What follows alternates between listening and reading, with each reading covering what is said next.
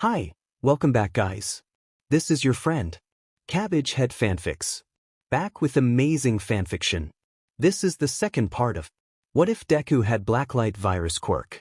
Now before starting, please give this video a like and subscribe to the channel if you want more videos like this. Now let's get into the fanfic. In the middle of the hallway, Izuku stared at the number 2 hero himself, Endeavor. The greenette began to wonder why the man had been seeking his presence. What can I do for you, Mr. Endeavor? Izuku asked as politely as possible. Not really a fan of the pro-hero's methods of arrest. And if Shoto was telling the truth, then this man is not a great father/husband. Said man didn't answer and just looked at him from head to toe, whilst walking circles around him. While the man kept his scrutinizing eyes at the boy, Izuku began to grow uncomfortable and annoyed at the man. As he was about to talk, Endeavor beat him to it. You're the one, boy, he said, nodding to himself, making Izuku look at him with confusion. Pardon? Izuku asked, clearly confused. You're the one. You're the perfect test for my son, the flaming man said. And as Izuku was about to talk, he continued. Though your quirk is nothing like All Might's, but that is not a problem. You will be the best tool for him to push past his limits, give him the fight of his life, and get him to use his gifted flames. And he will surpass that bastard All Might, and you will be the tool to make that happen. Do you understand? Before Izuku could respond, Endeavor huffed and turned and walked away from the boy. Izuku was annoyed by this and his eye twitching can justify it. The audacity of him to talk to him, tell him what to do and turn away from him. He will not let that slide, number 2 hero be damned. But before he could do an irrational decision, a thought entered his mind. He grinned at the thought and looked at the retreating form of the man. You know, it's rude to walk away from someone before they could talk back, he said calmly as he looked at the man, who stopped and looked at him. I know you and Todoroki don't have the best relationship as father and son, but come on. Don't drag me in your family problem. If you want him to surpass All Might, then make him fight him one-on-one. He saw the man glare at him and Izuku just inwardly smirked at the man. But you're right, he needs to stop holding back and using half of his quirk. It's disrespectful to everyone in the sports festival who are giving their all to show their skills, me included. I'll make him use his fire in our match. He paused and could see Endeavor perk up. He smirked and turned away from the man. Though that would be such a waste of energy since he won't be able to beat me even with his fire, as he took a step he felt the temperature of the hallway grew higher and made him look at the man. You speak blasphemy, child, the man yelled at Izuku. There he saw Endeavor become a literal human torch and was gritting his teeth as he glared daggers at him. Izuku just looked at the man with a deadpan and sighed. He activated Mr. Aizawa's quirk and erased the unnecessary bonfire before the sprinklers activated. The fire in the number 2 hero's body was put out but the teeth-breaking grit was still there. Izuku blinked deactivating erasure and looked at the sneering pro-hero. Looking at the man with a curious look. You should keep your fire away from your face, Endeavor. That fire mustache you wear looks ridiculous, he said blankly. Endeavor snatched the boy's collar and pulled him closer. He has veins appearing in his, you want to say that again, brat? From the tone of his voice, Izuku can tell that he hit a nerve there. Izuku didn't even flinch in the volume of the man's voice. What? You got offended by that? You can't take a simple joke? No wonder you're only number 2, as he said that the man raised his arm and curled it into a fist. Before the man could do anything to assault the boy, Izuku stopped him. I won't do that if I were you, he said and glanced at a certain direction. Endeavor shortly after followed the direction where Izuku is looking at. The flame hero's eyes grew a large proportion when he saw a security camera pointing at their direction and with the red LED light glowing, indicating it was on. He was being watched, the talk, him losing cool and him almost hitting a student just for calling his fire mustache ridiculous. Slowly he let go of the boy while still looking at the camera. As Izuku was released, he fixed his P uniform and placed his hands in his pockets. Well, that stopped you, he said as he walked away. You know what, Endeavor? You have the potential to surpass All Might, but you need to find out what that potential is, instead of making your son do it for you. Last time I checked, you're still a human. Like me, like Shoto and like All Might. But don't worry. I'll make sure he uses his left side. He stopped walking and turned back to endeavor, because if he doesn't, he'll lose his right limbs, he said as he channeled blacklight on his eyes, making his pupils turn crimson and mascara pitch black just to prove a point. He turned away while turning off his quirk and began walking away. As he was about to turn a corner, he looked back at the man and said, "Oh, and use a tic-tac for God's sake, 'cause your breath stinks." In an alleyway in Izuku City. This is the Hosu Police Department. "We need backup immediately," a man said from a phone that is left with blood stains as the owner of the device groans in pain. The owner can be seen near the phone. An armored-clad man with the letters imprinted on his left shoulder lay bloodied in the concrete ground, severely injured as a tall figure towered over him, looking at the damage he had dealt to the man on the ground. "The money.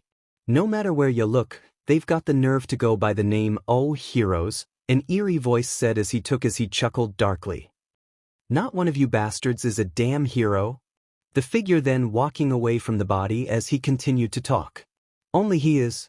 The only one who's allowed to do me in." "Ha," he breathed heavily as he licked off the blood on his blade with a sinister grin. "Is All Might." Back in UA Arena.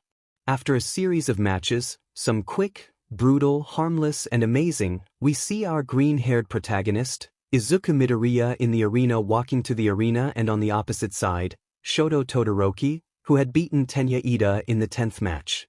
Todoroki had his eyes glued on Izuku, who had his eyes closed while his hands are in his pockets. The two boys stayed that way as Present Mike announced the combatants. For the first match of the semifinals, the boy who literally had frozen all of the students in his way and almost catching the 10 Milts headband from the cavalry battle. From the hero course, the Ice Prince of Class 1A, give it up for Shoto Todoroki. And on the other side, the boy who literally made a banger in the obstacle race and outsmarted everyone in the cavalry battle, earning him and his team first place on both rounds. From the hero course, Master Strategist of Class 1A and my pick to win the whole sports festival. Give it up for Izuku Midoriya. Torches igniting, crowd cheering, students and heroes watching as the two combatants stopped inside the ring of the stadium, few feet away from each other. Katsuki Bakugo looked at his two self-proclaimed rivals, before he walked away to the waiting area to prepare for his match against our resident brainwasher, Hitoshi Shinso. Everyone in the crowd were looking intently at the duo and began talking to each other, trying to guess who would win the match. Some say that Todoroki will win because he was Endeavor's son, and some say Midoriya because he won both the obstacle race and cavalry battle. The crowd with Class 1A, the class began to debate on who would win. "Iida, who do you think will win?" Ochako Uraraka asked to her friend, who quickly began thinking. "I'd want to say Todoroki, but seeing how Midoriya outsmarted everyone in the cavalry battle and manhandled Mineta in the first round, I think the victor will be Midoriya," he said, earning a nod from most of the class. "I don't know. Todoroki hasn't been touched yet, even you, Iida. And you're the fastest in the class," Kirishima said, looking at the tall boy. "I'm with Kirishima here. Did you see him easily beat Hanta early? OW? Kaminari yelped as a hand landed on his temple. "The callback was not necessary, Kaminari," Siro said with a tick mark on his forehead, really not liking the way his loss was brought up. As the two argue, Momo looked at the two boys in the arena. She began thinking all the possibilities and the possible scenarios. In every scenario, she saw the same outcome. "It's Izuku's win," she said out of the blue, making the class look at him. Todoroki may have easily beaten both Iida and Siro, but let's not forget the fact that Izuku also defeated his opponents with minimal effort, and he is yet to show all of his skills. Yamamo's right. Izuku hasn't showed us everything that he got, Toru said, with both Mina and Ochako agreeing. Also, isn't he the one who defeated the Nomo back in USJ? Ribbit? Tsuyu asked with her index finger on her chin. That's what the teacher said, but seeing the brawler he summoned earlier, I'll say he did. Kyoka Jiro joined the conversation. Every male student minus Izuku, Katsuki and Shoto looked at the girls as they converse on a conversation about Izuku and saw the blushes on their face. The boys deadpanned as they began to think simultaneously. Simps? As Class 1A were conversing, they failed to notice a floating ear near them. The ear began floating to the other side of the seats, attaching back to its owner, Setsuna Tokichi. So, what did those 1A brats said about themselves? Monoma said, still tied up in the Izuku's tendrils. She looked at her annoying classmate. They were just debating who would win in the next match. Setsuna said, making the whole class look at her with interest. Who care about who will be the winner? Class 1B will always be superi. He was cut off as a chop landed on his neck, knocking him unconscious. Itsuka sighed and looked at Setsuna. Who did they think will win? This question made the class even more interested. Some say it's Todoroki, but most of them said Midoriya will win since he defeated the Nomu in USJ. She said as she thought about it for a second and continued, and now that I think about it, I think Midoriya will be the winner. Why yeah, I think Midoriya will win this one. He's smart and was the one who made the plan for us to escape and defeat the villain in USJ. Kinoko stuttered out, earning a nod from Nairenjiki, Ibra and Itsuka. He outsmarted everyone in the cavalry battle, thinking ahead of all of us when he used his quirk to hide the headband in his head. Slightly unsettling but smart. A black-skinned boy, Shirhai Kuwaro says the person who can literally enter one-person's shadow. Said cozy-eyed Tsuburaba in a deadpan tone. A tick mark appeared on the black user. The call-out was not necessary, airhead. He growled at the solid air user. What did you call me? Cozy Eye growled back as they butted heads, making everyone in their class minus an unconscious Monoma sigh. As the crowd diverse in conversations and debates on who will win, Izuku just stood there with his eyes still closed. I'd suggest that you use both your sides this round, Todoroki, Izuku said, making the dual-haired boy look at him intently. And why is that? Todoroki asked as he narrowed his eyes to the greenette.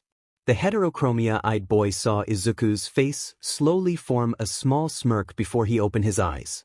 Because you'll need both of them to survive, Izuku said in an eerie voice, sending shivers to every single person in the arena, even Endeavor. Snapping out of his trance, Todoroki just huffed. We'll see about that. After looking at the boys, Midnight walked to his podium and began the match. Are both competitors ready? Seeing both nod, Midnight whipped the air. And as soon as she done that, ice from Shoto appeared and quickly making its move to Izuku. Todoroki looked bored and wanted to end this as quickly as possible, but as the ice was meters away from Izuku, it stopped. It was erased. As soon as the ice stopped, Izuku ran toward the Todoroki with his arm turning into muscle mass. Todoroki tried to summon another wave of ice, but to no avail as Izuku was staring at him, eyes glowing a red glint.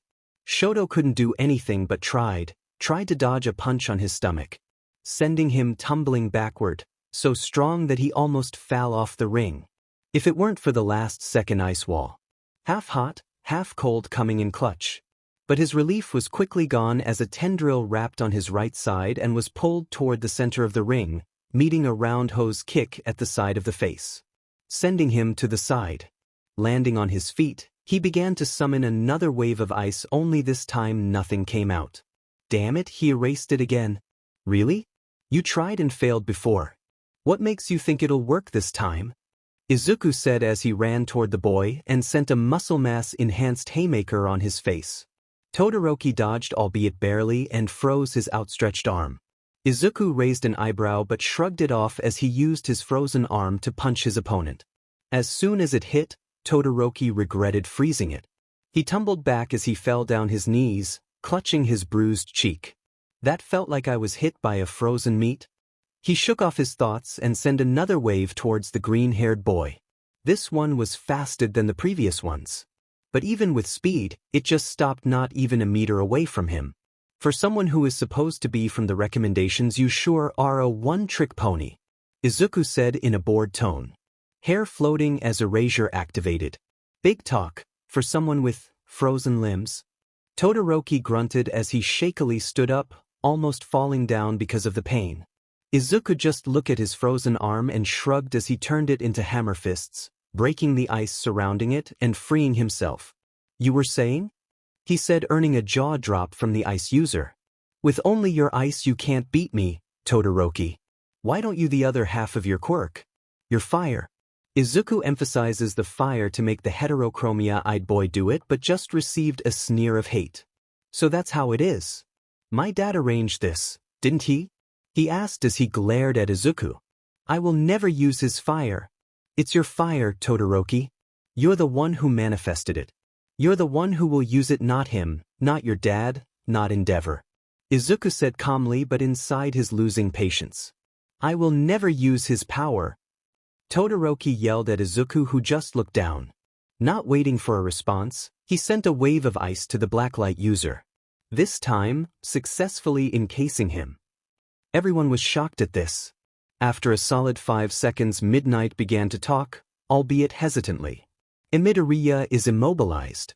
Todoroki she was cut off when she heard a thump coming from the iceberg. They all witness as the ice released loud thumping sounds. Thump, thump, thump, thump, thump.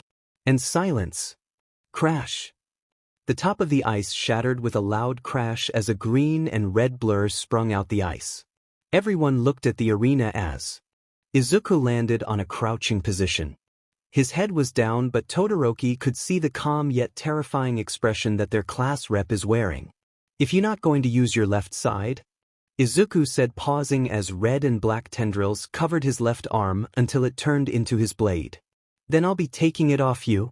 Izuku said as he slowly stood up, looked at Todoroki with a blank expression which sent chill to everyone watching him. Not waiting for Izuku to move, he sent a wave of ice to the class rep only for it to be sliced cleanly in half, diagonally. His eyes widened as Izuku began sprinting towards him, while releasing red liquid out of his body.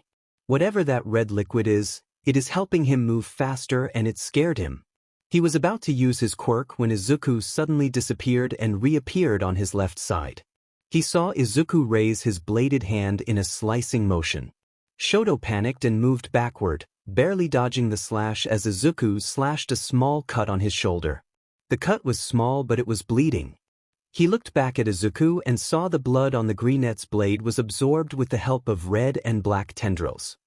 He noticed Izuku halted to a stop and looked thoughtful, before nodding to himself. Interesting. Izuku whispered as he retracted his blade and looked at Todoroki.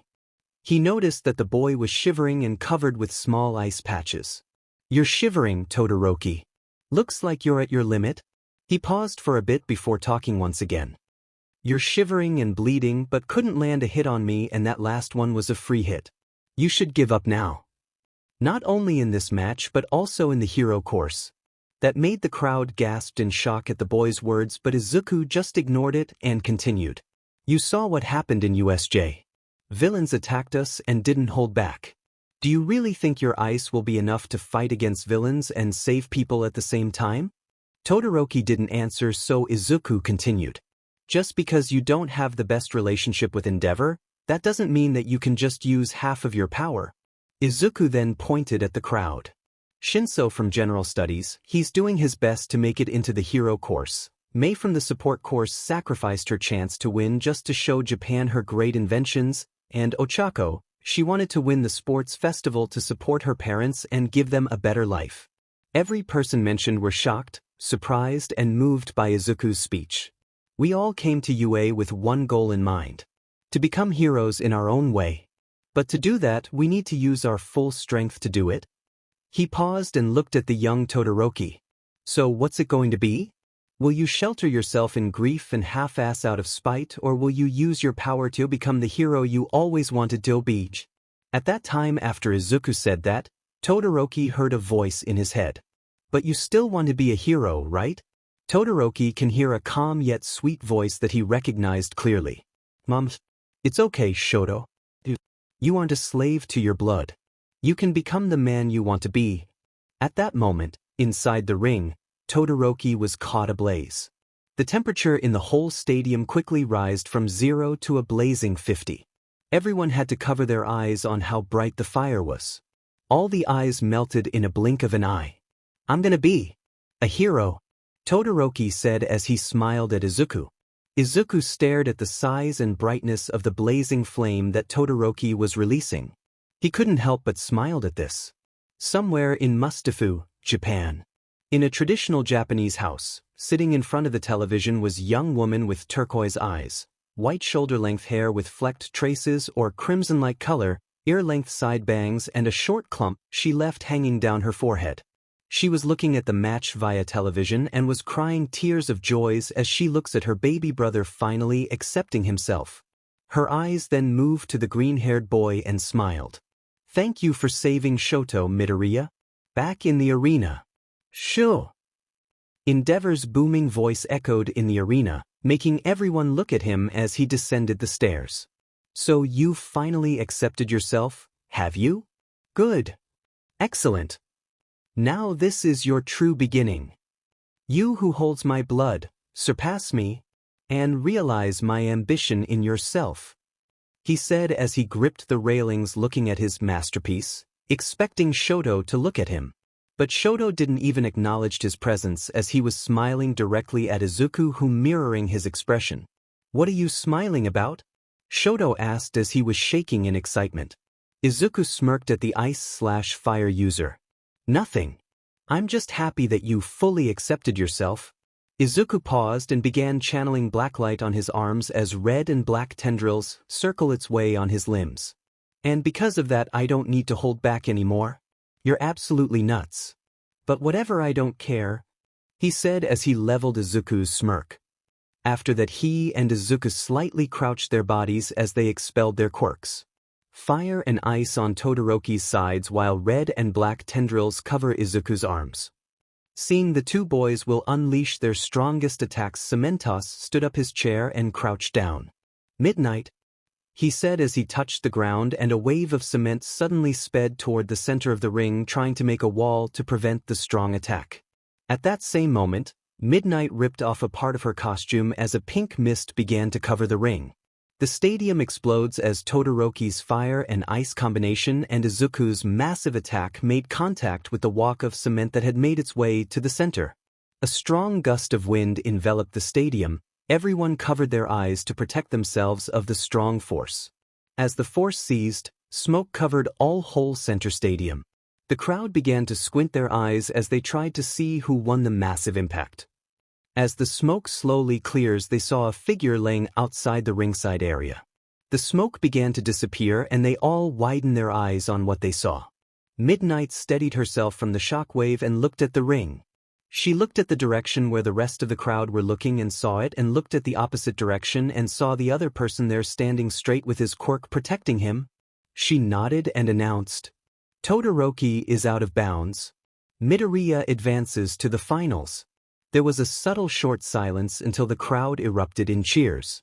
Izuku stood there in the middle of the ring, covered in his shield, which had protected himself from the massive shockwave with the help of the aspects of the grape sheet's quirk helping him stay in place as the force surged. He had activated the shield at the last second as he reached the center and stuck himself on the ground.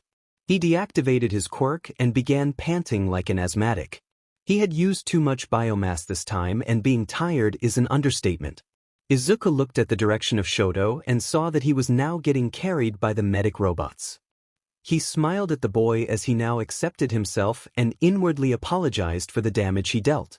He then looked at Midnight's direction and had to raise an eyebrow as he, the 18+ hero, was blushing profusely and was looking at him from head to toe, all the while covering her nose as a blood tried to escape her fingers. Curious, he looked down and went wide-eyed when he saw that the top of his P uniform was now burnt and torn up. His upper body was exposed and his six-pack abs are now free for the world to see. He looked at the pro hero and thought to humor the older lady. "Like what you see?" he asked in a husky voice that unintentionally came out of his mouth.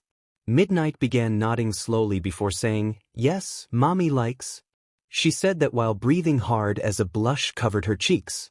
"Well, too bad," he said as he used disguise to make himself another P uniform, earning a groan not only coming from the pro but also from the entire stadium, most of the female audience.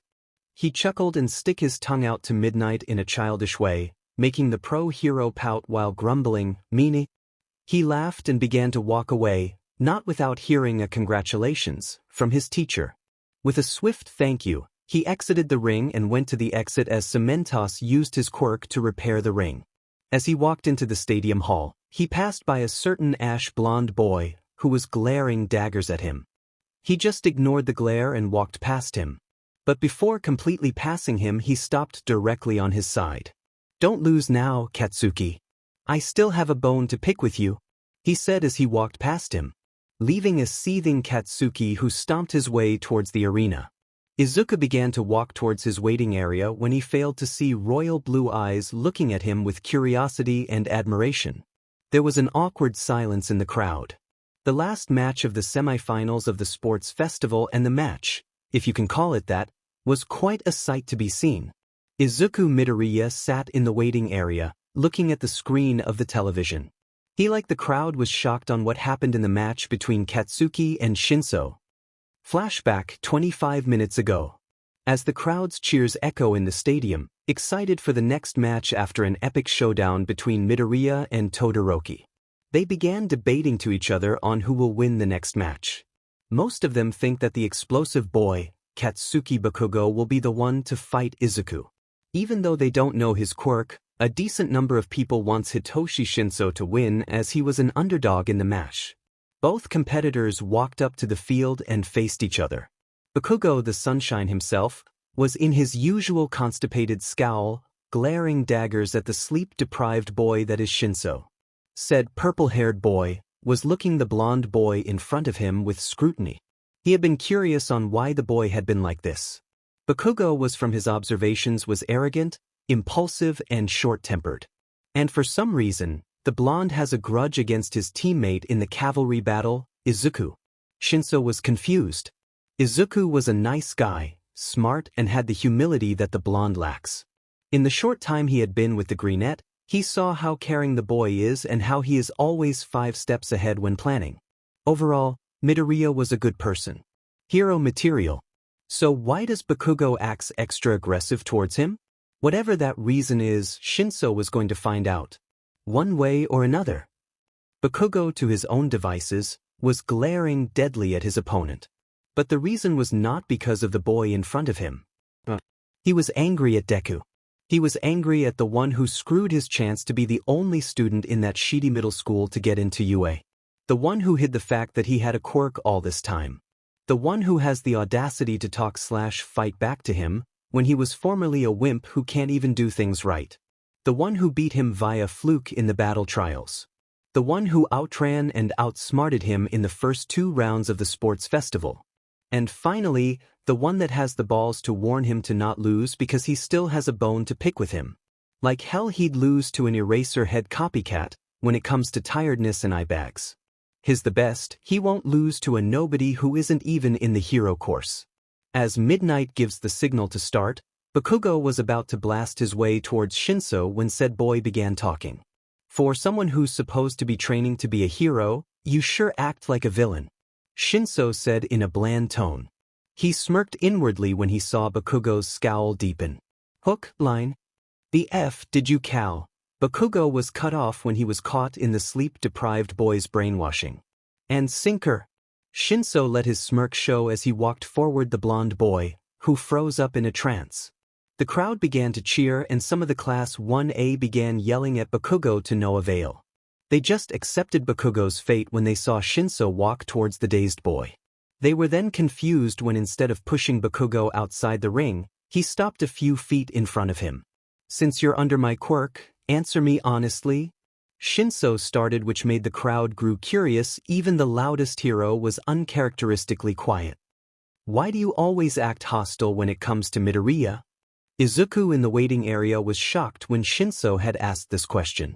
He didn't know why would Shinso ask that question. They just become teammates a while ago, but he didn't expect the purple-haired boy to be curious about Bakugo's way of treating him. Though still shocked, he just looked at the television and waited for Bakugo's answer.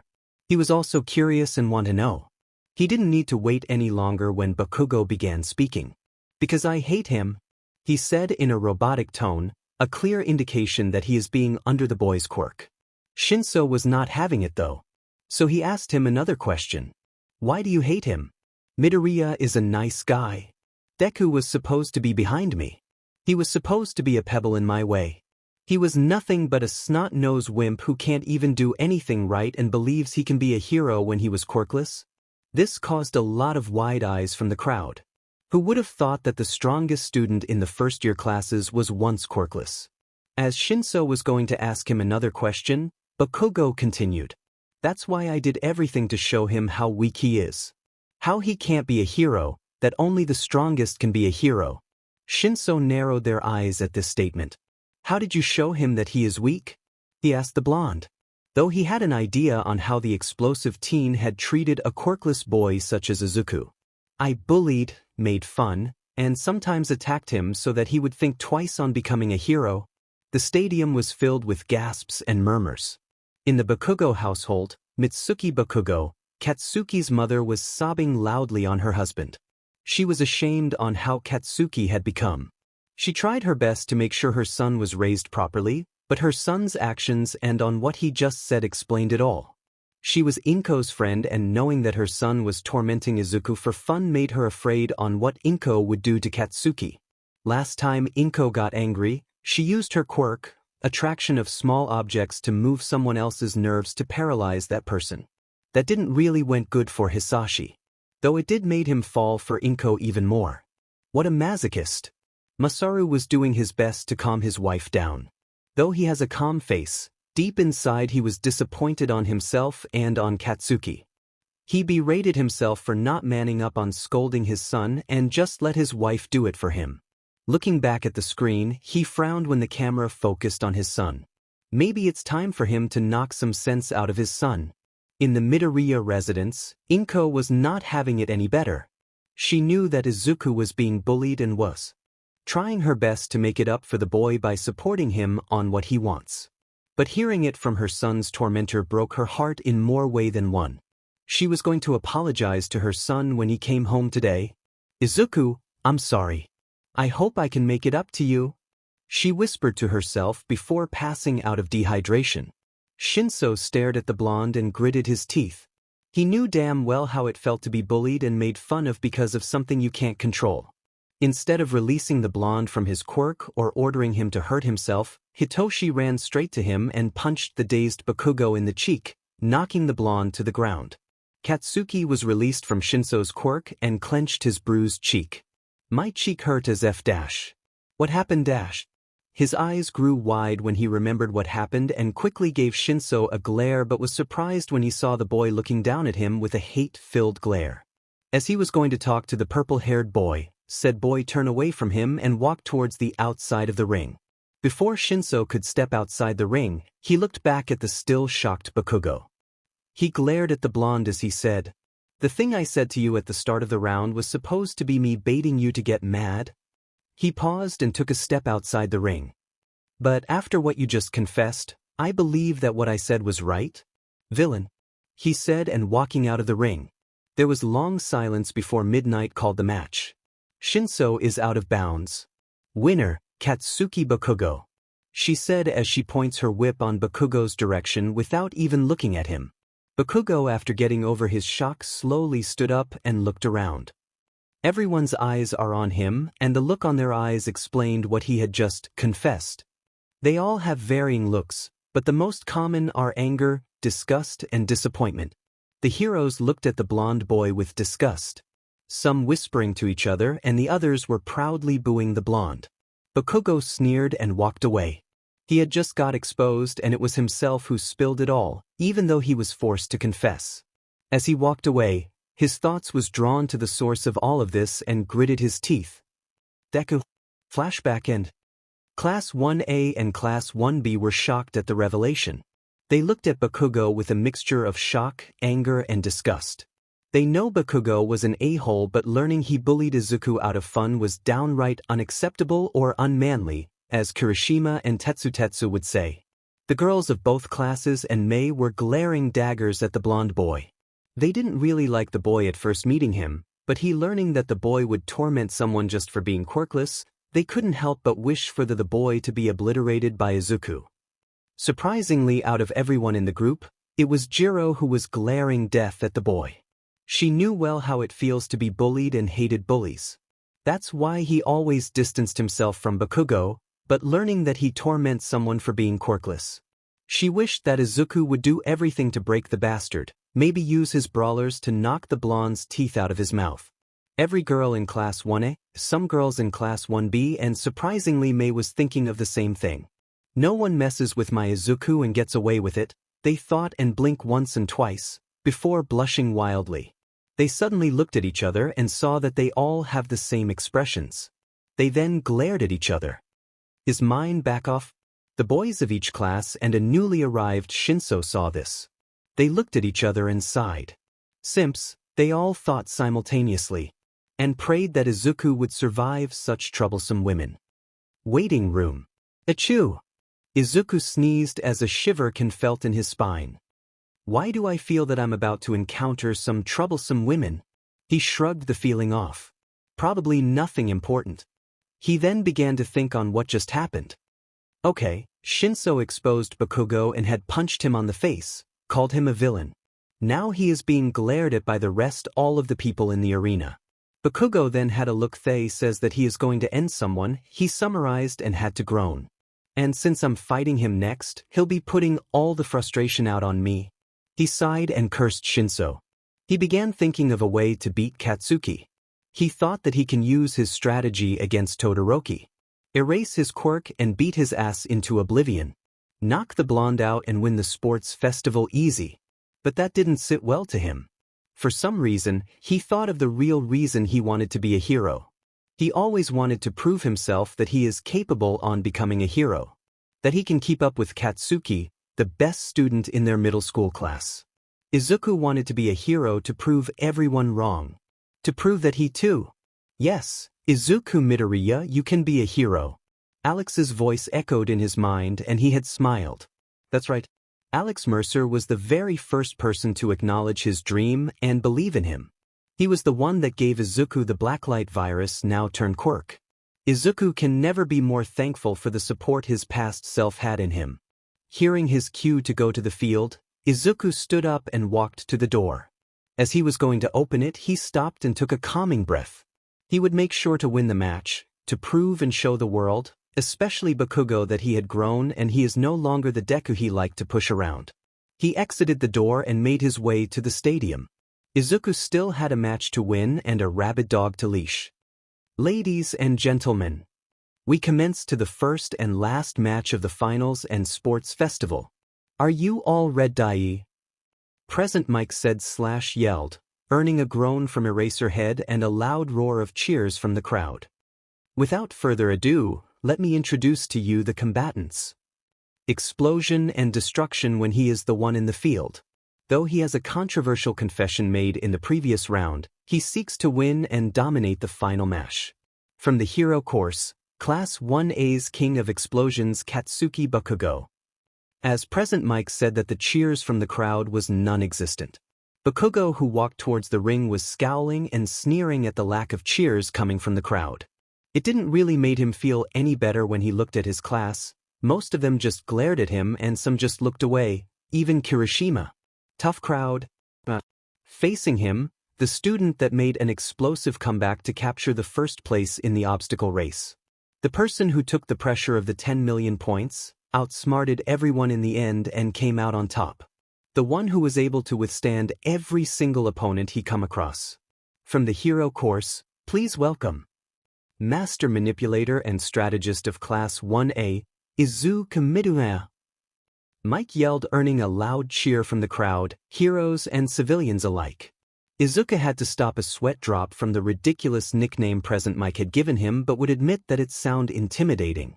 As he looked around the crowd, he saw his classmates, the other class, and some heroes cheering for him.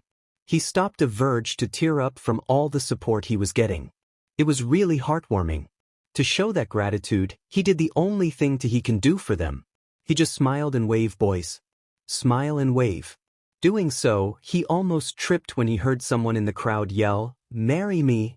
He mentally berated Todoroki for burning his P uniform in the last match. Now he was in the sights of most of the female crowd in the arena. As he reached his side of the ring, he looked at the direction of his opponent and saw the snarling face of Bakugo. He was taken aback from this and was somewhat confused. What did he do to get such a look of hate from the blonde? This is all your fault, Deku. Bakugo sneered as small pops appear on his sweaty hands, still glaring daggers at the greenette. This caused an eyebrow raise from Izuku. And how is it my fault actually? He asked. Curiosity and sassiness can be heard in the Blacklight user's voice. You told the Hypno Reject to expose me in front of the crowd. Bakugo yelled as he was about to lunge at the confused Deku. Said boy interrupted him. What? Izuku as genuinely confused at the accusation. Don't play dumb with me, you sheep-eye nerd.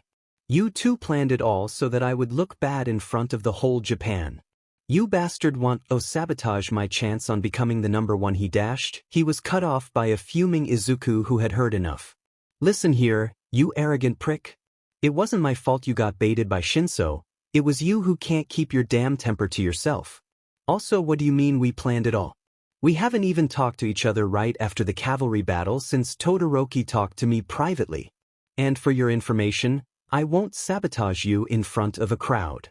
Why would I wait until the finals of the sports festival? If I wanted to sabotage you, I would have done it in the cavalry battle when I take every headband you had. He said to the blonde who was shocked but still had the glare on his face. Izuku sighed. There was nothing helping to get the information in the hollow coconut of the blonde's neck called ahead. Izuku calmed down and just stood there waiting for the signal to start. Bakugo mirrored the action but with a still angered expression. Midnight looked at the competitors and said, Are both combatants ready? Izuku nodded while Bakugo scowled. Just start match already. Ignoring the blonde's answer, she raised her whip. For the finals of the sports festival, Izuku Midoriya vs. Katsuki Bakugo. Start. As Midnight lowered her whip, Katsuki propelled himself in an impressive show of speed. Clearly not wasting any time. He propelled towards Izuku. The stronger the quirk. Bakugo started still propelling. The more imprecise the attack is. As he was about a feet away from the green-haired boy, who began charging straight to him as well with tendrils covering his arms, Bakugo used his left hand to release an explosion to propel him to the side. This action surprised Izuku. Katsuki then flipped above him and grabbed a fistful of his green hair and his right hand and threw him across the ring. Izuku was lifted in the air by the ash-blonde teen but used the momentum to his advantage. As he was about to be thrown across the field, he used his tendrils onto the blonde's right arm and used the momentum to rotate his body. Doing so, Izuku used Mineta's quirk on the soles of his feet and stuck himself on the blonde's torso and reversed the throw, sending the blonde flying to the side. Bakugo was surprised and was enraged when his attack was reversed. He clicked his tongue and used his explosion to stop himself from going out of the ring. Bakugo landed on his feet and as he did, he propelled himself towards Izuku who began charging at him as well. As they neared each other, Katsuki cocked his right arm on a punching position. Izuku saw it and prepared to block the attack. He waited for the attack to hit, only for the blonde to repeat the same move he did earlier. The difference was Katsuki attacked him on the face. Knowing that the eyes are one of the main weak points of the human body. This caused Izuku to wince on the bright light his explosion had caused. Ignoring the gasps from the crowd, he then attacked Izuku on the gut. Using a bigger explosion this time, he sent the greenette flying across the arena. A feral grin appeared on Bakugo's face as Izuku landed on a loud thud, landing on his back. How'd you like that, you sheedy nerd? Expecting Izuku to slowly stand up, he flew upwards Izuku as he charged at the down teen. Thanks to shock absorption, Izuku stood up quickly. He can see Deku's right arm getting enveloped by black tendrils as his whip fist was formed and he looked straight at the airborne boy. Erasure activated, canceling the explosions on the blonde's palms. He used his whip fist as a hook and it latched on the blonde's shirt in a tight grip. Get over here, he said in a dark tone as he pulled the blonde towards him and gave the blonde a sick right hook on the face, sending Bakugo tumbling to the ground. Izuku deactivated erasure by blinking. He charged at Bakugo who had just stood up and engaged in hand-to-hand combat as he changed his whip fist into his muscle mass. As he sent punches at Bakugo, Katsuki began countering with explosive punches at the greenette. However, The close range that he is in right now was not helping his case, as Deku was not only strong but also fast. And getting hit by a strong, fast punch hurts. It was angering the blonde even more. He wouldn't admit it, but he was clearly outmatched. That's what he thought when he was once again sent flying as Izuku sent a punch to his gut. He landed on his feet, but staggered a bit when he felt the pain on his gut. He glared at the Izuku, who didn't even look hurt after all his explosive punches. This angered him even more. How is Deku keeping up with him and just looked unfazed at his attacks? His questions was not answered when Izuku began charging at him with his green eyes, now turned red and hair floating. Erasure, Katsuki thought as he tried to use his quirk, failing miserably. Izuku then sent him a barrage of punches and kicks, making the blonde block his attacks and backing up to avoid his attacks. When a kick made Katsuki fall down on his face, he grabbed a fistful of grinded concrete caused by his explosions and chucked it at the greenette's eyes. Izuku yelped at the attack and staggered back, blinking his eyes. This caused Erasure to be deactivated. Bakugo used this opportunity to charge up a strong explosion and sent it towards the still wincing Izuku. Die! He yelled as the explosion covered Izuku. He gained a sinister smile on his face and began laughing maniacally. Is that all you got, Deku? I thought you said that you were going to surpass me? You're still path at dash. He was cut off when a tendril was launched at his direction and he barely evading it. Katsuki grunted and looked back at Izuku, who still had his left hand on his eye. Still rubbing the hurt eye. Using dirty tactics? Not really heroic, Katsuki, Izuku said, removing his hand on his eyes. Then again, nothing about you is heroic. As he said that, Katsuki released an explosion on his palms, mirroring how angry he is right now. You bastard! How would you know if I'm not heroic? You don't know shit, he yelled at the green-haired boy as he propelled towards his former friend.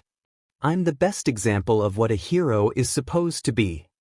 As he neared Izuku, he didn't see the scowls on the faces of every single hero in the stadium. Izuku stood straight and sent a look on the approaching blonde. He said nothing as he let the blonde flew towards him. Izuku noticed Katsuki as he began using his palms to descent explosions on different directions and saw how he was spinning. So this is his strongest move, he thought as he began channeling Blacklight on his arms. Howitzer. The blonde started as his palms began to glow. Impact! He yelled out as a large explosion engulfed the arena. The onlookers had to cover their eyes as the bright explosion shined in the field. Katsuki landed on his knees, exhausted on the last attack he had just pulled off. That was his strongest attack, and there is no way in hell Deku was going to survive. Man, that was close. A feeling of déjà vu hit Katsuki as he slowly looked at the direction of the voice and had paled when he saw a very familiar sight. In front of him was Izuku was covered by a large shield. However, it was different from the last one he used in the battle trial. This one is larger, bulkier, and has spiked protrusions surrounding it. Still using flashy attacks to make it look strong? You never change, Bakugo, Izuku said as he retracted the shield back to his body. I don't know if that's a good thing or a bad thing, he said in a serious voice. Izuku noticed the blonde was breathing heavily and was on his knees. You should probably give up now, Katsuki. You're at your limit, he said as he took a step forward. He was however stopped when Katsuki gave him a glare. Shut the F up and stop looking down on me, he yelled at Izuku, shakily standing up. You see, that's your problem? Izuku snapped at him. You always think that every single person that wants to help you or give you advice is always looking down on you. What kind of bullshit of a mindset is that? To those who are hearing this can feel the annoyance in the greenette's voice. You always feel like you're the main character, the focus, the star of the show just because you got praised for having a strong quirk? Izuku was glaring daggers at the blonde who didn't even look fazed by the glare. And to think that I want to be someone like you with confidence and a strong will. In order to be like you, I try to be a hero. This caused a lot of wide eyes in the stadium. Bakugo looked at Izuku with a surprised look. I always wanted to be a hero, not only because I wanted to help people with a smile like All Might, to prove myself that I too can keep up with you. He looked down for a bit and looked back at Katsuki. But seeing how you act and think highly of yourself and always assume that others look down on you when they try to help you, I came with the conclusion that I will no longer keep up with you, he said as his arm was surrounded by biomass and transformed into his muscle mass as he assumed a stance. Instead, I will be surpassing you. He charged at the teen, who was surprised at his sheer speed and tried to attack him, only to find his quirk being erased. A punch then landed on his face. He staggered back, but as he was about to recover, another punch landed on his gut. Katsuki tried to punch back, but his hits weren't affecting Izuku, even in his full force. As the beating continued, Katsuki was now in wobbly feet and had trouble staying up. Izuku looked at the boy and deactivated Erasure and Blacklight. Calmly, he walked towards the staggering blonde who slowly raised both his hands. As Bakugo was about to use his quirk, two strong arms grabbed his outstretched arms. Bakugo looked at the direction of the arms. He paled when he saw two brawlers growling at him. As he was about to break free, when he looked up and saw Izuku in the air. Before he knew it, Izuku had performed an axe kick on his head. He began falling down, slowly losing consciousness. Before blacking out, he heard Deku's voice.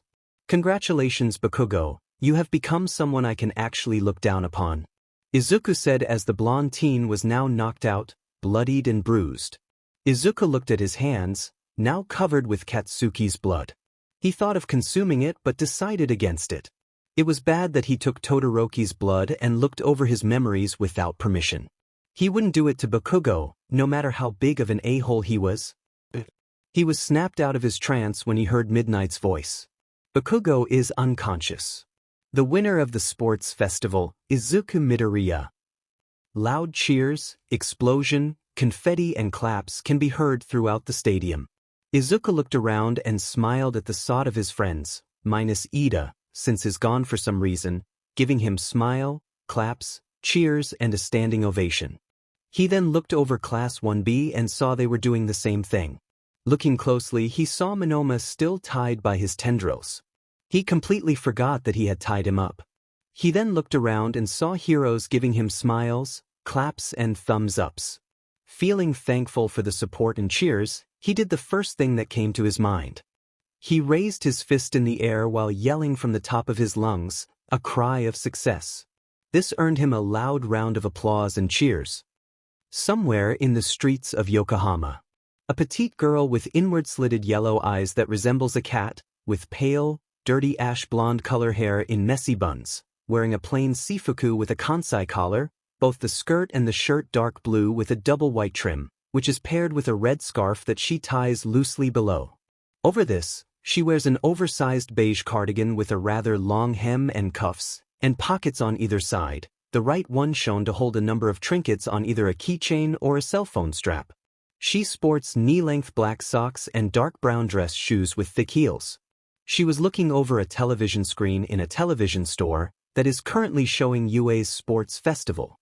Specifically, she was looking over certain green-haired boy with 4 symmetrically arranged freckles in a diamond shape with wide eyes. If you look closely, you can see tear forming in her slitted eyes as she watched Izuku being given a gold medal by the symbol of peace himself. She stared at the greenette as the tears in her eyes had streamed down on her cheeks. She kept her eyes on Izuku as she said, "Saito." In Class 1A, we see our green-haired protagonist enter the empty room and walk towards his seat. He sat down on his chair with a hard thud as sweat dripped down his chin. To say Izuku was tired was an understatement. As he sat down and placed his head on his desk, Izuku could only think of one thing right now. Fangirls are scary. Flashback an hour ago. It's early in the morning and Izuku had already outside on his school uniform. It had been 3 days since the sports festival and it had drastically changed Midoriya's life. For example, most of his classmates who used to tease him back in middle school apologized to him. Some of the girls in his former class began hitting on him after they saw how billed he was in the sports festival. As a kind soul he is, he forgiven them since they didn't really made any great impact on his middle school days. Though he had to use Blacklight to escape the girls trying to hit on him. Exiting the train, he began walking a distance towards the direction of UA. Izuku had always liked walking to UA after exiting the train in the early morning.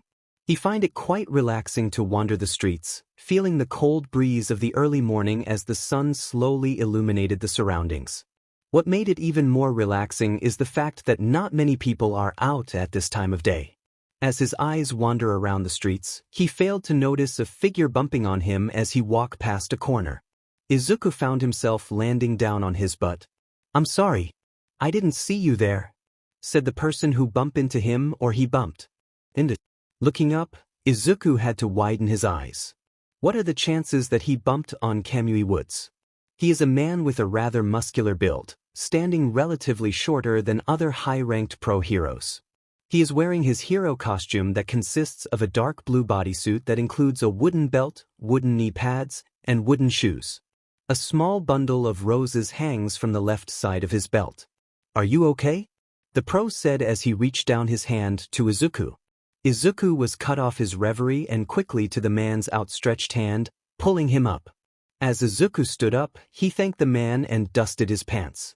Camino Ward stared at Izuku, studying the boy, squinting his eyes until he realized who the boy is. "Wait, you're the kid who won the sports festival. Izuku Midoriya, right?" the wooden hero said as he pointed at Izuku, who blinked at his statement. "Oh yeah, that's me. You were watching the sports festival?" Izuku asked the pro, who chuckled a bit. "Not the whole thing, but yeah. Not only me, every hero was watching the sports festival. You did great, kid. I saw how you demolished the whole competitions." Kamui praised the boy, who got a tint of red on his freckled cheeks. Izuku smiled and rubbed the back of his head. "Thank you, Mr. Woods." The pro shook his head. "Please, you don't need to call me Mr. Just call me Kamui Woods, since we'll be working in the field in the future. No need for formalities." The man waved him off. They conversed for a bit as they walked the streets of Mustafu. Too caught up by their conversation, they failed to notice a girl near a group of girls looking at the two. The girls saw the two males and quickly recognized them. She looked at her companions and yelled, "Girls! Isn't that Kamui Woods and the boy who won the sports festival?" The loud voice made Izuku and Kamui Woods turn around. Seeing the crowd, the pro hero suddenly flinched, making Izuku look at the man in confusion. "Oh my god! It's Kamui Woods! He's so cool! His costume is so awesome! Sheet! Fangirls!" the pro whispered in fear, taking a step back. Izuku tilted his head. "Fangirls? I know he has fans, but why is he scared? How bad can fangirls be?" he thought to himself, looking at the group of girls who were now looking at him. "Wait, isn't that the boy in the sports festival? You mean the one who beat the kid with explosion?" He's taller than expected. Not wanting to be rude, he smiled at the crowd, only to regret his decision. "Oh my god, he's so cute. I want to squish his cheeks. Did you see his abs? He's built like a Greek god. I want to grate some cheese on his abs." Hearing the comment about his abs, he paled. They were that bad. Like Kamui Woods, Izuku took a step back. The crowd were now looking at Izuku and Kamui Woods with hearts in their eyes. When the two saw them take a step forward, Izuku was sure that the ground shook a bit. As the crowd took another step, he looked at the pro hero, wanting to avoid the flock of fangirls, who looked like a pack hyenas stalking the two males. "Mr. Woods?" Izuku stuttered nervously. "Permission to use Quirk?" Hearing his question, Kamui Woods reached for his pocket and took a card. He then shakily gave it to Izuku, who took a glance at the card and had to suppress his jaw from dropping. On his hand was an Quirk permission/anti-fangirl card. He saw at the bottom of the card says, "If you don't want fangirls, run." All caps. After putting the card in his pocket, he looked at the man and nodded at each other. And as if they practiced it, they fist bumped and said, "I'll see you on the other side. Don't die, brother." All in complete synergy. With that, they both activated their quirks and booked it out of there. Izuku running, wall running and gliding, while Kamui Woods used his quirk, Arbor, to latch onto posts and buildings to swing around like a certain comic book superhero as the rabid fangirls chased them throughout the streets. Flashback end. Izuku snapped out of his thoughts when a hand landed on his shoulder. Surprised at the contact, Izuku flinched and jumped from his seat. Literally. He jumped and unconscious used wall crawling to stick on the classroom ceiling. Izuku then looked at the owner of the hand and saw Iida, blinking owlishly at his reaction before earning a serious look. Midoriya, get down this instant. This is not the time for hanging around. Iida scolded Izuku as he chopped the air with his hand. Midoriya sighed in relief. He stopped channeling blacklight on his hands and let himself fall down the floor. Geez, Iida. Don't need to surprise me like that, he said as he leaned on his desk facing the tall boy. I apologized for scaring you, Midoriya. It's just that I have been calling you for 5 minutes and you didn't answer me, so I got worried. The engine user said. Oh, sorry, just thinking about something that happened today that I wish never happens again, Izuku said as he remembered the fangirls and shivered. Was it that bad? Iida asked in a worried tone. You have no idea. Izuku grumbled as he sighed. He looked at his friends as he recalled something that he read in the news in his phone. I saw what happened in the news. How are you holding up? The sudden question made Iida flinch back as he slowly looked at Izuku, who was looking at him intently. Instead of answering, Iida just looked away and lowered his head with a serious look on his face, completely ignoring Izuku's question. Seeing that his question was being ignored, Izuku just sighed in defeat and shook his head. I understand that you don't want to talk about it, and I respect that. Just, don't forget that you are not alone in this world, Iida. You have friends who care for you, Izuku said as he looked at the taller boy who was still not looking at him. Sighing, he continued. I know you're enraged on what Stain had done to your brother. But please, Iida, don't do anything reckless. The last thing we want right now is another Iida in the hospital, he said as Iida nodded his head, this time looking at Izuku. Iida nodded and bowed at him. I appreciate your concern, Midoriya. But you don't have to worry. I won't be doing anything that I for sure will regret in the end of the day, he said as he excused himself to go to his seat. Looking at the retreating form of his friend, Izuku inwardly frowned. You can smile all you want, Iida. But you're not fooling me, he thought as he took a seat and placed his head over his forearms. He planned on taking a nap before the class starts, and seeing that it was still early, it was perfect since the chase from the fangirls earlier. He shivered on the thoughts of crazed women chasing him. If only he had something to repel those troublesome women. But what for who? At that moment, the girls from Class 1A and 1B and other women pro-hero or not sneezed simultaneously. Well, enough of that. Izuku needs to take a nap. After a solid 27 minutes of nap time, Izuku's eyes began to slowly flutter as he heard noises coming from around him. He shifted his head and turned to his right side and slowly opened his eyes. As he opened his eyes, he noticed that most of their classmates are now in the class and are talking to each other. Izuku was confused though. Why are all of the girls sitting or leaning near his seat? Shaking off his confusing, he locked eyes with the first person he saw. He can see her staring at him with wide eyes and a tint of pink brushing on her cheeks. Izuku smiled at this cute gesture and greeted her. Good morning, Jiro, said in a soft yet husky voice, which happened unintentionally. This made the girl turn red as her earphone jacks wrinkles. "A morning, is Midoriya," she said shyly as she twirled her finger on her earphone jack, looking away at him to save her from her embarrassing blushing face. Come on, Kyoka. He just greeted you. No need to be so flustered about it. Izuku chuckled at his and slowly pushed himself to lean on his seat. The other girls saw this and greeted him. He smiled at them as he did a bit of stretching to crack some stiff joints. He looked at the time and saw that they still have a couple of more minutes before homeroom classes start. By the way, did you guys got surrounded by people today on your way to school? Mina asked her friends. Asking you questions like, you're that student from the sports festival, right? A lot of them talked to me on my way here, she enthusiastically said as she pointed herself. Me too, Kirishima said with the same enthusiasm as his pink-haired friend. People were staring at me as well, but it was kinda embarrassing, Toru said as she shifted in her place. Isn't that normal for you, Hagakure? Ojiro whispered as a sweat drop formed on his head. A lot of middle schoolers keep saying, don't mind it to me. Shiro said he slumped on his chair, a depressing aura visible around him. Don't mind it, Tsuyu said, unintentionally mocking Shiro.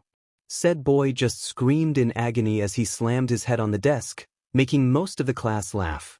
Izuku patted the tape user's back trying to comfort the now depressed boy.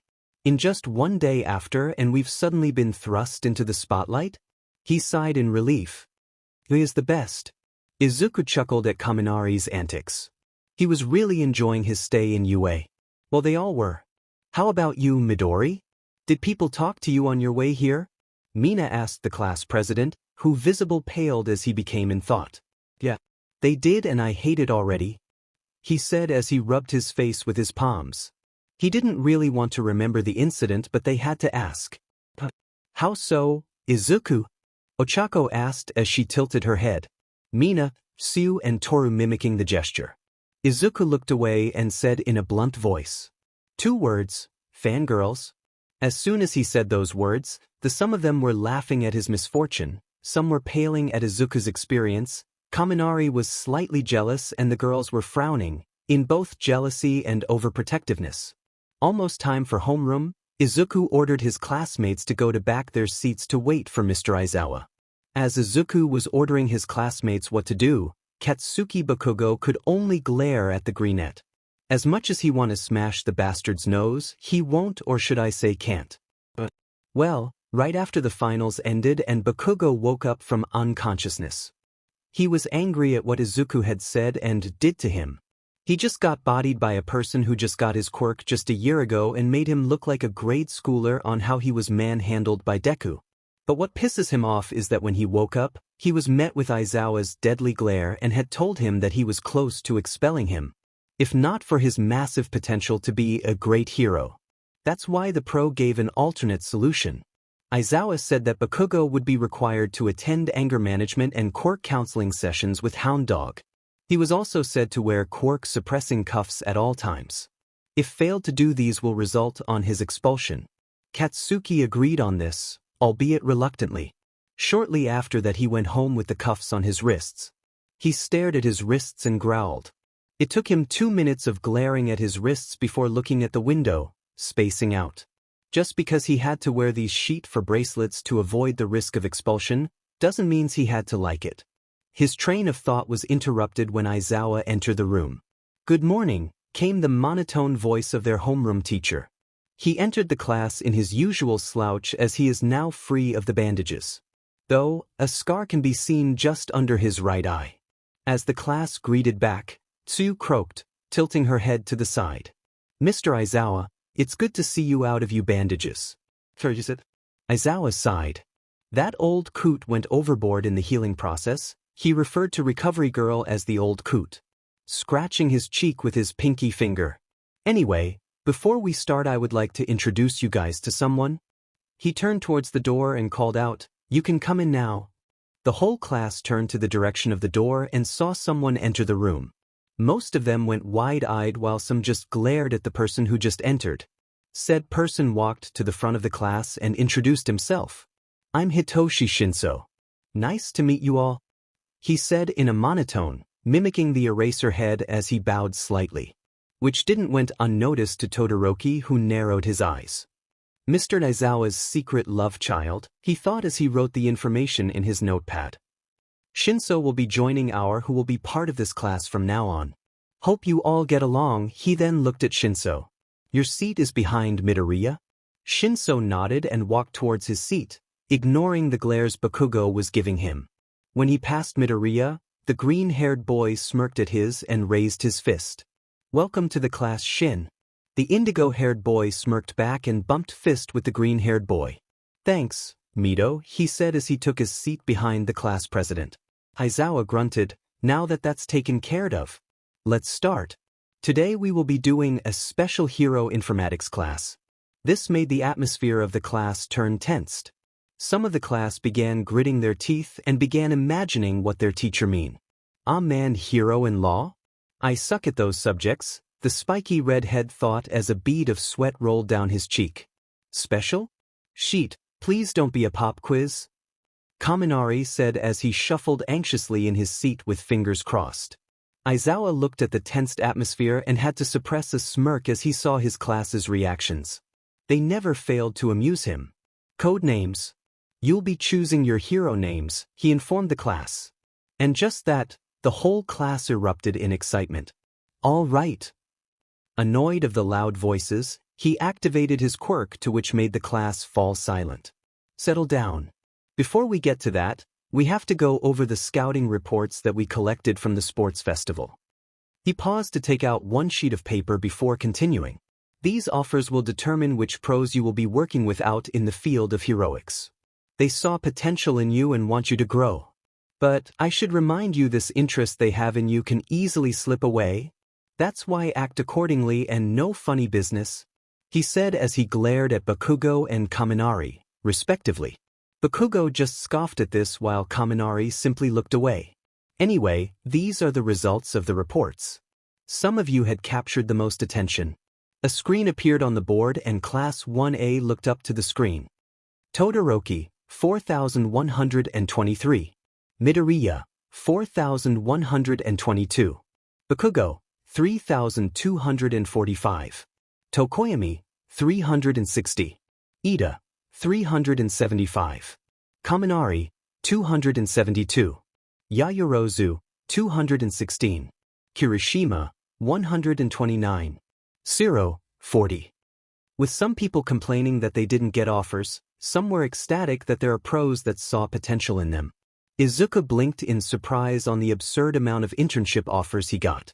He was one offer away from tying with Todoroki. Then again, probably Endeavor, who didn't want him as an intern.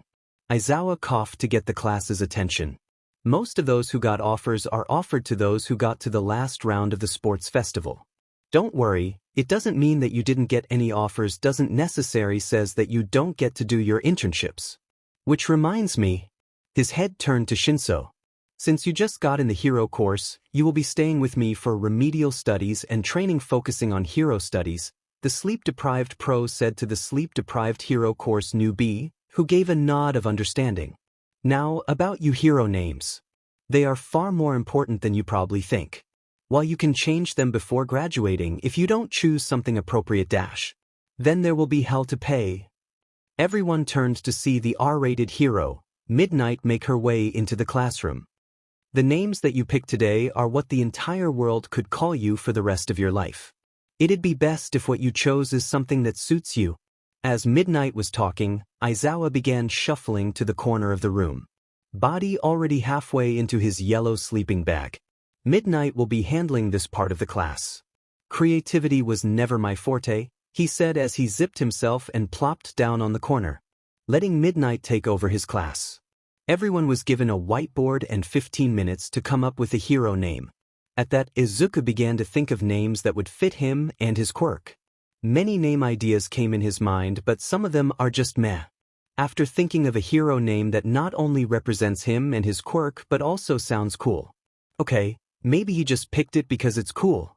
Giving another glance on his whiteboard, he nodded in approval and placed it on his desk facing down. As the 15-minute mark came to an end, Midnight clapped her hands together. Okay, let's start presenting names, starting with those who are ready. With that sentence, a wave of anxiety washed over the class as they began sweating. We're presenting this? Kirishima mentally asked as he anxiously yet manly began shaking. Mwah. Aoyama raised his hand as he stood up and walked to the podium. Man, Aoyama got guts? Zero thought. Said boy raised his board high enough for the class to see. Shining hero, I cannot stop twinkling. As he said that with confidence, sparkles appeared around him. That's a whole sentence, the class mentally erupted. It's easier to use if you take out the I and shorted cannots to can't. Midnight said as she took Aoyama's board and rewrite the hero name with a smile before showing it to him. You're right, mademoiselle. Aoyama nodded in agreement. Izuku blinked at the exchange and raised his hand. Miss Midnight? Can I say something? What is it, sweetie? I believe that Aoyama should change it, he said, completely ignoring the affectionate nickname for Midnight. I think people won't take him seriously if his hero name is as ridiculous as that. Akyun sans vexer. Aoyama, no offense, Aoyama. Aucun pri, Monsieur Midoriya, none taken, Mr. Midoriya. Aoyama said, winking at the greenette. The class blinked at the exchange. Kaminari leaned towards Kirishima. What did they say? He asked the manly teen. I have no idea. If it's okay, I have a suggestion. Izuku said nervously. I think Shining Hero, Magnifique would fight your overall aesthetic. You know, since you're, French? Everyone blink, even Bakugo. Izuku shifted on his seat nervously. Well, that's all Kirishima could say. That sounds as it says, Magnifique. Thank you, Monsieur Midoriya. No problem. Aoyama gave Midoriya a grateful smile and took his whiteboard from Midnight's hands. He erased the words on it and wrote the name Izuku had suggested. Everyone minus Bakugo clapped at that. Minix, call me Alien Queen, Mina said enthusiastically as she showed the class her board. Denied, Midnight said, shutting her down as she formed an X with her arms. Sorry, Ashido. But no. Oh man. Mina's head slumped down as an aura of depression surrounded her. That is when her eyes widened and eyebrows raised, she whipped her head and looked directly at Izuku. Said boy met her gaze and blinked when Mina smiled at him. Do you have a better name for me? She asked. Everyone had their eyes on Izuku. Ugh, he said as he thought for a bit before looking back at the pinkette. He smiled and stood up. There's one that might fit for you, he said as he stood up with his board in hand and walked to the front of the class. He made sure to place his board under the podium so that no one could see it. Izuku then took Mina's board and using his right hand he wrote down the name he thought about. After writing, Izuku closed the marker and looked at Mina. I think Acid Hero, Meltdown would be a great choice, he said as he showed Mina the hero name. Said girl stared at him in awe before giving him a hug, making him blush and panic a bit. That's way cooler and more fitting for my quirk. Thanks a bunch, Midori. Alright. You're welcome, Mina, he said patting her back, still shocked of the close contact. However, he failed to see the jealous looks from the rest of the girls and amused smirks from most of the boys. However, Mina saw the jealous glares that the girls were giving her. Being the playful girl she is, she looked at them with a smug look and stuck out her tongue, causing every single girl in the room, even Midnight, to twitch. Separating from the hug, Mina revealed her new hero name with a proud smile before going back to her seat. Izuku, to his part, tried to compose himself as Midnight approached him. Aren't you going back to your seat, Midoriya? He just looked at her and shook his head. Oh. Since I'm already here, I might as well present my hero name, Izuku said as he took his whiteboard from under the podium and placed it on top of the podium, the hero name facing Izuku. Izuku looked at the name he wrote and smiled fondly at it. He took a deep breath before looking at Midnight, then to the class. As I was thinking of what hero name I would be choosing, I always remember the times when I first dreamed to be a hero. As a child, I always thought that a hero's alias is what makes them great heroes. That's why when I was younger, I would always imagine myself as a hero and would think of childish names that would always have a connection to All Might's name. He chuckled at the memory and looked back down his hero name. But after watching his videos over and over and over again, I realized that it's not the name that what makes a hero. It's not the amount of villains you beat up. It's not the amount of sidekicks you have. He paused and looked at his classmates and teachers and smiled. The way that you act selflessly in order to keep someone or something safe, even if it causes your life, is what it means to be a hero. It's how you show the people that you are a hero, that you are there with them when they need you the most. And with those actions will reflect on the name of that hero, then to the quirk of the hero. That's why I present to you my hero name, he said as he flipped his whiteboard and showed them his hero name.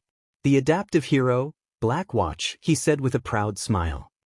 I choose this hero name because I am still growing as a hero and will still keep growing, day by day. As I make my way into the field of heroism, I adapt with the surroundings, my allies and opponents.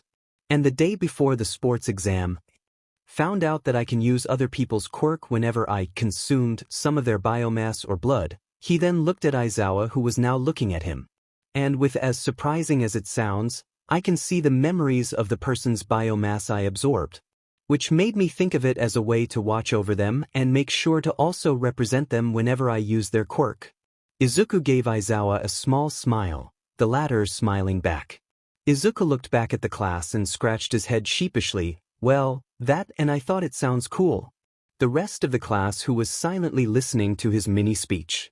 Izuku felt nervous at the silence. His nervousness was thrown out the window when he heard a clap, and looked towards direction of the clap. He saw Iida looking at him with teary eyes, a smile glued on the engine user's face. Iida had been deeply affected by the fact that his older brother, Tensei Iida aka the Turbo Hero, Ingenium, was crippled by the hero ender, Stain. From the time that the sports festival ended and earlier this morning, he had planned to seek out Stain and made him pay. But hearing Izuku's point of view in becoming a hero made him backtrack on his plan on taking down the anti-hero. With a moment of thinking to himself, he realized that what he was planning was going to be an act of vigilantism and basically suicide. Not only he was going to break the law, he was going to do it for a selfish reason. An act of revenge. An act that is not what makes a hero. Looking at Midoriya, Tenya realized that Izuku was trying to help him earlier, yet he pushed him away. Just for revenge. For his brother. For Tensei. What would Tensei think of his thoughts right now?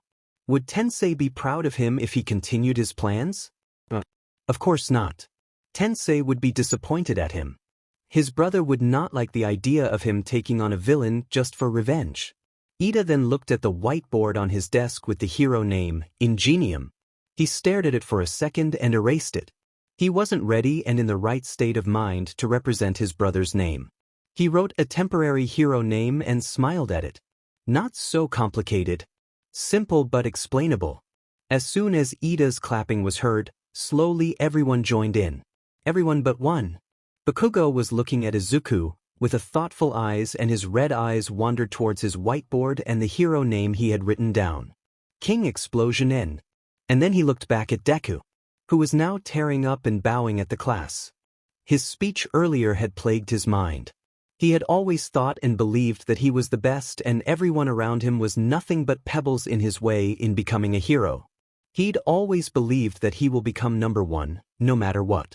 Was his view of being hero wrong all this time? Was his overly aggressive approach on socializing affecting not only him but those around him? Unsure of what to do, much like Iida, he erased the words written and changed it to something that immediately came in his mind that doesn't have end in it. He sighed and flipped it over. Katsuki had a lot in his mind. Maybe this internship will help him find the real meaning of being a hero. It had been almost an hour since the start of the class and them presenting their hero names. Izuku was standing in front of the class, next to the podium. He had stayed there even after his presentation of his hero name as a helper for those who have trouble in coming up of a hero name. Most of the class had chosen the names and Izuku was there to suggest a better name if Midnight disagrees. Though he had to admit that his classmates are creative in their names. For example, Tsuyu being the rainy season hero, Froppy, Kirishima as the sturdy hero, Red Riot, paying homage to his idol Crimson Riot, which Izuku had to curse Todoroki for making him think that Kirishima was Crimson Riot's son, and Ochako being the floating hero, Uravity, a combination of her name and quirk. So far, the ones who already have their hero names are the following. Yuga Aoyama, Shining Hero, Magnifique, suggested by Izuku. Mina Ishido, Acid Hero, Meltdown, suggested by Izuku. Tsuyu Azui, Rainy Season Hero, Froppy. Ochako Uraraka, Floating Hero, Uravity. Mashireo Ojiro, Martial Art Hero, Whiplash, suggested by Izuku. Denki Kaminari, Stun Gun Hero, Charge Bolt. Ijiro Kirishima, Sturdy Hero, Red Riot. Koji Kota, Petting Hero, Anima. Rikido Sato, Sweets Hero, Sweet Stack, suggested by Izuku. Mizo Shoji, Tentacle Hero, Tentacle. Kyoka Jiro, Hearing Hero, Soundwave, suggested by Izuku. Hanta Siro, Taping Hero, Cellophane. Fumikage Tokoyami, Jet Black Hero, Tsukuyami. Shoto Todoroki, Icy Hot Hero, Frost Flare, suggested by Bakugo, which Izuku enhanced. Toru Hagakure, Refraction Hero, Prisma, suggested by Izuku. Hitoshi Shinso, Commanding Hero, Imperio. Momo Yairozu, Creation Hero, Genesis, suggested by Izuku. And lastly Izuku Midoriya, Adaptive Hero, Blackwatch. Only people left is Iida and Bakugo, who were surprisingly quiet today. Izuku was not surprised that Iida is not much of a talker today, but what made him worry was Bakugo. The blonde hadn't said a word ever since the start of the class up until the presentation. Not that he didn't like the silence, but it was kinda concerning. He didn't know what the blonde is thinking, and that's what's worrying him. Izuku was sent back to reality when Iida approached the podium. He stood behind it and showed the class his hero name. The speedster hero, Hermes, he said with a small smile on his face. Izuku frowned and looked at the taller boy and asked, "I thought you were going to use Ingenium as your hero name?" Tenya just looked at Izuku and smiled. "I did, but after hearing your speech earlier I decided to think about it for a while since I don't want to just use my brother's hero name like it doesn't hold anything," he explained. Izuku nodded in understanding. "I see. Though I like the name Hermes, I think it doesn't suit you. I believe the fitting hero name for you is Impulse." Iida's brow raised. "Care to elaborate?" For starters, the word impulse means is a sudden, strong, and unreflective urge or desire to act. "And you, my friend, is one impulsive person in a good way, that is?" Izuku said and placed a hand on the taller boy's shoulder. "And impulsive is one of the characteristics of what makes a hero. A selfless act with no hesitation." Iida nodded at the greenette and erased the word Hermes and replaced it with impulse.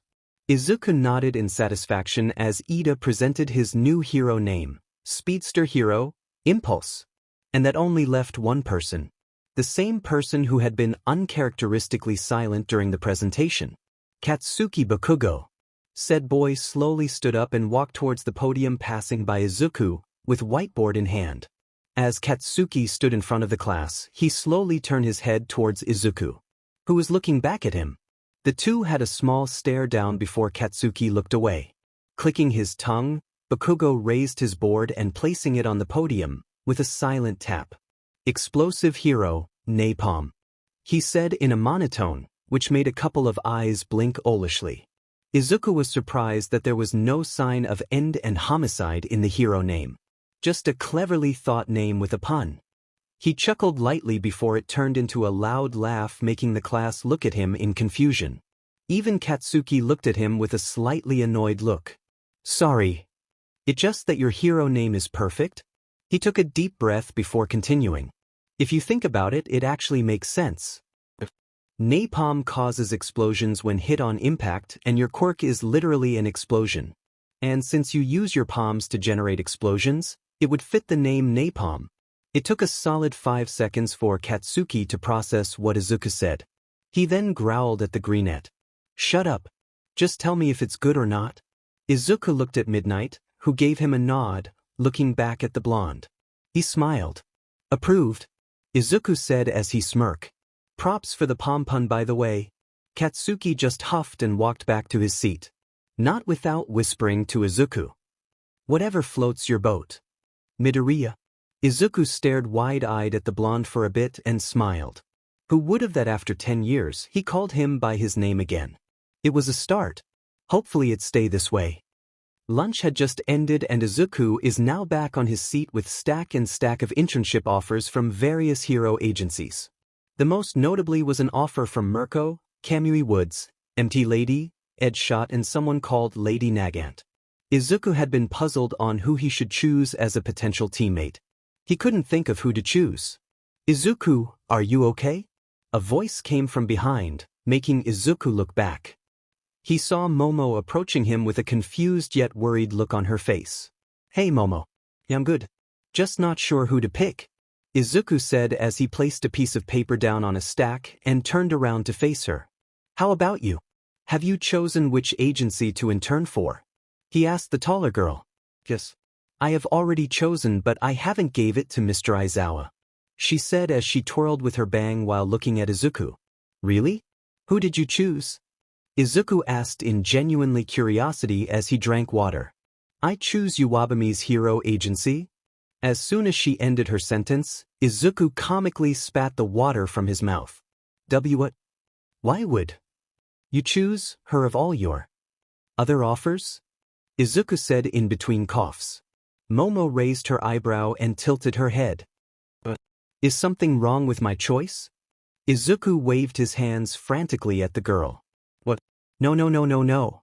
There's nothing wrong about your choice, just caught me off guard, he said as he looked at her while scratching his cheek.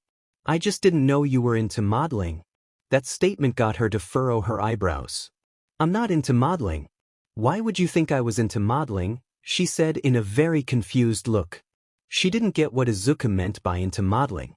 Well, for starters, you are going to accept an internship offer from a hero who focuses more on modeling than doing heroics.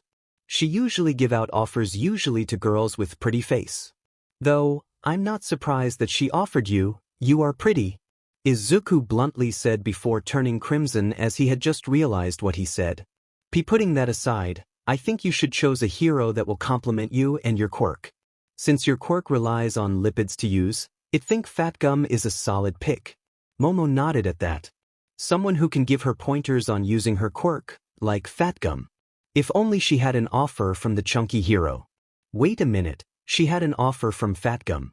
Her expression brightened as she lunged forward to Izuku, almost toppling the stacks on his desk. Thanks for the advice, Izuku. You're my savior, she said as she let go and went to her desk and picked up a sheet.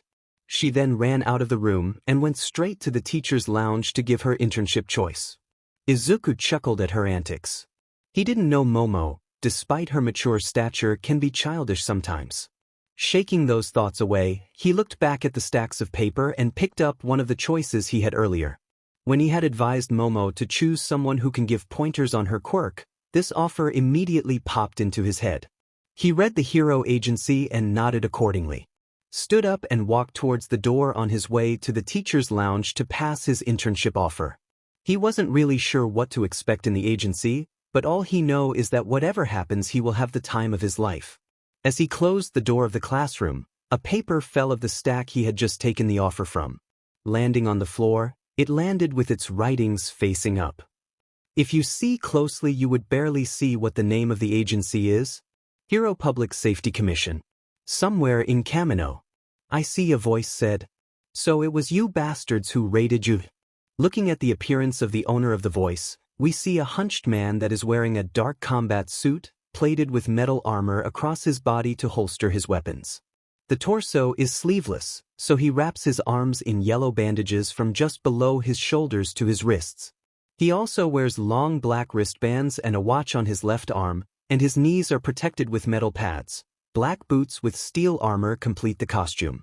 He always dons his signature blood-red scarf, matching headband, and the tattered cloth he wears around his face as a mask. And you want to add me to your little gang too? He said seriously as he stared at the man in front of him with narrowed eyes.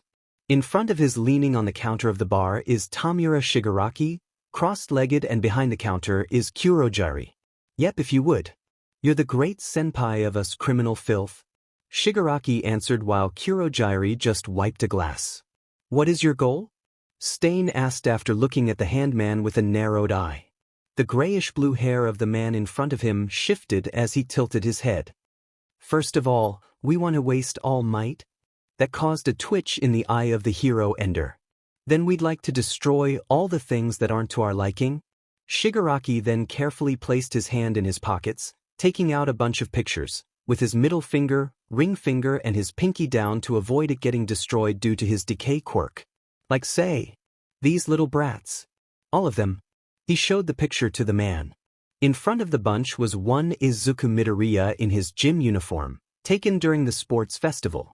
The decay user watched as Stain gritted his teeth and glared at him. I was ill-advised to be interested, he sneered as he continued. You. Huh. You're the type I despise the most. Huh, was all Shigaraki could say as he watched the man in front of him hunched lower to grabbing on the knives on his sides. You want me to rub shoulders with some childish temper tantrum? Huh. Stain breathed out as he unsheathed his knives. What sense is there to bloodlust without a cause? And with that, all hell broke loose. A week had passed after deciding their hero names, and we found our green-haired protagonist standing in front of a building. A nervous look on his eyes can be seen slipping out from the confident smile he is currently wearing. Today was the day that he would be doing his internship. The building in front of him was the hero company that he chose. The hero company that chose him. It made Izuku smile as he began remembering the amount of internship offers he got from this company. He thought that the number of internship offers that the company sent was the majority of the stack he had. But turns out, the amount of offers presented to the class were counted based on the number of hero company. Meaning an internship offer from a company counts as one, regardless if said company sent more than one offer. That explains why he has a larger stack than Todoroki, who was one offer more than him. Speaking of offers, after helping out Momo on choosing her internship offer, he was then bombarded by his other classmates asking him to help them choose the company to intern in. Let's say, it took him an hour to finish every single one of his classmates' offers, with the exception of Ochako, Tsuyu, Bakugo, Todoroki, Iida, and Shinso. The first 5 already chose their agencies while the latter is staying in UA to get some catching up to do. Although, he was a bit skeptical when he heard that Iida chose manual in Hosu, same place where his older brother was attacked. Engine user had informed Izuku that it may look suspicious of him to go intern in a place where his brother's attacker was last seen, but he promised not to go seek out the hero Ender. And if he ever encounters Stain, he would do his best to avoid frontal confrontation. This made Izuku feel a bit relief, but not fully. He just had to trust his friend. After all, that was what friends are for, right?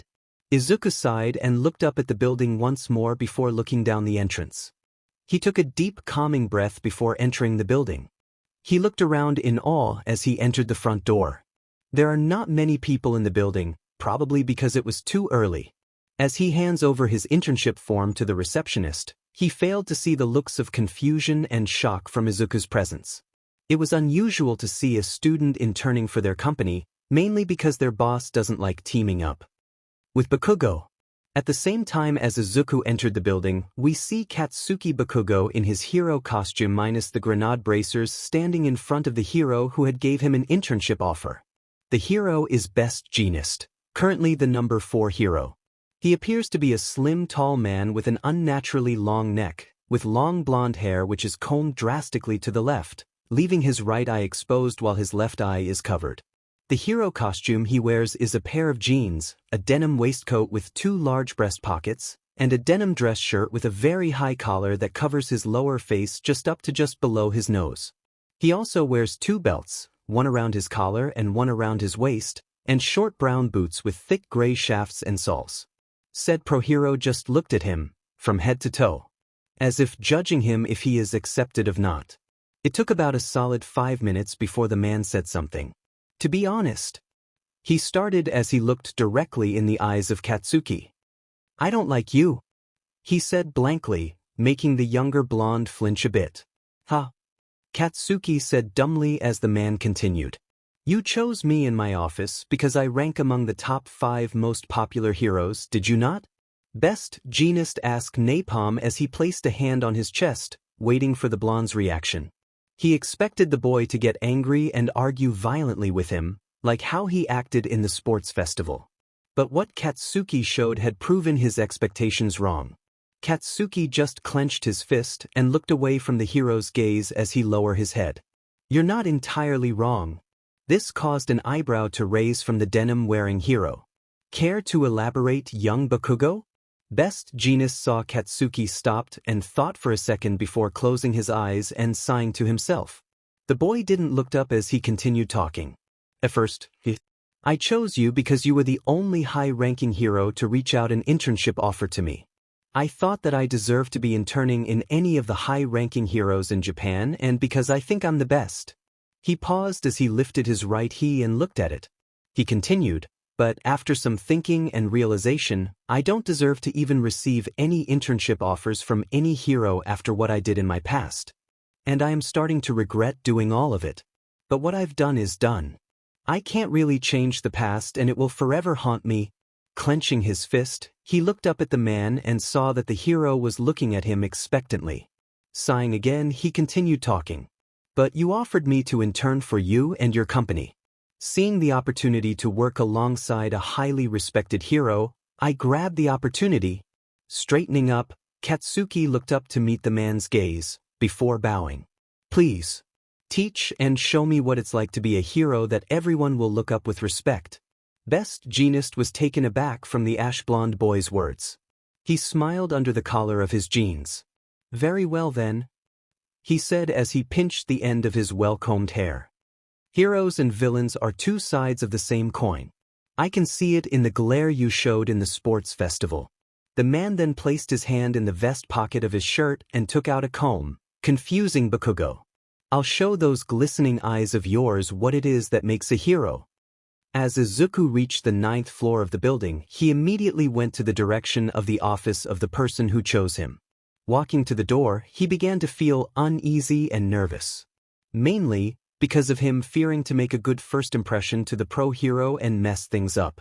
Coming mere inches away from the door, Izuku could feel his heartbeat increase and anxiety kick in. Doing his best to calm himself and ignoring the feeling of foreboding in his mind, he did the thing that the receptionist told him to do. He grabbed the doorknob and opened the door. As he opened the door, he barely dodged an axe kick that came from a white blur that approached him. Dropping his briefcase to the side as he rolled, he looked up at the person that attacked him. "Heh. Good reflexes, kid," said the person, who looked at him with a smirk. Looking closely at the person, Izuku saw a woman with dark skin with above-average height, with long, defined eyelashes, white hair reaching her thighs with bangs that part to the left of her face and long white rabbit ears pointing upwards above her head. She was wearing a hero costume that consists of a sleeveless white leotard with a dark purple trim around her shoulder and waist, a wide yellow crescent moon design over her chest, and a single thick metal plate wrapped around her midriff, purple thigh-high boots to complement her leotard, with more plating around the heel and toe areas, making her feet look like those of a rabbit. She also has a pair of thick, white gloves on her hands with long cuffs, sporting small triangular protrusions around their edges. Looking at her, Izuku had looked at the woman in front of him and immediately heard just by her costume alone. "Miss Mirko," he said, earning another smirk from the rabbit hero herself. "Took you long enough to get here?" Mirko, also known as Rumi Usajiyama, said as she placed her hand on her waist and tilted her head to the side.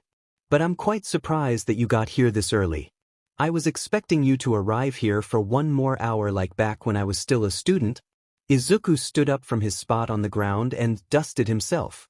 "Well, I kind of got used to waking up early, and since your agency was near my place, I asked permission from Mr. Aizawa to get here early." He then smiled at the pro-hero. "My name is Izuku Midoriya, hero name, Blackwatch. It is an honor to intern under you, Miss Mirko," he said as he bowed slightly only to yelp when he was smacked at the upside of his head. "Okay, first of all, don't call me Miss Mirko, you brat. It sounds weird. Second, just call me Mirko since we'll be working together in the field and we'll be kicking ass out there," she said as she crossed her arms just below her bust, a scowl on her face. "Are we clear?" Nursing his head, Izuku nodded. "Crystal?" he said as he stood up straight, looking away when his eyes landed on her chest.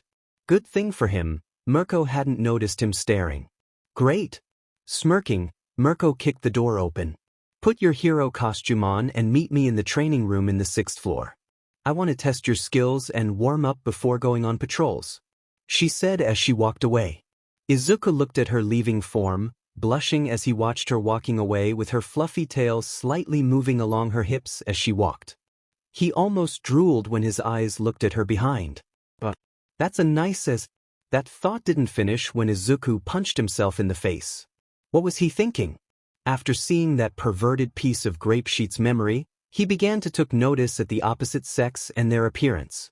After seeing that pervert's memories, he started to sneak glances at his female classmates and almost got caught that one time when he was staring at either Uraraka and Tsuyu's behind in their hero costume, Mina's chest in her hero costume, Jiro's legs back in her school uniform during class, and Momo's figure. Heck, even staring at Toru's floating school uniform is making him blush. Disposing those perverted thoughts away, he went to the room that the receptionist said was his place to stay in and changed into his hero costume. And by change, I mean he used disguise to change into his hero costume. Man, he loves using that. It saves a lot of time to change. After changing into his hero costume, he quickly went to the training room Mirko mentioned. He wouldn't want to keep her waiting, right? Reaching the training room, Izuku was about to open the door when the thought of their earlier encounter entered his mind. He was caught off guard by her surprise attack. Not wanting that to happen again, Izuku channeled his quirk onto his arms, forming his muscle mass and eyes. Using thermal vision, he looked through the door, only to see Mirko in the farther parts of the room. Sighing in relief, he stopped channeling his quirk in his eyes but kept muscle mass just in case. He opened the door to see Mirko doing light stretches. Izuku approached her, retracting his muscle mass, doing his best not to stare at her stretching form. Mirko looked at him and gave him a smirk. "Great. You're here," she said before jumping up to her feet with ease. "Now that we're here, let's have a short spar to test your combat skills and see what more you need to learn. Though, I saw how you expertly beat up the explosive blonde and Endeavor's brat. There is still room for improvement." Izuku nodded at her, and was about to respond to her when she lunged towards him with a fast roundhouse kick. Surprised by the attack, he quickly coated his arms with his muscle mass and crossed it into a defensive form. As the kick landed, Mirko was surprised to see that her in turn didn't even budge. Letting her surprise dissipate, she quickly recovered and sent a barrage of kicks on the intern. Izuku did his best to block the incoming strikes as the rabbit lady continued her attacks. "Oh, only defending? And here I thought you were worthy enough to become my first intern," taunted Mirko as she then jumped up, using his arms as a platform and spun in the air to perform another axe kick targeting his head. "Luna Arc," she yelled as the kick approached Izuku. Having enough of blocking and dodging, Izuku caught her leg with his left hand with ease, which surprised the pro hero and surrounded his right arm with hammer fist and clubbed Mirko on the side of her torso, sending her flying to the side. The pro hero landed on the wall, creating a crater. Izuku was sure he heard a snapping sound when he hit her on her torso. He then looked on as she slowly stood up and looked up at him. It unnerved him when he saw her hair cover one of her eyes as she grinned viciously at him like some kind of a maniac. Little did he know that she was a maniac. "Now that's what you call a hit," she said as she grinned widely at the boy. "No one had ever hit me that hard, brat. Now, let's get serious." She then crouched and suddenly disappeared in a white blur, shocking Izuku. Only instincts told him to roll to the side as Mirko landed beside him, narrowly missing him. Izuku cringed when noticed that there was a crater beside him, where his former position was. This wabbit's crazy." He then began to kick himself out of the hero's way as said hero began sending him dodging and blocking all the kicks and hits from the adrenaline-filled hero. Izuku then summoned his shield when Mirko suddenly appeared in front of him, assuming she was going to kick him again. However, his guess was proven wrong when the rabbit hero suddenly grabbed his shield and performed as circular/flipping kick. Luna Ring. The kick landed on Izuku's head as knocking the boy out.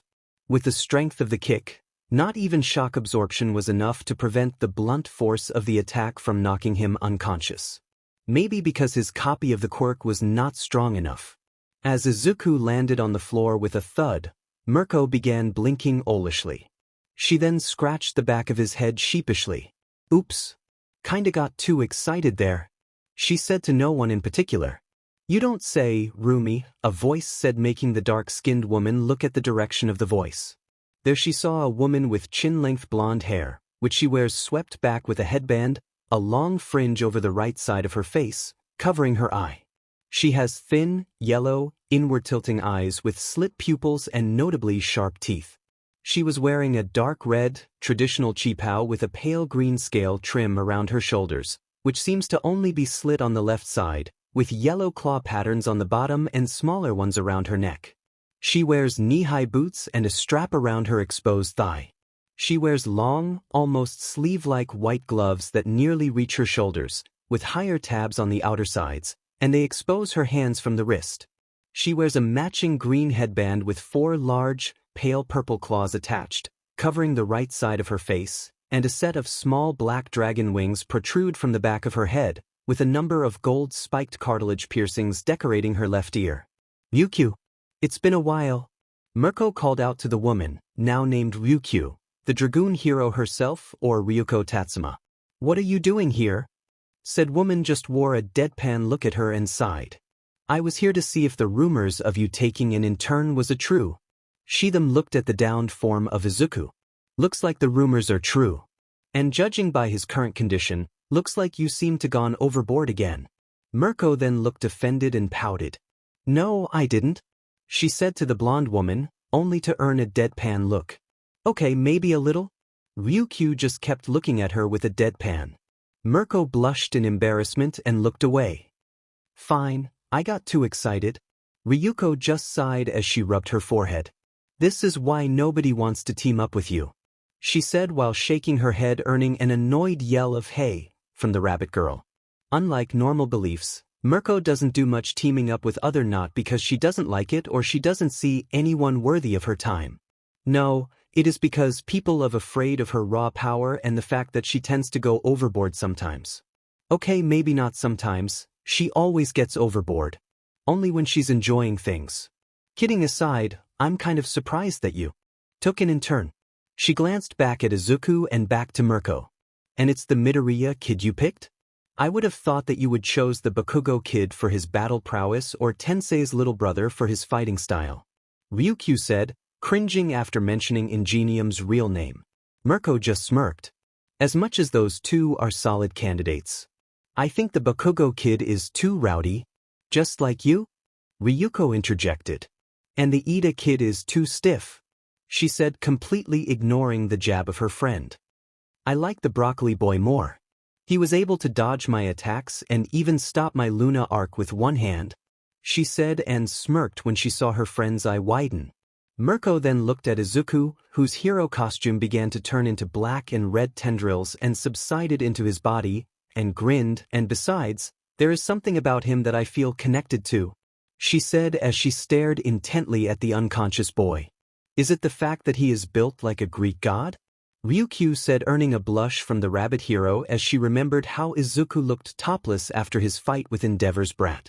She almost choked on a carrot stick that she was eating at that moment in the sport festival. It looks like the Whittle Wabbit had a Whittle Koosh on Whittle Midoriya? Ryukyu teased her in her best Bugs Bunny impression. This earned a tick mark from the rabbit hero, much to Ryukyu's amusement. Her amusement, however, shifted to confusion when Mirko's annoyed face turned into a smirk.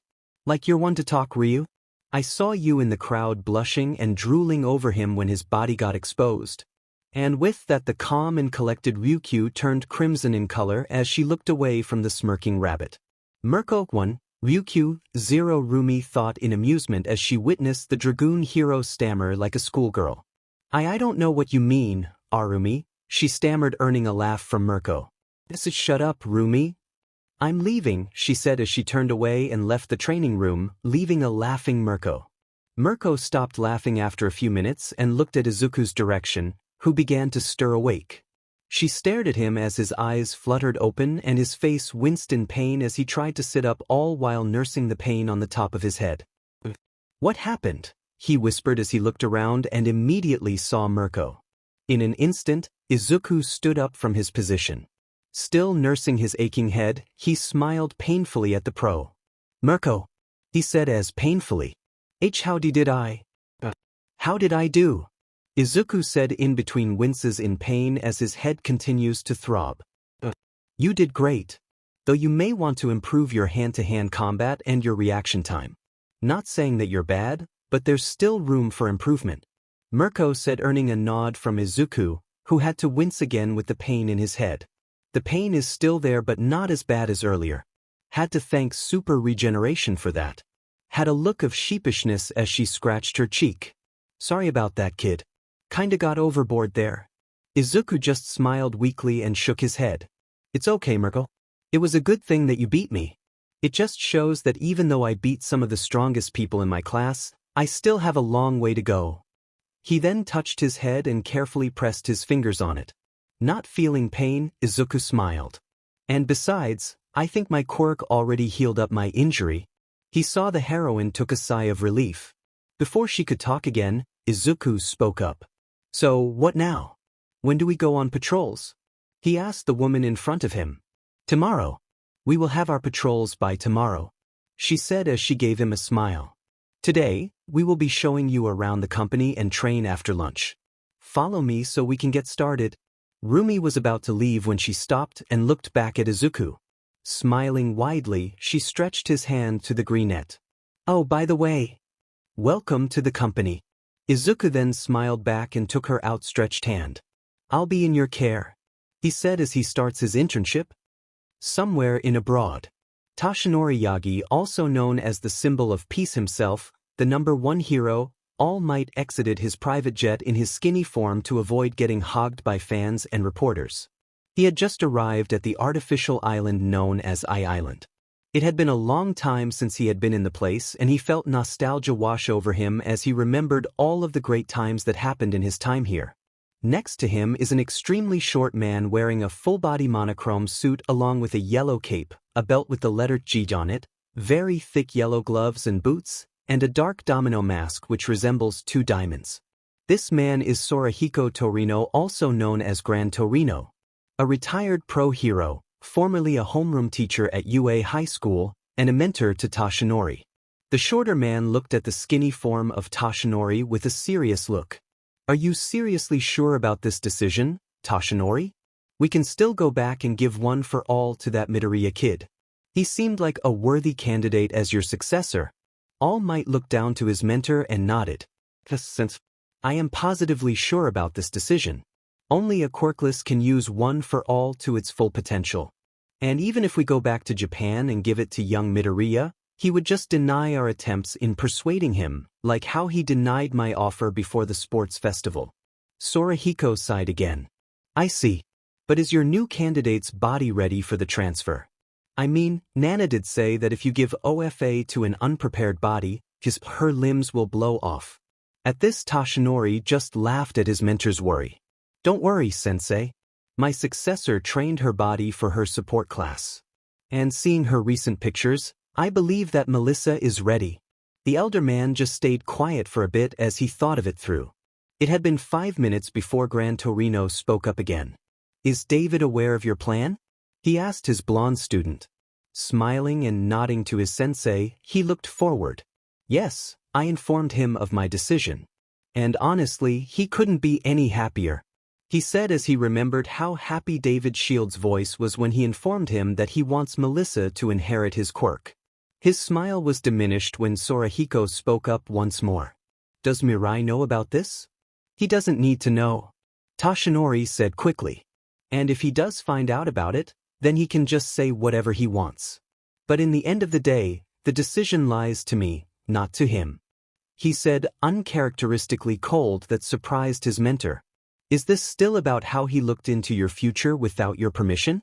"Yes. But let's not talk about that for now.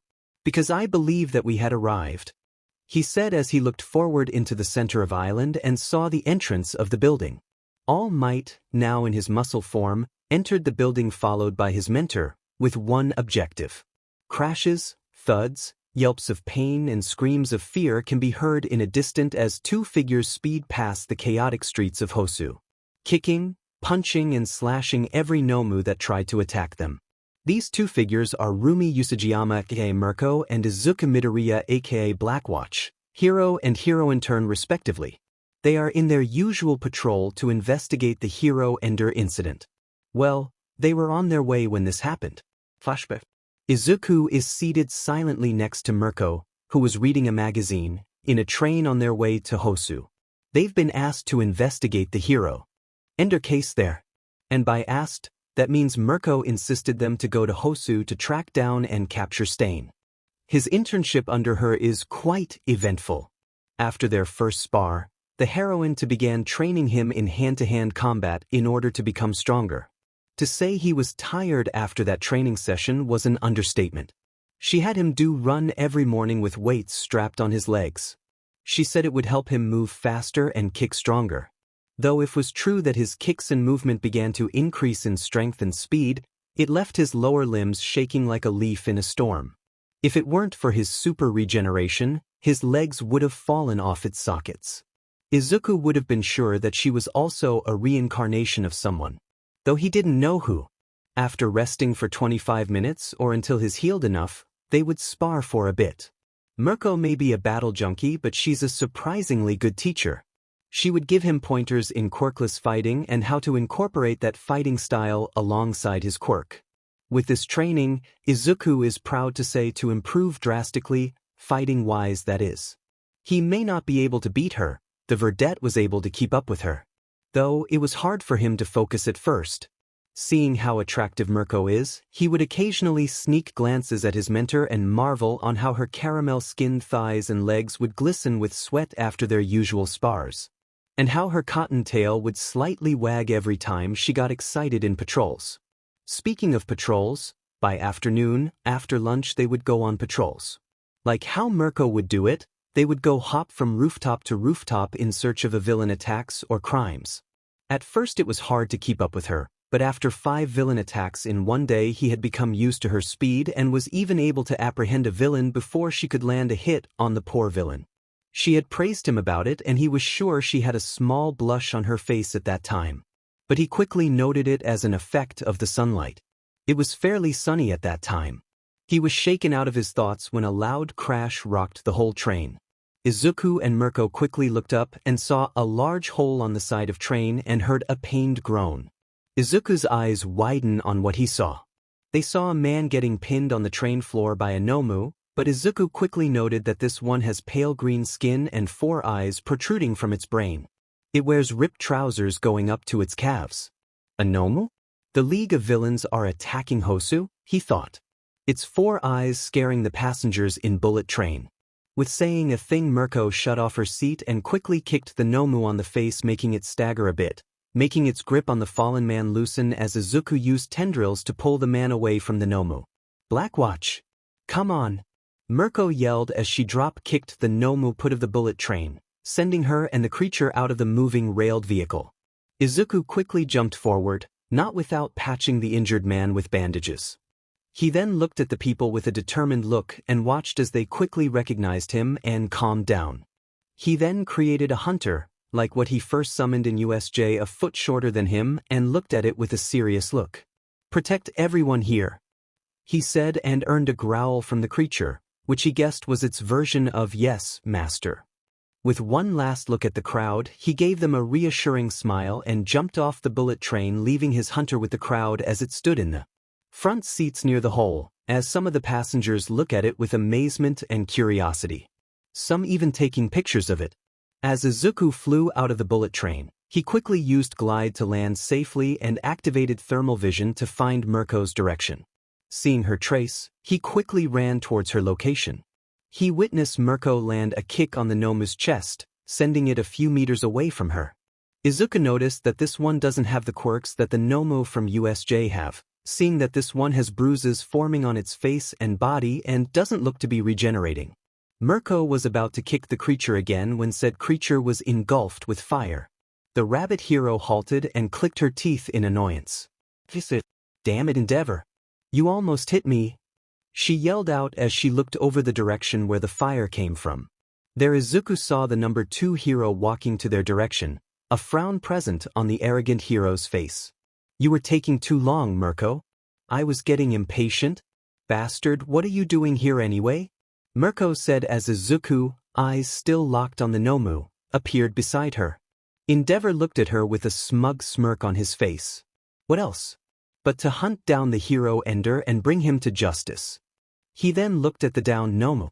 "What are these creatures anyway?" Before Mirko could reply, Izuku spoke up. "They're called Nomus. They belong to the League of Villains. The same group that attacked us in USJ 2 months ago." He paused before looking at Mirko and Endeavor. "But this one is different. This doesn't have super regeneration and shock absorption." That's the moment where Endeavor noticed him. Frowning, he narrowed his eyes on Izuku. Before he could talk, Shoto appeared behind him. Nodding to his friend, Izuku then was shook when a loud explosion was heard in multiple places. They looked around to see smoke appearing out of the buildings and 2 more Nomus attack and harassing civilians and heroes. In a blink of an eye, Mirko and Blackwatch sprint past the Todorokis and began to help those in need of evacuation and saving. Flashback end. As the 2 moved to attack a Nomu similar to the Nomo from the USJ incident, but it completely lacks eyes, Mirko tossed something to Izuku, who barely caught it with the speed they were on. Looking at it, Izuku noted that it was an earpiece. Before answering, Mirko quickly spoke up. I'll take this one on. You go look around for civilians for evacuation and catch some villains who used this attack to do some shady shit. You are permitted to use your quirk. Also, call me if you ever encounter the hero Ender, she said as she jumped on top of a car and used that as leverage to go on top of a building and to ambush the Nomo from above. Good luck, kid. Izuku nodded, silently praying for her safety, and placed the earpiece in his ears. Dodging a throw mailbox on his way, he made a quick left turn as the large Nomu was hit with a Luna arc on the top of his head. After passing 2 buildings, Izuku heard a loud feminine yell from his right and turned to run to the location. Entering an alleyway, he saw 2 men standing in front of a tall figure with their quirks activated. They seemed to be arguing. What the F are you doing here, you lava-effing bastard? It was my schedule for attack. That was the agreement. The first man said with a scowl. The man has a long gray mustache, a tan complexion and an inverse balloon V, the point of the line on the bridge of his nose. He wears a light blue bandana on his head with a weirdly shaped A in front of it, a sleeveless trench blue coat with white lines on its zipper and a flowing light blue strands on the bottom of the coat. His bottom suit appears to be a blue skin-tight wetsuit with light blue and white accents near the boots. Izuku noticed his torso and arms appearing to look like water from its light blue color, also red and yellow bruise-like marks on his limbs. And chest. Probably a part of his quirk. Quirk, Aquatic Fists, Emitter/Enhancer, allows user to generate and manipulate water molecules caused by the marks on his arms and torso to create a ball of water that then covers the user's fist for an enhanced punch. The other man just sighed and shook his head. A stoic look appearing on his face. You really are an imbecile, Archie. Why would you trust a villain such as your own? He appeared to be a tall, thin man with crimson long hair, flowing freely in the wind. A glowing Omega symbol on his forehead. He wears a black shirt and red shorts, and a black-red lab coat with 2 weirdly shaped M's on both sides, ripped on the right arm, the bottom appearing to be long like the first man's, but this one has a bright yellowish color with orange molten rocks that can be seen on magma. He also wears a red suit under his clothes and red boots. Like the first man, his arms looking like molten lava, similar to the bottom of his coat. Probably his quirk. Quirk, Magma Flow, Emitter, allows user to generate and melt rock using the hot marks on the user's arms and torso. The rocks melts then turn into magma which user can shoot or throw. Wanna say that again, Maxie?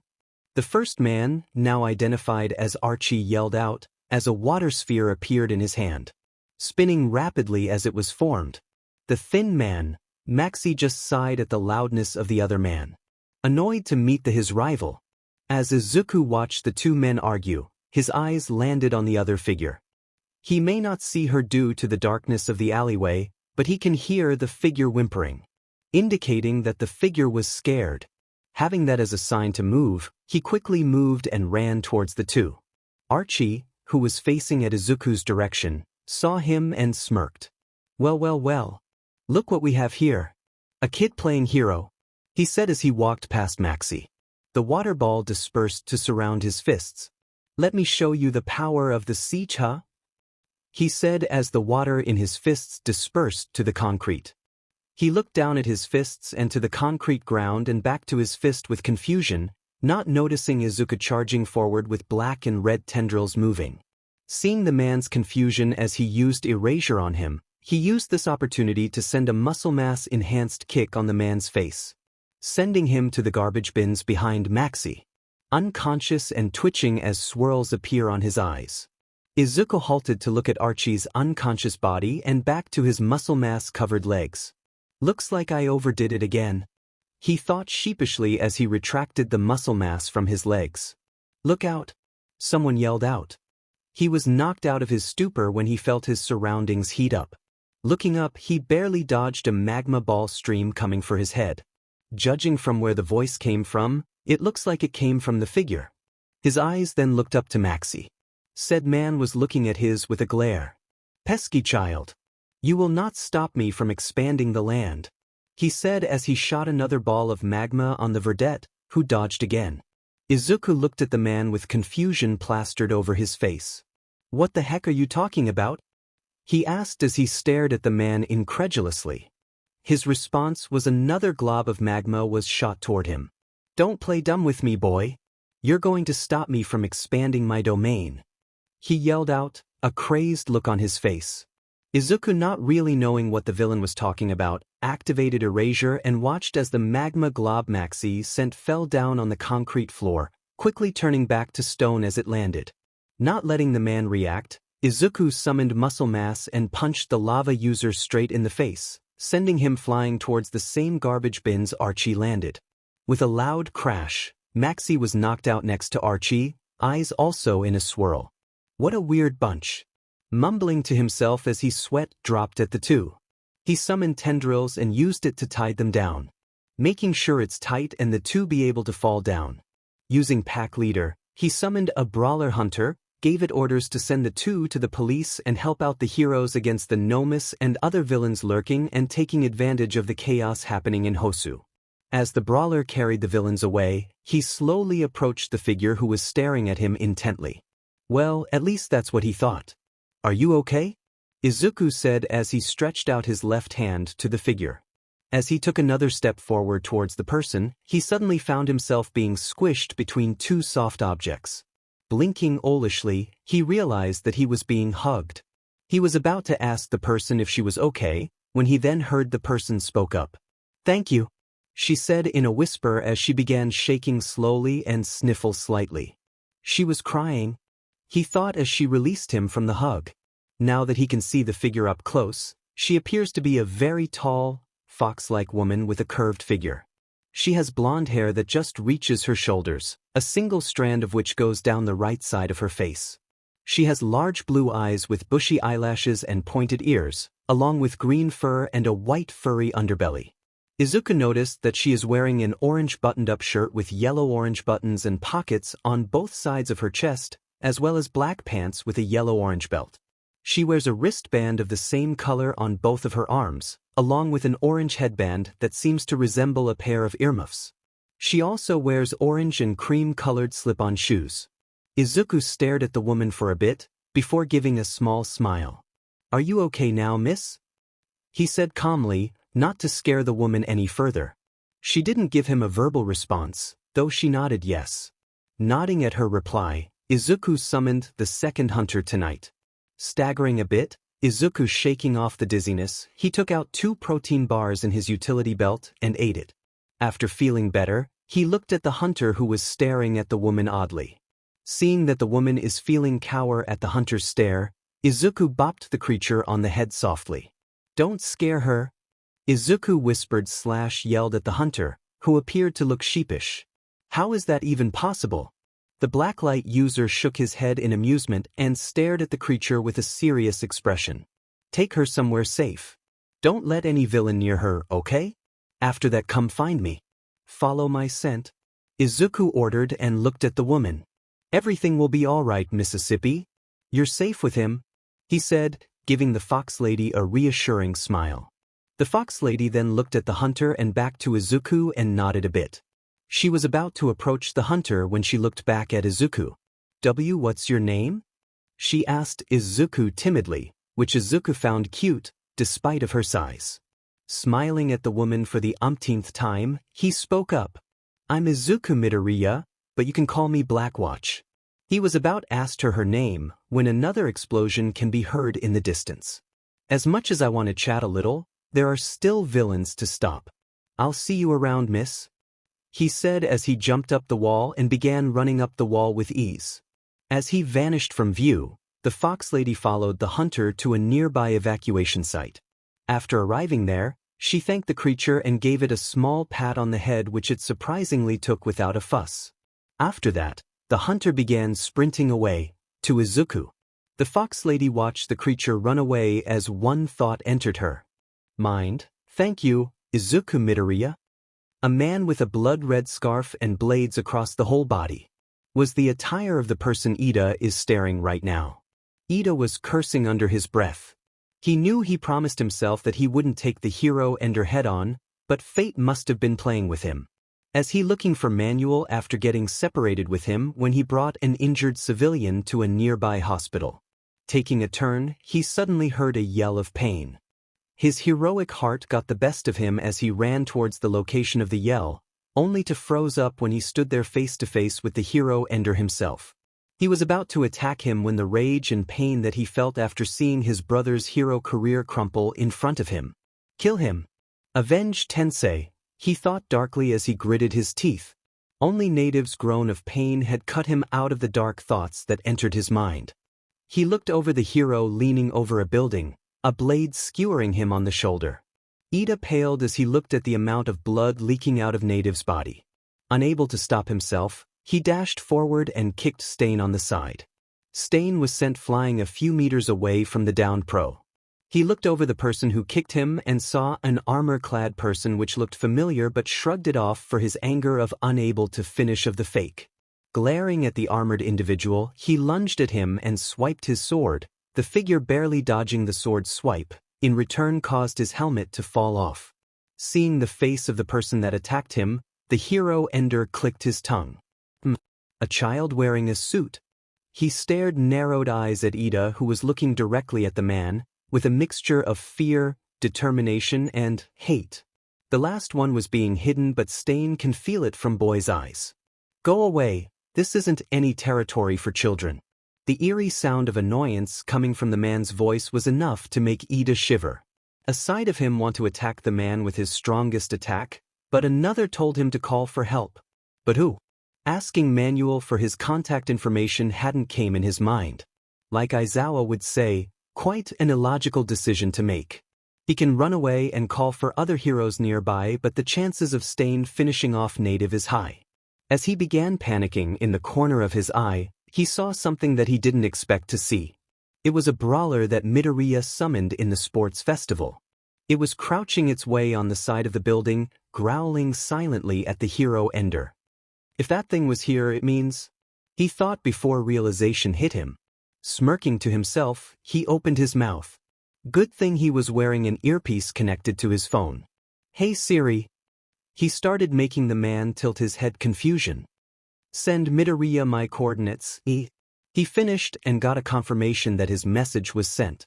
He watches Stain's eyes widen in shock before turning into a glare and to an amused look. Well played, kid. Well played. The hero Ender said as creepy chuckles began to escape his mouth, before looking at him with an unreadable look. What's your name, hero? He asked, a sarcastic tone embracing the words hero. Straightening up, Iida looked at the man with pure determination. I am the brother of a hero you cut down. The brother of the finest hero. And I have come to put a stop to you in his stead and for the safety of this person.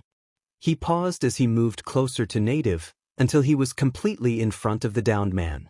Don't ever on your life forget the name, Impulse. That is the name of the hero that will stop you. Oh, is that so? Very well. Stain then pointed his sword to the teen, and all of a sudden he charged at the teen, aiming to pierce the armored-clad boy. Die. Only for the hero Ender to stop himself as a large creature jumped in front of him. Looking at the creature in front of him, he had to roll to his left when the creature sent its claws towards him in a horizontal slash. He was once again forced to roll out of the way when Iida sent a fast roundhouse kick straight to the man's side. As he rolled, he sent a slash on the armor-clad boy's leg, but the armor just deflected the strike. The hero Ender then jumped up when the brawler pounded the ground and sent a chuck of concrete towards him. Dodging in quick succession, when a kick launched him backward. Clicking his tongue in annoyance, he pulled out a throwing knife and aimed it at Native's head. Stain smirked when Impulse's eyes widened in shock and jumped over to the knife, attempting to deflect it. Iida was met with good news and bad news. The good news is he was successful on not letting the knife hit the injured pro's temple. The bad news is instead of deflecting the thrown knife, it punctured his right forearm. Stain began charging at the now injured Iida, only to be met by a claw swipe towards on his head. Barely dodging it, he opted to stab the creature on the top of the head. The brawler recoiled backward with a pained roar. It began thrashing and bashing itself on the walls as it growled. Iida watched, eyes filled with shock as the large creature slowly began to slump down the concrete floor and suddenly turn into a pile of black and red substance. A creature as strong as a Nomu, fell down for against the hero Ender with ease. His eyes then turned to the man that caused pain and ended his brother's hero career, and had to tense when he saw the man looking at him. He then had to dodge another sword slash and had to take Native's vulnerable body away from another knife throw from the Ender. The armored teen had to hide a wince as his injured forearm began throbbing in pain. Looking at the injury, he could see the blood leaking out of the knife that was still punctured to his arm. He then looked at the injured hero in his other arm. He needs to get Native out of here so that he doesn't die due to blood loss. Think Iida. Think, what would Midoriya do in this situation? He asked himself. His mental question wasn't answered as Stain began charging at them again. With a quick move, Stain slashed Iida's already injured arm. But this attack was a bit off, making it miss the actual arm, just scraping the bloodied armor. Iida, seeing this a mistake, performed a sideways kick, hitting the man on the ribs. The attack caused the hero Ender to go flying toward a nearby dumpster with a loud crash. Seeing the man get stunned, Iida carried Native in a piggyback carry and started sprinting out of the alleyway. As he does this though, he failed to see Stain's sinister smirk plastered on the hero Ender's face. Iida was halfway through the alleyway when Stain casually licked the blood on the tip of his blade. This caused Iida's body to tense up and fall down the concrete ground, body fully paralyzed. He tried to move his body but to no avail. This shocked and scared the blue-haired hero in turn. What is going on? Why can't I move my body? He thought frantically as he began squirming his body, but nothing was working. It's his Quirk. Native's shaky voice from on top of Iida somewhat answered his thoughts. He can paralyze thought whose blood he ingested. Iida's eyes widen in proportion as he tried to turn his head to look at the man, but the paralysis won't let him. No point of trying, hero. My quirk disabled your movements. Iida stiffened as he heard footsteps coming from the man wielding the katana. For how long? Seconds? Minutes? Hours? Who knows? He heard Stain chuckle darkly, causing a chill ran up his spine.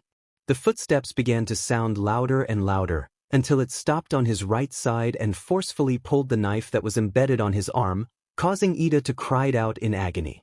As Iida was feeling the burning pain in his arm, he then felt Native's body rolled to his side. Iida then felt the man crouch next to him. Judging by the, as fun as I find your efforts amusing, I still have a fake to end.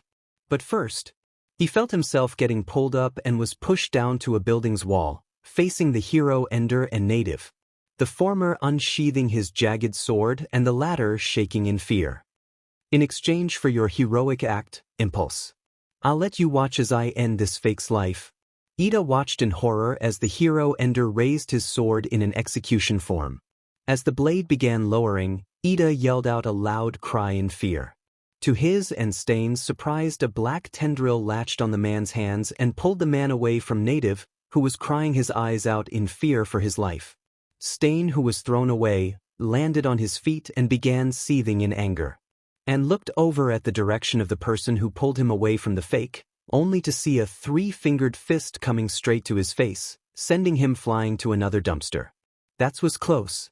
The voice Izuku Midoriya said as his arms turned back to normal as he glanced at Stain's direction before going to Iida and Native. Seeing Iida's injury, he quickly took out a bandage and firmly wrapped it around the taller boy's arm. I was about to ask you if you're okay, but looking at your condition right now, I'm gonna guess no? Izuku joked as smirked at the blue-haired boy, who just chuckled a bit. The green-haired boy chuckled as well before looking at him with serious expression. I want to scold you going after Stain, but seeing that you informed me of your location, I believe that doesn't seem to be the case. He said as he walked towards Native and began aiding the man's injuries. Izuku noted that the man was as stiff as a board, so as Iida. Though his classmate was always stiff, the same can't be said with the down pro. Can you move, Native sir? He asked the hero, who only groaned a negative.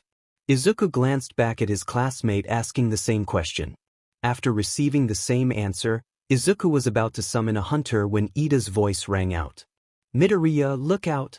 Izuku quickly turned around, unconsciously using blade, just in time to block a sword slash courtesy of Stain.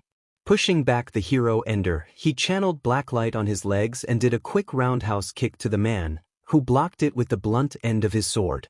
Not giving the man some space, Izuku changed his blade back to his normal hands but still channeled some of his quirk on it. As the biomass in his body began to appear on his arms, he tucked his arms in before pushing away. This action caused a shockwave that sends Stain flying and tumbling away a solid 10 meters before using his sword to stop him. He was about to stand up when he fell down on his knees, shaking and in pain. He cursed his luck as he stood up, albeit slowly and weakly.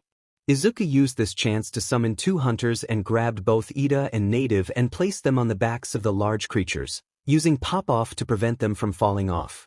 "You two, take Iida and Native to somewhere safe," he ordered the 2 creatures, which gave out a roar. Before the hunters could sprint off, Iida grabbed Izuku's arm and looked at him dead in the eye. "What about you, Midoriya?" Izuku glacéed back at Stain, who was beginning to stand up, before replying. "I'll hold him off," he said, earning a shocked stare from Iida. Before the brunette boy could disagree with him, Izuku cut him off. "Don't worry. I already sent Mirko my location and she's already on her way with backup. I got this," he said before smiling at his friend. Iida just stared at him for a second before sighing in defeat. "Fine. But don't let him cut you. His quirk will paralyze you when he ingests your blood." Izuku nodded at this as he turned, only to be stopped again. Looking back at Iida. "Be careful, Black Watch. Don't die," he said with a serious look. Izuku nodded. "I'll do my best." Iida nodded as he let the hunter take his body away from the battlefield. After making sure that the injured are gone, Izuku turned back to Stain, who was standing in a hunch. He noticed that the fake Ender was shaking and having a hard time staying on his feet. "Why?" Izuku looked at the man intently. "Why would you stop me from ending that fake's reign of corruption?" Stain asked in a yell, glaring daggers at Izuku. Izuku just shrugged. "I don't know, maybe because end is a crime?" he said rhetorically, making the man growl in anger. "Plus, isn't it a hero's job to meddle on other people's business?" If Stain was surprised, he didn't show it. This kid. Instead he masked it with an enraged look. "This world must be cleansed from the fakes of this society," he yelled as he raised his sword. He then charged forward in a speed Izuku didn't expect. In a second, Stain was right on his face. Quickly summoning claws, he caught the sword on one hand and sent the other to the man's arm. Stain pushed off Izuku, with a kick to the hero intern's chest. His claw scratched the man's arm, but just a bit. But enough to draw blood. In a quick motion, he backflipped before landing on his feet and charging the man with the same speed. The flip masking the moment Izuku consumed Stain's blood and the sheet-eating grin he has on his face. Blood curdle acquired. In blink of an eye, the two clashed together. A loud clang of steel echoing in the alley. Izuku and Stain exchanged blows with each other, trying and forcing each other to make a mistake for the other person to take advantage of that mistake. As the two meet in the middle again, Stain used his free hand to grab another throwing knife and swipe Izuku in the cheek. Smirking when he saw blood. His success was thrown out of the window when Izuku slashed him his still outstretched arm with his own claws, also drawing blood. The two pushed off of each other and flipped a good distance from each other. Stain just smirked at the boy. "As heroic as you are, you already lost. You are no match for me," he said as he brought the bloodied knife to his mouth and casually licked the crimson liquid, activating his quirk. Expecting Izuku to fall down, he didn't. Stain looked puzzled at this and narrowed his eyes. "Why aren't you affected by my quirk?" Izuku looked at the man with his crimson eyes and floating hair, smirking at the hero Ender. "Oh, did I forget to tell you I erased your quirk? I'm sorry, but you're the one who lost," he said as he licked the blood from his claw. Wadash, the man was cut off from what he was going to say when he fell down limply on the hard concrete floor. Body fully paralyzed. How did you? He was cut off when Izuku began walking towards him, disarmed him and wrapped his body with tendrils. "Oh, that. I copied your quirk the first time I cut you," Izuku said as he carried the man with one hand and the other outstretched towards the pile of flesh resting on the ground. The flesh suddenly moved up and snaked its way towards Izuku, seemingly absorbed by the green-haired boy. The realization came to Stain's mind as his eyes widened. I already lost the moment you made me bleed. He said it in a shocked voice. Izuku snorted a bit until a rush of memories entered his mind. Humming a bit with the interesting and graphic memories Oh, how the tables have turned. Stendhal? He smirked at the man who was wide-eyed but just kept silent. Izuku began his way towards the exit of the alleyway. Not without placing on hand on his earpiece. Mirko, Stain has been captured. I repeat, Stain has been captured. As the two exited the alleyway, they were met by Mirko, who was smirking at Izuku. Damn kid, you're just an intern yet you captured one of the most wanted criminals in all of Japan. I knew I did the right choice on picking you, she said as she smacked Izuku on the back in a good-hearted nature. Izuku just scratched the back of his head and smiled at her sheepishly. Oh, I just got lucky. This earned him a smack on the head from the Scowlong Rabbit hero. Don't go Saikuno on me, brat. You did amazing. Not even I can't catch a high-level villain in my internship back in my high school days, she said as another smile appeared in her face. A genuine one. I'm glad you're safe. I was worried out of my mind. She did what no one would expect she would do. She hugged him. The hug caused Izuku to froze up. What Ash? Mirko's hugging me? Mirko's hugging me? He thought as his face turned into a tomato, maybe even redder. Stain was just looking over Izuku, who just got released from the hug, with a scrutinizing look. He's like him. He's like All Might? And how did he knew I was Stendhal? But before Stain could continue his thoughts, he was suddenly lifted to the sky. Looking up, he saw the winged Nomu. The crowd below began yelling in panic as the creature began flying away from them. Mirko was about to jump up, a blur of red and green ran past her. Looking up, she saw Izuku wall running on a building before jumping up and using glide to catch up with the Nomu. As soon as he was above the creature, he used his blade to cut off the Nomu's wings, causing it and Stain to fall down to the ground. Not wanting Stain to fall down to his doom, Izuku used glide and caught the man. He then used this momentum to land onto the falling Nomu's back. With a crunchy landing, Izuku knelt down, panting. He used too much biomass and he had eaten every protein bar that he brought. Looking to his side as something landed next to him. The wings he cut off from the Nomu. Not even hesitating, he took the wings and crushed them with his claws as he began consuming it. After absorbing the wings, he was startled by the amount of ender intent he suddenly felt. Endeavor. You damn fake. Izuku looked at the owner of the ending intent. It was Stain. Every single one of you are fakes.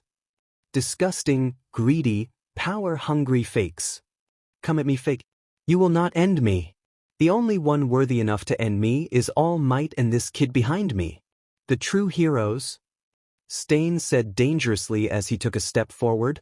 The pressure being sent to the people in front was suffocating.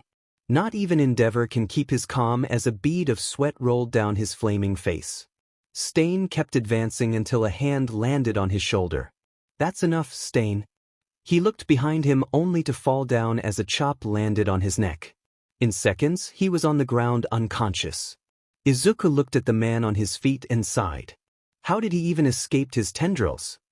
He was about to crouch down to pick up the hero ender, when another rush of memories entered his mind. As he sorted out the memories, his eyes widened in shock as he slowly looked behind him. No, can't be. Tsubasa? So this is it, kid. To be honest, it was fun teaming up with you. I'd look forward to working with you again. Mirko said as she stopped in front of the receptionist and gave her a piece of paper that has her intern's internship mark. As the receptionist typed in her computer, Mirko looked over at her intern and grinned at him. Looking back at her was Izuku Midoriya aka as Blackwatch. Yeah.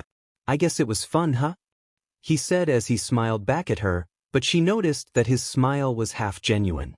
She would guess this as him being sad that they will have to part ways. If it was that simple. But no. Izuku had been like this since their confrontation with Stain, just 2 days ago. After that fight, she noticed her in turn becoming quieter and distant. Probably the stress is just coming at him. Who wouldn't be stressed out at that?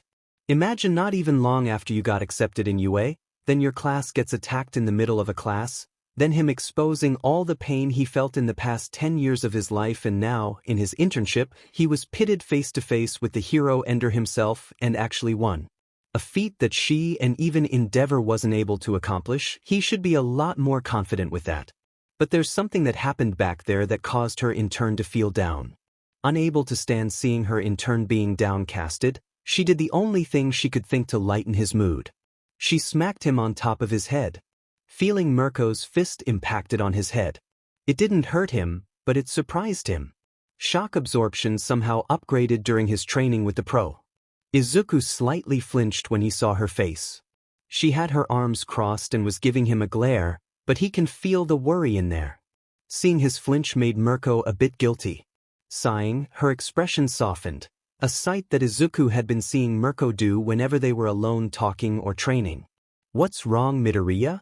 You've been off since we took Stain to the police. You can tell me what's been bothering you?" She calmly asked, which surprised the receptionist on how calm her boss is. Izuku contemplated on telling her what was bothering him for the past 2 days. He thought about it for a bit before deciding there's nothing wrong about it. "I'm fine, honest. Just a bit overwhelmed about everything that just happened," he said as he scratched the back of his head. Sighing a bit, he looked back at her. "I've barely started in UA, yet I already got involved in capturing Stain, and am even able to take credit for it. I don't think I deserve all these praises." It was true.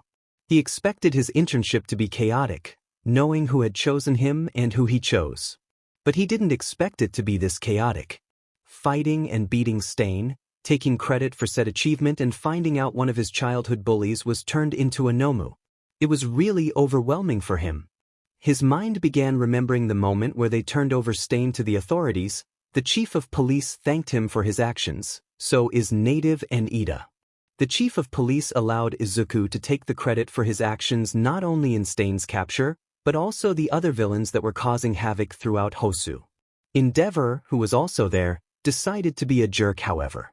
He told the police that Izuku should be arrested for illegal quirk usage and demanded to give him the credit of Stain's capture. He was smug and all, until Mirko shut him down by telling the police chief that she gave Izuku to use his quirk, even before coming to Hosu. The flame hero accused her of lying to protect her in turn, but when Tsukachi Naomasa, a police detective with a lie detector quirk, told him that Mirko wasn't lying, Endeavor huffed and glared at Izuku before stomping away from the police department.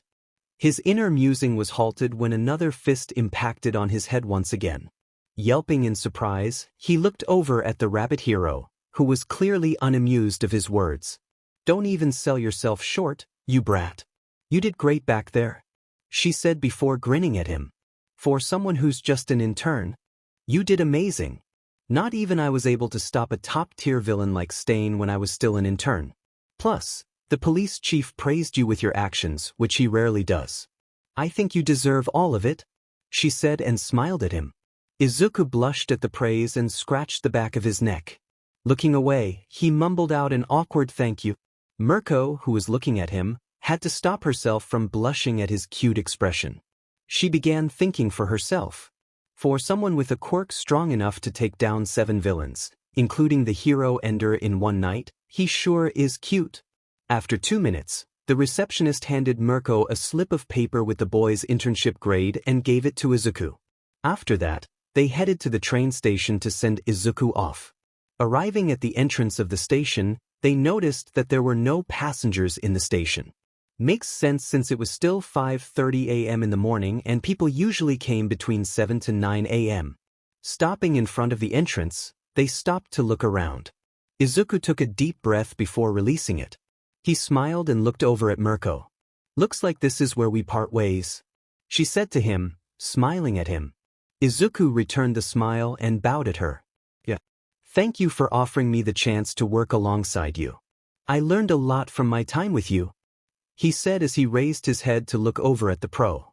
Mirko waved him off and offered a hand for a handshake. "So this is goodbye?" she asked him. He looked at the hand and smiled. "Yeah," he said as he took the hand and shook it. "But this won't be the last. Believe we will be meeting in the field in the near future after I get my license?" The pro smirked at that. "Then I'll look forward to it," she said before looking straight at his green orbs called eyes. As soon as her red eyes met his green ones, a feeling of excitement entered her chest and she suddenly felt nervous. Knowing what the feelings meant, she inwardly groaned. Looking back at their interactions, Rumi can't deny being fond of the green-haired boy. Who wouldn't? Izuku treated her like an equal and didn't feel intimidated by her brash and chaotic personality.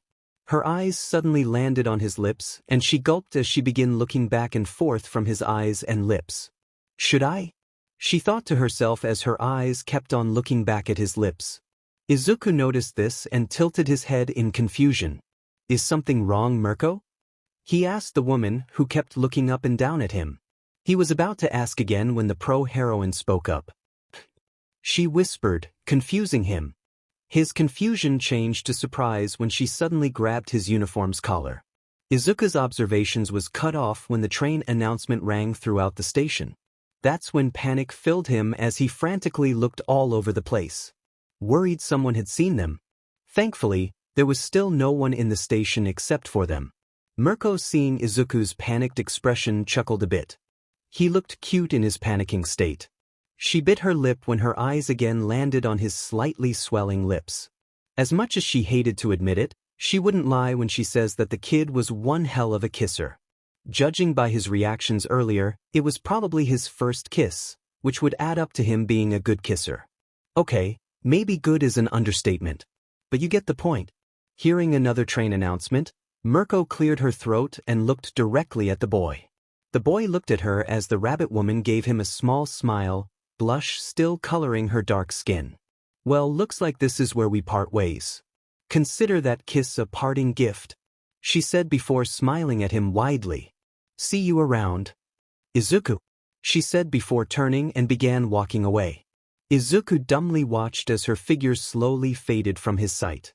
Smiling a bit, Izuku whispered, "See you around, Rumi." He then picked up his briefcase from the floor.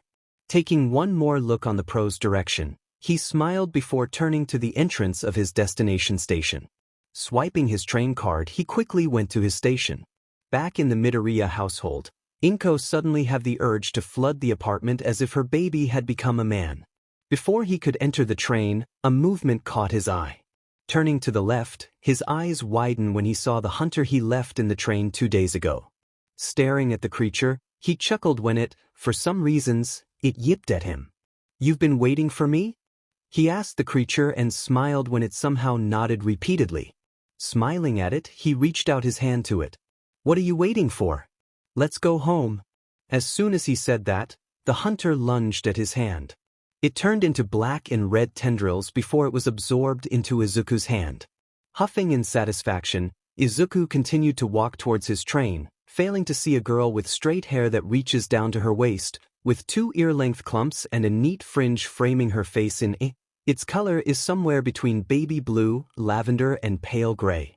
The girl was wearing a white double-breasted blazer with a high collar and a gold trim that reaches halfway down her thighs, its sleeves elbow-length and cut off by wide pale blue cuffs, a large pink bow at her neck, a dark blue long-sleeved shirt with matching dress pants, coupled with white gloves and boots as well as a white beret-style hat with a black trim by the bottom marking a royal red and yellow insignia.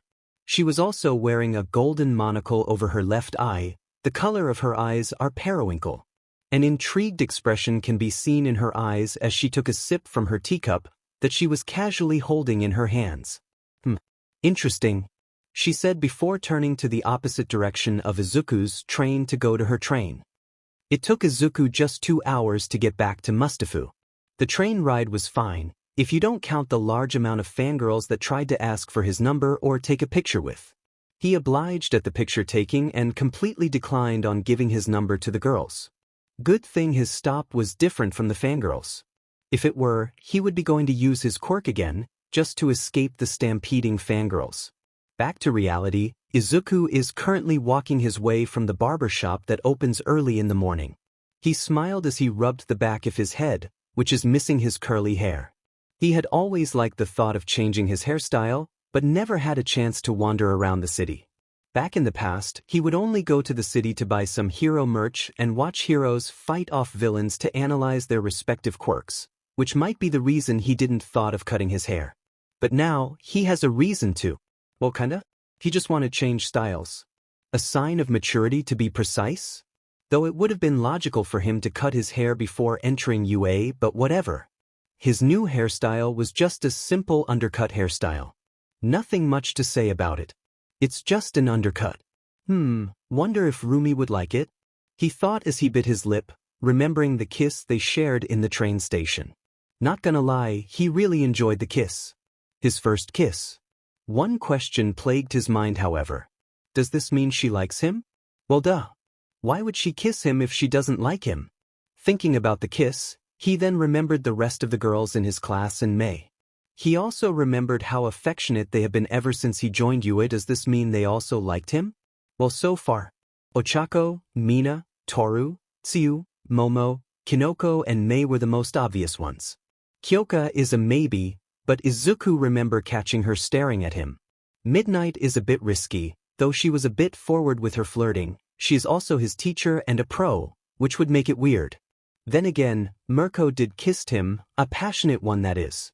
Passing an alleyway, his thoughts were cut off when someone bumped into him, both knocking them down the ground. Looking at the 1/s that bumped into him, he saw two girls. One was a girl that looks like a year older than him, with inwardly tilted slitted eyes, pale, ash blonde hair done in messy buns, with numerous wild strands sticking out and two chin-length bangs framing her fair face. She was wearing a plain sifuku with a kansai collar, dark blue skirt and a red scarf. She is also wearing a large cardigan over her uniform. The other girl caused Izuku's eyes to widen. The other is a small girl with bluish, off-white hair, messy and unkempt, which is parted in the middle of her forehead, almost reaching down to her waist. She has very wide, innocent-looking eyes, which are bright red in color. Poking out from the right side of her forehead is a small, brown horn. What the second girl's was wearing caught Izuku's attention. She's wearing a plain, short-sleeve dress, which is a dirty, pale tan color. Bandages are wrapped around both her arms and legs, stopping at her wrists and ankles, underneath which she is shown to have numerous scars. He was about to ask if they were all right when he noticed something in the cardigan of the first girl. It was red. Blood. Lots and lots of blood. As he was going to fish out his phone from his pocket, the small girl clutched into Izuku's uniform. Ever so slightly, Izuku can hear her shaky whisper. Please help us. He's CC coming," she said as her hand gripped his shirt as if it was her lifeline. Izuku's eyes narrowed. Judging by the injury from the first girl and the bandages on the little girl's body, whoever this guy is, he's trouble. "What's your name?" Izuku asked her as he fished out bandages from his briefcase. "Harry," she stuttered out, voice sounding in clear distress. "What a pretty name." "I'm Izuku," he said before taking out a roll of bandages, disinfectants and cotton balls, and then looked at the shaking child. "Eri, I want you to let go of me for a bit but stay close to me, so I can help her heal her wounds, okay? Will you be able to do that?" Izuku asked softly to not scare the little girl. Seeing her nod timidly and letting go of his shirt, Izuku smiled and began patching up the first girl's injury. Turning to the injured girl, Izuku looked at her and gave her a small reassuring smile. "It's okay, miss. I'm just going to clean your wound and patch it up to stop the bleeding. Will that be all right?" The girl didn't give any signs of rejection, but she did give him a pained yes, which Izuku obliged. Just the occasional groans and hisses of pain while Izuku tried to clean her wound, which was surprisingly not that deep, judging by the large rock spike embedded on her torso. After patching up her injury, Izuku was about to ask her what her name is when a voice called out from the alleyway they are in. "Eri, there you are. I've been looking over for you." Izuku noticed Eri's immediate flinch as she once again clutched onto his clothes. "So this is him?" Izuku thought and slowly looked over the man who called Eri. Izuku saw a pale young man of narrow build with short, shaggy auburn hair, parted to the right, eyes are thin, their irises small and gold, with rather long lower eyelashes and small eyebrows. He was wearing a black dress shirt with matching dress pants, a pale gray tie around his neck and a belt with a long, thin buckle around his waist, with 3 beaded lobe piercings in his left ear, over this, he wears a dark olive-green bomber jacket with a thick purple fur collar and white lace-up sneakers with tan soles and no socks. He was also wearing white surgical gloves he wears on his hands and a magenta plague mask he wears over his mouth, which is tipped and embroidered with gold. I'm sorry for the inconvenience of my daughter. She had been quite problematic these days, the man said, not noticing the injured girl behind Izuku. Eri, come on. We don't want to disturb the young man from his day, right? He asked the little girl, who somehow ended up almost hugging Izuku. Izuku was eyeing the man cautiously when Eri spoke up. Don't give me to him, please. She whispered, shaking rapidly. Don't worry. I won't. He whispered back as he patted her head. He then looked up at the man. If I'm not intruding, why are there bandages all over this little girl? The man just gave Izuku an ice smile before talking. Oh, you know, kids are quite reckless these days. Going into places they shouldn't been and running off without an adult nearby. That answer didn't really convince Izuku, and he casually used thermal vision to check for anyone nearby. And to his relief, there is no one near them. One more question, sir. If that's okay, he asked the man, who looked slightly annoyed but quickly masked it with a fake smile. Do you perhaps know why she is so scared of you right now? Well, because she did something that she shouldn't have done. The man said, annoyance can be clearly heard in his voice. Are you sure? It looks like she clearly doesn't want to come back to you. Heck, you don't even look like his father. That was the last straw for the man, as anger can now be seen in his eyes. Eri, get over here before anyone gets hurt, he said in a commanding voice as he started removing his gloves. An action that didn't went unnoticed by Izuku. A touch-based quirk? He thought as he channeled erasure on his eyes and held onto the little girl, who was panicking and pushing Izuku away, to no avail. Seeing Izuku hugging the girl, the man clicked his tongue as he ran towards the two, hand outstretched, quirk ready to use. As he reached Izuku, he was shocked to see his quirk didn't activate. His shock then turned to surprise when he felt a stinging sensation on his left eye. Backing away, he removed the thing that his eyes. Looking at the object, his eyes widened when he saw that it was a pin bullet.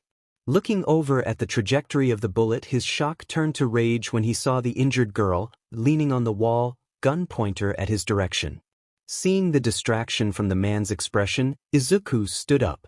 Not before whispering something to Eri. Close your eyes. Which she shakily followed. Letting the little girl go, Izuku stood up and quickly lunged towards the unsuspecting man. Arm transformed into blade, with a quick slash, the masked man's arms fall off its sockets. The man's muffled voice echoed in the alleyway, good thing there isn't any people nearby or this wouldn't go smoothly. Absorbing the man's blood on his blade, Izuku saw the man's memories, but something was wrong. He can't feel the man's quirk. He was sure the man has a quirk.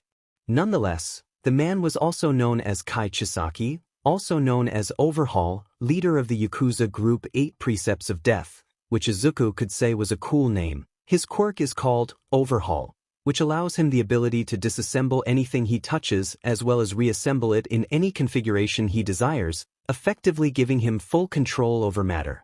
Just now, he was hit by a special quirk erasing bullets, an original experiment that destroys the quirk of the person that gets hit by it. That would explain how I can't feel his quirk, he thought as he returned to looking into the man's memories. These bullets are created with extreme calculations and are made out of. Izuku cut off the memory summary as he slowly looked over at the Kai, who was still crying pain. Rage and hate building up in the green-haired boy's eyes. Unable to hold himself back, Izuku transformed his arm into his normal arm and walked towards the man until he was face to face with the man. Not wasting any time, Izuku grabbed the man on his neck. He stared at the man's eyes with rage and hate sent to the man. Kai Chisaki, congratulations. You just won a one-way ticket to hell. Let me do the honor to send you there myself. He growled, and with quick succession he snapped the man's neck, ending him in the process, before consuming him. No blood, limbs or organs left. Just a busted plague mask that Izuku crushed with his feet. Panting, Izuku slowly turned to Eri's direction, who was now sobbing uncontrollably. Izuku made his way towards her. Grabbing the little girl's shoulder, Izuku sighed when she flinched. Izuku teared up when he remembered all the experiments done to her. For someone so small, how could you suffer so much? He thought as he knelt down and hugged the little girl. It's okay now, Eri. The bad guy won't hurt you anymore. He whispered, shocking the little girl, who looked at him with wide, teary eyes. She tackled him to the ground and hugged him tightly, whispering thank yous. You don't have to worry anymore. I'll make sure no one hurts you, he said as the girl cried herself to sleep. He hugged her tighter and lifted the little girl as he stood up, careful not to hurt her. As he was about to walk towards his bag and briefcase, when he heard a thud on the side. Looking over, his eyes widened when he saw the injured girl fell unconscious. He was panicking and berating himself for forgetting about her due to his emotions. He began thinking about ways to take her to the hospital, but the nearest hospital is in the opposite end of the city. And the girl was still injured. Remembering where he is, a plan went into his head. If he isn't mistaken, UA is just 2 blocks away from here. Nodding to himself, he used tendrils to tie Eri to his torso, keeping her secured and letting him move easier. Walking towards the injured girl, he had to stop himself from blushing because on how cute the girl looked like. Crouching in front of her, back facing her, Izuku did his best to set her in a piggyback ride as carefully as he can. After setting her up on his back and double-checking that they won't fall using tendrils, he began running to UA. Hoping Recovery Girl is there, it is Sunday after all. In a bar in Camino Ward, a screen suddenly turned as a voice spoke from the other side of the screen. Kurogyri, are there any news regarding Wolfram? The voice asked the mist-covered bartender. Looking up to the screen, Kurogyri, who was cleaning some glasses, shook his misty head. Unfortunately, there aren't any information where Wolfram's whereabouts are at the time being, Sensei. I will have to ask Jiren for information regarding his location or status. Sensei huffed from the other end of the screen. Any progress from young Tamura? Kurogyri sighed before placing the shot glasses on the cabinets. I believe he is becoming a lot more aggressive after his plan of finishing of Stain went to failure, so as his plan to make a statement by sending some nomus into Hosu. His aggressive tantrums had worsened after he saw the news of one of the Hero Corps students in UA was the one who stopped the Stain and the Nomu, respectively. He heard Sensei hum before he spoke up. Looks like we will be laying low for a bit. In the meantime, when you seek out Jiren, send a request to him for some new recruits to expand our party like young Tamura would say. I think it's time for young Tamura to learn the basics of working with others and leadership. Will do, Sensei. Kurogyri said before the screen turned off. Waiting for a couple of seconds to make sure Sensei was no longer listening in, Kurogyri then growled as he crushed the shot glass with his bare hands. How much longer do I have to wait for someone to save me from this facade? He thought as he looked at a nearby mirror. How long do I have to endure all this humiliation and stay as Kurogyri? In Yue, a pale-skinned girl with a shapely and attractive build, blonde hair and blue eyes with spectacles, stood there observing the campus. She had been looking forward being able to join the school. She was about to walk inside, when a green blur suddenly passed her, almost sending her down the ground. She heard a distant sorry, and looked over the direction of the voice. But there was no one but a dust trail. She was about to follow the trail out of curiosity when a voice spoke up from behind her. Melissa, why haven't you entered yet? She looked over to see All Might in his skinny form walk towards her in an oddly large suit. Oh, sorry, Uncle Might. Just got distracted, she said sheepishly. Yagi chuckled at this and patted her head. I understand. Come on. Nizu is expecting us, he said as he grabbed her by the shoulder and led her inside before turning a left. Unbeknownst to him, Melissa's eyes was looking at the right side, the direction where the dust cloud was heading. Who was that just now? She thought as she looked away. So let me get this straight, Aizawa started. Instead of retreating and asking for a pro-hero's help, you took matters into your own hands and ended a villain, he asked in a disapproving tone. He just got news of Izuku arriving at UA and bringing 2 unconscious girls. It wouldn't be that big of a deal for him since he trusts the boy to make a logical choice. But hearing that the boy had ended a villain didn't go well for the hero. The hero's words didn't faze Izuku, who kept his eyes on the 2 girls on the hospital beds. Either end him, or he'll end me and the other girl, then continue his experiments on Eri. I had no other choice, he said nonchalantly, not even looking at the man. Aizawa just looked at him incredulously. What do you mean you have no other choice? You could have called out for any nearby heroes too? He was cut off when Izuku spoke up again. We are nowhere near any heroes or police officers. I checked the area using my thermal vision while I was talking to him. No one was there to help me, he said as he looked over at the man. And besides, he deserved to die. As he said that, the man grabbed the collar of his uniform and pulled him closer. Just because he's a villain, it doesn't mean that you had to end him. That's not what heroes do, Midoriya, he said, gritting his teeth. It just makes you know better than him, he said, activating his quirk to prove a point. But Izuku wasn't fazed by this. I don't give a damn, he said to the man, who was surprised by his loud voice. I saw everything that he had done to Eri through his memories, and let me tell you something. He didn't regret all the heinous actions that he'd done to Eri and all of the victims he came across, the boy growled in anger. Aizawa was about to retort when a cry echoed in the room. Don't hurt me. I'll be good, please. The two males in the room looked over in the direction of the voice and saw Eri sitting up on the bed, crying and covering her head as the little girl repeated every word. Her horn began glowing uncontrollably as the little girl clutched her head. Please, don't hurt me. Eri, Izuku said as he ran towards the little girl's side, somehow escaping Aizawa's grasp with ease. As he arrived at Eri's side, he erased her quirk using erasure and hugged the girl, who sank into his arms and sobbed uncontrollably. It's okay, Eri. The bad man won't hurt you anymore. Izuku whispered to the little girl's ear as the boy hugged her tightly while caressing her white locks, a move that made the little girl calm down a bit before she fell asleep in his arms. Careful not to wake her up, Izuku gently placed the sleeping girl on the bed. Aizawa was staring at the little girl when Izuku's voice called out to him. Is that enough as proof, Mr. Aizawa? Or do you want more? Izuku asked in a cold voice. I believe that is more than enough proof, Mr. Midoriya. The voice of the principal spoke up as the door opened. Nizu entered the room, an uncharacteristic seriousness radiating from the chimera. I am happy that you chose to do what you did rather than letting that villain escape. Izuku was taken aback by the way Nizu is talking. It seems like he can somehow sympathize with Eri's situation. Though filled with confusion and shock, Izuku smiled at the chimera and bowed in thanks. Nizu waved him off and approached the bed.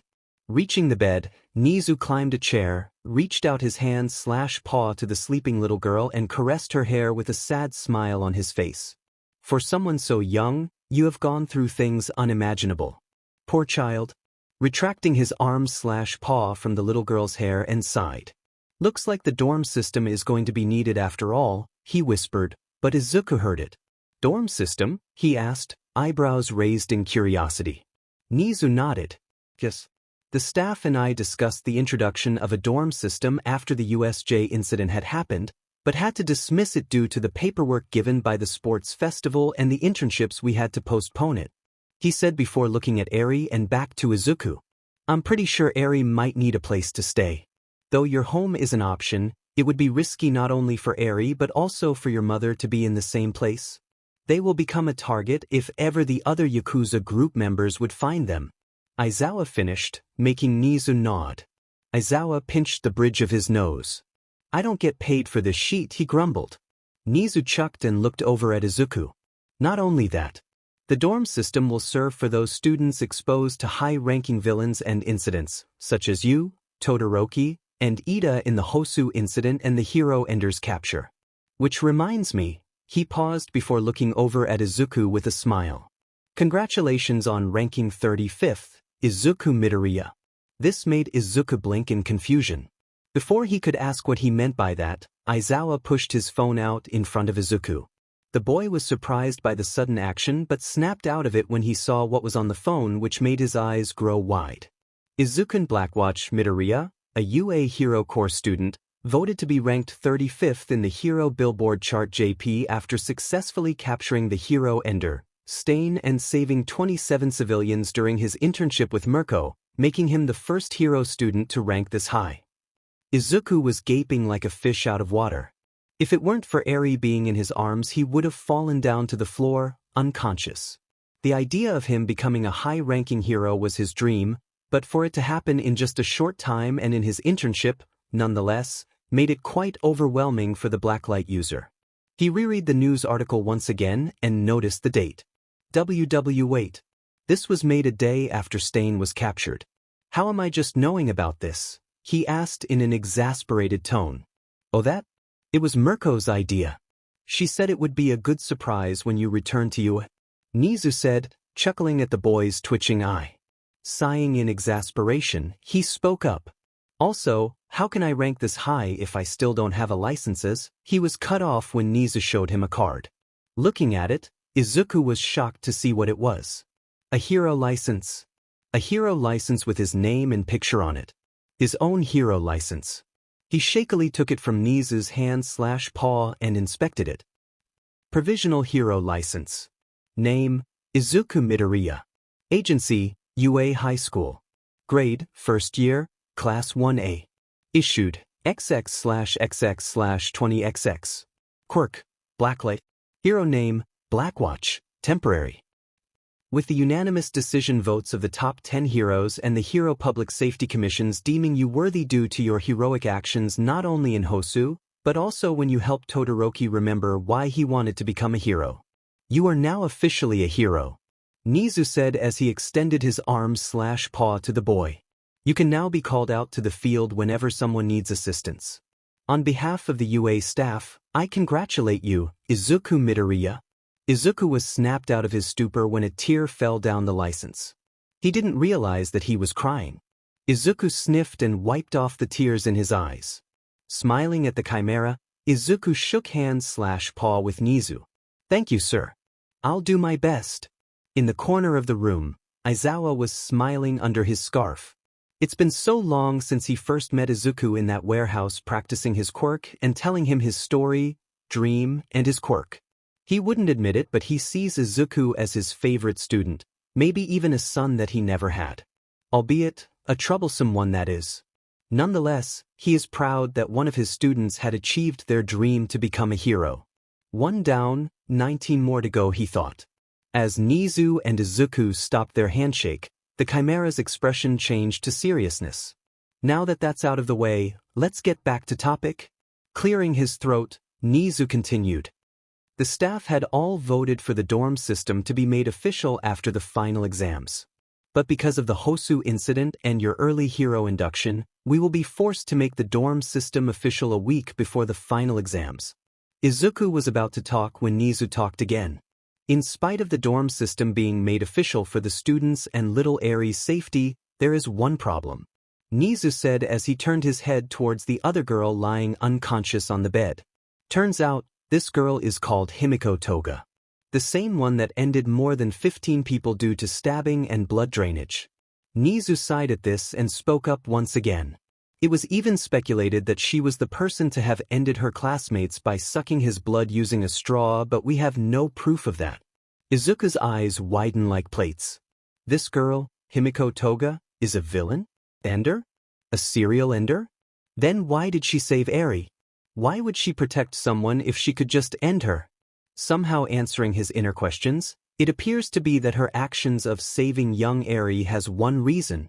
Nizu said before pointing to Izuku. I believe she had done it because of you. Blinking once, twice, thrice. Izuku then pointed at himself. Me? Nizu nodded, making Izuku widen his eyes. But I never met her before. This is the first time that I've seen her. Izuku protested. I know. Nizu chuckled at the boy. But that doesn't mean that you don't have an impact on her actions. What do you mean? Izuku asked. We have been tracking her down for a year now. It was until the day of the sports festival where we found her. He paused to drink tea that somehow appeared in his hand. The information I got said that she was last seen looking over a television in Yokohama during the sports festival. At first she was looking at the television with a twisted, hungry expression on her face, but as soon as you appeared on the screen her whole demeanor flipped. Izuku remained silent, a way for him to tell Nizu to go on. As soon as she saw your face, Her expression changed a full 180. Her twisted expression broke into longing and guilt. She also mentioned someone called Saito as she cried in front of the television. Saito? Who's that? Aizawa asked. Nizu could only shrug. No clue. He began walking to the door. But whoever he is, she sees him in you, young Midoriya. I'm not sure if it's a good thing or a bad thing, but let's just hope that it's the former, he said as he exited the room, followed by Aizawa, leaving Izuku to wonder as he looked over at Himiko Toga's sleeping form as a question came to his mind. Who's Saito to you, Himiko Toga? Katsuki Bakugo lay down on his bed as a tired sigh escaped his mouth. Finally, his internship was finished. It was exhausting and somewhat enjoyable to say the least. During his internship with Best Jeanist, Katsuki had gone through anger management sessions and extra heroic rules and regulations with the pro hero. And he's gotta admit, as boring as all those sessions were, he could feel himself change a bit. Maybe because he genuinely wants to change? It felt strange when the hero gave him advice on doing some meditation and breathing techniques to calm himself in tough situations. In patrols, in spite of the annoyance he got when Best Jeanist just gave autographs and waved at his fans, he would admit having someone who genuinely likes you is heartwarming to the blonde boy, as he remembered a girl he met during one of their patrols. The girl was from Shiketsu High and has a weird habit of using slang words, but quite frankly, he kinda thinks it's cute. She was interning under crust. Though their conversation was awkward at first, since it's the first time Katsuki talked to a girl that actually admires him due to the girl, who introduced herself as Kami Atsushimi, saying that she saw him from the sports festival and was rooting for him to win the whole thing. She even said that he was totes dope in his match against Izuku. Statement that made Katsuki blush for the first time in his life. At the end of the day, Katsuki and Kami exchanged digits. The fact that Katsuki genuinely smiled at that moment made Best Jeanist note his improvement. Taking out his phone to check for any messages from Kami, he noticed a notification from a news article. He was about to swipe it away when he accidentally clicked it. The article consists of Izuku's early induction to the hero business due to his actions in Hosu, him capturing Stain and saving a lot of civilians with ease and proficiency. Katsuki blinked at this and scrolled further in the article. As he continued to read the article and saw how the HPSC and the top 10 voted for Izuku's induction, he expected himself to be angry, jealous, and maybe hunt down Izuku, but he didn't. For the first time in his lifetime, Katsuki felt happy for Izuku's success. He was a bit jealous. Who is he kidding? He's really jealous that Izuku got inducted as a hero before he could. Looks like I'll just have to work harder than before to catch up with you then. Congratulations, Izuku. He whispered to the screen, showing Izuku's picture slicing off a Nomu's wings. He sighed as he placed his phone on his nightstand. Looking up at the ceiling, he remembered all of the harsh things he had done to his former friend and had to admit, all of them were unforgivable, especially when he told him to take a swan dive off a rooftop. Seriously, what was he thinking back then? Even he knows suicide baiting is a crime and he would have been sent to prison for saying that to Izuku. He was so full of himself and he hated it. Grumbling, he looked at the picture frame on his nightstand.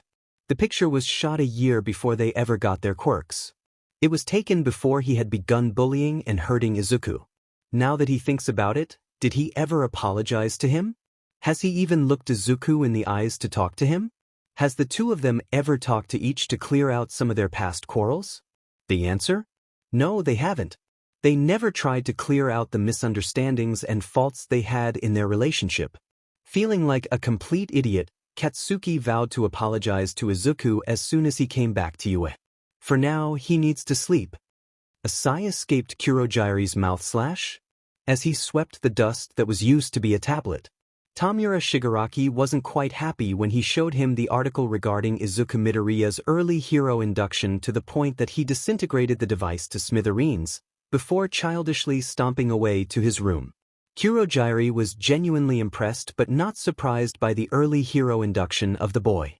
Izuku Midoriya, the same person to single-handedly stop the Nomo from their USJ attack.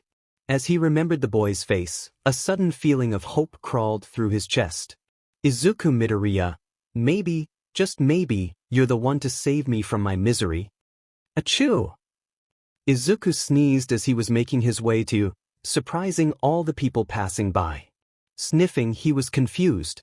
He was literally immune to any diseases, so he couldn't catch a cold. Someone must have been thinking about me, he thought as he shrugged it off. He was on his way to UA to make sure that Eri was okay and healthy. He would have stayed by her side yesterday if it weren't for Recovery Girl's shock absorption penetrating cane and her telling him to go home. Seriously, how can he be immune to punches, kicks, fire, ice, and explosions but be vulnerable to her god-forsaken cane? As he passed a corner, Izuku bumped into something or someone. Ouchie! A small cheery voice said, making Izuku look down. As he looked down, he saw the familiar brown bob-cut hair. Cheiko? No, wait, she texted me that she won't be heading to UA today. So this is... Blinking, Izuku took a while before he recognized Kinoko Komori. Komori? Said girl, looked up and widened her eyes. Midoriya? She stared at the 1A class representative and had to suppress a squeal when she noticed Izuku's new haircut. Holy shitty! He's so handsome, her thoughts as a blush spread on her cheeks. Not noticing the blush on the girl's cheeks, Izuku smiled sheepishly. Sorry about that, Komori. I wasn't looking. Here, let me help you up. He extended his arm to the girl, which she took timidly. Yeah, thanks, she said as she was pulled up from the ground. Careful to not show the blush covering her cheeks. It had been a few months since she got this close to Izuku, and it makes her heart flutter that he is still the same caring boy that helped her gain a bit of confidence after the USJ attack. Smiling at the girl, Izuku tilted his head. So, are you heading to UA too? He asked the mushroom girl. Komori nodded timidly as she walked side by side Izuku. Why? I need to give the internship report to Principal Nizu, she said, making Izuku nod at her words. By the way, who did you intern for, Midoriya? I interned for Mirko, since she sent me an internship request and a high-ranking hero, Izuku said, suppressing a blush as he remembered the heated kiss he and the heroine shared. How about you? Who did you intern for? Well, I interned for Backdraft, she said, smiling at the boy. He also sent an internship request to me. Nodding at her, Izuku spoke up. I see. Looks like he saw potential in you. Why? Maybe, she whispered before looking straight to the road. Seeing UA up ahead, she continued to walk. As they continued walking towards UA, an awkward silence filled the air. Izuku to himself felt something off with Komori, beside the part that he is fully aware that she likes him. Unable to keep his curiosity, he looked over at the girl and stared at her. Feeling the boy's stare, Komori couldn't help but turn crimson. Is something on my face, Midoriya? She stuttered out, completely avoiding eye contact. Not hearing a response from the boy made her nervous. Komori, did you perhaps cut your hair? Izuku asked out of nowhere. The question made the girl's eyes widen in shock. She only cut her hair a few inches, making it look similar in length with Uraraka's hair. In spite of the fact that her hair looked identical to her longer hair, not even her parents can see the difference, Izuku somehow saw that she cut her hair. Pressing her index fingers together, she nodded timidly. Yes. I did cut my hair a few inches. How can you tell? She asked, genuinely curious to know how he knew. Oh, that? I kinda remember in USJ your hair was touching your shoulders back then, unlike today. Izuku pointed at her brown hair. Komori could only blink. How could he remember that small detail? She shrugged off the delusional thought off her mind. She was about to talk again when they reached the entrance gate of UA. Well, looks like this is where we split up. See you around, Komori, Izuku said. Looking at the girl, he noticed that she looked saddened. She looks like she still wants to talk to him. Wanting to cheer her up, he took out his phone. Before we go, wanna exchange numbers? You know, so we can text each other? Seeing her expression lit up as she swiftly took out her phone, Izuku couldn't help but chuckle. After exchanging numbers, Izuku smiled at her.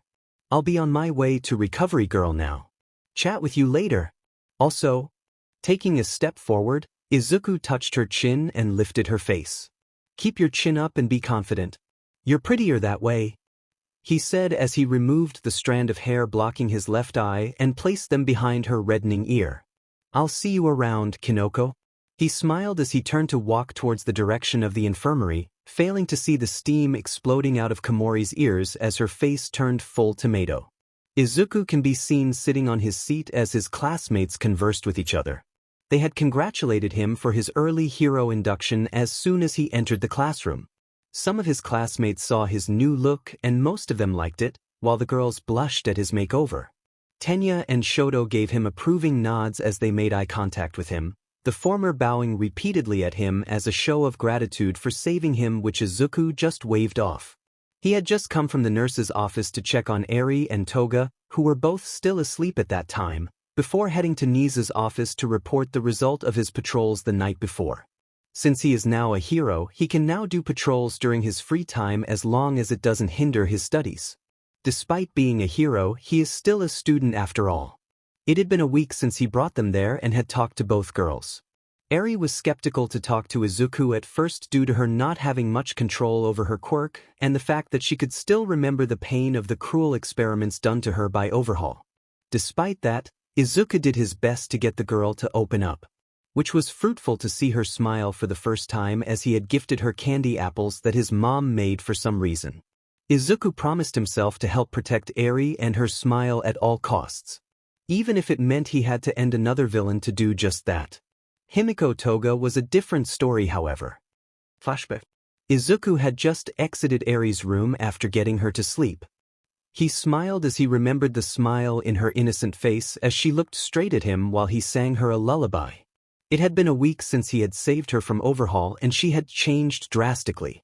Shyness and nervousness can still be seen in the little girl's eyes, but not as much as she used to have, while the fear and skepticism was completely changed into curiosity and genuine happiness brought by her savior. She may still have some trust issues towards the other UA staff, but it doesn't matter. Izuku is just happy that she is in good hands now. He was about to pass a corner when he suddenly heard a faint whimper. Izuku was about to run back to Eri's room when he heard it coming from the room across from Eri's room. It was coming from Toga's room. The same girl who had ended so many people. The same girl who did so many crimes. The same girl who Eri said helped her escape from Overhaul.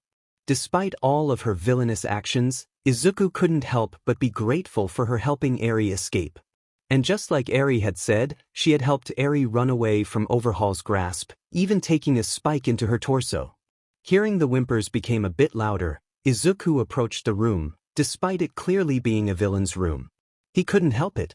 He just can't just let a person in need suffer even more, especially now that he is a hero. Taking the doorknob, he opened the door of the room and cautiously entered it to see Toga sitting on her bed, sobbing into her knees. Approaching the crying girl, he called out, "Hey, Toga? Are you okay?" He asked as he mentally kicked himself for asking a stupid question. She's crying her eyes out, of course she's not okay. Toga visibly flinched and froze as her sobs stopped. She slowly raised her head to show Izuku her tear-filled yellow-slitted eyes. He could see so many emotions in her eyes, but what stuck out to Izuku was longing. He could feel some kind of a connection between the two of them as they stared into one another's eyes. "Saito?" she asked as she stared at Izuku. Before Izuku could respond to her, he yelped in surprise as he was enveloped in a hug. It confused him for a sec until he suddenly felt his clothes begin to feel damp. Slowly, he looked down and saw that she was crying once again while clinging tightly at the boy like a lifeline. She was saying inaudible words, but Izuku could hear some keywords coming from the girl. "I'm sorry, Saito. Drank your blood. Killed you. Couldn't control it. I'm sorry." She was repeating all of that as she held on to him even tighter. The green-haired boy didn't do anything to push her off of him, however. He did the complete opposite. He hugged the blonde girl closer before whispering comforting words to her ear. Despite her being a villain, Izuku couldn't help but comfort a crying girl. Momo was a clear example of it. It took not a minute for the girl to stop crying and snapped out of her sobbing when she finally saw Izuku's face. Instinctively, she jumped away from Izuku, even using a scalpel as a weapon to defend herself. The sadness in her crying face now morphed into a scowl as she swung the scalpel in a stabbing position towards Izuku's shoulder. Seeing her reaction, Izuku could only give her a look of sympathy and sadness. She and Eri had experienced a lot of pain and trauma in their life. Letting the scalpel land on his shoulder, Izuku felt the pain caused by the blade stabbing into him, but he didn't show face as he looked directly at the girl's eyes.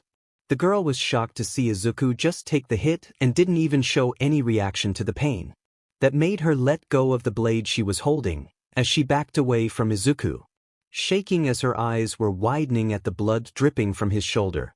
Izuku could see her, salivating as her cat-like eyes appeared to be dilated. Recognizing the same look from Stain after he sliced Izuku's skin, our protagonist realized what's happening. A blood-related quirk? He thought as he looked at her and at the blood of his wound, where the scalpel is still stuck, and back at her. And by the looks of her reaction, she had been deprived of her needs. Do you want my blood? Izuku asked slowly, causing the girl's eyes to widen as she quickly removed her eyes from his shoulder and looked at his. See, can I? Toga asked, stuttering in the process. Her eyes widened even more when the boy in front of her nodded. She hadn't expected this to happen. To be offered some blood to her was alien to her. It was the first time someone was kind enough and volunteered to give her some blood to drink. She stared at the boy to see if he was deceiving her to lower her guard, but all she could see in his green eyes was genuine concern and kindness. She was sure tears were building up in her eyes. Whispering, Izuku heard the whisper and nodded at her. Sitting down on the bed in front of her, he removed the scalpel on his shoulder before he began unzipping his hoodie jacket, revealing his tank top and the wound that was beginning to heal slowly due to super regeneration. Looking up to the girl, he could still see the skeptical look in her eyes. Meeting gazes with the girl, Izuku smiled at her. Drink as much as you like, he said as he pulled down his hoodie, exposing the wound even more. Himiko could only look at Izuku and the wound that was starting to heal. Her mind was swirling and the thirst for blood made it hard for her to comprehend what she was doing, as she unconsciously stepped closer to the boy and sat on his lap. She could hear him talking, but her focus was on the blood. Breathing heavily as her nostrils exhaled the scent of the boy's blood. It was quite arousing for her, but she ignored that feeling as she looked at Izuku's eyes and had to blush as her golden yellow met with his dark forest green. It made her heartbeat quicken for a second. It didn't take long for her to grab him by the shoulder and lower her head. As soon as the sweet coppery taste of blood met her lips and tongue, she couldn't stop herself anymore. She began drinking the sweet blood of the boy she was on top of, and it for some reasons felt good. Izuku was surprised, if not shocked, blushing while he witnessed the blonde girl sitting on his lap while sucking his blood. He had expected her to sit next to or behind him.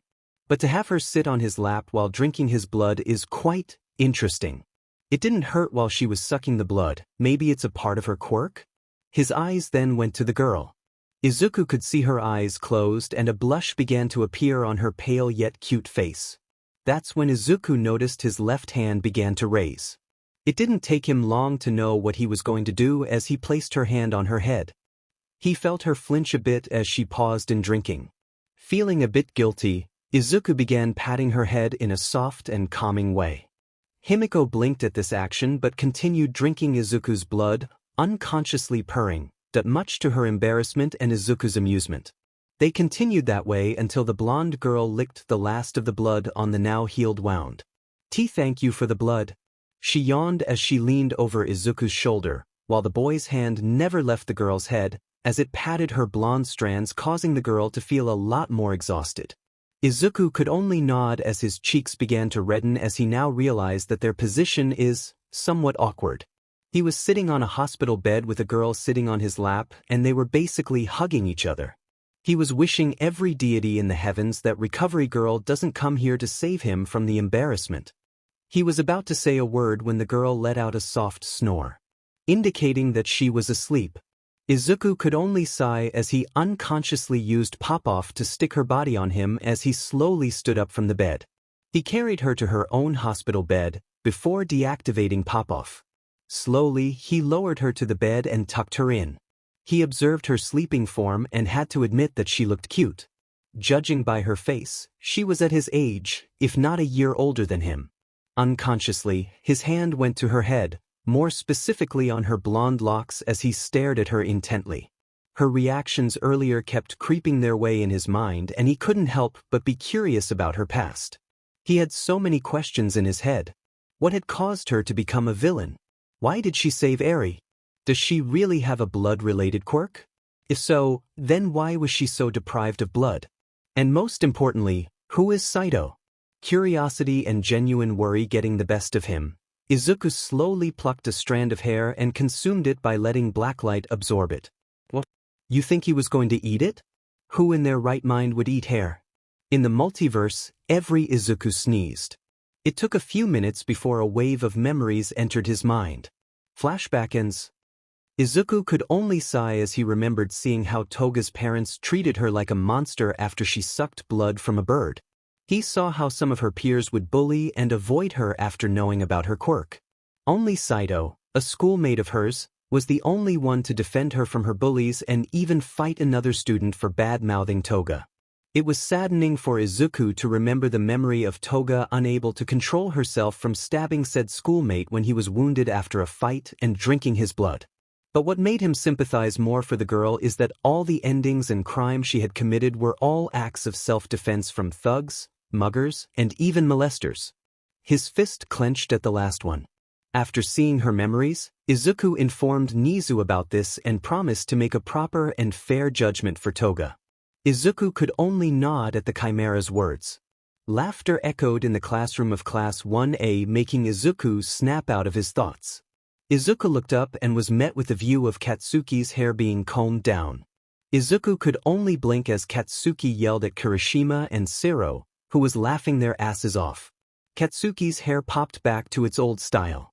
Izuku was confused why Katsuki's was like that until he remembered that the blonde boy had interned for Best Jeanist, so it made sense. Katsuki glanced at Izuku's direction. Izuku met the blonde boy's gaze. There was this awkward tension between them. Izuku could feel a sense that his former friend had changed a bit. The same sense of pride and confidence was still there, but what caught Izuku's attention was the feeling of respect coming from the blonde boy. Their stare-down took seconds and the class were holding their breaths. Before they could prevent a fight from occurring, Katsuki nodded at Izuku. "Congratulations," he said as he looked away. They all blinked at the blonde's words. No insults, no yelling, no cursing. Just words of congratulations to a fellow student. Izuku was the most shocked at this. He had expected anything but this. Looks like the change in the blonde is a lot more than what he expected. Izuku could only scratch the back of his head. "Thanks, I guess?" Katsuki only huffed and took a seat. "Yup, this is interesting," he thought as he stood up to do a bit of stretching. That's when he noticed the intense aura surrounding Ochako as she did some stances. The girls had been talking to themselves about going through their respective internships and were talking about how they all learned so much, while the five of them as Ochako kept on doing the stances, causing most of the class to sweat drop. "But you know, the one who's improved the most is Midoriya." Kaminari spoke up, causing Izuku to look over at the electrification user, who was talking to Shinso. He's officially a hero now," Shinso said in a deadpan voice. "Not to mention he saved so many civilians in Hosu and even captured Stain." Ojiro and Shoji nodded at Shinso's words. The mention of Stain's name caused Iida to flinch a bit, as he clutched his bandaged arm. Sero, who had stopped laughing, looked over at Izuku with a smile. "Dude, yeah, the hero ender. So happy that you are alive." "No jokes, that's the important thing," Kirishima interjected. "It was so manly how you single-handedly captured Stain and even retrieved him after that flying Nomo got him. We were so worried," Momo said, making the rest of the girls nod at her claim. Izuku chuckled at his classmates as he walked towards the front. "I'm happy that you guys were worried about me. And I'm thankful for that." His face then looked at his class with a smile. "I know that me being inducted early in the hero ranks seems to be a bit unfair for all of you. Trust me, I'm also still in shock. Don't let my early induction be something to be a cause of envy and insecurity. Instead, let this be a stepping stone for all of you. Let this be a sign that all of you are going down the same road as me." Izuku clenched his fist and raised it in front of him. "Because I know that all of you will also be heroes and I will be waiting for you all. Give it your all, I believe in you." Izuku gave his class a smile of assurance, making the tense atmosphere from the talk about staying immediately dispersed. His words pierced the hearts of his classmates, even Katsuki. Those words caused a flame to be ignited within his classmates as their faces morphed determined smiles. That was so manly.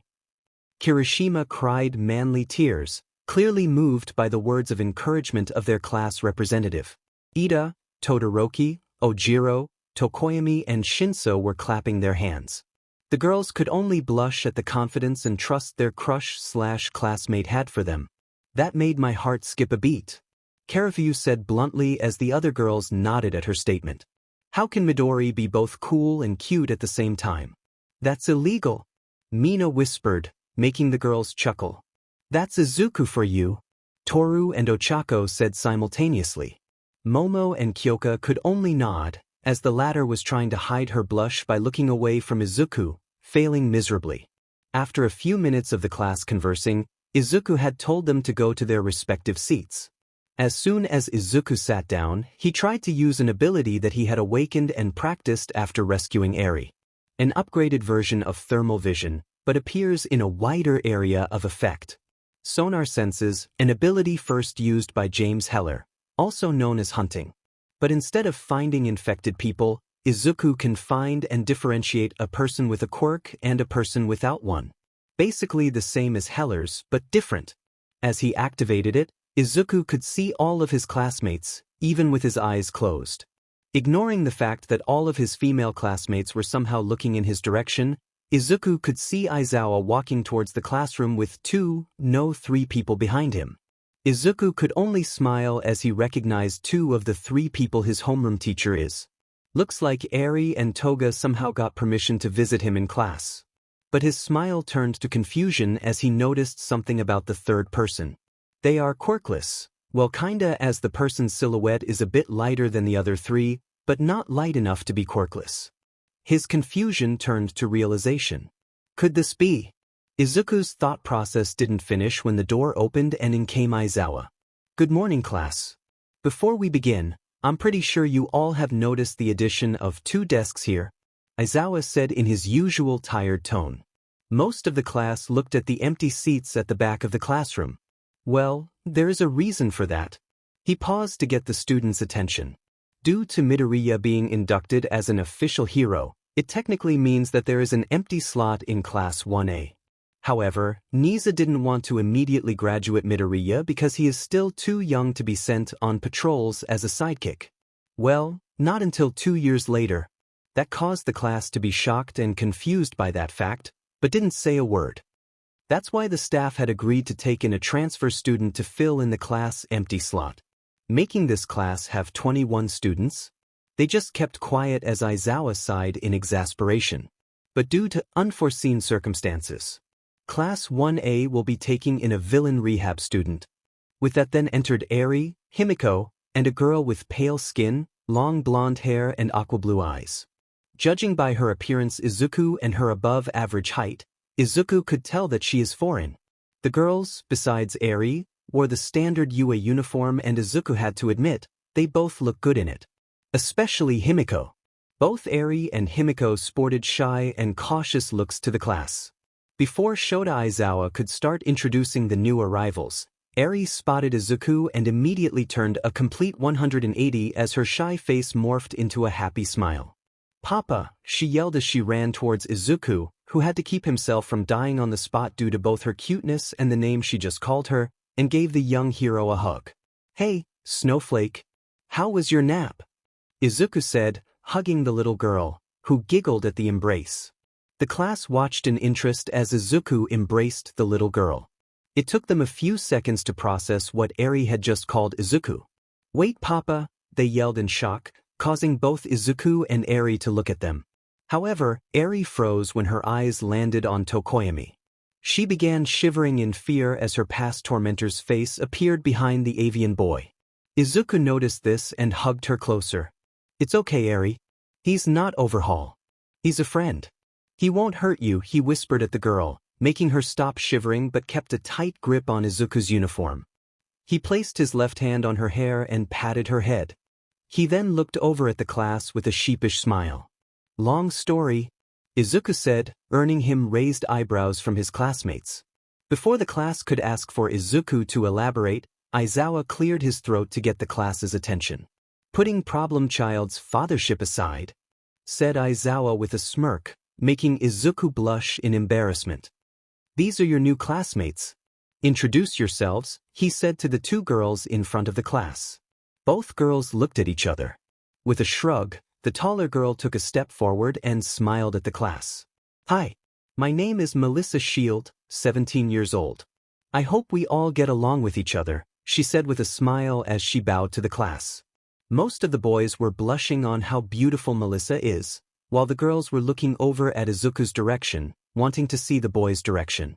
Said boy wore a poker face, but deep inside he was shivering at the sudden pressure that he felt directed towards him. He blinked when the girl in front suddenly looked over at his direction, as she gave him a scrutinizing look. It was exactly 5 seconds until her face lit up with recognition. You're Izuku Midoriya, right? She asked him. Izuku blinked at her before nodding in affirmation. Her face brightened up as she smiled widely at him. Uncle Might told me so much about you. Izuku's face morphed into confusion. Uncle Might? He pauses to think first. You mean All Might? Melissa nodded. Yes, All Might. He talks so many good things about this class, especially you. Izuku Midoriya, she said while pointing at Izuku. I also saw your early induction to the hero ranking in the news. Congratulations. A blush spread across Izuku's face as he scratched his cheek. Thanks. I guess. The class watched the interaction with knowing looks. The girls, including Himiko, pouted in jealousy. Himiko then cleared her throat to start talking, nervousness and anxiety still showing on her face. Himiko Toga, 16 years old, she said before looking away from the class. I am the re-rehab student? She whispered. It was said in a low volume, but the class still heard it. There was a tense silence in the classroom as soon as Himiko said that. Izuku looked around to see his classmates having wide eyes. Some were even looking at her with disbelief. Looking back at Himiko, he saw that she also noticed the looks coming from his classmates. He could see the same pained and sad expression in her eyes that are now starting to tear up. Seeing this, Izuku clenched his fist. He couldn't take seeing someone who experienced negligence and discrimination be judged due to her status as a villain rehab student. As he was about to defend her from the looks his classmates were giving her, some spoke up before him. Ichimi? Is that really you? Everyone turned to the owner of the voice and saw Ochako standing up from her seat. A look of disbelief and shock etched in her face. Izuku blinked and looked over at Himiko, who had her attention towards Ochako. Her eyes held a look of shock, confusion, and recognition. Ok? Is that you? She asked in a shaky voice. She said as she took a shaky step forward. Ochako mimicked her action, taking a step forward. Her steps turned heavy, until it became a sprint as she tackled Himiko with a hug. Imi, it is you. I have been looking everywhere for you. Ochako cried as she tightly hugged the pale ash-blonde girl. Himiko hugged the brown-haired girl. They embraced themselves as they cried their hearts out. The class looked at the scene before them with mixed emotions. Izuku was a bit confused about how they knew each other. That's when a memory suddenly played in Izuku's mind. It was a bit blurry, but he could see images of two girls resembling a younger version of both Ochako and Himiko standing in front of each other, with the young Ochako had her hand outstretched to a crying young Himiko, looking like she was offering it to her. That's when Izuku realized it. Their childhood friends. Izuku replayed the memory that he saw earlier and couldn't help but smile at Himiko, a girl that had no one to support and call family found someone who genuinely cared for her. After the two stood up from the floor and apologized to Mr. Aizawa. The man just waved them off and told the class to treat the two girls well. He then took Eri to the playground that Nisa built in the campus due to Izuku's request. The little girl followed the tired man, not without Izuku kissing her on her horn, causing her to giggle while the girls in the class had experienced a small heart attack at the cuteness the two cinnamon rolls are presenting. The class continued relatively quickly until it was lunchtime. Melissa and Himiko sat with Izuku, the rest of the girls, Iida, Shoto, and Shinso. They conversed with each other. Ochako can be seen clinging on Himiko like a koala on a tree. When asked why she did this, it's because she doesn't want to lose her friend again. A fair point, but quite funny when you look at it. Some of the class were still skeptical with Himiko being in the class, but was beginning to warm up with her childish/cheerful nature, making her easily become friends with all the girls, especially Mina and Toru. Though, Izuku had a bad feeling when they started whispering to each other before looking at him and giggling like crazy. He felt an urge to increase his speed training for some reason. Himiko found another friend in Shinso, who also experienced Quirk discrimination due to his brainwashing Quirk being called villainous. Melissa had found a friend in Momo. Both have genius-level intellect and are born in a rich family, making it easy for them to converse. Though, when they started talking about their expensive gadgets and how big their rooms are, Ochako and Himiko almost passed out. Reason being broke. They were on their way back to their classroom for their heroics class, when Izuku found himself thinking to himself as he looked over at Melissa's direction. Something about her silhouette being lighter than an average Quirk user but too dark to be a Quirkless person. He knew the answer to this, but he just couldn't find the right time to confirm it to the blonde girl. He was snapped out of his thoughts when he felt his phone vibrate. Taking it, he saw that it was a message from Nizu, immediately causing him to be alert. Whenever the Chimera messages him, it is about hero works or some heroes needing backup. Opening the message and reading its contents, his eyes widened before it turned into seriousness. He told his classmates that he will need to go do some hero stuff.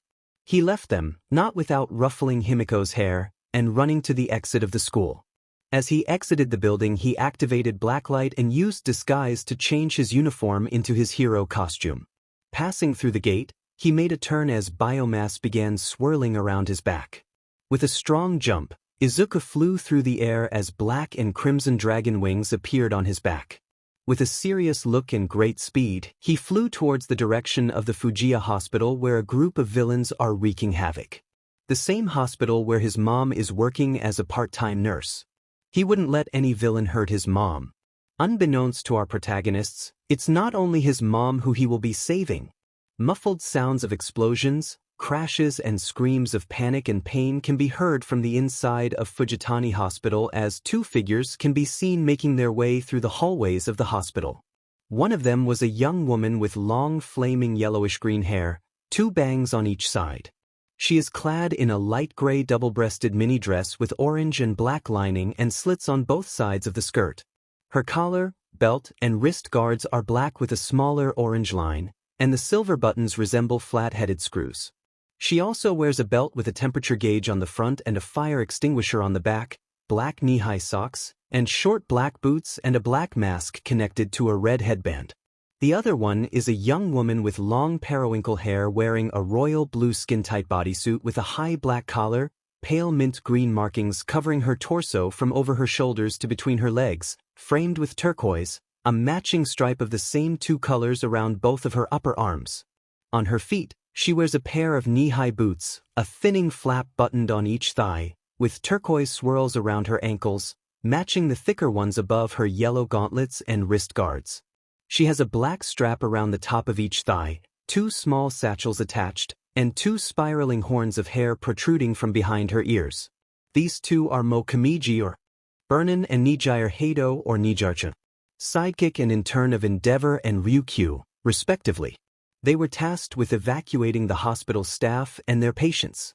As to why they were being evacuated, it's because of the ongoing villain attack today. So far, they have evacuated 90% of the hospital occupants and are now headed to the top floors, where the psych ward of the hospital is located. As to why the psych ward is located on the top floors and not in a different healing facility is unknown to the duo. They just continued their way to the location, occasionally blasting away villains that had somehow got past the heroes in the entrance. They had reached the final door of the long hallway, after checking for other patients in the other doors and having some of their boss's other sidekicks do the evacuation. As Burnin opened the door, they saw three people huddled together. One was a nurse with dark green hair tied up in a ponytail, the other was a middle-aged woman with straight shoulder-length white hair, and the last one was a young woman wearing red-framed, rectangular glasses, with white hair with noticeable traces of red mixed in. The latter two of the trio appeared familiar to the heroine. Sheet. It's the boss wife and daughter, the fiery young woman said to herself as she and Nijire approached the trio. Don't panic, ma'ams.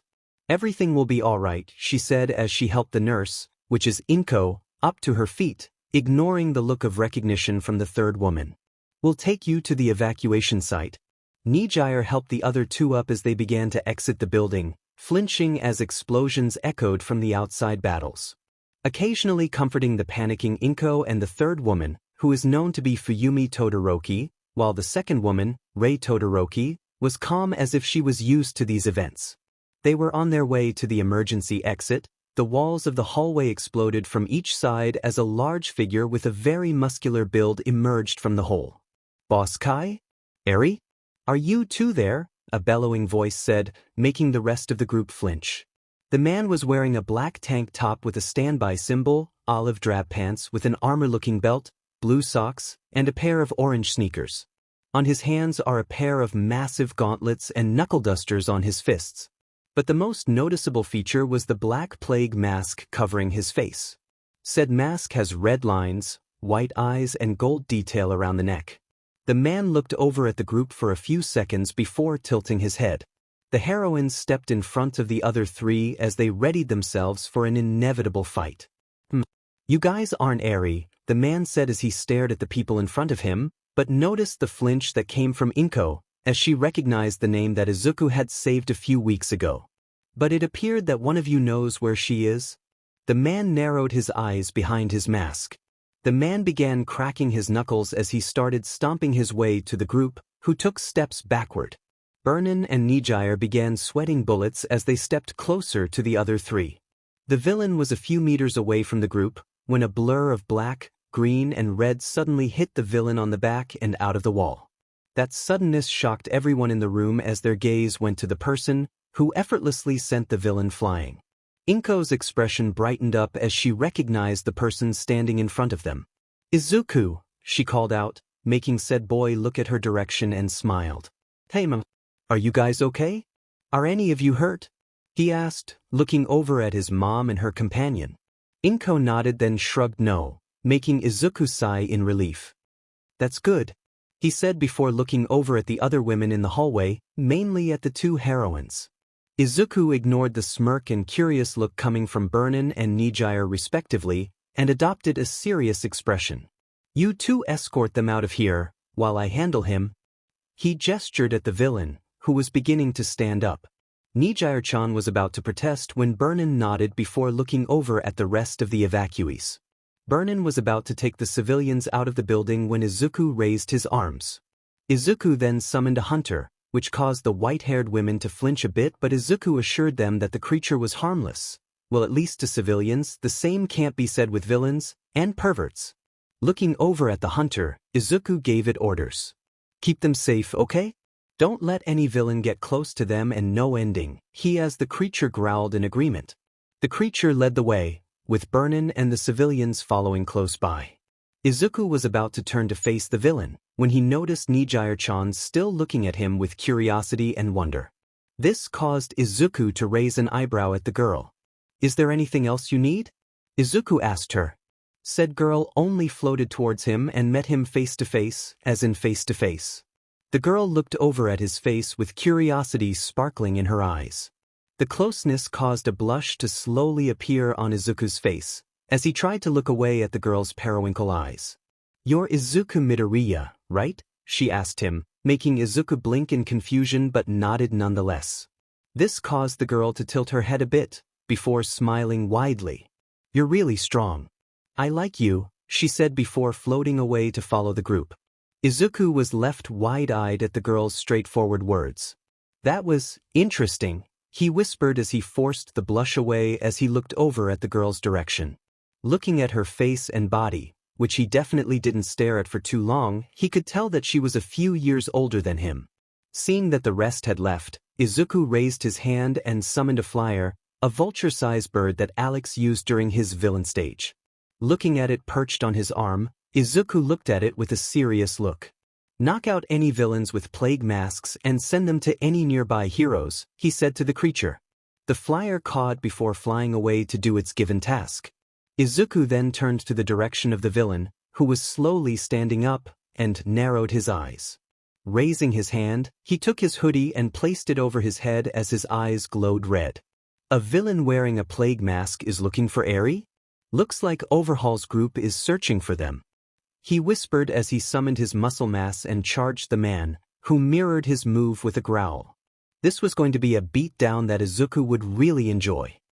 Explosions and panicked screams can be heard echoing the busy streets near Fujitani Hospital. What was supposed to be a peaceful day is now turned to chaos as a group of villains start wreaking havoc in the area. All while the heroes in the area tried to apprehend them and keep any civilians from getting caught in the crossfires.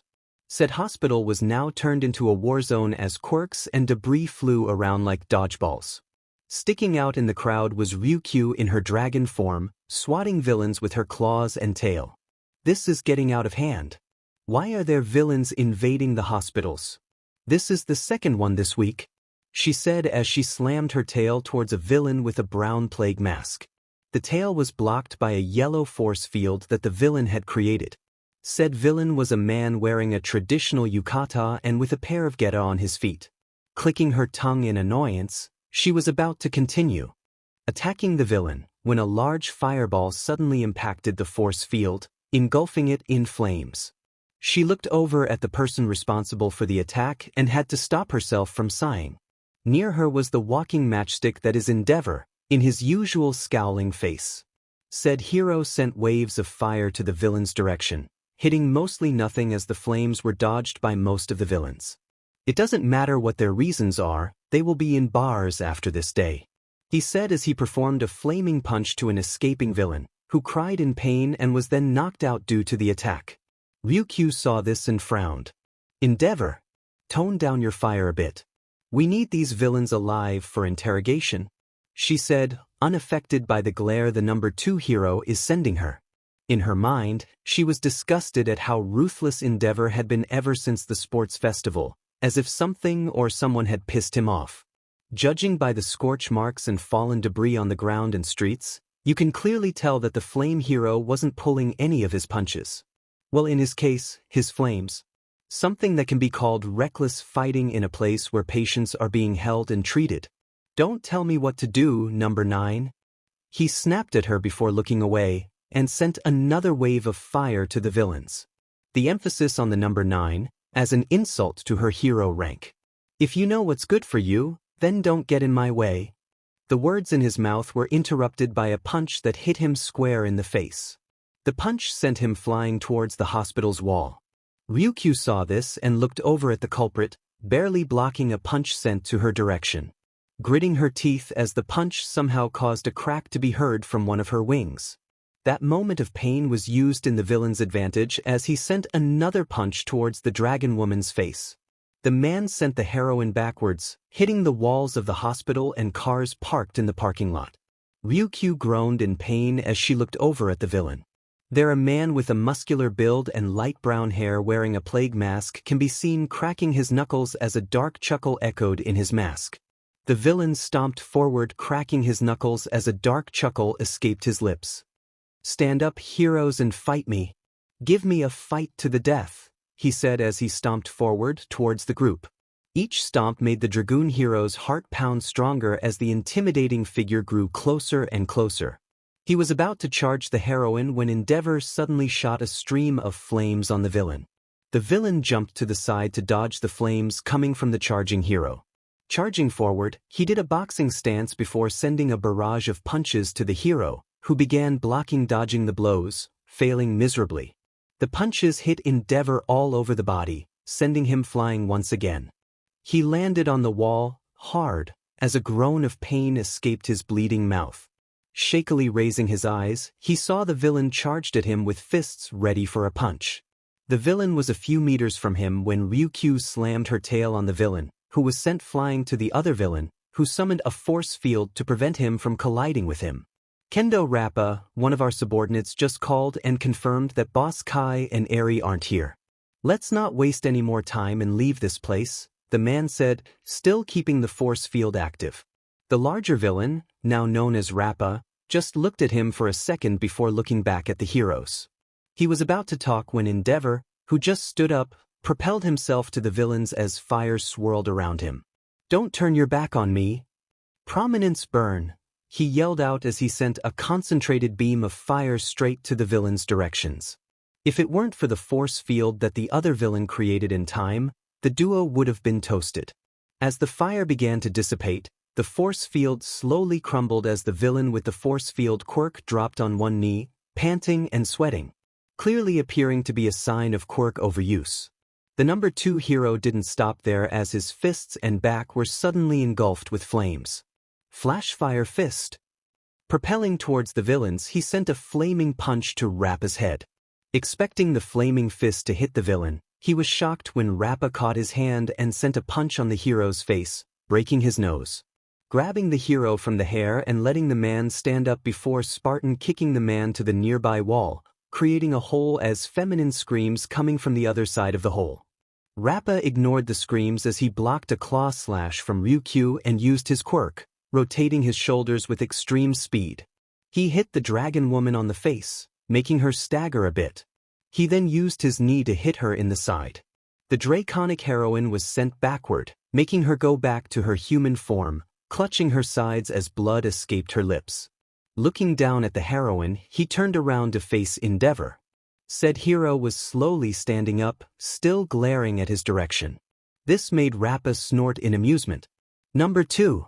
Stand up and fight me," he said as he began to stomp his way towards the hero.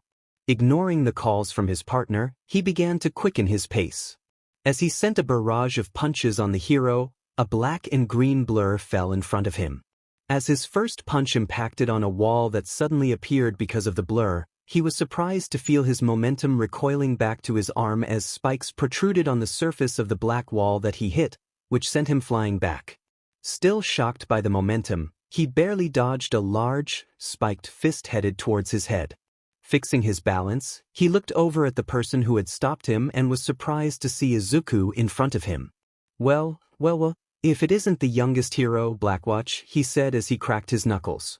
"Looks like this day just keeps getting better and better." Said boy just looked at him with a serious expression.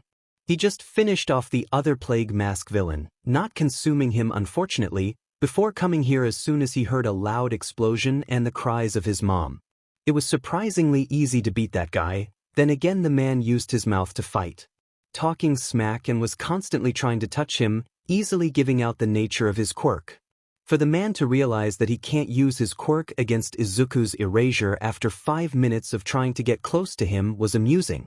After knocking the man down, Izuku checked the man's person and found 5 syringes of trigger, a type of quirk-enhancing drug that drastically makes the quirk of the person who uses it a lot more stronger. Though it may be due to the enhancing properties of the drug is what caused it to be harmful as the user's senses will be deeply affected by it. He took the drugs as evidence to give to the police later. "I'm Kendo Rappa. Let's have a fight to the death," the man in front of him said, causing him to blink. Izuku watched the man crack his knuckles as he looked at the young hero with amusement. "Not much of a talker, are we? It doesn't matter. Give me a fight to the death, hero," the man said, readying his quirk as he charged at Izuku as the boy glared at him with red eyes staring at his soul. He was in front of Izuku when he sent a punch to the boy's face, only to notice something odd. His shoulders feel stiffer than usual. As it was, he couldn't feel his quirk. Izuku just lifted his hand and caught the fist before headbutting the man. The force of the headbutt was strong enough to cut the mask covering the man's head, as the man's light brown hair can be seen from the cut, and sent him flying backwards. Rappa landed on his feet and was about to charge again when his vision suddenly swirled. He staggered on his feet, forcing himself to stay standing. Such power, he almost gave me a concussion, maybe he already did. And he hasn't used his quirk yet? He thought as he tried to look in Izuku's direction. In just one move, I was completely outmatched? Blackwatch then sprinted towards his direction, blacklight swirling in his arms as Whip Fist was summoned. Reeling his bladed arm back, he sent the blade straight to the man's face. That is when a yellow barrier covered Rappa, deflecting the blade. Izuku stared at the barrier with interest as he retracted his blade. "Looks like you liked my barrier?" Izuku looked over at the villain wearing a yukata, with the similar yellow barrier around him. No point in destroying it, it's as hard as steel. Only people with strength that rival all might will be able to destroy it. The green-haired boy hummed at that and smirked. Strength that rivals all might, eh? He thought as he charged the barrier user, who didn't even make a move. How about someone stronger? He yelled in his mind as he summoned his hammer fist and drove his fist towards the barrier. As the massive fist impacted the barrier, it instantly cracked, causing both villains and heroes to look at him in shock. The barrier villain was about to make another barrier when he could feel his quirk. His confusion turned into panic, as Izuku was suddenly in front of him. The last thing that the villain saw was red eyes staring at him with indifference as the large fist landed on his jaw, breaking it and knocking him out in the process. In a moment of shock and surprise, Endeavor used this moment to blindside the still stunned Rappa. Propelling himself to the villain, he sent a devastating and flaming punch on the villain's head, causing him to fly towards the direction of the escaping civilians and sidekicks. Not noticing the group, Endeavor gathered a large amount of fire in his palms before pointing it towards the villain. "Take this, villain! Jet burn!" The group saw this and was shocked to see a stream of fire heading their direction. "Boss, wait! Dad, no!" Burnin and Fuyumi cried out, to no avail as the fire was quickly sailing to their direction. Rappa saw this and without hesitation, stood up and jumped in front of the group while raising his arms to block out the attack. He closed his eyes as he waited for the fire to engulf him. He waited and waited, but nothing seemed to come near him. Slowly, he opened his eyes and blinked in confusion to see Endeavor on the ground, unconscious. Standing next to the hero was Izuku glaring daggers at the downed hero. He noticed that the boy's eyes were red. As he questioned the turn of events, he felt his consciousness slowly fade as he collapsed on his knee. Rappa could hear footsteps going near him, but he had no strength to even look up. To be able to sacrifice your own well-being for the sake of others, despite being a villain, is a great feat to hold. "I am grateful, Kendo Rappa," Izuku said, stopping in front of him. "However, I still need to arrest you. So, I'm sorry for this." That's the only thing he heard as the boy chopped his neck, sending him to his unconsciousness. Izuku continued to look over at the man with a sad expression. "It's a shame, you would have been a great hero, Rappa," he thought as he looked back at Endeavor, still knocked out, and narrowed his eyes. "Nizu will hear about this," he whispered before sighing as he faced the group. The sight of his mom and Todoroki's sister and mom looking traumatized by the last attack sent a pain in his chest. They didn't deserve to experience that. He then looked at Burnin, who had a betrayed expression on her face, and quite frankly, Izuku couldn't blame her for it. To have her boss recklessly attack a villain when there are civilians and sidekicks nearby is outright stupid. Wanting to make the atmosphere less tense, Izuku walked towards them and smiled. "Let's get you all out of here," he said, making the rest look at him. Inko immediately approached him with a hug as she cried in her son's arms.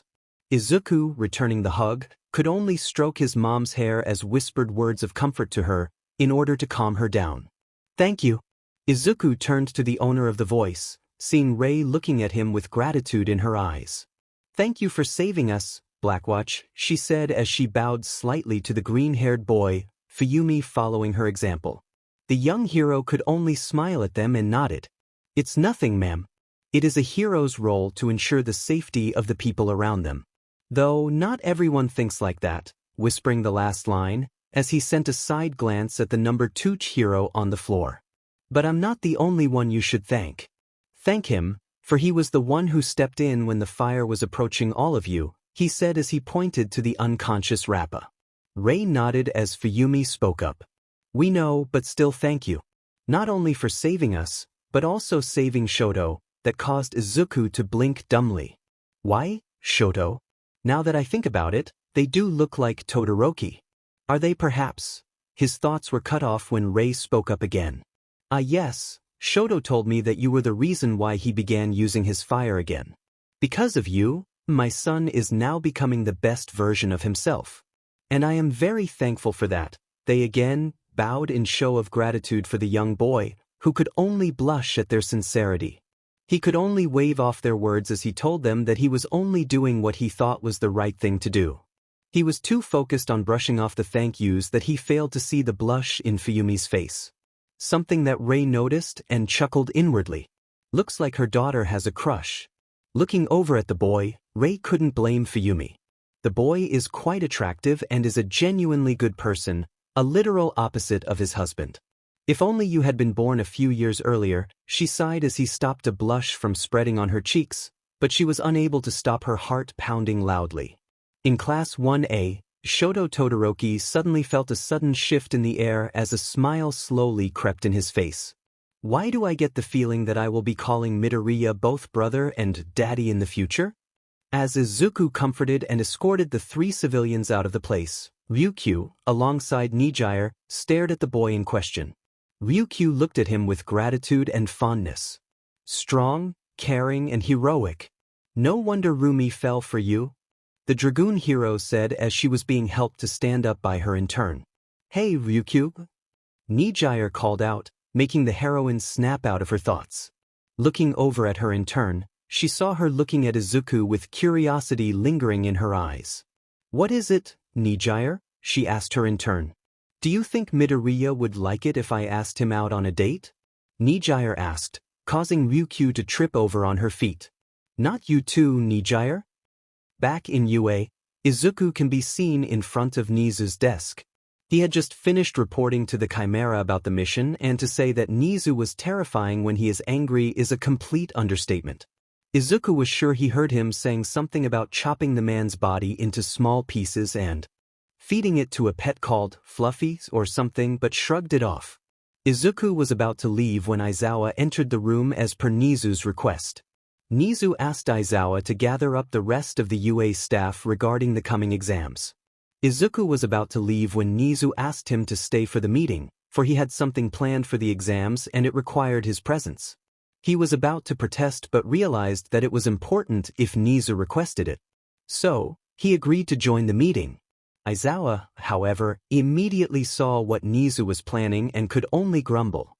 I don't get paid enough for this. Izuku heard this and gave the man a deadpan look. I don't get paid at all, he said as he crossed his arms.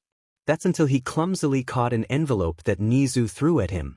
Izuku looked at the envelope and looked at Nizu and back at the envelope. Seeing Nizu's nod, Izuku opened it and had stopped his eyes from popping out of its sockets. In the envelope was a stack of money, a large stack of money. That would be your first payment for a job well done, Blackwatch. Nizu said, chuckling in amusement at the boy's flabbergasted expression. Mentally slapping himself, Izuku hid it in his pocket and turned to Aizawa's direction. Never mind, he said as Aizawa rolled his eyes before exiting the room, grumbling about problem children getting paid higher than him. Fast forward to the day of the final exams. Outside the campus, Class 1A- Izuku stood in front of the UA staff. They have just finished taking the written portion of their exams and are pumped up for their practical exams for 2 reasons. 1. After this they will be able to attend the summer training camp for the heroics department. And 2. According to Class 1B, the practical exams will only be fighting with robots, which made Kaminari and Mina happy. The written portion was a breeze for the majority of the class, due to the help of Momo, Melissa, and Izuku when tutoring the class about subjects they don't know much about. But due to a sudden mission request for Izuku, he had been excused and had to leave early before the start of the practical portion of the exams. Much to the disappointment of the girls in the class, even Melissa felt saddened that Izuku wasn't with them right now. In such a short amount of time, Melissa had learned so much about One for All with the help of Izuku's hero journal. They had grown closer because of this, which Melissa will admit is closely becoming infatuation. Then again, Izuku was a charming boy that can make anyone easily get closer to him, albeit unintentionally. The test exercise will begin shortly.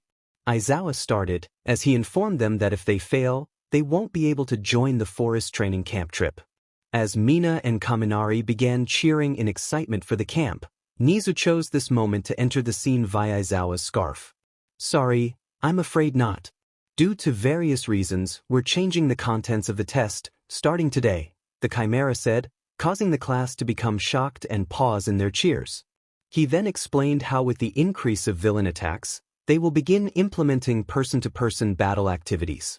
We will have you form pairs to engage in combat with these educators, Nizu said as he pointed his finger/toe to the rest of the UA staff, which caused a wave of shocked looks from the students. Well, at least that was the original plan, he said as he looked over at Shinso, Melissa, and Himiko's direction. Due to 2 of the 3 newer students lacking in experience in fighting, we've decided on a different approach. Nizu started as he looked over at the rest of the class, who were showing mixed emotions, mostly anticipation, curiosity, and fear. This caused a smirk to form on the teachers' faces. After discussing it in a meeting, it will be all of you against one person. Shock and disbelief can be seen in the class's faces. Aizawa saw this and chose it as his cue. That being said, Class 1A? He paused and looked at them with a look of seriousness. Your opponent will be. His words were cut off when a figure landed in between the class and the staff. The class were shocked to see the person in front of them and immediately grew anxious. The figure stood straight and gave the class a menacing smile. Me, Izuku said, finishing Aizawa's words. He looked at them with Scara's pitched black and irises are crimson as an intimidating aura leaked out of his body. Your opponent will be me, heroes. I hope you come at me with everything you've got. If not, he released a dark chuckle, which didn't sit well with the class and the staff as Nizu just laughed at it. He stopped chuckling and looked at them with narrowed, calculating eyes. The view of the familiar mock city greeted the students of Class 1A as most of them had been in the place during the entrance exam. They couldn't believe that it had been so long since they've been in the place. It gives them a small tinge of nostalgia as they walk out of the bus. Though that nostalgia was immediately eliminated and was replaced by anxiety and nervousness when they remembered why they were there in the first place. Right, they were here for the test exercise. An exam where they have to face Izuku, one of their classmates in combat in order to pass and for them to go to the camp like they wanted to. At first they were confident that Izuku would go easy on them, but remembering how he acted back in UA today made them doubt that possibility. Looking at their class rep, their anxiety grew as the green-haired boy had a blank expression on his face that looked really intimidating to them. Izuku Midoriya, or Mercer as he would call himself, their opponent for the test exercise. They wouldn't really mind fighting him to pass, but the way Izuku showed himself to them is rather unsettling. His usual bright smiles and positive aura were gone as he now claimed an intimidating, villainous persona, which for some reason had terrifyingly suited him. The majority of them shivered as the memory of Izuku threatening them was etched in their mind. They would have forfeited the exam entirely if it weren't for Nizu speaking up before them. Alright, listen up students. The rules are simple. The Chimera started as he stood on top of All Might's shoulder. The city is under attack and a hero is in need. You all have exactly 35 minutes to either escape through the opposite side of the mock city or capture the villain, which is Midoriya here. Using these anti-Quirk cuffs, he paused to take a sip of tea, signaling a cue for Aizawa to continue. While the exam is taking place, Problem Child will be wearing Quirk limiters so that he won't go out of control with his quirk or get too reckless in hitting all of you. We'll also be monitoring the fights for us to respond if things seem to get out of hand, he said, glancing at Izuku, who just stared at the building before him. We don't want to have 21 critically injured students in Recovery Girl's office anyway. He then looked at his class. Everything clear? He asked, earning a couple of yes sir and anxious nods from his students. Now that's settled, Nizu started as he looked over at Izuku. You have 20 minutes to prepare, Midoriya. Izuku looked at the Chimera and back to the buildings and back to Nizu. Make it 15, he said as he bolted his way at the entrance of the mock city. The students were confused at this. Usually people would want a longer time to prepare for something, but for Izuku to ask for a shorter time is a bit confusing, if not concerning. It's like he's been like this before. Uraraka thought as she looked over at the retreating form of the hooded boy, who didn't even bat an eye in their direction. She was snapped out of her stupor as a hand landed on her shoulder, making her look over at her seatmate's direction. Himiko gave her a smile filled with determination. Let's pass this, Oka, the pale blonde girl said to her childhood friend. Ochako couldn't help but smile at Himiko's direction. She nodded as she touched the transform user's hand. Yes, let's do our best to pass this exam, Uraraka, Iida said, giving her a smile. The rest of the class nodded as well. She could see the fear and uncertainty in their eyes, but it was all washed away by the determination that is building up. Ochako couldn't help but smile at this and nodded. Yeah, she said, giving Himiko a determined look. Let's pass this. Nizu could only chuckle at the interaction as he took another sip of tea. Well, this'll be interesting. You all have 15 minutes to prepare. Good luck, students. Break a leg, he said as he leapt down All Might's shoulder and led them to the nearby monitoring area. He was then followed by the other UA staff, who wished the students good luck. Aizawa stayed back for a bit and looked over at his other students. Do your best, problem children. Plus ultra, he said tiredly as he followed the rest to the monitoring area and silently wished that problem child would hold back for God's sake. This is an exam after all. The class watched as the teachers left them and stood there for a few seconds before Katsuki spoke up. So, what's the plan? They looked over at his direction and were shocked. Bakugo looked at their surprised looks and raised an eyebrow. What? The UA staff gathered in front of multiple screens, akin to those of the entrance exam. The screens showed the different parts of the mock city, which was partially cleaned from all the damages that had happened from the exam a few months back. They sat on their respective seats as they stared at the screen, waiting patiently for the 15-minute mark to end. For someone being outnumbered, Midoriya seems calm. Present Mike broke the silence as he stared at the green-haired boy running in the mock city. It's only logical. It is important for heroes to be calm even if the odds are stacked against them, Aizawa said as he entered his sleeping bag and sat in the corner of the room. Eraser's right, but is it a good idea for Midoriya to be the one to face his classmates? Ectoplasm asked, looking over at Nizu. My thoughts as well. I know that he's already a pro hero and has a strong quirk, but for it to be 21 against 1 is a bit of overkill, don't you think? Power Loader added. Nizu waved them off and smiled. I understand your worries, but it was Midoriya's idea that he must be the one to test his classmates, he said before sipping his tea. And besides, if we want Class 1A to grow and mature, who else is the right person to help them but their class representative? It's quite unfortunate that your class already took their test exercise, can't? Vlad King could only sigh. As much as I am down to the idea of Midoriya helping my class, I'm not quite sure if Monoma's superiority complex and grudge against him would be helpful, he said. Remembering how his blonde student keeps saying nonsense about their class being superior against Class 1A. It was really annoying on Vlad's part. Good thing Kendo keeps him in check. And by that he means Kendo knocks Monoma out to shut him up. Putting that aside, I am really excited to see how Midoriya would work them up. Midnight said, licking her lips as she looked over at the screen that showed Midoriya. Her comments caused a wave of groans as most of the people in the room just pinched the bridge of their noses. Somehow, you saying that while licking your lips is quite inappropriate, Kiyama? 13 said in a deadpan tone. He may be a pro, but he's still a kid. Oh stop. Don't talk like you didn't stare at his body back in the sports festival, she said, smirking.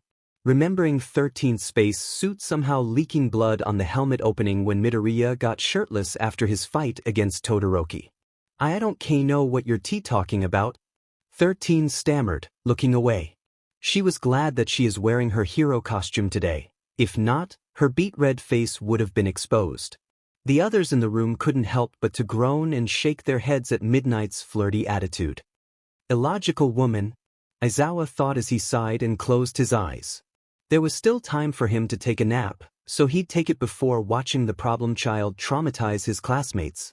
All Might remained silent as he looked up at the screen, showing Izuku slowing his pace as he reached the center of the mock city. He couldn't help but smile at the boy. In just a quick time, you have grown to become a great hero, young Midoriya. You even helped Melissa learn to use one for all better than me. I am looking forward to you climbing the ranks and even surpassing me, he thought as they all watched Izuku waiting for the prep time to end. In the center of the mock city, Izuku arrived in the very familiar street where he had destroyed the zero-pointer back in the entrance exam. passively looking over at the ruins that his encounter with the Forsaken robot had caused and around the city. Without a word, Izuku raised his left arm as a tendril of biomass escaped the palm of his hand, twitching as it began to take shape. In just a few seconds, a flyer was formed on his hand as it shrieked. Izuku looked at it as it flapped its wings and turned in his direction. Izuku raised his other hand to pet as he whispered, "You know what to do." The creature shrieked once more and flew away from his hand and to the direction of the entrance of the mock city, all while cawing like a crow. Seeing that the creature was far enough, he then looked up to a nearby building and used wall running to scale the building. In just seconds, he reached the edge of the building rooftop before flipping onto it. Landing in a crouching position, Izuku slowly stood up and turned to the edge of the building. He looked down in the streets below and marveled at the residual destruction from the past entrance exam. He looked down in the streets below and could see some of his hunters and brawlers tearing apart the other buildings and flyers circling around the mock city. Seeing that all of his pack are in position, he took a deep breath and sat down in a meditative position. Closing his eyes, Izuku focused as he did something that was new to him, and he had only used it once back in the Fujitani hospital mission. Concentrating, he felt a tug from his mind and opened his eyes. The view that met him was the flyer he summoned circling around the city. Looks like Hive Mind is successful. Hive Mind, an ability he had acquired after consuming the blood from a villain with a mind reader quirk during his first patrols as a hero. Blacklight had changed and evolved it into a mind-linking quirk that allowed him to send his consciousness into his pack and use it for reconnaissance purposes. That was the purpose of him summoning the flyer back in Fujitani Hospital, to scout the area for any villains planning a sneak attack against the heroes fighting and civilians evacuating. Though he hadn't mastered it yet, hence him only being able to use it on one of his pack. He mentally ordered the flyer to land on the top of a lamp post near the entrance of the mock city and waited for his classmates to enter the exam site. He could always use his sonar senses, but that only allowed him to see silhouettes. With Hive Mind, he would be able to link with the flyer to fly near them to spy on them and know what they are planning and location without getting close or being seen. The only downside to this new ability is that he can't control the movement of the creature he links with. That's why he can only command the flyer through his mind. Waiting patiently, he heard the horns blared indicating that the exam had started. Looking down, the flyer's eyes, and by extension, Izuku's eyes, watched as his classmates ran into the entrance of the gates. He could see them talking to each other, which appeared to be them talking about something as they traveled through the streets. He looked at the running group and noted that they were headed towards his direction. Cutting off his link with the flyer, not before commanding it to follow the class from a safe distance, he opened his eyes and stood up. He could hear Katsuki's explosions echo through the city and noticed that the sound was getting closer. Using sonar senses, he saw that his classmates were now his location before deactivating it. "The time for waiting is over," he said as he raised his arms and summoned Blacklight. At the end of his palms, tendrils of biomass escaped his body as it formed into 2 brawler hunters and 4 normal hunters. Without a word, all of them ran to the edge of the building and jumped away, with Izuku now in his Mercer persona, letting himself fall to the street below, whilst the pack went to scatter around the area, waiting for their orders. The direction where the escaping group went. Sounds of haste footsteps and explosions can be heard echoing in the streets of the test site as Class 1A made their way towards the direction where they believed Izuku was located. Looks of nervousness and uncertainty can be seen on some of their faces. As the class made their way towards the direction where Izuku is located, Katsuki, mid-explosion, looked back at Momo and Melissa's direction. "Are you too sure that this plan is going to work?" Momo nodded at him as she spoke up. "I believe so. Despite Midoriya having a strong quirk, it is important to remember that he is wearing quirk limiters which have his overall strength and abilities. Adding with it being a 21 against 1 battle, it will be hard for him to take us all on at once," Melissa added. The other members of the class nodded at the 2 smartest girls' words, but not Katsuki. He may not say it, but he knows that Izuku is far more stronger than he is, easily rivaling All Might in strength, if not surpassing already. Just because he has limiters, doesn't mean that it will make it easier for them to win this fight. He may be their age, but Izuku is still a pro hero, making him more experienced in fighting multiple opponents and in fighting in general. His thoughts were interrupted when a voice called out to him. "Lighten up, Bakugo. This is just an exam after all, and besides, it'll be unmanly if we back out now," Kirishima said as he smiled toothily at the spiky blonde boy, who just gave him a glance before looking back to the front. "Yeah, it's not like Midoriya's going to go all out against us, right?" Kaminari interjected, causing a long silence to suddenly occur in the group. The silence made the electrification user sweat bullets as he looked around his classmates. "Alright?" he asked again, but received the same silence.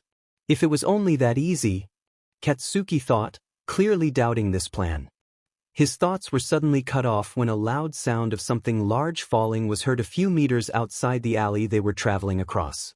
Moving faster, they hurried themselves to the direction of the sound and exited the alley. Katsuki was the first one to exit the alley and halted his movements as he stood across Izuku, hood up with his hands in his jacket pocket, and was exiting from the middle of a crater. An aura of seriousness can be sensed from the green-haired boy, something Katsuki only felt back in their match in the sports festival. One by one, the whole class exited the alley and paused next to Katsuki.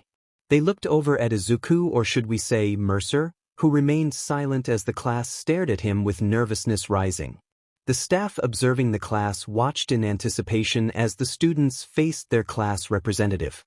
They silently wished the class good luck in overcoming this challenge ahead of them and for Izuku to not go overboard. "Welcome, heroes, to your demise," Mercer said as he stretched his arms to the side, smirking at their tensed expressions. They were about to speak up when Mercer suddenly charged at them, black light swirling around his arms.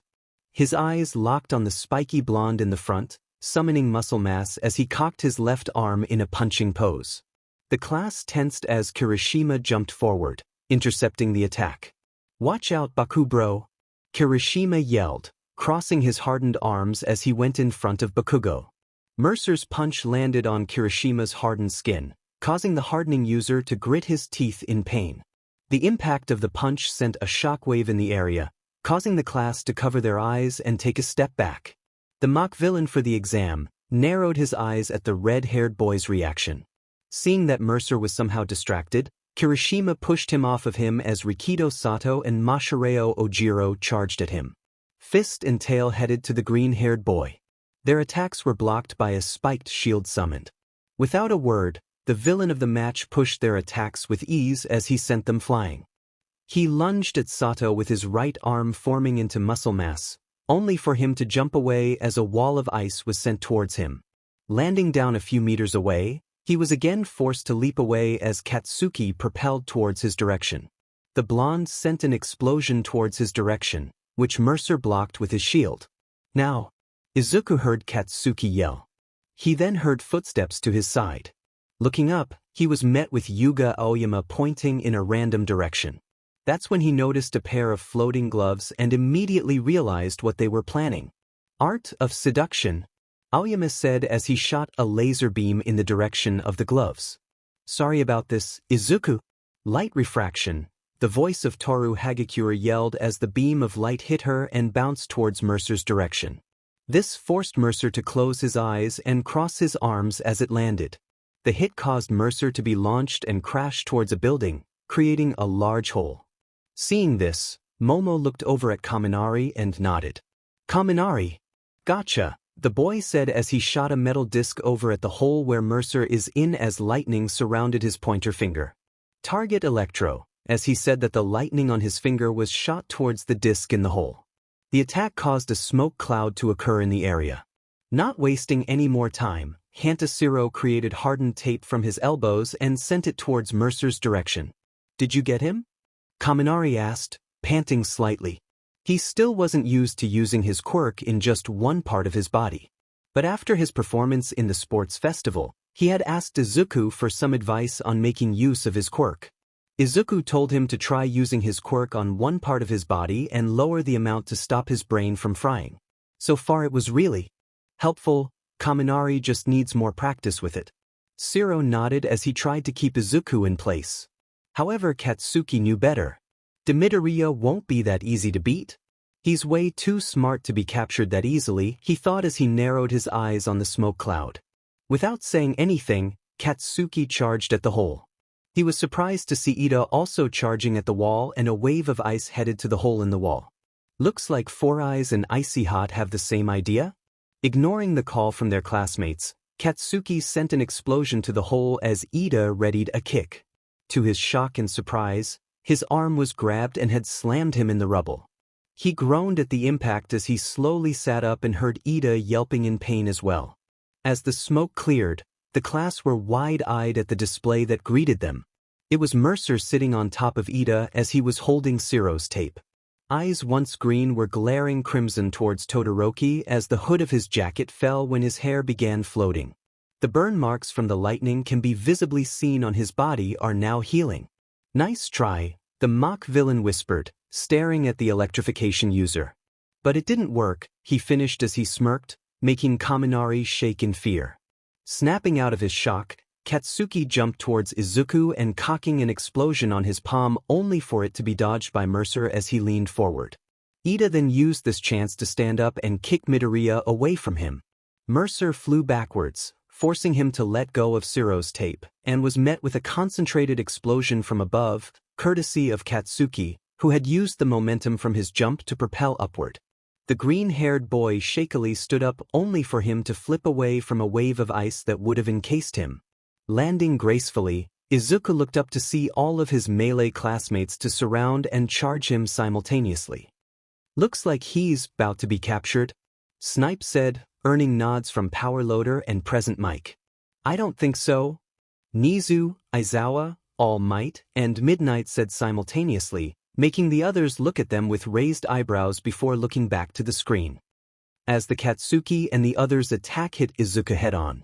But to their surprise, Izuku didn't budge. That's when he remembered his fight with Izuku in the sports festival and widened his eyes. Sheet. Shock absorption. Fall back, he yelled, propelling backward, seeing Izuku channeling blacklight on his arms. Wah! Kirishima was cut off when Mercer summoned muscle mass and punched the hardening user on the stomach. The impact made the spiky-haired boy surprised but mostly in pain as the punch had broken through his hardening. Kirishima fell on his knee and was kicked in the face and was sent flying to a nearby car, crashing onto it. Kirishima. Mina and the other girls cried out, running towards the downed boy. Without looking, Izuku kicked Sato to the side, sending him towards Aoyama and Toru, who yelped in surprise. Himiko lunged at him with daggers on her hand, swiping and slashing Mercer as he tried his best to evade her pursuits and pushed her away. Ojiro then swung his tail towards the blacklight user's head, only for Izuku to swat it away and grab him by the neck. Ojiro tried to release the green-haired boy's grip, only for Mercer's hand to grip tighter.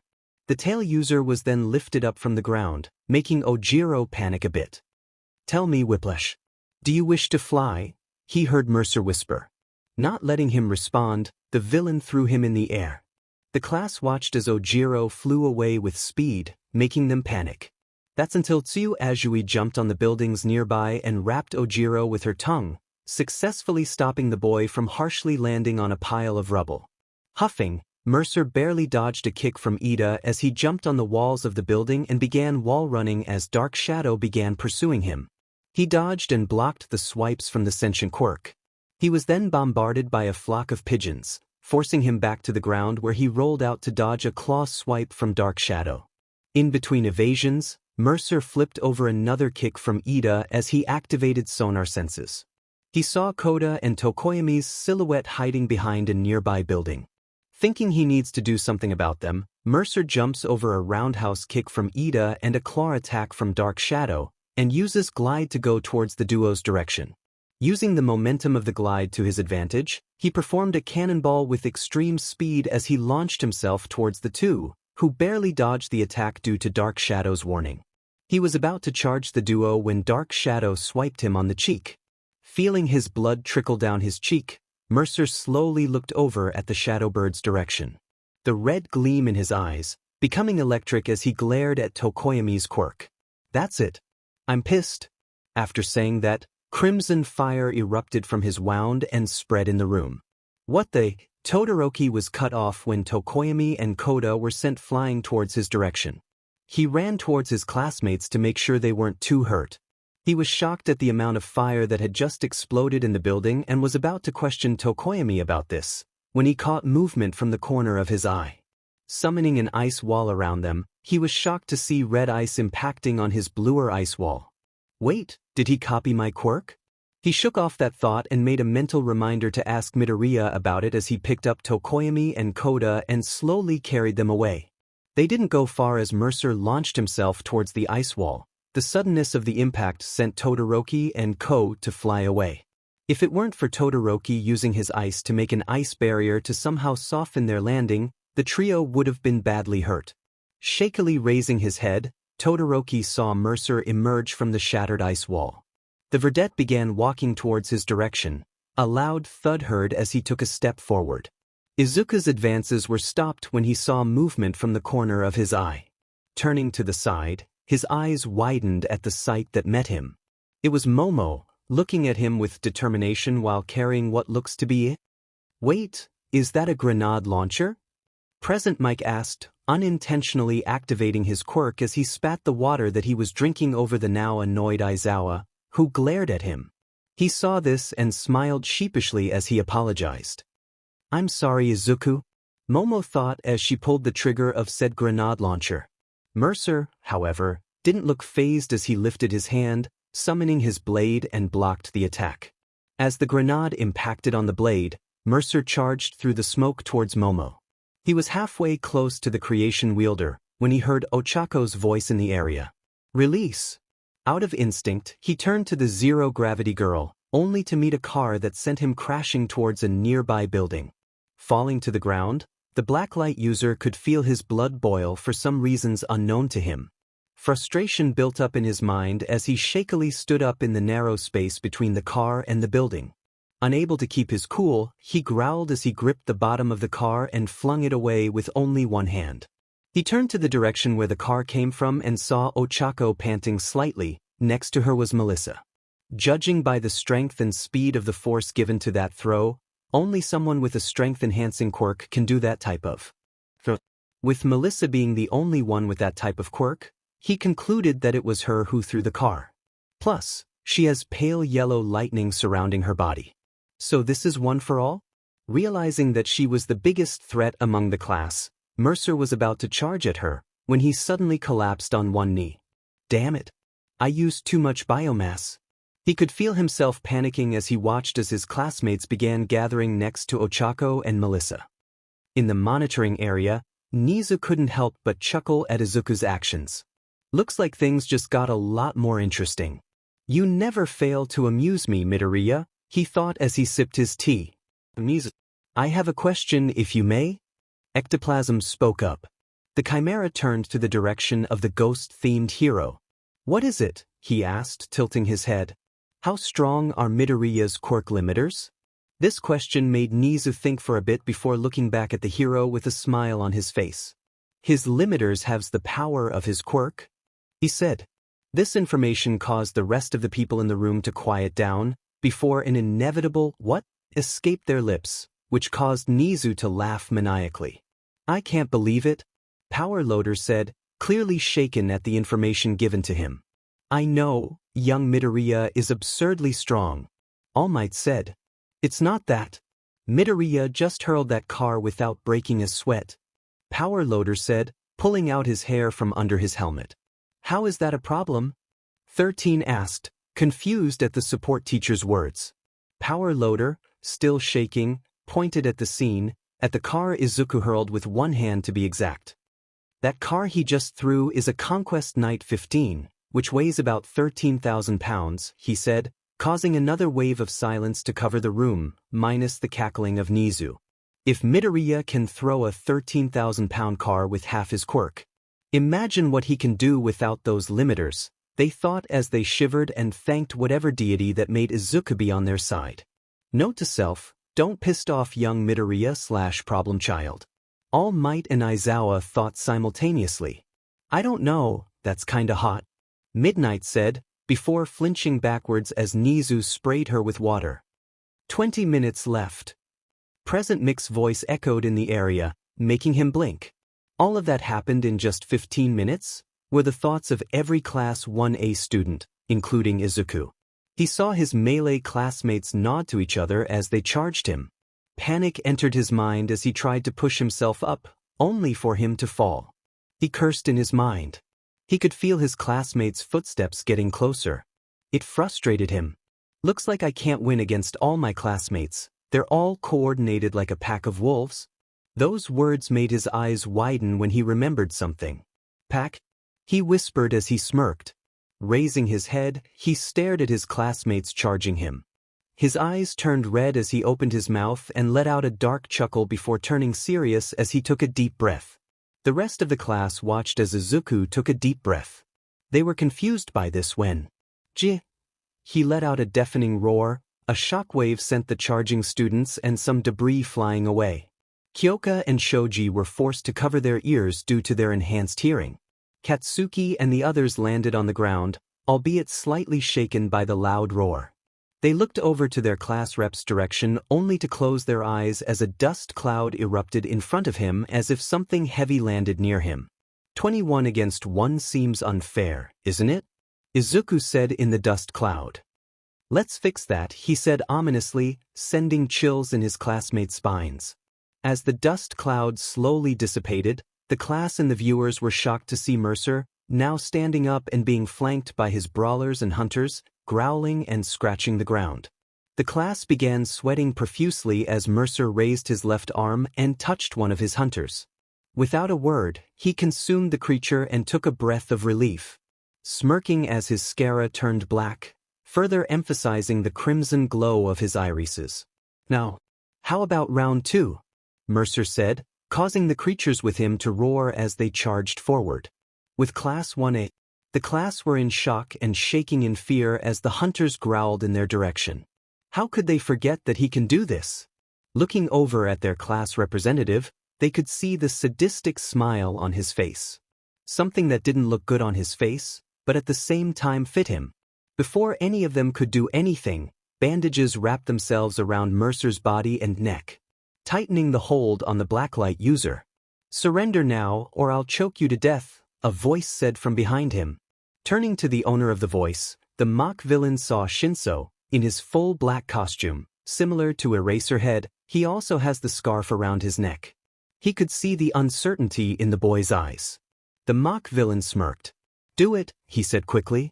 Shinso's eyes widened when he didn't feel Izuku's response triggering his quirk. Narrowing his eyes, he spoke up again. Tell your hunters to stand down, he said while pulling the scarf harder to tighten the hold. Hunters? He knew something was wrong as soon as Izuku's smirk grew wider. Charge, he yelled, breaking free of the scarf with ease. He lunged toward Shinso, who was still surprised at this scarf getting destroyed. F-. Shinso mentally yelled as he tried his best to jump away from the verdette. Transforming his arm into his muscle mass, and Mercer punched the indigo-haired boy on the cheek, sending him flying to the building wall with a loud thud. The hunters charged forward to the other students, who frantically avoided the creatures as the mock villain made his way to Shinso, who was trying to stand up, albeit shakily. As the green-haired teen was about to attack Shinso, a wall of ice stopped him from getting close. Looking to the side, he saw Todoroki clutching his side. He was about to charge at the dual-haired boy, when a kick hit him from behind, courtesy of Iida, sending him flying to the direction of Todoroki. Now, Todoroki! He heard Iida yell, making him look over at Todoroki's direction, who began summoning a large wave of ice to his flying form. Landing hard on the ice wave, ice shards and dust particles exploded in the area, making those around them close their eyes. As the dust particles slowly dissipated, they noticed that Todoroki was limping forward, clutching his sides. That was the same time where the hunters slumped down and turned into piles of tendrils. The tense atmosphere lightened up as they began cheering. They had won and passed the exam. But no announcement of the end of the exam was announced. The teachers were on the edge of their seats as their eyes were glued to the screen. Even if it looked like Midoriya was somehow defeated, they knew better than that. Even the impatient present Mike didn't say anything as they watched Todoroki emerge from the smoke cloud and the rest of Class 1A beginning to celebrate, waiting in anticipation as they wait for Midoriya's next move, completely forgetting that this was supposed to be an exam. Through the celebration, Katsuki narrowed his eyes as he stared at Todoroki, who was limping towards Melissa of all people. He expected Icy Hot to go to Round Face or Four Eyes or even Ponytail, but not towards Melissa was oddly suspicious. His suspicion was warranted when he saw Todoroki's unconscious body lying on the ground as the smoke dissipated, the direction where Todoroki's came from. The imposter began smirking as his heterochromia eyes turned red. "Gizmo girl, look out," he called out, propelling forwards to the girl's direction. Said girl jumped at the yell and barely dodged a claw slash to her palm. Channeling 10% of One for All as her body was enveloped by yellow sparks of lightning, she sent a kick towards the imposter, who slowly turned back into Izuku. Shoot style, Texas Smash. The kick landed on the boy's left arm that he used to block the attack, causing a shockwave to explode from the two students. The attack didn't faze the Blacklight user, who was about to punch the blonde girl if it weren't for Katsuki sending an explosion to his face. Seeing that the mock villain is stunned, Melissa used this chance to grab Mercer's arm and hurled him across the street. The verdette landed on a nearby building, crashing into the glass window. Seeing an opportunity, Katsuki yelled out, "Everyone, fall back," he said as he propelled towards Todoroki's unconscious body and carried him away. The class followed suit as they booked it out of there. In this situation, regrouping is the most logical thing to do. The class were nowhere to be seen when Izuku emerged from the building he crashed into. Shaking off the glass shards on his body, he used his sonar senses to look for his classmates and spotted them immediately. He was about to run after them when he looked over at his arm and saw blood. His eyes narrowed, he couldn't remember if he even got injured or anything. Wanting to make sure, Izuku channeled Blacklight and consumed it with the tendrils swirling around his arm. He waited for memories to enter his mind, but nothing came. Shrugging it off, Izuku walked towards the pile of mass that came from the hunters. He intentionally made the creature desummon to make his classmates drop their guard. It worked but not fully. Consuming the two piles, he walked towards the other one and touched it. The pile began pulsing before it came back to life as a brawler hunter. The creature looked over at its master and waited for orders. Izuku huffed in amusement. Looking straight to its eyes, he spoke up. "Brawler?" The monster perked up as a smirk formed on its master's face. "Smash." As soon as he said that, the creature roared before jumping away towards a nearby car and began slashing and pounding on it. Its loud crashing sounds echoed in the area as Izuku sat down, in a meditative position.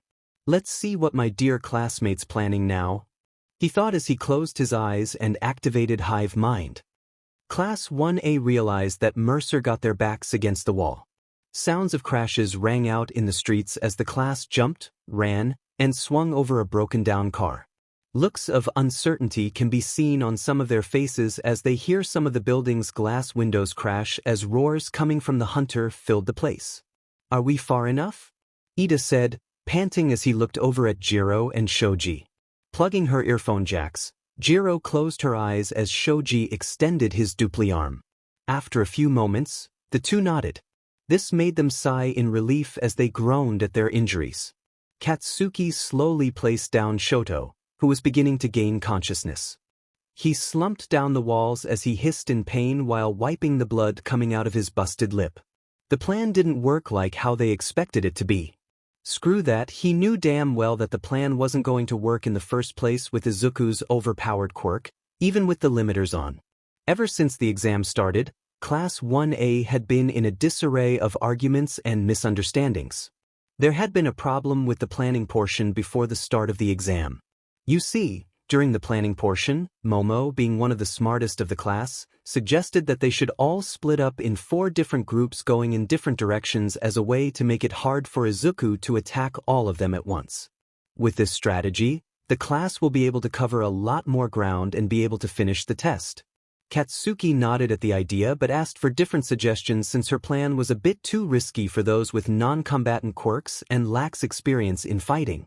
Toru also pointed out that Izuku has thermal vision, making it easy for him to locate their direction. Kirishima then suggested that they take Izuku head-on and overwhelm him with their numbers advantage. A suggestion that Katsuki immediately declined on doing, arguing that Izuku has more experience in fighting multiple opponents and in fighting in general since he is now a pro hero. That's when Melissa suggested that the class surround their class president and overwhelm him with attacks to somehow weaken him and for them to easily capture him. A plan that Katsuki doubted would work but couldn't say anything due to his classmates' agreements. Something that he would regret right now. That damn nerd got us good, he got us real good, he thought as he took a deep breath before smirking. So what now? He heard Shinso ask, panting slightly and hissing at his bruised cheek. What's the plan? The class looked over at Momo, who was a bit pale due to her overusing her quirk. She was looking down on the ground. They could see the look of frustration in the raven-haired girl's face as she slowly shook her head. I don't know, she shakily said as a single tear began to crawl down her cheeks. I don't know. The class looked over to the second smartest person in their group, Melissa, who was looking down thoughtfully as she wrapped bandages over her injured palm. The same frustrated expression can be seen in her face. As Katsuki was about to speak, Ochako spoke up. Hime, are you okay? Himiko can be seen head lowered as if she was sleeping, which worried Ochako, since the blonde girl suddenly was asleep. The brunette shakes the other girl, attempting to wake her up. Her attempts of waking her friend up was halted when Himiko suddenly slashed the knife in her hand towards Ochako, who quickly dodged her. The class jumped away as Himiko began to stand up, confused as effed to why their classmates suddenly attacked Ochako. Her head still lowered. Toga, what are you doing? Iida yelled out to the girl. The others have the same thought in their minds. Their questions were answered when the transform user lifted her head. Class 1A widened their eyes to see the girl's yellow-slitted eyes are now appearing in a crimson hue with black scaras. I'm sorry, but Himiko is not available right now. Please try your call later. Toga said as she lunged forward and began slashing her knives towards the group. The class were shocked at this, but the most shocked was Katsuki. He almost thought that Izuku had followed them and disguised himself as Toga, but seeing that she didn't use any of his abilities, it doesn't appear to be that way. It appears that Izuku had somehow controlled the blonde girl. Seriously, Midoriya. Just how many skills can you just pull out of your ass to catch us off guard? He thought as he dodged a swipe to his neck. She began charging towards the closest person, Aoyama, who was still clutching his stomach. The self-proclaimed French student panicked and sent a laser towards the blonde girl. Ochako was worried that her friend was about to get hit.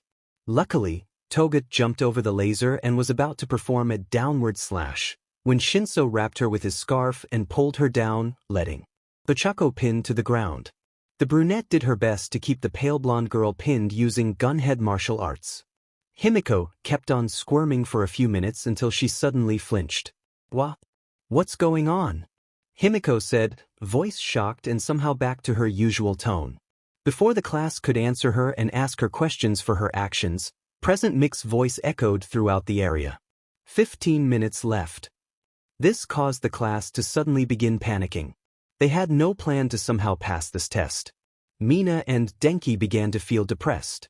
Their plans of being in the summer camp, the training, the test of courage, the campfire stories, and the most important thing of all, everything is getting out of their grasp. The others grimaced at their injuries. They had felt like they were just way out of Izuku's league and being toyed with by their class rep. However, Momo and Melissa were the most depressed looking as they, the smartest in the group, couldn't think of a plan. The latter of the two being that the quirk her uncle might had entrusted on her has little effect on their opponent. Though, it may be understandable due to her being new in using one for all. This highly affected their confidence. Katsuki saw all of this and clenched his teeth. Despite his change of character, he is still Katsuki Bakugo. He hates losing and to see his classmates giving up without even trying annoyed him. However, even he is unsure on how to win this battle. This feels like a David and Goliath match. The only difference is their Goliath is on steroids and is more stabby. So what other way do they need to do to win? They could always escape to win, but that is a coward's way out of this predicament. At least for him. Looking over at his classmates, he furrowed his eyebrows to see that some of them were injured and exhausted. But he could still see the small spark of determination in their eyes filled with despair. Taking a calming breath to himself, he slapped himself in the face with his palms. Before turning his game face on, turning his head to his classmates, he scowled. This is getting nowhere. We need to go and fight him. As soon as he said that, he turned to the direction where Izuku was. Everyone looked at him with shock. He saw that Kirishima was looking at him with a look of concern on his face. Before anyone could talk, the explosive boy continued. But we need to do things differently this time. He looked at them and crossed his arms. Even from the start, I knew that the plan was going to fail. This caused gasps to echo in the area. Before Iida could confront him about not speaking up, Katsuki raised his hand. I didn't say anything because I didn't have an idea on what to do, not entirely a lie, but who's counting? Seeing that our asses got kicked by the nerd, it's really obvious that I was right. This caused Momo to lower her head. Ochako patted her back.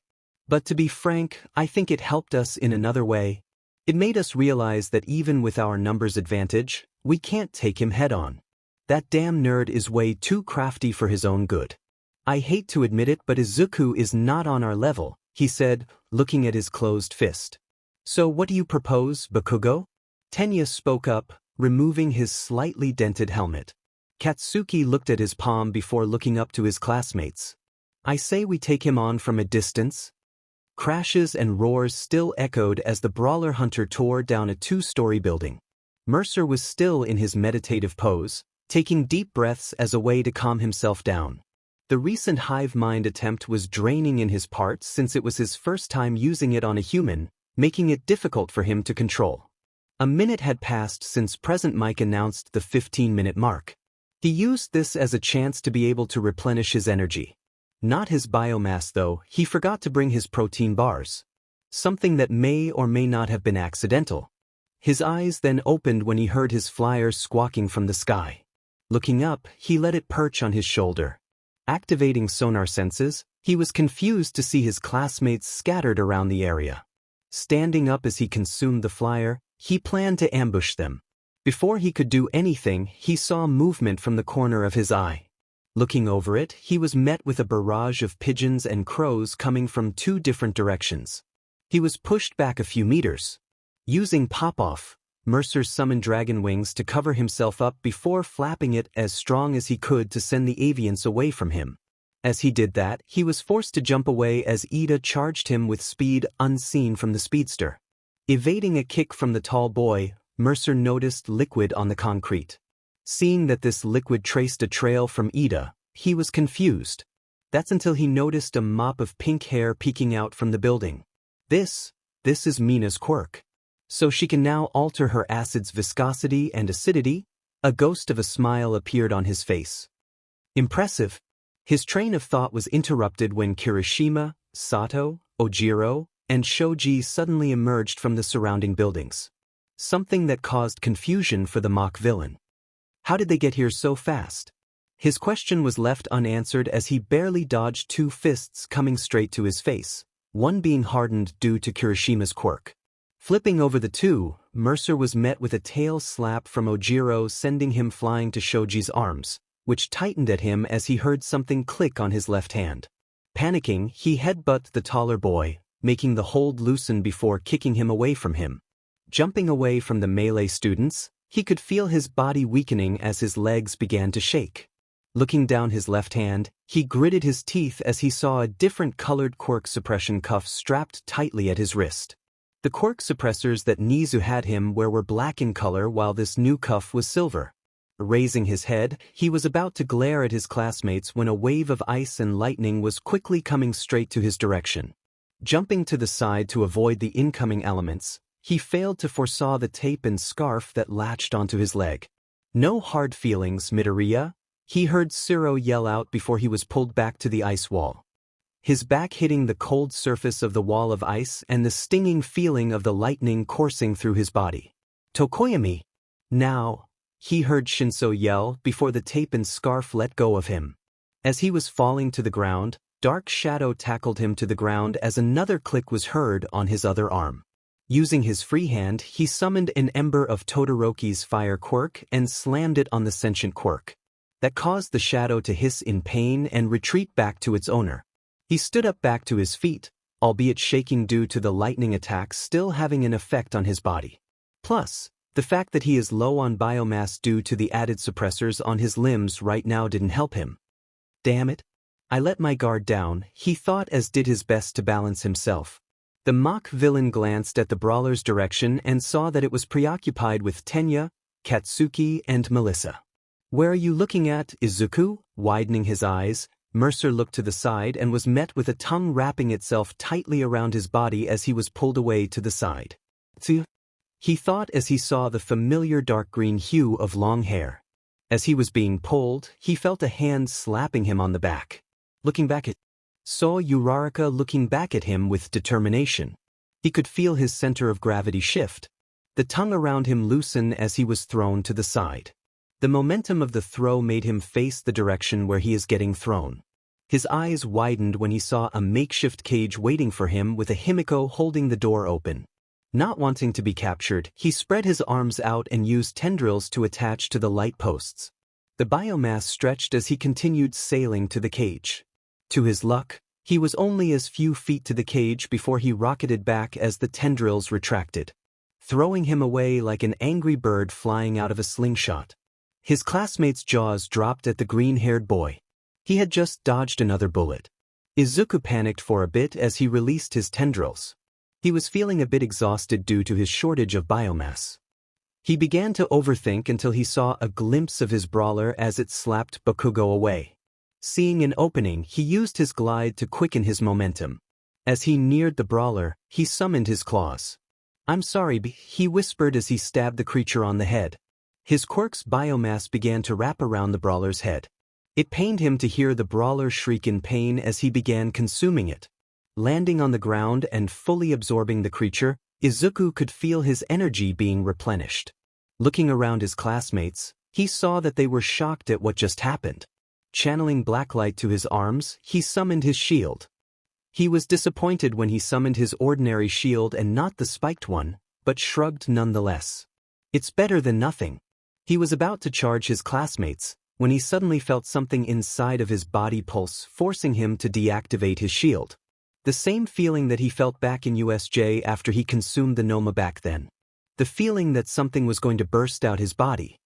He began to cry in pain as black and red tendrils began to surround his body. Before he knew it, a barrage of tendrils escaped his body in different directions, crashing to the buildings and cars around him. His classmates frantically tried their best to either dodge the thing or block it. His yell of pain drowned out Present Mick's voice, announcing the 5-minute mark. As the tendrils stopped, Izuku was left there panting and confused. He had somehow achieved critical mass once again. It is him achieving an excessive amount of health or biomass consumed. This only happened during the USJ incident, where he used consume for the first time of his life. What confused him is how he was able to achieve critical mass at this point when he had trained himself in increasing his biomass storage, making it hard for him to reach critical Massachusetts. At least he chose not to reach it due to the destructive nature of it when released. He looked down at his arms and noticed the suppressors. Is it because of the suppressors? Is it because my quirk is being suppressed that it made me reach critical mass faster? He thought between pants. He was still confused at this when his head pulsed as visions of people began to appear in his mind, making him clutch his head. Appearing in his mind are 8 figures looking at him with shock and confusion. What he noticed first was a tall, muscular woman that looks like his mom, if it weren't for her black hair and a mole near her right side of her chin, below her lips. He then noticed a figure made of yellow mist, similar to the warping villain, that looks really close to All Might in his skinny form. He was about to approach the figures, when he felt hands grip his shoulders and made him stop on his tracks. Looking back, he saw Alex on his right side and a tall, muscular man with a shaved head and a small scar over his left eyebrow. The two looked down at Izuku with a serious expression, before shaking their heads. This further confused him as he looked back at the figures and blinked when he saw them fade from existence. As the figures faded, something akin to a hologram appeared in front of him. Within the hologram screen, a bunch of what appears to be a bunch of viruses connected to each other. Something that made him raise his eyebrow when he read names of some of his classmates and people he knew, such as Shoto, Aizawa, Himiko, and unfortunately Mineta. His thoughts were interrupted when something hit him on the shoulder.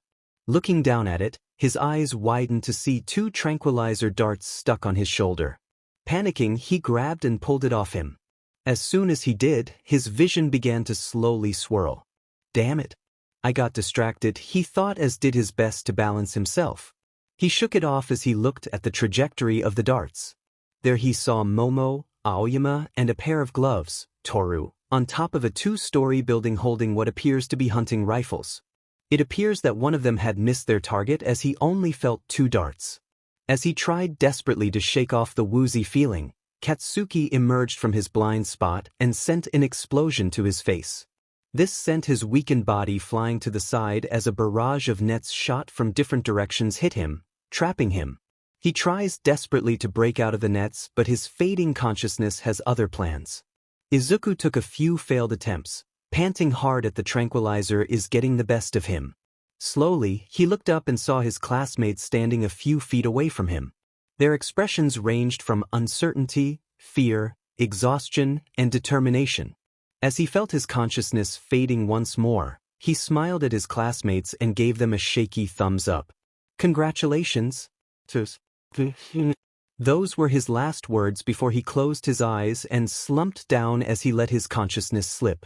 There was a moment with silence in the field as Class 1A stared at Izuku's unconscious body. They continued to look at him until the speakers burst out an announcement. The villain has been apprehended. The hero team wins. As soon as that announcement was called, the class erupted in cheers as they had passed. Everyone, even Katsuki, began yelling in victory as the girls began hugging each other. Summer camp, here we go, the girls plus Kaminari and Shiro yelled in their minds. Somewhere in Camino, Tamura Shigaraki can be seen on the bar stool, silently looking over Izuku's picture from the sports festival. A glare can be seen through the eye that the hand on his face was covering. He hadn't forgotten his encounter with the hero student and how he had always been outsmarted by the boy. Albeit, intentionally or unintentionally. That brat. I'll make sure he pays for being a cheater. I'll disintegrate him to bits. Just you wait, he thought as he used his quirk to disintegrate the picture. The door of the bar opened and there entered a middle-aged man of moderate height and slight build. Said man has short gray hair worn parted to his right with side bangs above his eyes, along with a goatee on his chin, a small mustache, and one of his teeth seems to be missing, leaving a gap in his grin. Mr. Shigaraki, I came here with the recruits, said man as he grinned at the decay user. Izuku finds himself waking up on the very familiar-looking rooftop carved within his mindscape. The same rooftop where he saw the mysterious figures. The same rooftop where he awakened tendrils. The very same rooftop where he met and bound souls with Alex and gained the Blacklight Virus and converted it into a quirk. This rooftop brought different emotions into him, but the most notable was the feeling that Alex gave him. For him to be pulled away from the darkness and be given the light to continue his journey was something that Izuku will always be grateful for Alex and James, the latter for giving him the ability of tendrils and pack leader at his disposal. As he rose up to his feet, he wondered why he was in his mindscape. But his curiosity was halted when he heard shouting near his location. You effing bastard. If I were alive right now, I would have ended you again. Oh James. You know damn well that I let you win in our last fight. Looking over at the direction of the shouts, Izuku saw Alex and James standing near the edge of the building. The former has his arms crossed, leaning on the railing of the roof, while the latter was in front of the former with his fist clenched in front of his face, visibly shaking as a tick mark can be seen on his shaved head. Izuku could see Alex having an amused expression while James wore a glare towards the prototype. Though, he was confused how Alex could be here. If his memories weren't playing with, Alex already passed to the afterlife after transferring Blacklight into him. Also, how can James be here as well? He said, earning the attention of the two, who looked over at his direction. Ah, Izuku. Fancy seeing you here. Alex smiled and approached Izuku, accidentally bumping James' shoulder, earning a growl. We've been expecting you, he said as he approached the green-haired boy and gave his hair a ruffle. Really? He asked and got a nod from the former Blacklight wielder. Yes, it has something to do with your recent discovery, Alex said. Specifically, the web of intrigue, the interconnecting viruses that you saw last time. He paused before smirking, causing a confused look to appear on Izuku's face. More on that later. Let me introduce to you my dear friend, James Heller, he said and pointed to the other person on the rooftop. Said man growled and gave Alex a glare. I am not your goddamn friend, you bastard. James yelled before looking over at Izuku. And I met the kid before. It was after that time he consumed that motherfucking abomination that looked way too similar to you, Mercer. Alex wasn't even fazed from the insult as Heller continued. But to make it formal, my name is Sergeant James Heller and I destroyed Alex Mercer, he said and crossed his arms. Barely destroyed, Alex added, earning another tick mark on the man's forehead, but didn't say anything. Izuku gave the man a slight bow. Nice to meet you, sir. I am Izuku Midoriya, the reincarnation of Alex Mercer, he said, whispering the last sentence. Though the two adults heard it and snorted in amusement. Heller looked at Izuku with scrutiny, causing the boy to shift awkwardly on his feet, before turning to Alex. I still don't believe that this kid is your goddamn reincarnation. He's way too polite to be you, he said in a blunt tone. Izuku fell down comically as Alex just huffed in amusement. At least he doesn't yell profanities like he owns the place. I'm pretty sure that Bakugo kid is your reincarnation, Alex said teasingly. The other man scoffs. No way in hell that suicide debater is my reincarnation, he sneered. I mean he's getting better at least. Izuku was cut off when James glared at him. Don't defend him. Right? Sorry, he said looking away. Not really comfortable with the subject. Anyway, what's the web of intrigue again? He said, changing the topic. As soon as Izuku finished that question, a same holographic screen containing millions if not billions of interconnected viruses appeared in front of them. The amount was overwhelming, even for Alex. Ugh, I could never get used to seeing that many memory fragments in my mind, Alex moaned as he unconsciously rubbed the side of his head. For once, I agree with you, Heller wincingly said, also rubbing the side of his head. Anyway, this Izuku is the web of intrigue. A mental representation of the collection of all of the memory fragments of every person that you and I consumed, Alex said. This allows us to look into the entire life memories of a person in just 10 to 11 seconds, something that you unconsciously do without needing to check into it. However, yours is different. How so? Izuku asked. Alex smiled and looked back on the hologram. James and mine only allows us to look into the person's memory. You on the other hand take it more into a whole new different level. Not only allowing you to look into another person's life, but also allowing you to permanently copy another person's quirk. Quite an interesting feat if you ask me, he said, making Izuku nod.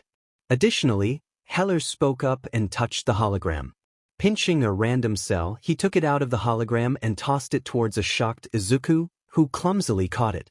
As you can see, yours can be taken from the web and be either inspected or be crushed if you want the memory to be erased from the face of the earth, all the while keeping the person's quirk, if they ever have one.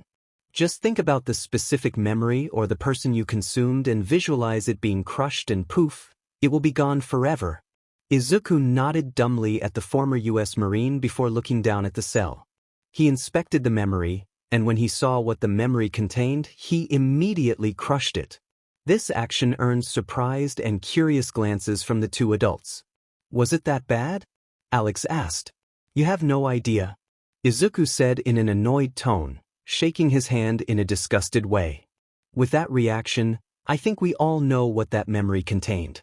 Alex just gave James a look, the latter shrugging as he crossed his arms. That sums all of it. Do you have any questions? The prototype asked Izuku, who looked back at the hologram as it slowly dissipated and back to the two. There's two actually, he said, earning a nod from the two. Okay, first question. He paused and pointed at James. How are you here? Said man just blinked. That's a good question, he said before thinking for a bit before looking back at the young hero. I think it has something to do with the bastard beside me. Since I am pretty sure I didn't get reincarnated into you as well. Though, that could also be a possibility, he said pointing his finger towards Alex. Yes, that's right. I believe that when our souls merged, a fragment of James' soul containing some of the abilities of the Blacklight Virus, such as tendrils, pack leader, and some other miscellaneous skills, had also been inserted within your soul. Alex said, and paused for a second before continuing. There's also that time where I secretly consumed some of his blood to look into his memories. Maybe that was the reason. This earned a reaction from Heller. What the F dash? Why the F will you look into my memories? Alex merely shrugged. I dunno. I was bored. Why I oughta. His yells were interrupted by Izuku. Anyway, on to my next question, Izuku said, stopping a fight from starting inside his own mindscape. My other question, who were those figures I saw before you two stopped me from approaching them? Alex and James were silent at that question. Izuku could see the uncertainty in their faces and grew anxious. It's okay if you two don't want to answer it. He trailed off, only to be interrupted by Alex. They are the previous users of One for All, he said, opting Izuku's eyes to widen. We don't know how they got here, but we stopped you from approaching them because it would have been too dangerous, even for you. To equip All Might's quirk. Wah? How so? Izuku asked, confused about all of this. Blacklight and One for All are two of the most powerful quirks in your world. Combining the two will essentially turn you into a god. But both have drawbacks that will cause a lot of damage in your well-being, making your already highly destructive quirk even more destructive, he said, as a serious expression can be seen on the man's face. We stopped you for that very reason. If you ever got a chance to get your hand on One for All, chances of your whole body exploding from the inside out is really likely. This caused chills to spread throughout Izuku's spine. Just the mere thought of his body exploding with that drawback almost made Izuku vomit. That's why One for All and Blacklight should never be combined in one body, Alex said, causing Izuku to have a thoughtful look on his face. Izuku's mind was still filled with images of him exploding from the inside out, and it was very unsettling. It was Alex's hand that pushed off those thoughts, and he smiled at him. That being said, you don't need One for All to become the hero that you always wanted to be, you already have Blacklight. And every other quirk he copied, Heller added. And every other quirk you copied, Alex repeated. Izuku chuckled a bit and nodded. I understand, he said as he felt a faint pulling sensation from his head. He panicked a bit, but Alex only laughed at this. Looks like you're waking up. Good luck out there, Izuku. Congrats on ranking 35th. Same here, Heller said as he saluted the boy. The current Blacklight wielder nodded and thanked them. It took him 5 seconds to fully fade away, leaving the two in his mindscape. Making sure that Izuku was fully gone, James looked over at Alex. Why did you lie about Blacklight and One for All? He asked the hooded man, who just looked at him with a raised eyebrow. I don't know what you mean. Don't give me that crap, Mercer. You and I know damn well that kid wouldn't have any problem wielding both Blacklight and One for All. He narrowed his eyes on the original prototype. So why the hell did you lie to him about that? Alex looked up into the red sky with uncharacteristic melancholy on his face. So that history won't repeat itself, he whispered. I did so many despicable things in the world when I was alive, and I barely felt remorse in all of my actions, thinking it was the right thing to do. The moment you came and put an end to my chaotic reign was the moment where I felt the most human throughout my life as the Blacklight Virus.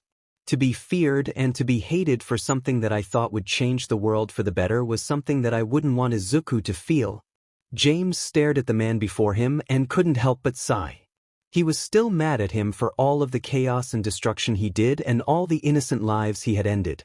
He was sure that the man was heartless and had no emotion at all. But looking at the man in front of him right now made him think otherwise. If you say so. Looking at the red sky within Izuku's mind, he was willing to trust the man in his judgment. Anyway, why the F did you look into my memories, Mercer? Alex shrugged, not looking back at him. I dunno. I was bored. Answer the damn question, UF dash. Izuku looked up to the front door of the 1A Heights Alliance or Class 1A's dorm room. It had been 2 weeks since they all had moved into the dorms. He moved in the dorms, alongside his mom and Eri, the latter two staying in the UA staff, sleeping quarters as a way to keep Eri safe from any other members of the 8 Bullets looking for her, while Inko helped out on taking care of Eri, who had now been officially named Eri Midoriya, adopted daughter of Izuku Midoriya. As soon as Izuku woke up from his meeting with Alex and James, he found himself being whacked by Recovery Girl with her cane. The school nurse scolded him for being way too reckless and not even holding back in fighting his classmates in an exam. The only thing saving him from getting hurt is his shock absorption evolving into nullification. Talk about a clutch moment. He defended himself by saying it was Nizu's idea. The nurse halted her cane assault on the boy and gave Nizu a glare, which had caused a bead of sweat to form on the fur of the chimera. The chimera then gave him praises for his performance and how he made his classmates think under pressure. Though he was thankful for the praises, he couldn't help but feel guilty and mad at himself for almost fatally harming them due to him not holding back. If it weren't for Midnight squeezing him between her bountiful chests, he would not have snapped out of his self-loathing. That caused a wave of laughter from the UA staff and a grumble from Aizawa. After Recovery Girl checked for more damages, he was given permission to leave to get some rest. Izuku sighed and suppressed a yawn from escaping his mouth, still feeling the after effects of the tranquilizer darts that were shot at him. Shaking the drowsiness off his system, though failing miserably, he took a few steps towards the front door. Despite Midnight's attempt of calming him down, he couldn't help but still feel bad for almost losing control of his actions during the exams.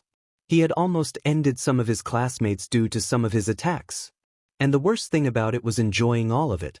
Just the thought of himself enjoying the fight or hurting his classmates made him sick. That's why he was so frustrated as he tossed the car with one hand. Sighing, Izuku placed his hand on the doorknob and turned it before pushing it open. Uncertainty and anxiety crept their way in his mind as he entered the dorm. Walking in and looking around the dorm, he felt his anxiety slowly lowered as he observed his classmates. Despite their bandages around their bodies due to what had happened in the final exams, he could see their eyes filled with excitement and happiness as they conversed with each other about their plans in the camp. Some of them saw him and approached him asking questions if he was alright, prompting him to wave them off. He congratulated his classmates for passing and apologized for hurting them too badly, to which they told him it was fine. Smiling, Izuku excused himself to go to his room and maybe even take a nap due to the after effects of the tranq darts. They nodded at him and asked if he wanted to join them in their trip to the mall tomorrow morning. He agreed and went to his room. As he reached his room, Izuku plopped down his bed and dropped unconscious. Tomorrow is going to be another busy day. Good thing it was a rest day. Just shopping with his classmates. What could possibly go wrong? Camino Ward Shopping Mall. In the midst of the bustling chatter of people shopping or exploring the Camino Ward Shopping Mall, Izuku found himself running for his life as a group of fangirls chased after him as soon as he and his classmates entered the shopping mall. Damned fangirls and damned Kaminari for sharing their location in Herogram, even tagging him in his Herogram update. He mentally noted that he would break Kaminari's fingers when he gets out of this situation. Separated from his group, Izuku, desperate to escape the sea of growing fangirls, he entered the men's restroom and closed it shut. Leaning on the restroom door, he could hear the fangirls murmuring outside and realized that they weren't going to leave the entrance/exit of the restroom. He was stuck in a really sticky situation right now. And none of his classmates will be able to help, considering that the fangirls might go after them if they interfere with the chase. So much for a rest day. Izuku thought to himself, sighing as he could still hear the chattering and squeals from the girls outside, and began brainstorming ideas to leave the place unsuspected. He can't go out using a window as an escape route, since the fangirls would most likely surround the area to prevent him from escaping. He could always use his hero status to drive them away, but that would cause a lot of attention. Last thing he wants is attention and stress from all of these fangirls. If only I can use my quirk? He thought to himself and froze. It took him 3 seconds before he facepalmed. He can always use his quirk if it was an emergency, and this is definitely an emergency. channeling blacklight all over his body, he used disguise. Outside the men's restroom, as all of the fangirls waited, the door opened. All of the fangirls turned to the door and were ready to lunge at the person who exited the room, only to deadpan when they saw Shota Aizawa exit the door. They immediately ignored him and went back to waiting as the underground hero exited the door with ease. Unbeknownst to the fangirls, Aizawa was grinning like a madman as he walked away from the rabid group. Making sure to keep a great distance from the fangirls, he took a left turn to walk under the escalator and walked to the other side, emerging as Izuku as blacklight retracted back into him. The sheet-eating grin still appeared on the green-haired boy's face as he successfully escaped the rabid fangirls, all the while informing the security that there was a large group of girls loitering outside the men's bathroom. Mission success. Respect plus, he thought as he texted his classmates. Now to break Kaminari's fingers, he thought as he maniacally cackled in his mind, almost sounding like Nizu, as a certain blonde-haired boy began shivering in fear. His mental insanity was interrupted when he accidentally bumped into someone. As they collided, both fell to the ground. Izuku immediately apologized as he began picking up the scattered bags of marshmallows on the tiled floor. As he picked up all of the fallen items before placing them in a paper bag, he looked at the person he bumped into and had to suppress a blush from forming on his face as his eyes met hers. Dark green eyes met cerulean as he was met face-to-face with a girl with shoulder-length, bob-shaped black hair sideswept to her right with a shorter strand hanging above her eyes.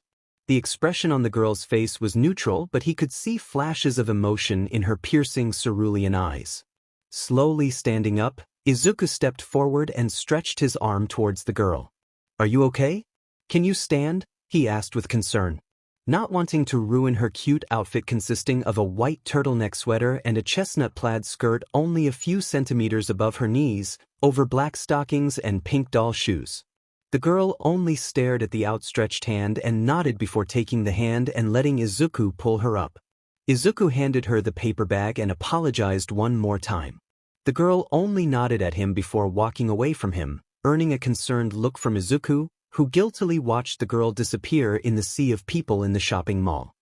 As the girl walked away from the young hero, she was met with the very familiar Itsuka Kendo and the rest of the girls from Class 1B, who were all chatting about how excited they were for the camp. Itsuka noticed the girl's sudden change of demeanor, even though there was barely even a change. Curiosity getting the best of her, Itsuka placed her hand on the other girl's shoulder. "Hey Yui, you okay? You seem kind of flustered," she asked the girl, now introduced as Yui. Yui opened her mouth to speak but closed it immediately as she nodded timidly. Her cheeks and ears began to heat up, causing all of the girls to look at each other in shock and confusion. Walking around, Izuku can be seen carrying shopping bags filled with camping supplies, training weights, snack and candies for Eri, who unfortunately couldn't come to the camp, and some marshmallows and chocolates, as a request from Ochako and Mina as they want to make s'mores there. After escaping the fangirls and his encounter with that beautiful girl, he had met up with his classmates.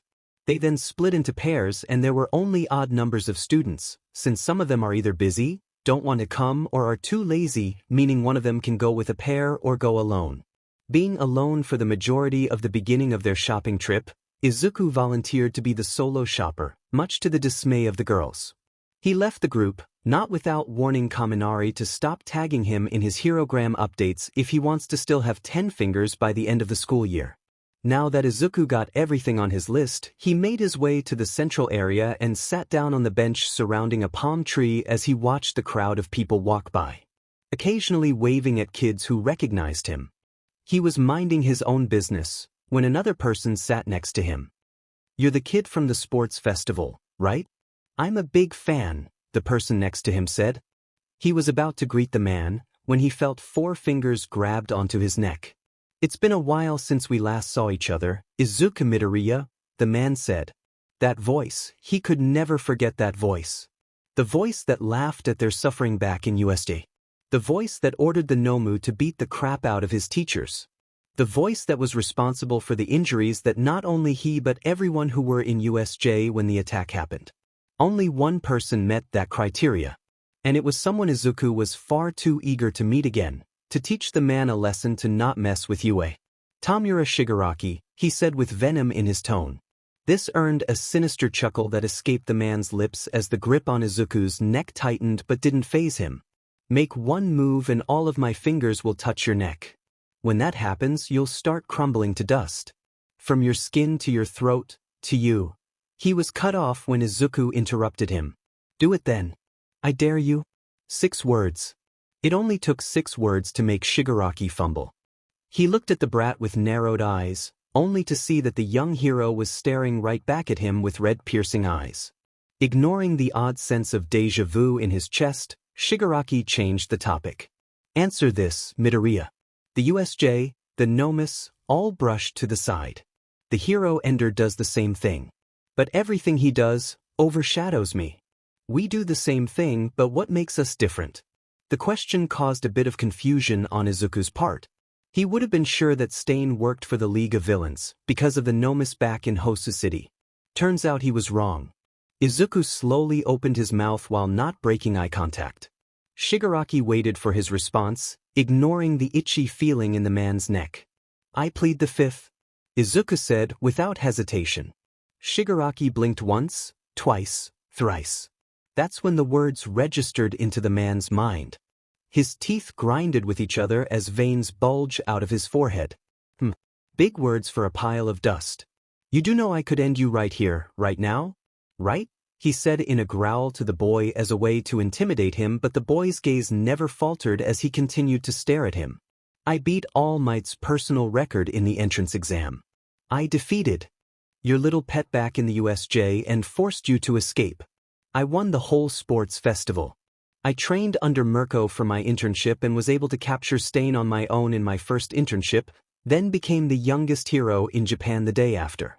Defeated high-ranking villains and gave my entire class a run for their money while my quirk is being suppressed in half, he said without breaking eye contact. I did all of that in just my freshman year as a hero course student. So what makes you think I'm afraid of a man-child like you? Then perish. Unable to hold his own temper, Shigaraki lowered his last finger on the boy's throat. Izuku's throat began crumbling as the young hero let out a choked scream. Arms flailing as pain erupted from his throat as his consciousness began to fade. Well, at least that's what Shigaraki expected. All of his fingers were down but nothing happened. No choked screaming, no throats disintegrating, no arm flailing. Just a green-haired boy glaring. It had confused Shigaraki. His confusion was cut off when he felt a tense feeling coming from the person he is holding right now. Looking over at the boy, his eyes widened to see that the sclera of his eyes were now pitch black with his crimson eye glaring daggers at him. His chest felt like it was exploding due to his heartbeat banging like drums. Is this the feeling of fear? Tamura Shigaraki. I'll give you exactly 5 seconds to let go of me and calmly leave this place before I cut your arm off, Izuku said. 1. Tamura didn't make a move, thinking he was bluffing. 2. Izuku said as his quirk began enveloping his arm, earning Shigaraki's attention. 3. His quirk tightened on his arm and began to take the shape of his blade. 4. Izuku said and slowly raised his arm near the man-child's hand. 5. Izuku didn't get to finish counting when Shigaraki pushed his neck away, forcing Izuku to stumble back. Izuku looked back at the villain and was about to charge him, when a very familiar black mist appeared out of nowhere and began covering the decay user. He watched with narrowed eyes as Shigaraki gritted his teeth. Mark my words, Izuku Midoriya. I will end you and I will do it slowly and painfully, he said as he was completely covered by the black mist, and just like that, he was nowhere to be seen. For the love of God, Shoto. Quit calling me your brother-in-law. Izuku's voice echoed throughout UA's schoolyard. His face beat red as he sent a glare towards his friend, who wasn't even fazed. Why not? Shoto asked, tilting his head. You saved my mom and sister's life from a villain. You are worthy of continuing the Todoroki bloodline with your own. How does that even make any sense? Izuku yelled indignantly. And besides, I'm not even in a relationship with your sister Dash. Yet, Shoto said, cutting him off. Yet, I don't even know her that well and just interacted with her once. And that interaction was just her thanking me for saving her, he said, his face blushing like a storm. Well, that can easily be arranged, brother-in-law, the dual-colored haired boy said with a shrug. Stop calling me that. Izuku yelled, activating erasure in the process. His annoyance reached new heights. Fine, I'll stop calling you brother-in-law, he said, earning an indignant thank you from Izuku, but continued talking. I'll call you dad instead. You son of a dash. That was the moment where Iida chose to jump in between, before Izuku could tear Todoroki to shreds. The taller boy barely held Izuku back as Todoroki continued walking towards the bus waiting for them outside UA's walls. Izuku was still blushing in embarrassment and annoyance as he followed the ice/fire user, while most of the guys in Class 1A, including Katsuki, snorted in amusement while the girls just looked on with varying looks of jealousy, confusion, and amusement. Despite his initial annoyance, Izuku couldn't help but worry for some reason. It had been 2 days since the Kiyoshi Ward incident. After his encounter with Tamura Shigaraki and being threatened to be ended, he had felt that this training camp was a bad idea. He wasn't afraid of the villain's threat, he was confident that he could easily beat Shigaraki. But something tells him that the villain is planning something big, being bold enough to go to public and threaten the hero. He could just be paranoid at the same time, he could be right. And he hoped it's just the former. Shaking his paranoia away, he looked up to the direction of the bus. Only for his left eye to twitch when he saw Monoma and the rest of Class 1B. The presence of their sister class wasn't the thing that ticked him off, but it was Monoma's crazed look as he spoke up. What Class 1A needs supplementary lessons? That means someone got a failing mark. Monoma said with a smug look on his face. Before the copycat could talk some more trash, Izuku cut him off. Wouldn't that mean someone in your class also failed? He said bluntly, making the blonde boy sputter. This earned a smirk on Izuku's face. Too easy. And judging by your reaction, it looks like that person was you? Izuku's guess probably was right when the 1B student looked at him with an angry expression. Monoma was about to talk back when he was knocked out by a chop to his neck courtesy of Itsuka. Sorry about Monoma, the orange-haired girl said, to which Izuku just waved off. Anyway, how have you been, Midoriya? I'm doing well. Busy with class and patrols as always, but it's manageable, he said to the martial artist.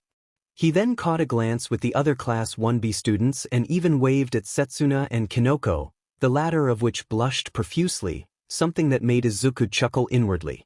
Though he blinked for 3 reasons. 1. Because Ibara Shiozaki somehow kept her hair/vines short, like how he had cut them in the sports festival. 2. The girl he had bumped into back in Kiyoshi Ward was also a UA student. No wonder she looked familiar. 3. The fact that some of the guys in Class 1B are glaring at him.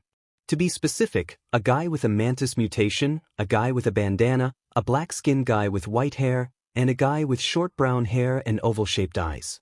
Izuku ignored them as Class 1B excused themselves when Vlad King arrived and led them to their bus. He waved at them and continued his way towards their designated bus. Looking over at Iida. Iida, if you may? He asked the taller boy, who nodded and faced the class. All right everyone. Class 1A's bus is here. Please line up and enter the bus, no pushing. Iida said to the class as he chopped invisible onions. The class followed suit. Izuku waited for all of his classmates to enter as he silently did a head count to make sure no one was left behind. Counting 21, minus himself of course, he began to walk towards the bus. Well, that's until Izuku. That's what he heard before a pink blur tackled, or in Class 1A's perspective, speared him to the ground. Groaning at the weight on top of him, he looked down and saw pink. With a sigh he spoke up. Dagnabit, May. Why do you keep doing that? He wheezed out, trying his best to ignore the soft mountains pressing on his chest. Why are you here anyway? He asked, blushing red. Oh, I'm here to join Class 1A and B for research purposes. You know, studying your quirks to make new babies, she said. That or Power Loader got tired of you blowing everything up and had ordered you to come with us as they repair the support class workplace? Izuku asked rhetorically. May just smiled wider. I admit nothing. I'll take that as a yes. Izuku sighed and shook his head. Classic May, he thought and looked at her with a deadpan expression. Can you get off me now? This is getting embarrassing. Don't be like that, Izu, she said, looking up to him with a wide smile. You know you love me. As she said that, she nuzzled closer to his chest, making Izuku shudder at the contact. Not wanting to be chewed on by Iida for Mei's somewhat affectionate gesture or getting his embarrassment to reach new heights, Izuku raised his hand and lightly chopped her on top of her head. That caused her to stop nuzzling, much to his relief. Hey, what was that for? She cried out and pouted. That's for tackling me like a bull. Now, can you please get off me? We really need to go to the bus before Mr. Aizawa scolds us. Mei continued pouting but got off of him, albeit reluctantly. Izuku stood up and dusted his pants before looking over at Mei. That's when he noticed that she had her salmon dreads on a ponytail that actually looked good on her. Giving her a smile, he reached out and took a strand of her loose dreadlocks and placed them behind her ears. Before she knew it, Izuku pulled her in a hug. I missed you, Mei, he whispered. The gesture caused her to turn beet red and her heart to flutter. Giggling a bit, she returned the hug. I missed you too, Izu, she said, not so secretly sniffing his clothes. It took them a solid 18.02 seconds of hugging before they let go and Izuku led her to the bus. Izuku introduced her to the class, oblivious by the jealous pouts from her female classmates as Mei gave them a victory sign and a wink, adding to their jealousy. Though, Izuku noticed that Iida backed away from Mei, which was fair remembering what happened back in the sports festival. Probably traumatized by her. They went to their seats and with Aizawa already entering the bus and sitting in front, the bus started moving. The whole bus ride was steady and nothing much happened, besides Izuku threatening Aoyama to cut his legs if he didn't stop standing up during the ride. Aizawa looked back at the class and observed them conversing with each other. Looking away, he slumped back to his seat. Their days of monkeying around like this are numbered, he thought as the bus ride continued. Izuku, sitting at the farthest seat, looked around his classmates. He could see the excited looks in their eyes and how they have been waiting for this moment of calm and relaxation, even Mei, who was happily conversing with her seatmate, Melissa, about support items. It made him laugh how different the two girls are, Mei being loud and eccentric while Melissa is graceful and humble. Leaning back to his seat, he could see from the corner of his eye that Katsuki was texting someone with his phone. He could see the slight twitch on the blonde boy's lips and raised a brow when Bakugo's ears began to redden. A girl perhaps? I'm happy for him, Izuku thought and smiled a bit before looking away. He was really happy with how Bakugo is becoming after the internship. He was calmer and rarely screamed profanities. Though he was still loud, that was normal for a blonde-haired Bakugo. Their interactions were also different from how they were before. Bakugo now calls him by his name and does not insult him anymore, nor attack him. After the exams and Izuku waking up from his nap and after their supper, Katsuki asked him to go outside to talk. That was the time where Katsuki officially apologized to Izuku for all that he had done and said to him. Izuku was even taken aback when the blonde boy had offered his quirk to be copied as a way to prove that he is really sorry. Despite the apology appearing genuine, Izuku had told the blonde boy that he can't really forgive him for a decade's worth of torment and pain that he had felt on Katsuki's hand. He told him that it'll take time for him to forgive him, something that the blonde boy understood. Izuku initially declined Explosion to be copied, but Katsuki insisted on sharing his quirk as an olive branch to mend their relationship. Though reluctant, Izuku accepted the quirk and took a small prick on the blonde's palm as they shook hands while Blacklight copied Explosion. With Explosion now in his arsenal, Izuku can use it to gain speed when using Glide, and also combining it with Pop-Off allowed him to create balls that would stick on their target before exploding. He also gave tips for Katsuki with his quirk, like a concentrated blast that can pierce through armor or hard surfaces. They also began hanging out and even playing games with Kirishima and the rest of the boys. Though they still see each other as rivals, he is happy that their relationship is now being fixed. That's until a sudden feeling of foreboding entered his mind as he looked straight to his homeroom teacher. Why does it feel like something bad is about to happen? He thought and looked worriedly at Mei. His train of thought was interrupted when the bus suddenly stopped. With that, the class began to exit the bus, following Aizawa. Izuku was the last out of the bus and immediately noticed that they weren't in a bus stop, but rather, they stopped near the mountainside, by a cliff. Wait, this isn't a bus stop? Where's Class 1B? Those were his classmates' thoughts and worries as Izuku walked an inch closer to Mei. He was sure that something was off about this stop. Eyeing his homeroom teacher with suspicion, he was about to say something when Aizawa beat him to it. To say there's no ulterior motive would be a lie. The hero said in his usual tone of voice, making Izuku look at him with narrowed eyes. What does he mean by that? Hey, Eraser! It's been a while, a familiar voice called out from the side, making Izuku look. As he did, his eyes widened.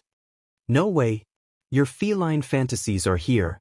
Perfectly cute and cat-like heroes. We're the wild pussycats.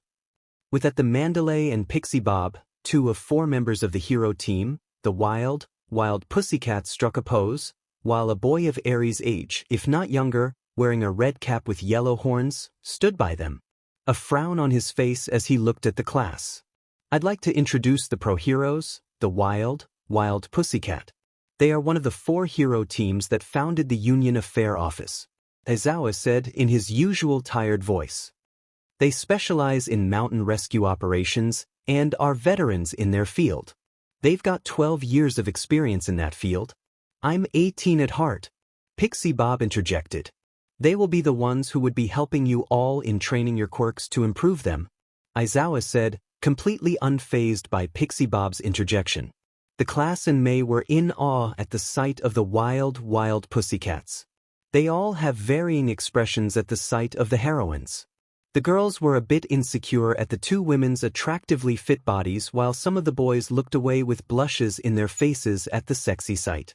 That includes Izuku, who was looking anywhere but the heroines, especially Mandalay. Let it be known that Mandalay was Izuku's childhood crush. Though, Izuku was a bit confused when he heard Pixie Bob's voice. He would have sworn he heard her voice before, he just couldn't remember where. Yup. This entire area is more or less our domain, Mandalay said, looking over at the forest and mountains from the railing of the cliff.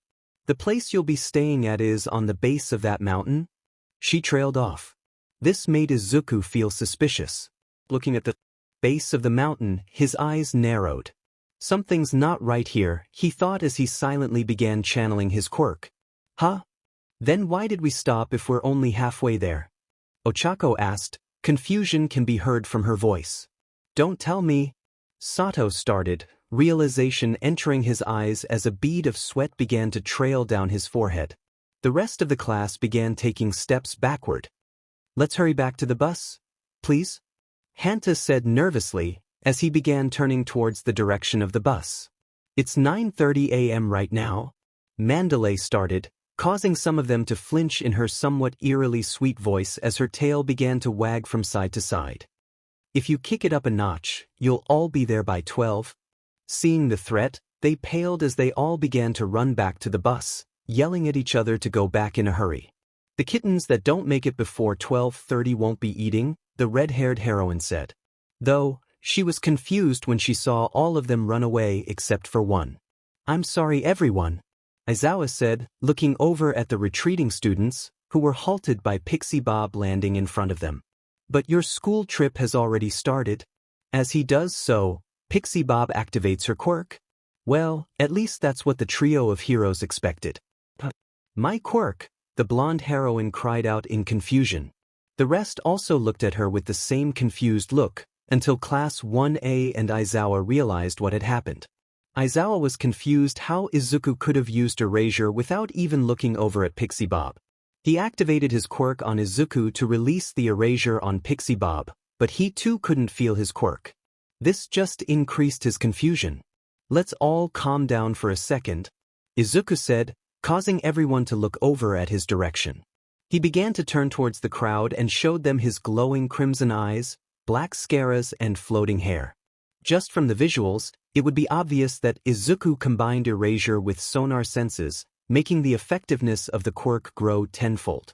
As much as I would love to go down there and beat up whatever it is down there to go to the base, but there is a small detail that you 3 kind of forgot to realize, he said to the heroes as he pointed at Mei. Not everyone on this trip is a hero course student. The 2 heroines looked over at Hatsum with wide eyes and turned towards Aizawa, who just looked at Izuku with a serious expression. But before he could talk, Izuku cut him off. I'm not complaining nor thinking that she is going to be a liability. She is more than capable of keeping herself safe with her awesome inventions. But what if it wasn't her but another support hero or heck a general education student? He smiled at May, who gave him a grin, though a blush could be seen dusting her cheeks.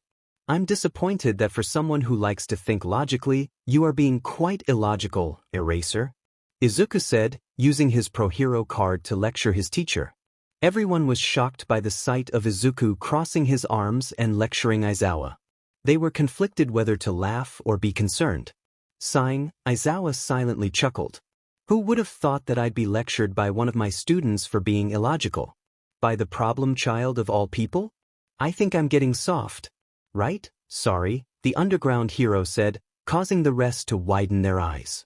Eraser had just apologized for his mistake? That's new. I just want you all to be alert in your surroundings and prepare your minds for a future villain confrontation. I understand. Sorry for ruining your plan, Izuku said, bowing but not deactivating his quirk. Next time, when you plan things like this, inform me. I could always help out in increasing the difficulty, he said with a smirk as he glanced at Todoroki.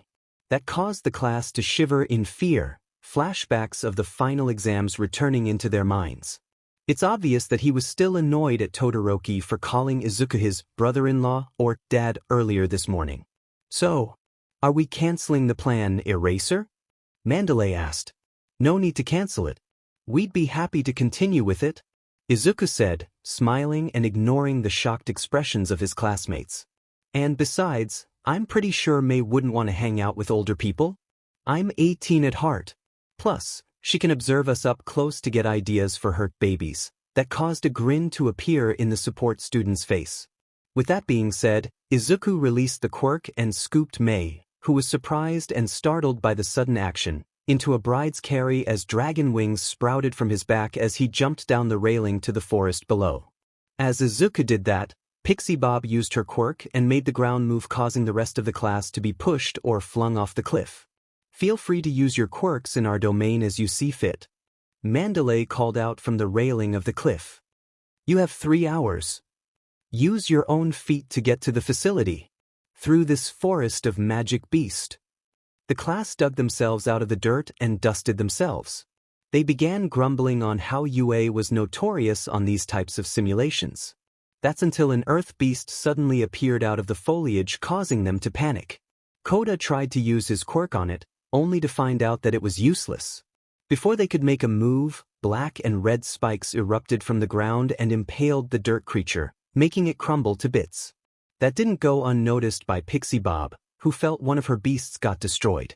The class looked over at the direction where the spikes came from and saw Izuku, wielding his claws and stabbing the ground. Removing his claws off the ground, he looked at the crumbled dirt beast on the ground. So that's Pixie Bob's quirk? Interesting, he thought as he looked over at his class. What are you guys waiting for? Let's crush these so-called beasts and get some lunch. He smirked when he saw their shock turn to determination. Even May was pumped up. He walked towards his classmate and placed his hand in the center. The class followed suit. Plus Ultra in 3. 1 2 3. Plus Ultra. 12:35 p.m. Well, guys are an interesting bunch. Mandalay greeted the disheveled students. I'm surprised that you guys got through the forest quite easily. When I told you that you can reach the base by 12, I mean by our standards, all of the students' eyes twitched. How obnoxious, they thought simultaneously. It wasn't really surprising, Aizawa whispered, looking over at Izuku, a smile hidden in his scarf. I thought you'd take longer. Pixie Bob chuckled. To have figured out my awakened earth beasts so quickly and easily. You guys are good, especially, her expression turned sultry and pointed at Izuku. Me? Izuku blinked and pointed to himself. Your lack of hesitation and indecisiveness. I take it that comes from your experiences you have acquired after being a pro? She began to walk towards Izuku as she licked her lips. Her expression then turned a bit dramatic as she rushed Izuku with her arms flailing. I call dibs on this kitten. I'll groom him myself, she said as she began spitting on Izuku. The class were speechless at the sight of the woman spitting. A Mandalay? Is she always like this? Aizawa asked. It's gotten a lot worse lately ever since the sports festival. She's at the age to take a mate, the red-haired woman said. I mean, who wouldn't? That boy is built like a Greek god, even I wow dash. She cut herself off and shook her head. Hearing what Mandalay had said, Izuku, who was desperately trying his best to cover his face, remembered where he heard her voice. If he wasn't mistaken, Pixie Bob was the woman who yelled "Marry me" back in the sports festival. That's when a thought came in his mind. Speaking of mates, don't speak, Pixie Bob said as she placed her paw glove over Izuku's face. Izuku continued talking. I've been wondering for a while. Whose child is that? He said as he pointed over at the boy wearing the red cap with yellow horns.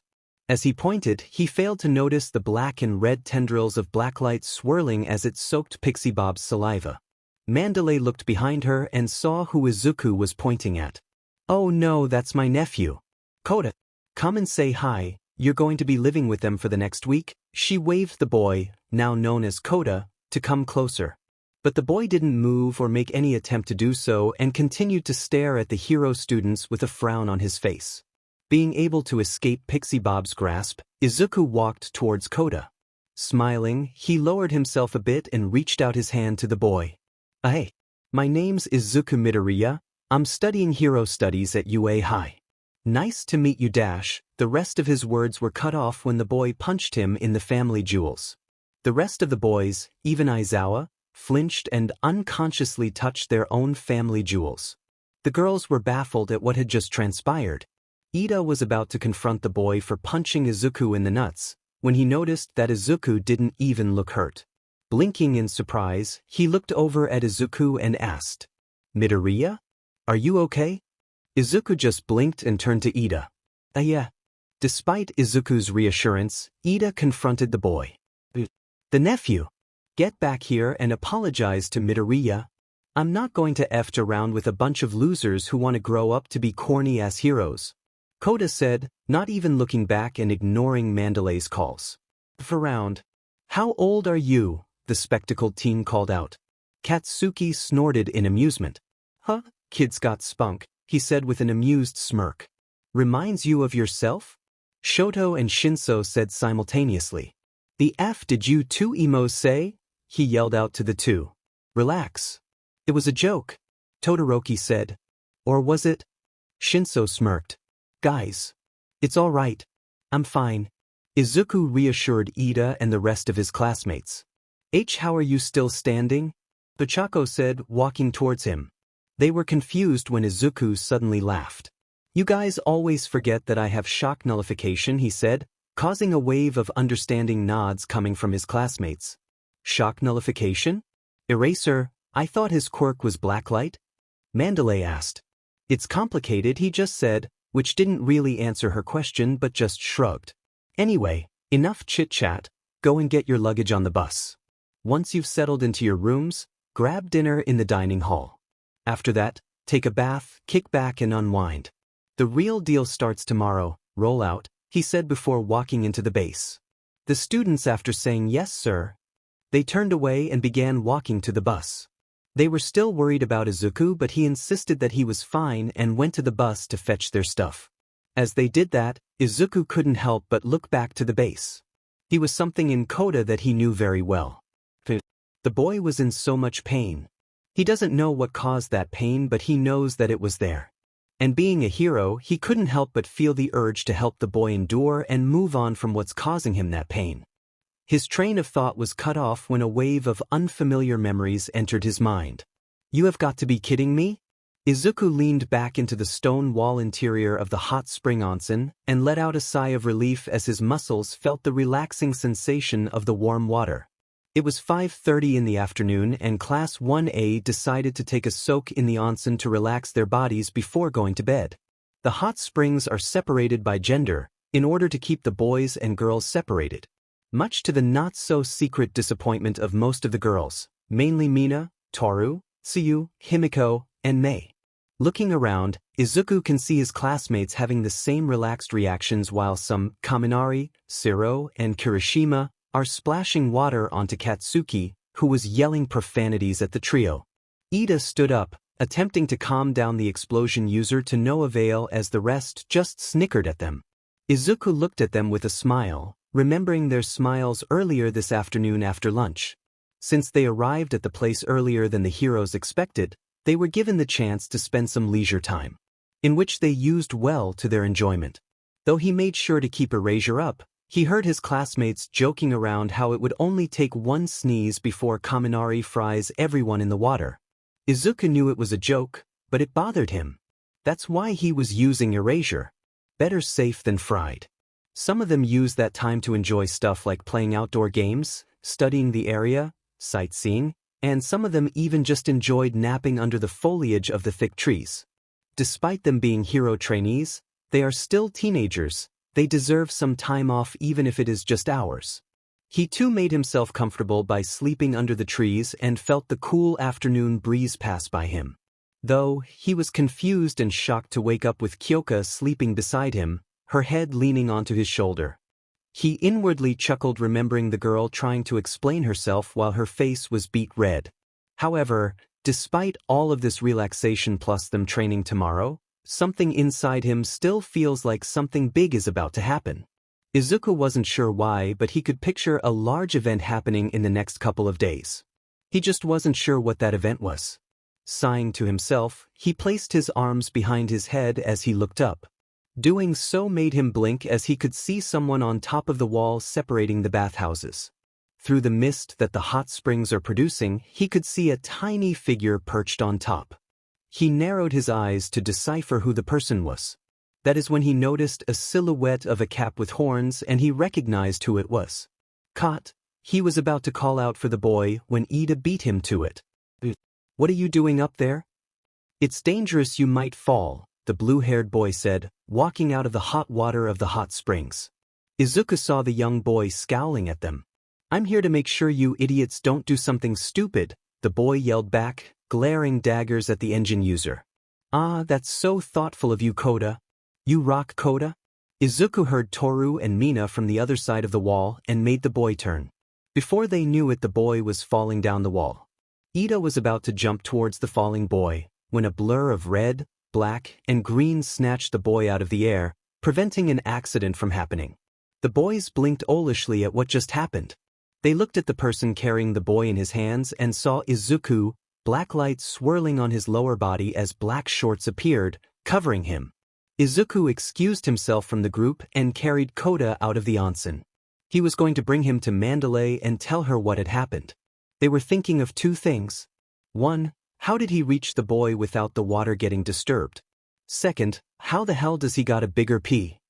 Looks like he just passed out from a fear of falling. "Thanks," Mandalay said to Izuku, wearing nothing but the shorts he summoned.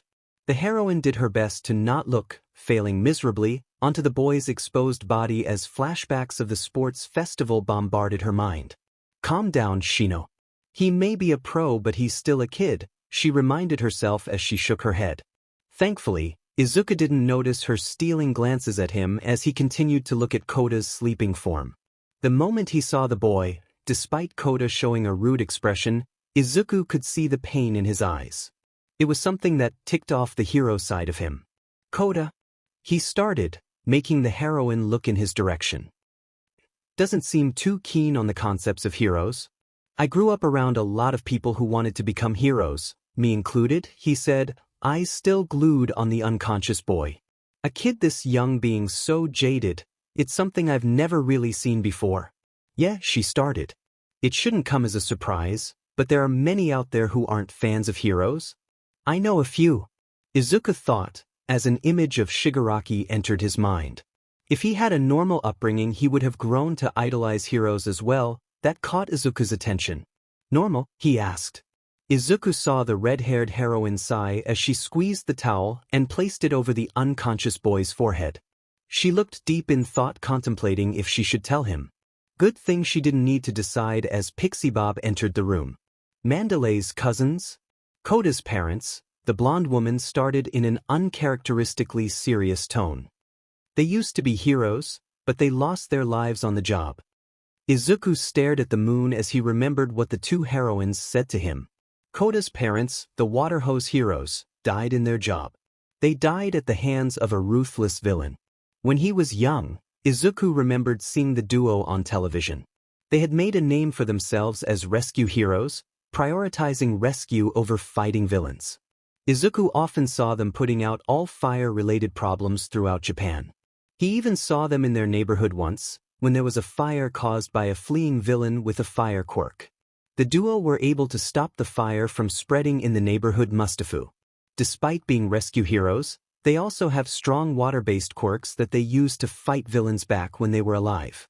According to Mandalay, they had excellent mastery over their quirks that they injured the villain that ended them so hard that said villain was forced to retreat to hiding. They were praised for their sacrifice and heroism, but at what cost? Because of it, Kota grew bitter and hated anything that revolved around heroes, besides the WWPC. Izuku understands this. Losing one parent is hard to accept. Izuku knows this. Even if he never met his father, the emptiness of missing a part of a family reflected on how Izuku grew up before he got his quirk. But to feel the pain of losing both his parents at such a young age. No child deserves to feel that pain. To push those around you and hate the ones that dreamed of becoming a hero. Izuku wished he could help the boy out on getting out of this sadness and pain. Like how he saved Todoroki from Endeavor's shackles. Like how he saved Iida from committing a crime. Like how he, unintentionally, saved Bakugo from his arrogant self. Like how he saved Eri and Himiko from overhaul. But most importantly, like how Alex had saved him from losing his dream. He wanted to save Kota too. But how? The moon is beautiful, isn't it? A voice came from behind him, breaking him out of his thoughts. Looking behind him, he met eyes with the person who had just called him. Hey, why are you still up? Izuku asked as the person made their way close to him. The person just raised the glass of water they were holding as the person continued walking towards him. I got thirsty. I was walking back when I noticed you from the window. Izuku looked over at the base's window where the person pointed. How about you? Why are you still awake and out here? Izuku shrugged and looked up at the moon. I couldn't sleep, he said blankly. He wasn't entirely lying. He couldn't sleep due to his metabolism getting enhanced by his quirk, making it hard for him to sleep at night. Add in the worry/paranoia building in his stomach about this camp and Kota's dilemma. Are you okay? He could feel the worry coming from the person's stare. Looking back at them, his eyes soften at the emotion seen in their eyes. Izuku gave them a small reassuring smile and nodded, taking their left hand, causing a small yelp from the person. Yeah, I'm fine. Don't worry about me. As he said that, he gave the hand a small squeeze. Okay then. But if you need someone to talk to, we're always here for you. He could still see the uncertainty in their eyes before it turned into understanding. He nodded again, smiling. Of course. Thank you, he said. As soon as he said that, the person looked at him for a few seconds before walking closer to him and raising a hand on his shirt's collar. He was confused at this action and was about to ask. That is when he was pulled down as something soft had impacted on his lips. He was surprised by the gesture but didn't pull away as he let the kiss happen. As fast as it happened, it was the same as they pulled away. A quick simple kiss, but Izuku could feel the passion and emotions through it alone. Izuku, with red staining his freckled cheeks, stared at the person in front of him. No. Thank you. Thank you for saving me, the person said, cheeks changing into a rosy hue as the person ran away back to the base, leaving Izuku to stare at them as their hair reflected the moon's light. Yup, definitely not sleeping tonight, he thought as he lowered his head. He was about to go inside, when he felt something weird, as if someone was looking at him. Using his sonar senses, he looked around and saw something suspicious deep in the forest. What the heck is that? He thought as he approached it. Second day of the school trip. 5:45 a.m. With Class 1B. Improve our quirks? Kendo asked, walking out of the base, stretching her arms as she did so. She reached to catch Kinoko, who almost fell down due to her drowsiness. They arrived late last night and it was made obvious by their still sleepy expressions. Vlad King, 1B's homeroom teacher, nodded at his class. Class 1A's already started, let's get going, he said, pumping his fists.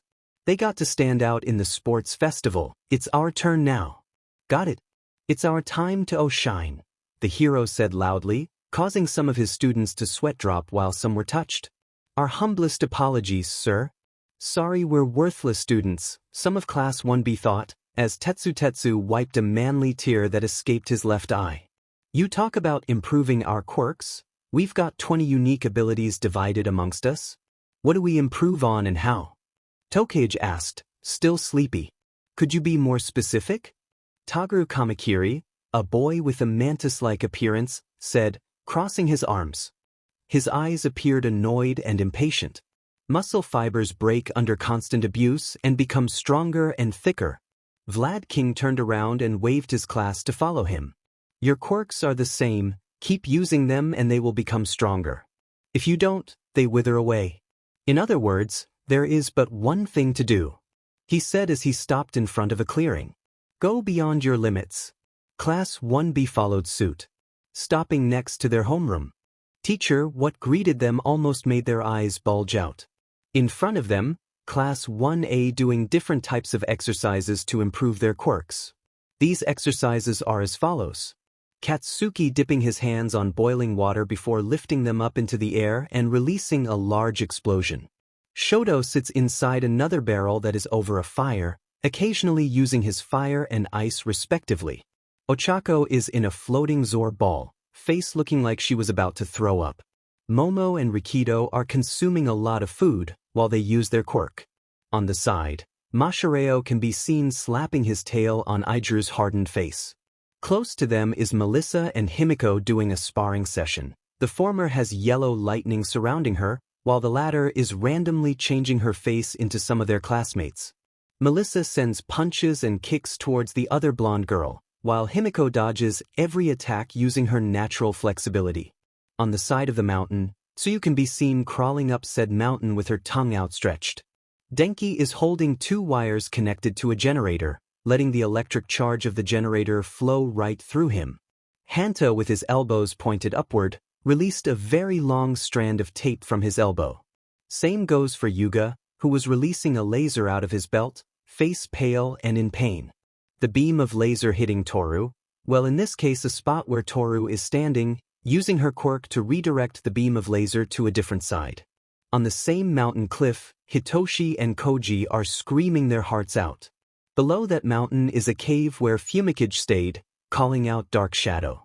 With him was Mezu, wearing a blindfold and earplugs as he summoned extra eyes and ear from his dupli arm. Outside that cave, Kyoka can be seen using her earphone jacks to stab onto the stone while Mina, who was a few feet away from her, uses her acid to melt the stone. As they all were doing this, Tenya circled around them with his quirk activated, at a speed that was almost as fast as All Might. Class 1B looked on at their sister class and some of them began sweating at how intense the training Class 1A is doing. Normally, we adjust the training based on physical growth, Vlad King said as he looked around. But we don't have time to laze around Class 1B. Aizawa interjected, walking towards them. Itsuka used that time to talk. With us included, we've got 42 people? She started and looked around at the other class. Can 6 people really handle that many quirks at once? She asked the teachers. Her classmates nodded in agreement. Aizawa nodded. That's why they're here, he said looking to the side. That's right. 4 minds, 1 body. They looked towards the direction of the voice. Your feline fantasies are here. Allow us to lend a helping paw. Perfectly cute and cat-like heroes.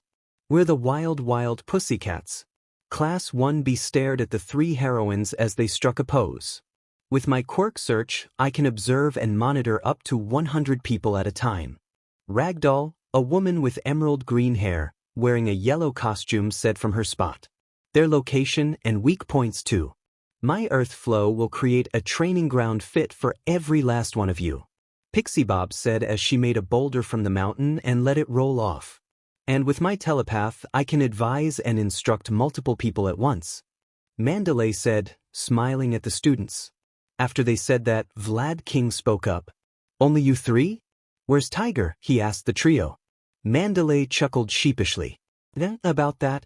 As she was about to continue, Minoma looked around with a bored look and stopped when he saw Izuku just sitting under a tree with his eyes closed and hands behind his head. The blonde boy scoffed. "You tell us to not laze around, but he's not doing anything," he said loudly, pointing at Izuku. Everyone beside Class 1A looked at Izuku's direction. Some of the class agreed with Minoma's statement while some were just confused as to why he isn't doing anything. Before they could continue talking, Izuku spoke up. 5 steps backward. The class and Vlad King blinked. Before they could ask why, they noticed Aizawa and the WWPC took 5 steps backward. They, minus Minoma, who was still berating Izuku for slacking off and began belittling him, followed suit. As they did that, Iida sped past them, leaving a cloud of dust which had enveloped Minoma. The blonde boy began coughing and sneezing. The heroines just chuckled at the boy, making the rest of the class laugh. Minoma just continued glaring at Izuku, who opened his eyes and looked at the new arrival. Class 1B were shocked to see his eyes appear to be crimson irises with black scaras. "Oh hey guys. How have you guys been?" he said as he stood up from his spot and began doing some stretches.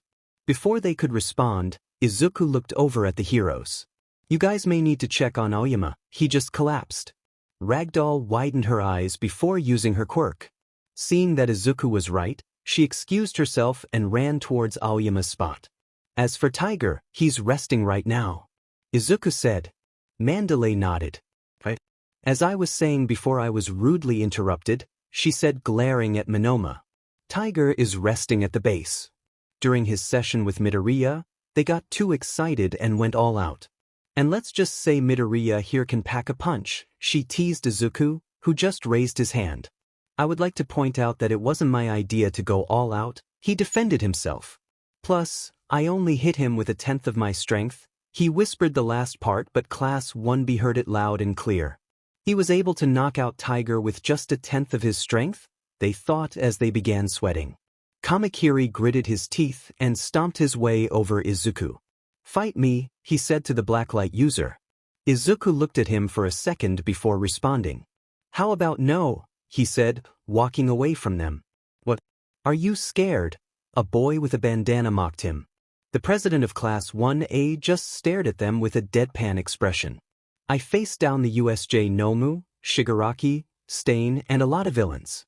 They are a lot more intimidating than Hopper over there," he said before turning around. He glanced at the heroes and saw Vlad King and Aizawa nod and shrug, respectively. "Though, if you really want to fight, then I'll humor you," he said, summoning blacklight around his hands, "but not much to make weapons. Come at me with everything you got," he said as some of the guys charged him. Fast forward. 4:30 p.m. Izuku carried a plate with rice and curry as he walked up a mountain path leading up. This was the way he saw Kota go and tracked him using his sonar senses. After their training session, Class 1A and Class 1B took quick showers before going out for dinner. Arriving outside, Pixie Bob and Ragdoll informed them that they'll be cooking curry, much to the disappointment of both classes. Both classes formed their own groups and helped out each other cook their respective curries. Izuku watched as his class helped each other with cooking the curry. Though, when he looked over at their sister class, he was confused to see that they were having a hard time making fire for their pots. Not wanting for them to have a hard time, he approached them and ignored the glares sent towards him by the guys that he beat earlier this morning. He walked over their pots and using half-hot half-cold, he helped them make fire for their pots. Itsuka and the other girls thanked him for his help, while the boys that didn't fight him gave him nods. He still ignored the glares sent to him by the other guys as he went back to his class to help out with cooking.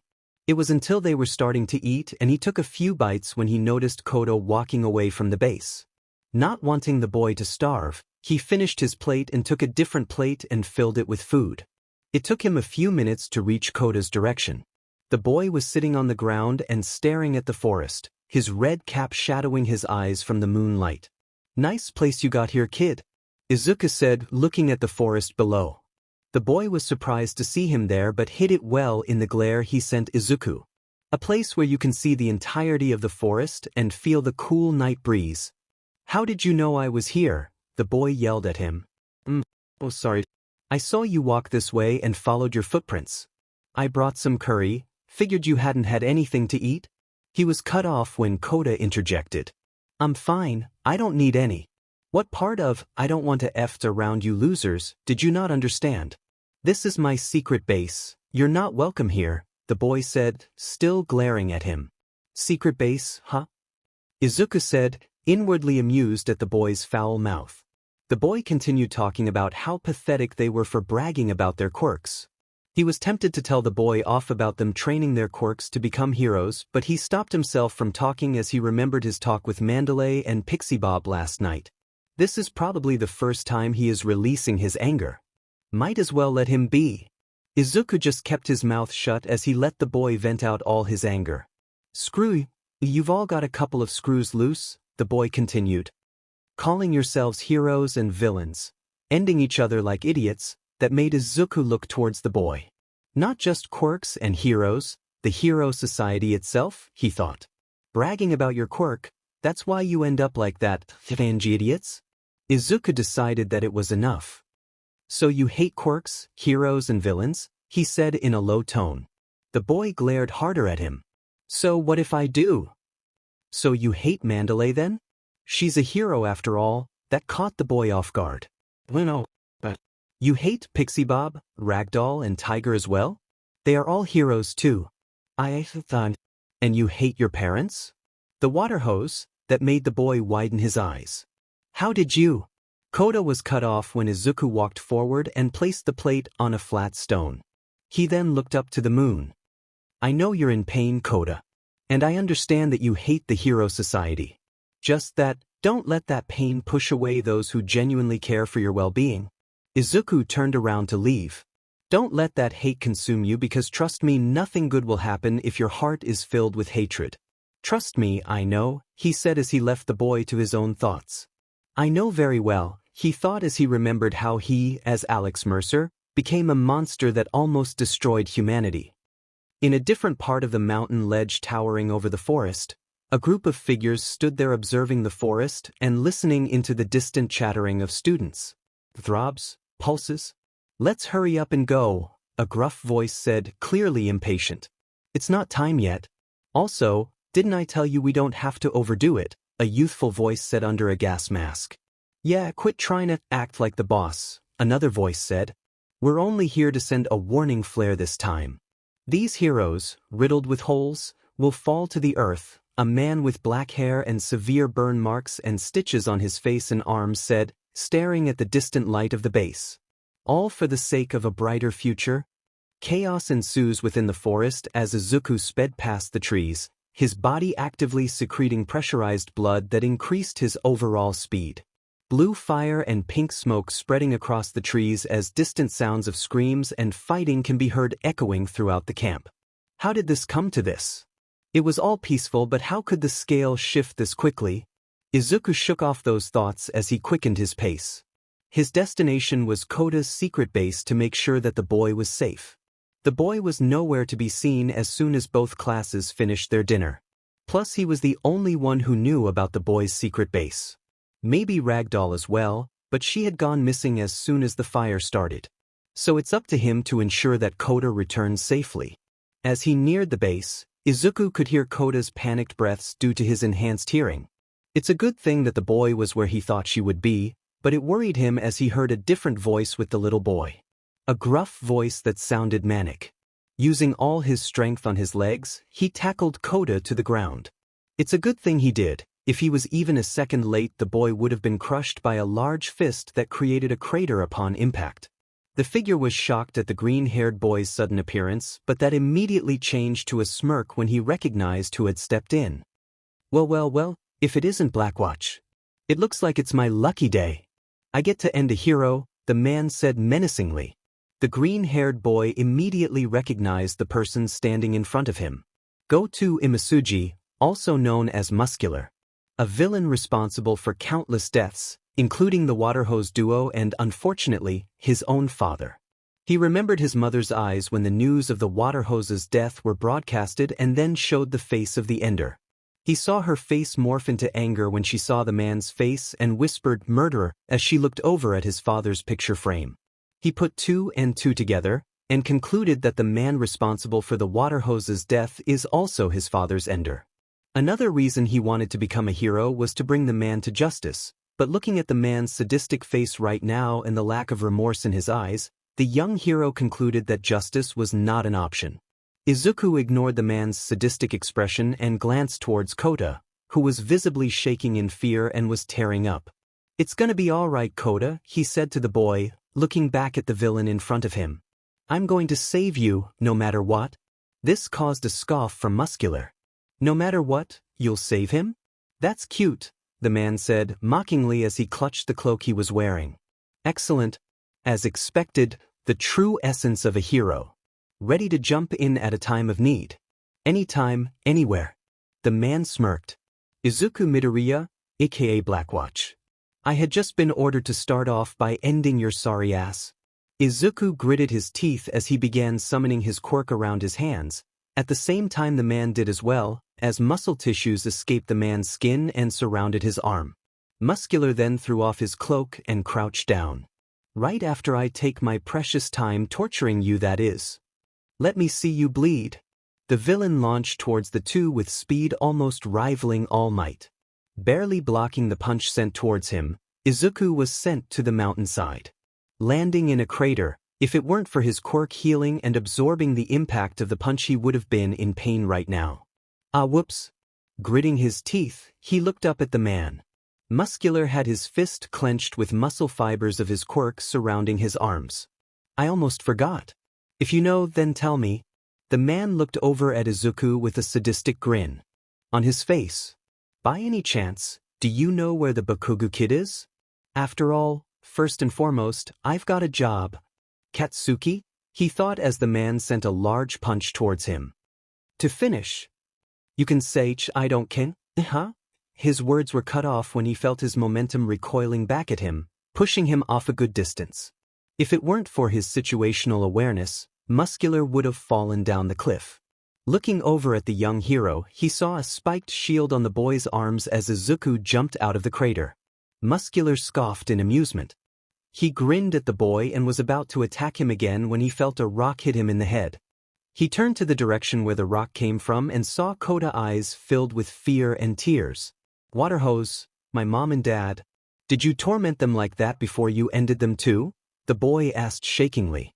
Muscular stared at the boy for a few seconds before his face turned to recognition. "What's this? Seriously? You're those heroes' kid? This must be fate," the man laughed. "Water hose, those were the two that gave me this artificial left eye." He was about to continue talking when Kota cut him off. "It's all your fault. It's because of people like you that things always turn out like this."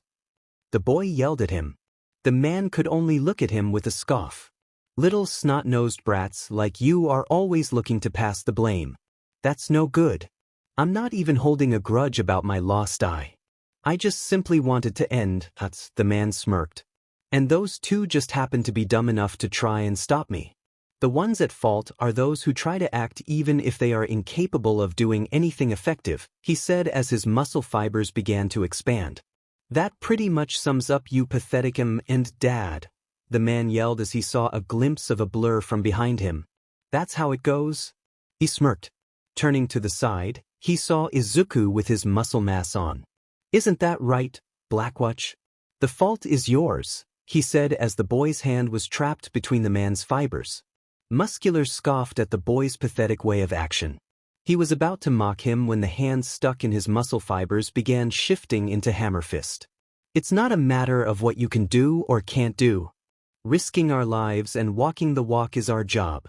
The hand expanded until it tore out of the man's muscles in a very painful way, judging by the man's yell of pain. The man's cry of pain was short-lived when the very same hand punched him square in the face, breaking his nose in the process and sending him flying to the side of the mountain. The impact of the man landing caused an explosion of dust and debris as Izuku grabbed Kota and jumped away from the falling rocks. After making sure Kota was alright, he looked back at the man, who began escaping the crater. The villain shook the cobwebs of the punch and wiped the blood escaping his broken nose. The sight of his own blood made the man's grin grow wider, something that made Izuku glare. "What a psychopath. Kota, he called out to the young boy, who flinched and looked at him. Get out of here. I'll handle this. What? He'll kill you. Like and Dad, the boy cried as he clutched on Izuku's sleeve. He then flinched when Izuku took the boy's cap from the ground and placed it over Kota's head. Don't worry, I'll be fine. I'll avenge your parents. I'll avenge our parents. Izuku could still see the uncertainty in the boy's eyes. He gave Kota a reassuring smile. I promise. Kota saw this and nodded, albeit reluctantly. Izuku watched as the boy ran away from the secret base. His face turned serious and looked back at the man, just in time to block a punch from the man. He snarled at the man's manic grin. Concentrating on his palms, he used Katsuki's quirk and smacked the grin out of the villain's face as he kicked Muscular in the chest with a muscle mass-covered feet. The man staggered as Izuku summoned his claws and swiped the man's left arm. The muscle fibers weren't enough to protect the man's arm from being cut off. He was about to go for the man's face, but the man used his remaining arm to send a punch to Izuku's face. With the help of shock nullification, Izuku just took the punch and sent a hammer fist-covered punch to the man's already bloodied face. The man was sent tumbling towards the debris. Izuku expected the man to just give up since the villain is clearly at his limit. To his surprise, Muscular shakily stood up while the manic expression was still etched on his bloodied face. That's it, Blackwatch. Fight me till one of you dies. Muscular yelled out as he charged forward, his muscle fibers pulsing as it wrapped around his torso and arms. As Muscular charged forward, Izuku was motionless and deep in thought. For a person to be so ruthless and psychopathic, not even regretting that he ended someone. In front of the children of the people he ended, he couldn't help but grit his teeth as his green eyes began turning red. Fight till one of us dies? Gladly, Izuku whispered as his hammer fist began morphing. Come on and die. Muscular yelled, swinging his muscle-enlarged fist at the boy, only for him to hit nothing but air. Before he could see where Izuku was, he felt a kick sent to his back, with force so strong it almost snapped his spine. For the nth time tonight, the villain was sent crashing to the side of the mountain. He crashed down his knees and was about to stand up when he saw something move from the corner of his remaining eye. He turned only to regret it as a spiked ball impacted on his chest, crushing his ribcage. A flail? He coughed out blood as he stared at Izuku, whose left arm appeared as a black and red chain connecting to the spiked ball. The young hero's eyes were glowing a raging red. Gore. Is that all yoivide? The man's taunts were cut off when the spikes elongated, piercing through his body. Little by little he could feel his chest burning up as the spikes of the flail began to glow red. His cries of pain echoed through the mountain top, but Izuku didn't care. The spikes of his flail continued to elongate until it pierced out of the man's torso. As soon as the spikes were out, Izuku said, "Go to hell." That being said, Muscular's body was engulfed in flames. Izuku watched the man's cries turn guttural before it seized into nothing but the sound of meat sizzling. Say hi to Overhaul for me, you son of a beach, and with that Izuku retracted the arm towards him and absorbed the remains of the villain. As soon as the man's body was fully consumed, a wave of memories entered his mind and Izuku had to stop himself from throwing up at the ruthless and sadistic things that the man had done to his victims, and also saw how he had tortured all of his victims before ending them. Even his dad. Seeing how his dad had suffered at the hands of the villain, Izuku teared up and was glad that he was able to avenge his dad and Kota's parents. Oh, are you okay? Izuku turned to the voice and saw Kota cautiously walking towards him and looking around. Izuku could see the worry in the boy's eyes. He gave the boy a reassuring smile. Yeah, I'm fine. He saw the boy looking down and was tearing up. Why would you go this far? Izuku saw the boy glancing towards the severed hand of the villain and understood what the boy was talking about. So he saw. I'm sorry that you had to see that, but I had to. If I kept him alive, he would just hurt more people, he said, walking close to the little boy. No, I'm a hero and I shouldn't ended him, but understand this, Kota, not everyone deserves redemption. Especially those who enjoyed tormenting others. He could see that the boy was still unsure. Izuku placed his hand on the boy's hand. Let's not think of that for now. We have to get back to the base and we need your help. Kota was confused by that and Izuku smiled at him. Your quirk. We need your help to put out the fire with your quirk. Like how your parents do. Kota's teary eyes widened before he nodded. Izuku nodded back and carried Kota on his back. He jumped off the secret base and began jumping from treetop to another. His eyes focused as he looked around for his classmates. It was hard because of the trees' foliage covering the forest. He shook his head as he focused on returning Kota to the base as soon as possible. And he needs to relay a message to the other pros. For now he can only wish his classmates good luck as he nears the base. As soon as Izuku reached the base, he dropped Kota off to Aizawa and told the man that the villains are after Katsuki. As he was about to leave, Aizawa stopped him for a second and told him to relay a message to Mandalay. The message? Members of Class 1A and Class 1B, I hereby authorize all of you for combat. Every student perked up at the message. They were about to engage in combat when another message popped up. We've identified one of the villain's objectives. The student is named Katsuki Bakugo. As much as possible, avoid combat and refrain from wandering alone. It is a direct order from your class president. That was what Izuku told Mandalay 10 minutes ago. Right now, Izuku is sprinting around in search of Mei. She had also participated in the test of courage that both classes had partaken in and she was with Ochako, Melissa, and Tsuyu when the fire had started. His sprint became faster when he used his sonar senses and found where the girls were. He gritted his teeth when he saw that the 4 girls were not alone.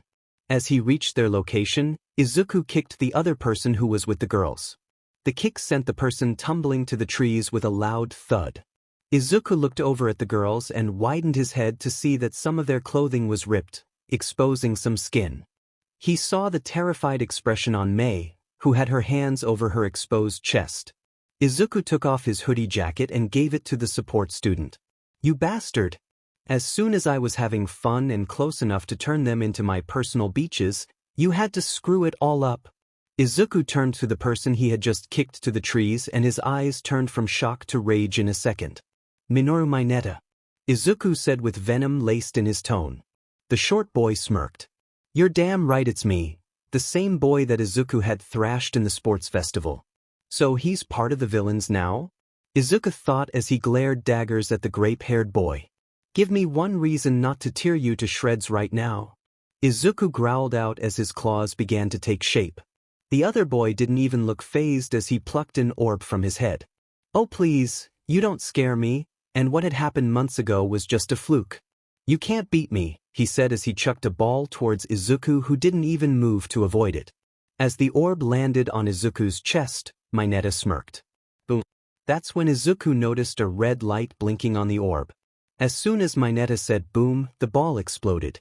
The explosion caused an explosion of dust and smoke to engulf Izuku's spot.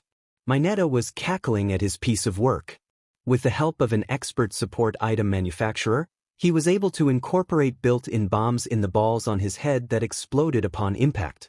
He knew it was only a fluke that Izuku had defeated him in the sports festival. Now that he didn't let the boy summon his abominations, he was free to get his hands over some beaches. Just the thought of himself getting his hands on those bouncy. His thoughts were interrupted when the dust cloud cleared with Izuku standing there like nothing happened. Guys, go back to the base. I'll take care of this, Izuku said to the girls. The girls were about to protest, but when they saw Izuku's blank expression, they didn't say anything and just took off. All while wishing Izuku good luck. Mineta was confused at first and glared at Izuku for making the girls leave, but shrugged it off when he threw another orb onto Izuku. He'll just run after them. But to his surprise and shock, Izuku wasn't harmed. Just his t-shirt getting torn due to the explosions, but that as well shocked him as Izuku's shirt was returning back to its normal state. The shorter boy began to panic as he frantically threw a barrage of orbs at Izuku, who just started walking calmly towards the little villain. As he took another step, Mineta would take one backwards. Desperate and terrified at Izuku's blank expression, he threw another orb and yelled out, "Get away from me!" Izuku caught the ball in his hand, threw it back to the villain's torso and exploded. This caused the villain to get launched to a nearby tree. Mineta tried to stand up only for him to be grabbed by the neck and lifted from the ground. The young villain tried scratching Izuku's arms, but Izuku's hold tightened. Before Mineta could talk, Izuku, with a bit of blacklight on his hand, jabbed the boys' necks. The poke was strong enough to puncture through the skin of the boy's throat. As soon as he did that, Izuku let go of Mineta's neck and let the boy drop to the ground. He looked over at the boy who was clutching his bleeding neck and just turned away. As he began walking away, Mineta spoke up. "Is that all you see can do, hero?" Pathetic, he was cut off when he choked. His neck began to throb uncontrollably as the searing pain of the jab grew tenfold. "What did you do to me?" the boy yelled out, but to no luck as Izuku just continued walking away. "Get back, Iida." Those were Mineta's last words as a black and red tendrils escaped his neck and latched onto the trees before it retracted back with great speed and strength that it crushed him, ending him in the process. As soon as he finished dealing with his former classmate, Izuku was met with a rampaging dark shadow engulfing Tokoyami. Shoji told him that dark shadow became uncontrollable when a villain ambushed them. Izuku simply used Todoroki's quirk, his fireside to be precise, to weaken the sentient quirk. It took him a few seconds before Dark Shadow returned back into Tokoyami. It didn't take long for them to meet Katsuki and Shoto, the latter carrying an unconscious cozy-eyed Tsuburaba. They were dealing with a villain that Izuku recognized as a part of the escapees of Tartarus that were in the death row, Moonfish, a villain that almost looked like a Cenobite from Hellraiser, a horror movie from the pre-Quirk era that Izuku used to watch back as Alex back in his high school days. With team effort, Izuku and the others defeated the villain. As they tried walking back to the base, Izuku looked back at his classmates only to find that Tokoyami and Bakugo were nowhere to be seen. Looking around, they saw a man wearing a white mask with weird black geometric designs holding 2 blue marbles in between his fingers. They began a chase of cat and mouse. The only difference is that the cats were sending large-scale icebergs at the mouse, who was impressively making use of the air pressure caused by the icebergs to make himself float. Desperately, Izuku combined earth flow with blacklight and created a juggernaut. He then ordered said creature to throw him, Shoji, and Shoto in compress, the villain, direction before telling it to take Tsuburaba back to the base. Launching to the sky, they tackled compress to the ground. However, they were forced to dodge when a wave of blue fire was sent in their direction. As they dodged to the side, the masked villain turned himself as a marble to dodge the attack before getting out of the marble. "To think they came after me. What marvelous thoughts take flight," Compress said, rubbing his arm shoulder as he walked away from the crater. "And Bakugo? A villain with black hair and the owner of the blue fire. Well, of course." Compress began searching his pockets, seemingly finding nothing. That's when Shoji showed his hand that held 2 blue marbles. They expected the villains to panic, but they were confused when the only thing they got was claps from Compress. Their confusion was short-lived when the marbles turned into ice. The villain taunted them, opting for Shoto and Izuku to charge forward. They were halted when black mist suddenly appeared from behind the villains. The students recognized the mist from the USJ incident and know what was the purpose of said mist. One by one, the villains began to enter the mist until it was only Compress, who showed that the marbles were in his mouth, and the black hair man, to whom Compress called Dabi. They were about to leave when a laser beam hit Compress on the side of the face. The hit caused the villain to drop the marbles from his mouth. The trio began charging the 2 marbles, only for Izuku to drop to his knees as the overuse of his quirk began to take a toll on him, opting Shoji and Shoto to take the marbles. A fact that the former had accomplished. However, Todoroki was not as lucky as Dabi snatched the marble first. "How sad." "Shoto Todoroki," Dabi said, fingers clutching the marble. Izuku forced his body to stand up, but it was no use. He used too much biomass. But even with that, he used all his willpower to take a step and another, until he was sprinting towards the villains, who had just released the marble and showed Katsuki being held on the neck by Dabi. "Katsuki!" Izuku yelled desperately. "Stay back, Izuku," was the blonde's last words before the mist completely engulfed them, and with that the villain, alongside Katsuki, were gone. Izuku was sobbing uncontrollably. He had failed. He had failed to save Katsuki? What kind of pro-hero fails to save one student? Or did he? Izuku's cries began to turn into chuckles before it turned into full-blown laughter. He turned to the side near the foliage of trees, Katsuki walking out of the bushes, a smirk creeping onto his face. The same could be said with Shoto and Shoji. Izuku smirked back at his classmates as his form began to wobble. Phase 1. Complete, Izuku said before collapsing into a pile of red mud. Within the walls of a familiar bar within Camino Ward, the League of Villains, or rather, the remaining team gathered around the counter as they looked over at an unconscious form of Katsuki Bakugo in the corner of the room. A look of satisfaction and victory can be seen through the eyes of Tamura Shigaraki. The abduction was a success. The League of Villains just acquired a new party member, he thought before looking back at his gathered team. But we were reduced by 3. Which is unfortunate. But we got what we needed for the League's success? He thought as he took a swig of his drink. As he did, he failed to see Katsuki open one eye as a smirk formed on his face. Phase 1. Complete. Initiate Phase 2 in T-15 minutes, he thought as he looked down the cuffs on his arms. Good thing this Quirk suppressors are not as strong as UA's. If it were, then my disguise would be busted, he thought. Unlike the belief of the League about their successful abduction, they failed to double-check who the person they abducted.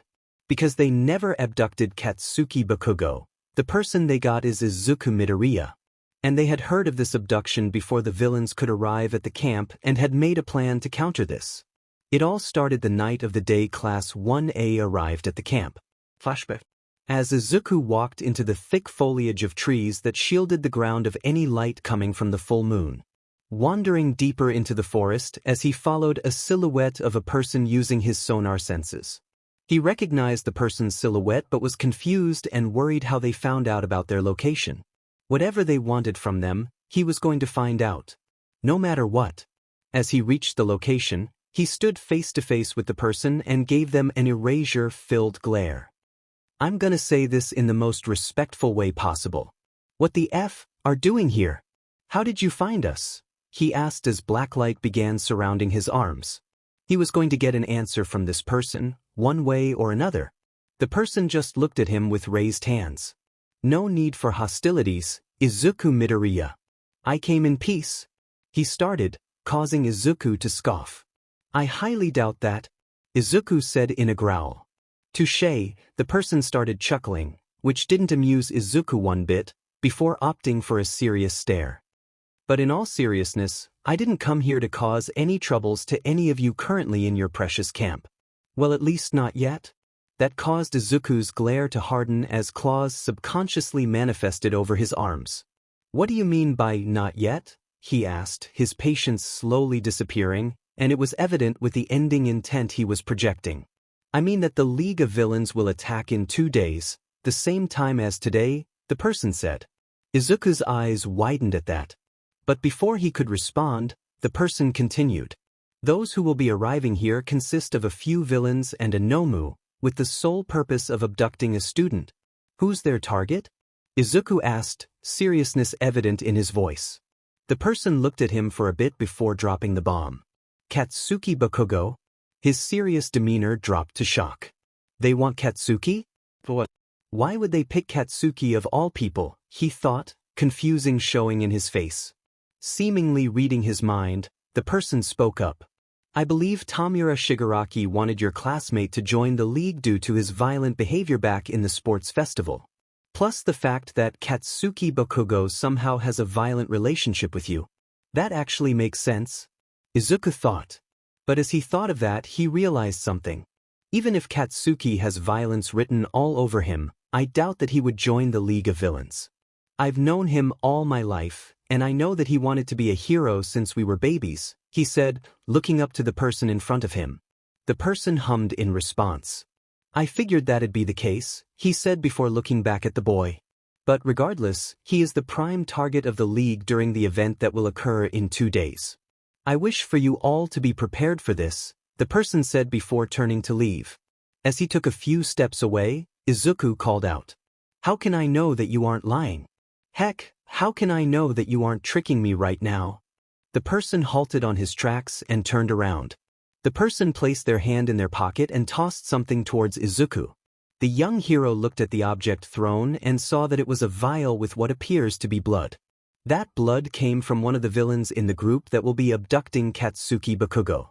I know that you can copy anyone's quirk by consuming their DNA, so I hope that this will be enough for you to trust me, the person said as he walked away to the deeper parts of the forest, completely leaving Izuku's sight. Izuku just looked at the vial in his hand before placing it in his pocket. You guys heard that right? Izuku said to the readers. No, wait. That's not part of the script. Izuku in the forest scene. Take 2. You guys heard that right? Izuku said.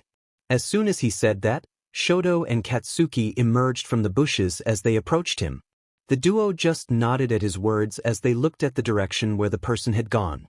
Loud and clear, Shoto said. Katsuki could only huff in agreement. He opted to click his tongue.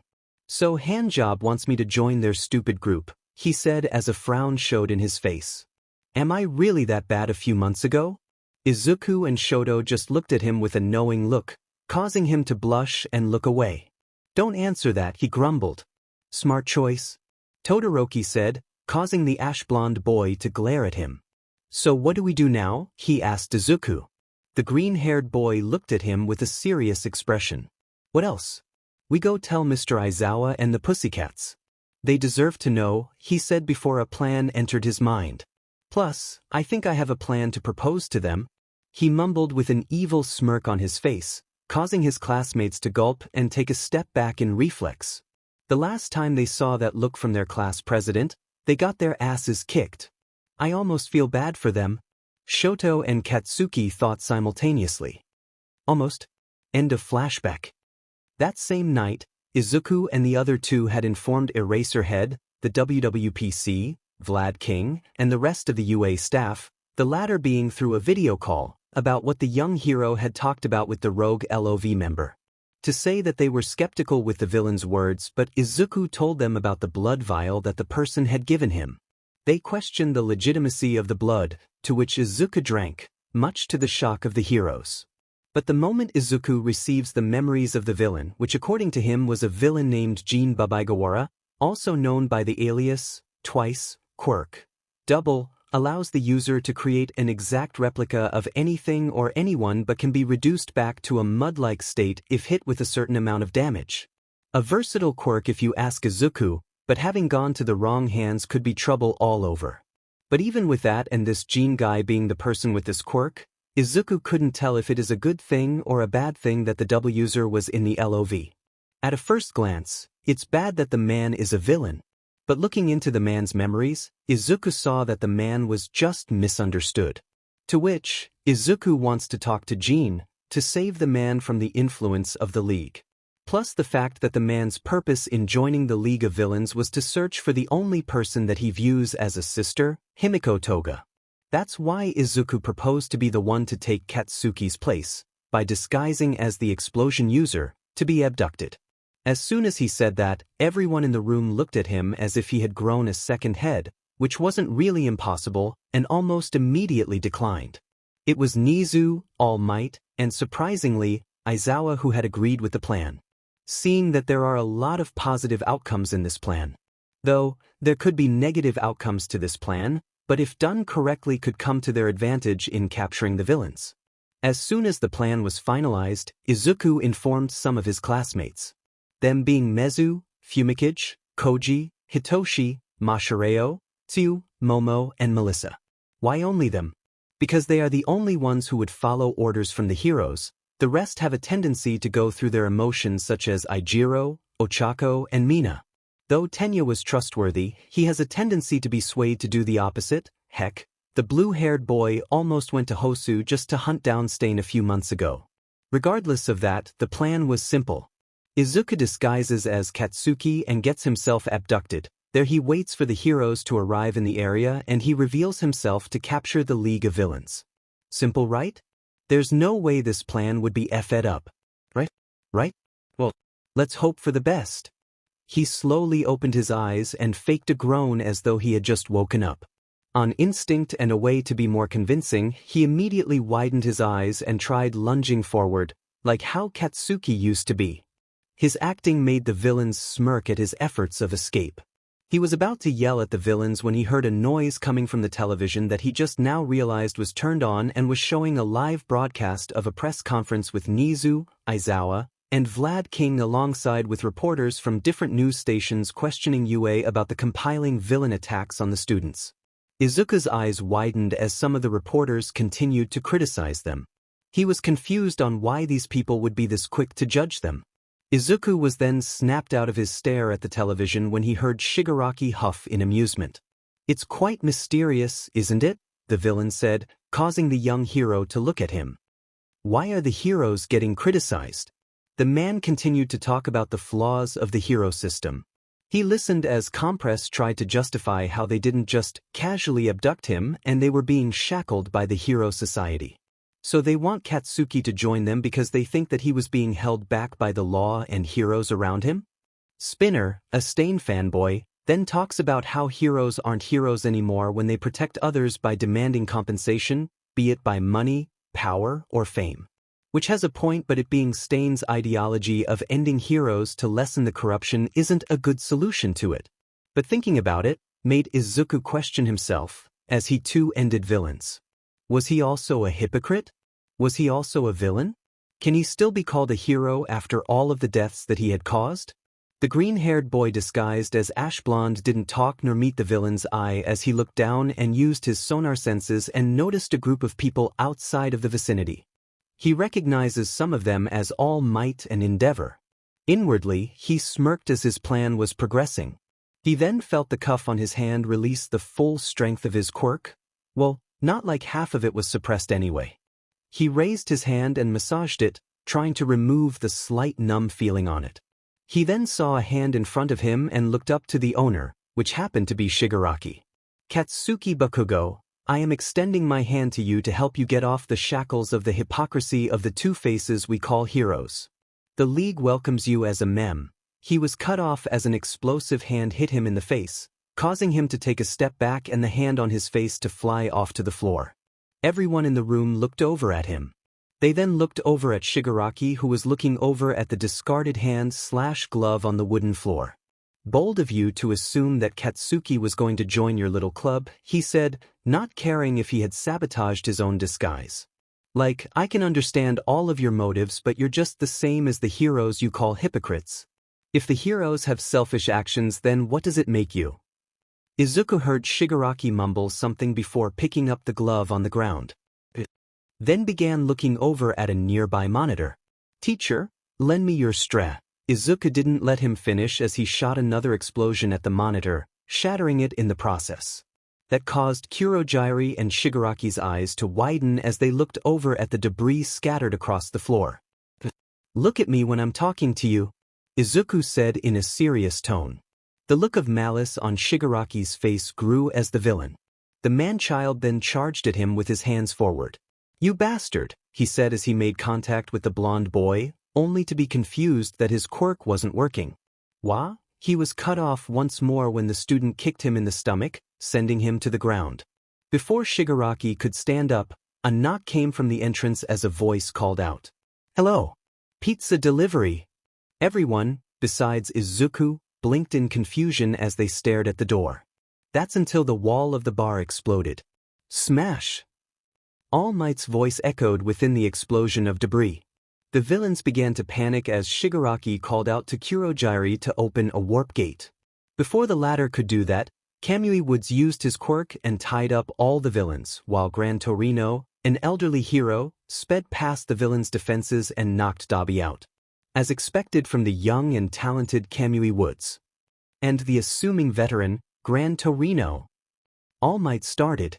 "You can't run away, League of Villains?" "Why, you ask?" "Because we are here," the number one hero declared with a smile. Despite the mask hiding his face, the panic was evident with Compress' voice. "All Might? That press conference then, the timing, it was all planned?" "Mr. Tree Guy, you're pulling too tight. More pressure," Twice said. "This time around we won't be as careless." The voice of Edge Shot called out from the door as he slid in. "The pizza delivery. It's not just us. We've got more skilled heroes like Endeavor surrounding the outside with the police. It must have been scary. You did well to endure. Well done, young Bakugo, All Might said, before smirking. Or should I say, young Midoriya? The members of the League's eyes widened as black and red tendrils began to escape the blonde boy's body as he morphed into a smirking Izuku. Yo, he said as he raised his hand and winked at Shigaraki, who was growling with hate to the young hero. You bastard! You tricked us, the Decay user yelled out to the UA student. I'll FANG you. He then turned to Kurogiri. Kurogiri! Bring as many of them as you can, he barked out. Bring the enemy. It took a few seconds but nothing came. That's when Kurogiri spoke up. I'm sorry, Tamura Shigaraki, but the nomes that should be at the designated location aren't there? All Might then explained that another team of heroes had already raided the other location and eliminated the nomes. A fact that Izuku had smirked at. Well done, Momo. No more games. It ends here, Tamura Shigaraki. It ends here, you say? Don't make me laugh, we've only gotten started. Izuku could see from the side that Shigaraki was gritting his teeth. Justice. This rubbish heap society capped by such vague concepts. I will destroy it, and I'll start by removing the cap that is All Might. I've only just begun to gather comrades. Nonsense. This is just the beginning. Kurog. He was cut off when Kurogiri groaned and slumped, indicating his unconsciousness. That caused a panicked reaction from Magna, a woman with a muscular build. That's when they saw Ed's shot appear as a string coming out of Kurogiri's neck, being the one to stun Kurogiri. Shigaraki was shaking in fury. Everything was crumbling before his eyes, the irony. Panic began to ensue within Shigaraki's head as he tried to disintegrate the wood, but he could feel his quirk. No point using your quirk, I erased it. He looked up to Izuku, whose eyes were glowing red and his hair floating. That looked on his face. I hate it. I hate it all, the villain thought as his anger rose. Where is he now, Shigaraki? All Might yelled at the villain. I hate you. Tamura yelled out in return. As he did that, black sludge erupted from behind him as nomes appeared out of nowhere. Everyone in the room was shocked at this. Izuku was about to launch himself to the nomes when he felt something weird. The heroes were frantic about the newcomers. What the? His thoughts were cut off when he began coughing out the black sludge as it began to envelop him. He tried calling out All Might, but it was too late. From within the sludge, he could feel his surroundings shift. As soon as he escaped the black sludge, he began coughing violently, the slimy texture causing discomfort to him. That's when he noticed that he was no longer in the bar as he looked around. His eyes widened in shock as he noticed that he was in the middle of what appears to be a crater. Collapsed buildings, broken glass shards, injured heroes scattered around the area. What the where am I? He thought out loudly. This is confusing. A voice called out from behind him, causing him to flinch. You're not Katsuki Bakugo. Just the presence of the person behind him caused every single muscle in his body to go tense as he felt suffocated by the intimidating aura in the air. Slowly and shakily, he turned around. As he does, he is met by a man as tall as All Might, wearing a black suit and what looks to be a mask covering his whole face. Just the aura and appearance gives out an authoritative and powerful impression to Izuku. The young hero gritted his teeth. Whoever this man is, Izuku could tell that he was a force to be reckoned with. Before he could say anything, he felt coughing from behind him. Turning a bit, his eyes widened when he saw that all of the members of the League of Villain had also been transported to their location. The man began comforting Tamura.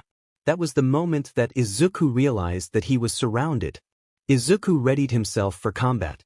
Before he could do anything, he heard something approaching them in full speed.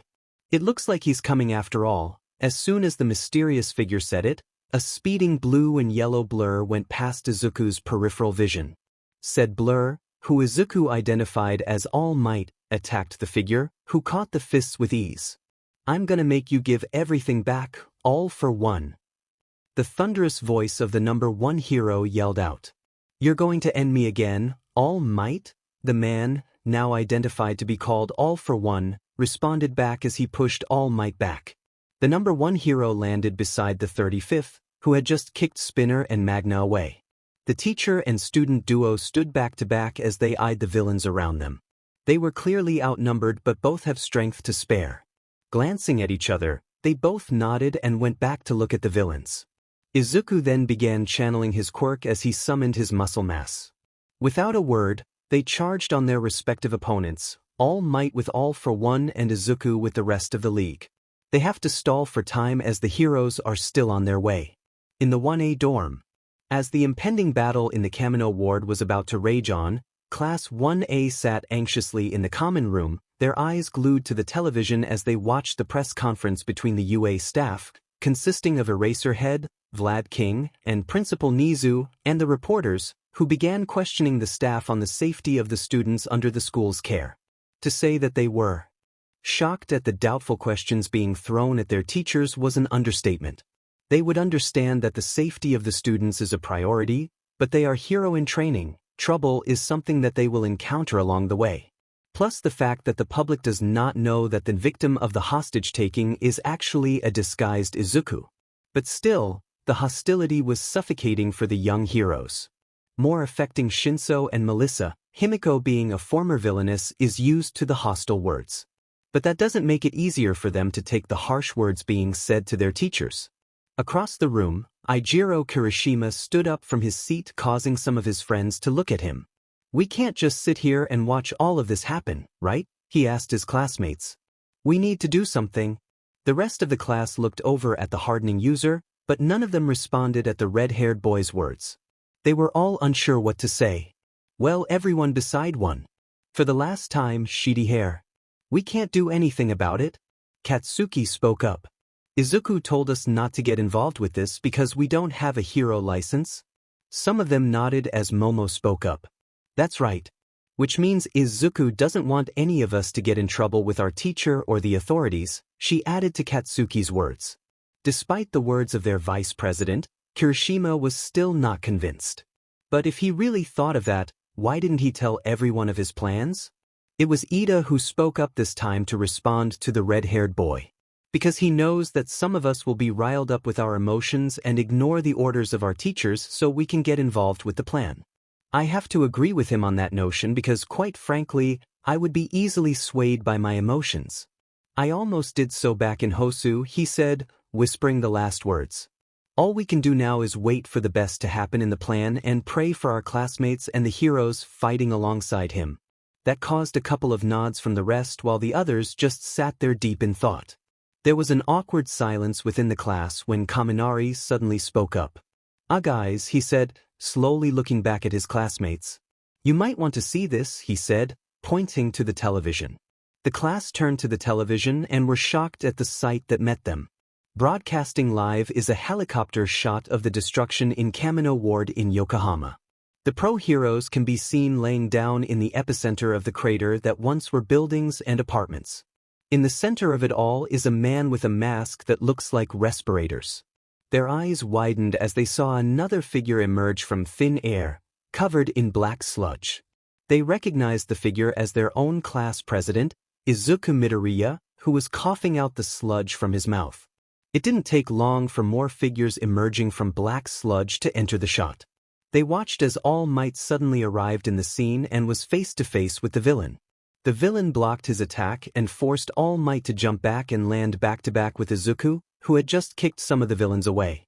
Class 1A's eyes widened at the scene showing as both teacher and student began to charge the villains with speed unimaginable.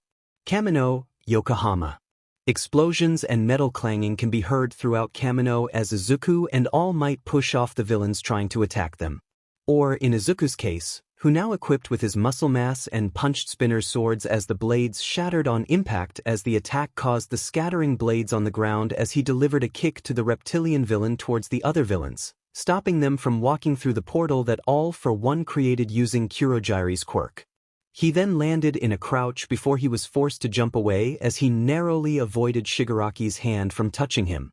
As he did that, he could feel his body being pulled as a bright blue light covered his whole body.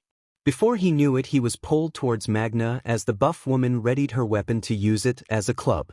Brows furrowing, Izuku used the momentum to tilt his body fast enough to summon his shield to block the giant magnet.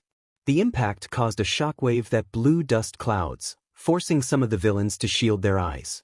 Taking advantage of the close distance, Izuku let some of his tendrils wrap around the giant magnet. He then raised his free arm and pointed it at Magna.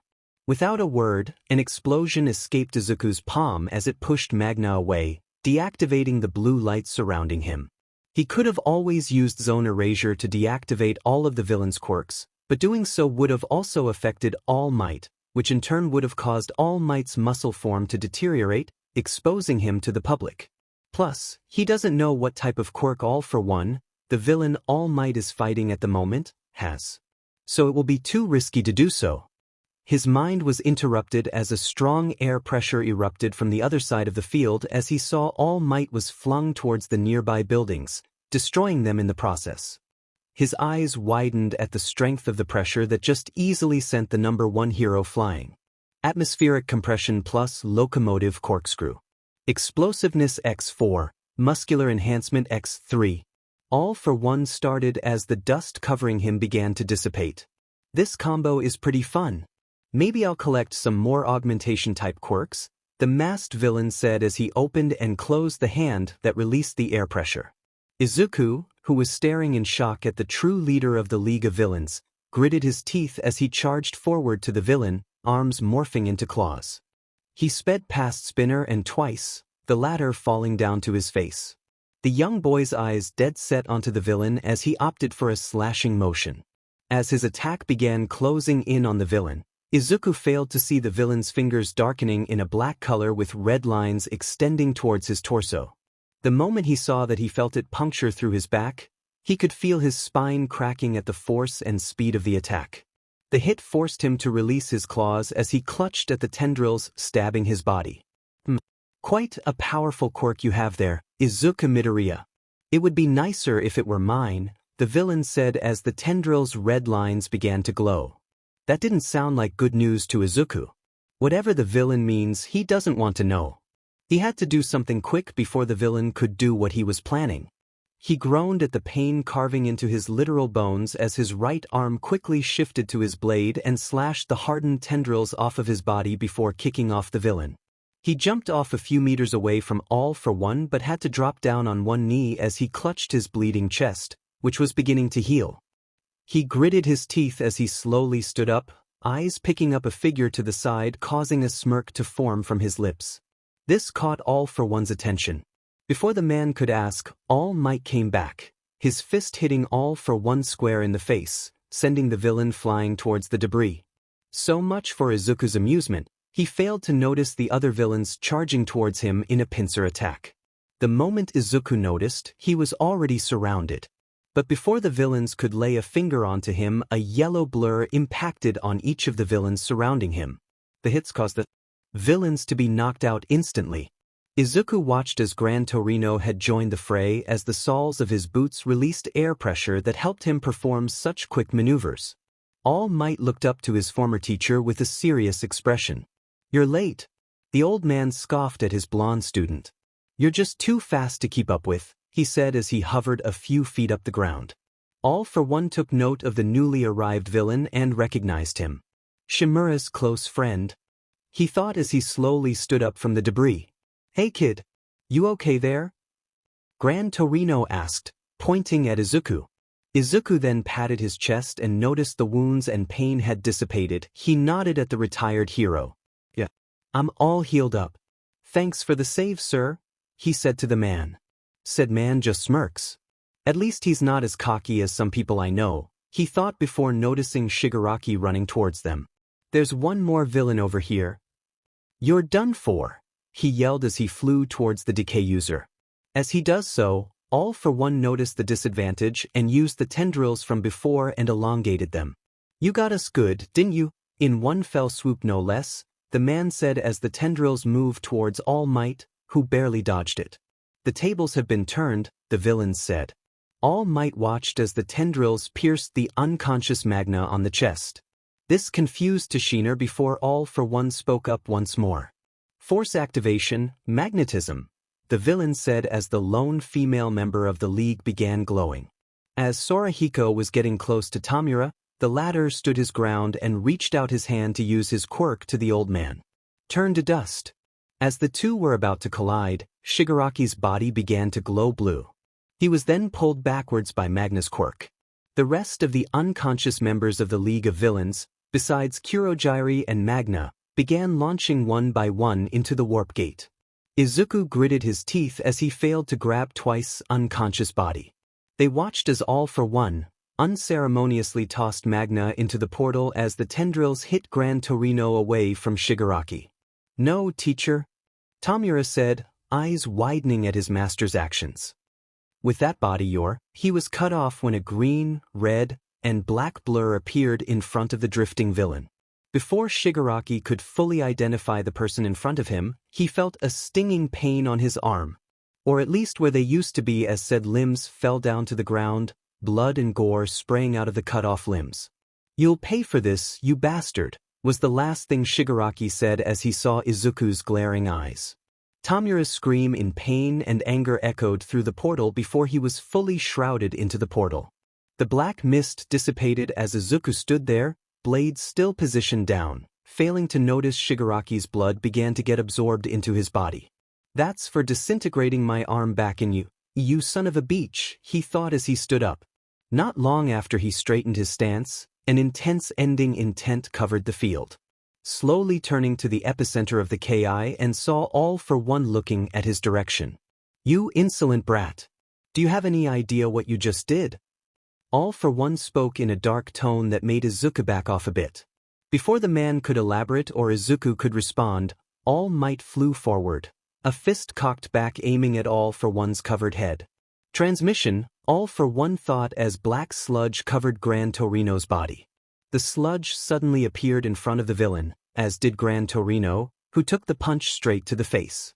Impact reversal, he thought as All Might's fist recoiled back. "Sorry." All Might called out to Gran Torino. "Even though I came here just to save Tamura," the man started as he pointed his left arm over at Izuku, who was charging forward with his muscle mass equipped. "If it's a fight you want, then it's a fight you'll get?" Izuku's eyes widened as the villain sent another air pressure towards him. He tried dodging it but was unable to do so as the attack sent him flying and tumbling in the debris before stopping as he crashed through glass. Chunks of debris and glass shards scattered everywhere as the young hero shakily stood up. Even with his shock nullification, he couldn't help but be affected by the villain's attack. Just how strong is that man?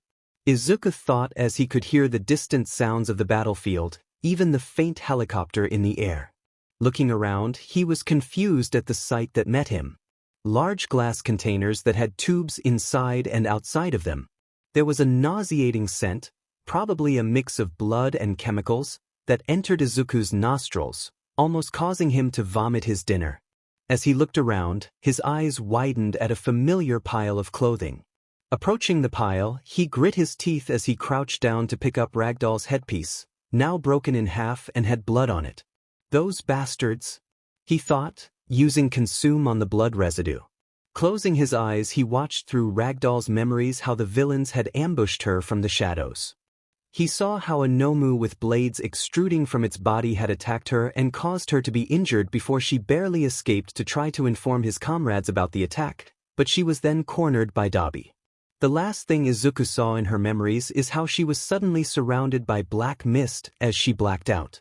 "They'll pay for this," he thought as he stood up. Now All for One is going to feel hell. He was about to charge back to the fight when he was forced to grit his teeth as another wave of memories entered his mind. Veins pulsing as he clutched his head as a blurry image of ashes and a crumbled backyard with puddles of blood appeared in his mind. He was shocked at the memory as he looked around. Whose memory is this?" he thought to himself. His inner thoughts were interrupted when he heard a massive explosion coming from the battlefield. The explosion caused him to run towards the direction of the field. Halting at the exit of the collapsing building, his eyes widened at the sight that met him. "No," he said as he began charging forward towards the villain, with his quirk morphing through his limbs. The crowd in the busy street of Camino Ward couldn't believe their eyes. All Might, the #1 hero, and known as the symbol of peace, is standing face to face with probably the strongest villain he had fought since his debut. Their eyes widened as their hero tanked a shockwave that destroyed the ground he was standing on. As the smoke that formed from the shockwave dissipated, shock and confusion entered their minds. The usually bulky and muscular blonde man was replaced by a skin and bones that would only take a breeze to push down. What has happened? Everyone is seeing this, right? The voice from the screen in the buildings in Yokohama. All Might seems to be withering away. No, it can't be, one of the crowd said. All Might, another one spoke. You have to win. The rest of the crowd were confused, uncertain, shocked, and in disbelief. But they all know one thing. All Might has to win this. He needs to win this. Don't lose, All Might. You can do it, everyone yelled out from deep within their hearts. Class 1A were shocked at the sight that met the screen of their common room television. They couldn't believe the state that All Might is in. Most of them had their hands covering their mouths. Melissa was not. Having the best time of her life. Her Uncle Might, the person who had become her second father and had been there for her ever since. The person who gave her a chance to help people through passing on one for all to her. That person, looking terribly battered at the current fight. Uncle Might?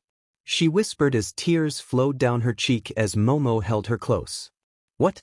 Katsuki watched in horror at the form of the person he looked up to the most. The person that made him believe that being a hero means victory towards every villain that they come across. But looking at the state that the man is in baffled him. No. This can't be happening, he thought as his chest began to tighten as his breath quickened. All Might, he whispered, his hands clenching and unclenching as tears welled in his eyes. Win. All Might, he yelled as his class followed suit. Those hollow cheeks and sunken eyes. A pitiful excuse for a top hero if I ever see one. All for one taunted as Toshinori dropped down on one knee, coughing blood nonstop. But don't be ashamed. That is your true form from the beginning after all, isn't it? The villain chuckled darkly. All Might could only glare at the villain as his quirk's limit made itself known. Before he could talk back, All for One spoke up once more. The entirety of Japan now sees just how weak their symbol of peace is, the man said before turning back at the thin man. And now they will witness his death. All for One said, as red sparks of lightning surrounded his outstretched arm, which released a ripping sound as it expanded in size. Goodbye, All Might, All for One said. He was about to shoot the amplified bolt when he yelped in pain as he could feel a sharp object pierce through his shoulder blade. Get over here. From behind, Izuku yelled out as he pulled the villain towards him and launched the man towards the collapsed building, causing debris and dust to explode on impact. Landing in front of All Might, Izuku used his tendrils and sent parts of them towards the direction of All for One. Before it could land, Izuku released his hold from the tendrils and created two brawler hunters from the biomass released, which charged at All for One's direction. Turning towards the #1 hero's direction, he winced at the battered state that the man he looked up to. The memory of their first meeting flashed in Izuku's mind. The memory of the first time he saw the man in action and saving civilians from an accident, how he smiled through the devastated surroundings to ease up those around him. He compared that man to the man in front of him and gritted his teeth. It was his fault this was happening. It was his plan that led to this confrontation with All for One. It was his plan that caused All Might's vulnerable form to be exposed to the public. It was all his damn fault this is happening. Young Midoriya? That snapped him out of his self-deprecation. Looking up to the man in front of him, who was shakily standing up. He saw a weak smile on the hero's face and it caused tears to well in his eyes. I know you are blaming yourself for this, but don't be. There is nothing to be sorry about. But All Might. He was cut off when All Might gave him a stern look. But nothing, young Midoriya, the man said. Whether tonight I survive or not, it doesn't matter. I had a long run and looking back at your class and you specifically, I know that the future is safe even without me in it, the man said, giving him a reassuring smile. All Might, Izuku said, only to be interrupted by slow clapping from behind. Looking back, his eyes widened at All for One, who was now floating up in the air. Izuku noticed the man's mask was now destroyed, leaving his face, if you can still consider to call it that, exposed for the world to see. How heartwarming, the villain said sarcastically. You almost made me cry there, All Might. Almost, the man said, landing down on the ground. Izuku followed the man's move and widened his eyes at the sight behind the man. His brawlers lay lifeless on the ground and were mutilated. His eyes filled with fury as he began to walk towards the villain. He only got to walk 2 steps forward before collapsing on one knee. Young Midoriya, All Might called out. Damn it. I overused my quirk again, he thought as he gritted his teeth. All for One stared at him with mirth. What's this? Little hero out of steam, the man started, smirking at the growl that escaped Izuku's mouth. That's a shame, I was looking forward to going toe-to-toe with you. Oh well. The man said as his fingers formed his own tendrils, elongating as it stabbed on Izuku's shoulders and pulled him towards the man. I'll just take your quirk then, the man said. All Might watched in horror as the villain held Izuku by the head. He saw a familiar red aura surrounding the man's hand. No, he yelled in his mind. Gran Torino also looked in horror. He was about to charge the man, but his injuries and old age are stopping him from doing anything. All for One expected the familiar surge of power and energy to enter his veins as he stole the little hero's quirk. But there was no power nor energy. He was so confused. That's when his mind suddenly felt like he was being warped into somewhere. He was confused as an image of a blood-stained rooftop flashed in his mind. What confused him even more is a figure standing by the edge of the building. What the? He thought as the figure turned around to face him. The figure radiated the aura of a predator that had just seen its prey. The aura that All for One usually radiates towards his victims. You're not Izuku, the figure said. A scrutinizing look can be felt by the villain as claws formed on the figure's hands. Leave, the figure said as he charged forward, sharp blades piercing through All for One. That shook the villain off his stupor as he was brought back to reality. The young man was still in his hand, clutching his hand, trying to break free. He stared at the boy with a frown on his face. Not being able to take the boy's powerful quirk was unfortunate, but he had to move on. Useless, he said to Izuku as he unceremoniously tossed the boy to the ground, near the brawlers' mutilated bodies. Since you have no use for me, he started as he summoned his quirks while floating upward. Then die. Muscular Enhancement X4, Locomotive Corkscrew, Sharpness X4, Piercing X3, he mentally commanded as his hand began to mimic a drill. Goodbye, Blackwatch, he said as he flew towards Izuku's shaking form at full speed. All Might looked on in horror at what the villain was planning to do to his student. He had to do something. He needs to do something. He's a hero for F's sake. He can't let another person dear to him die by the hands of that monster. Master, please give me strength, he thought. Despite his body trembling as the limit of his quirk was pulling him down to the ground, he pushed forwards.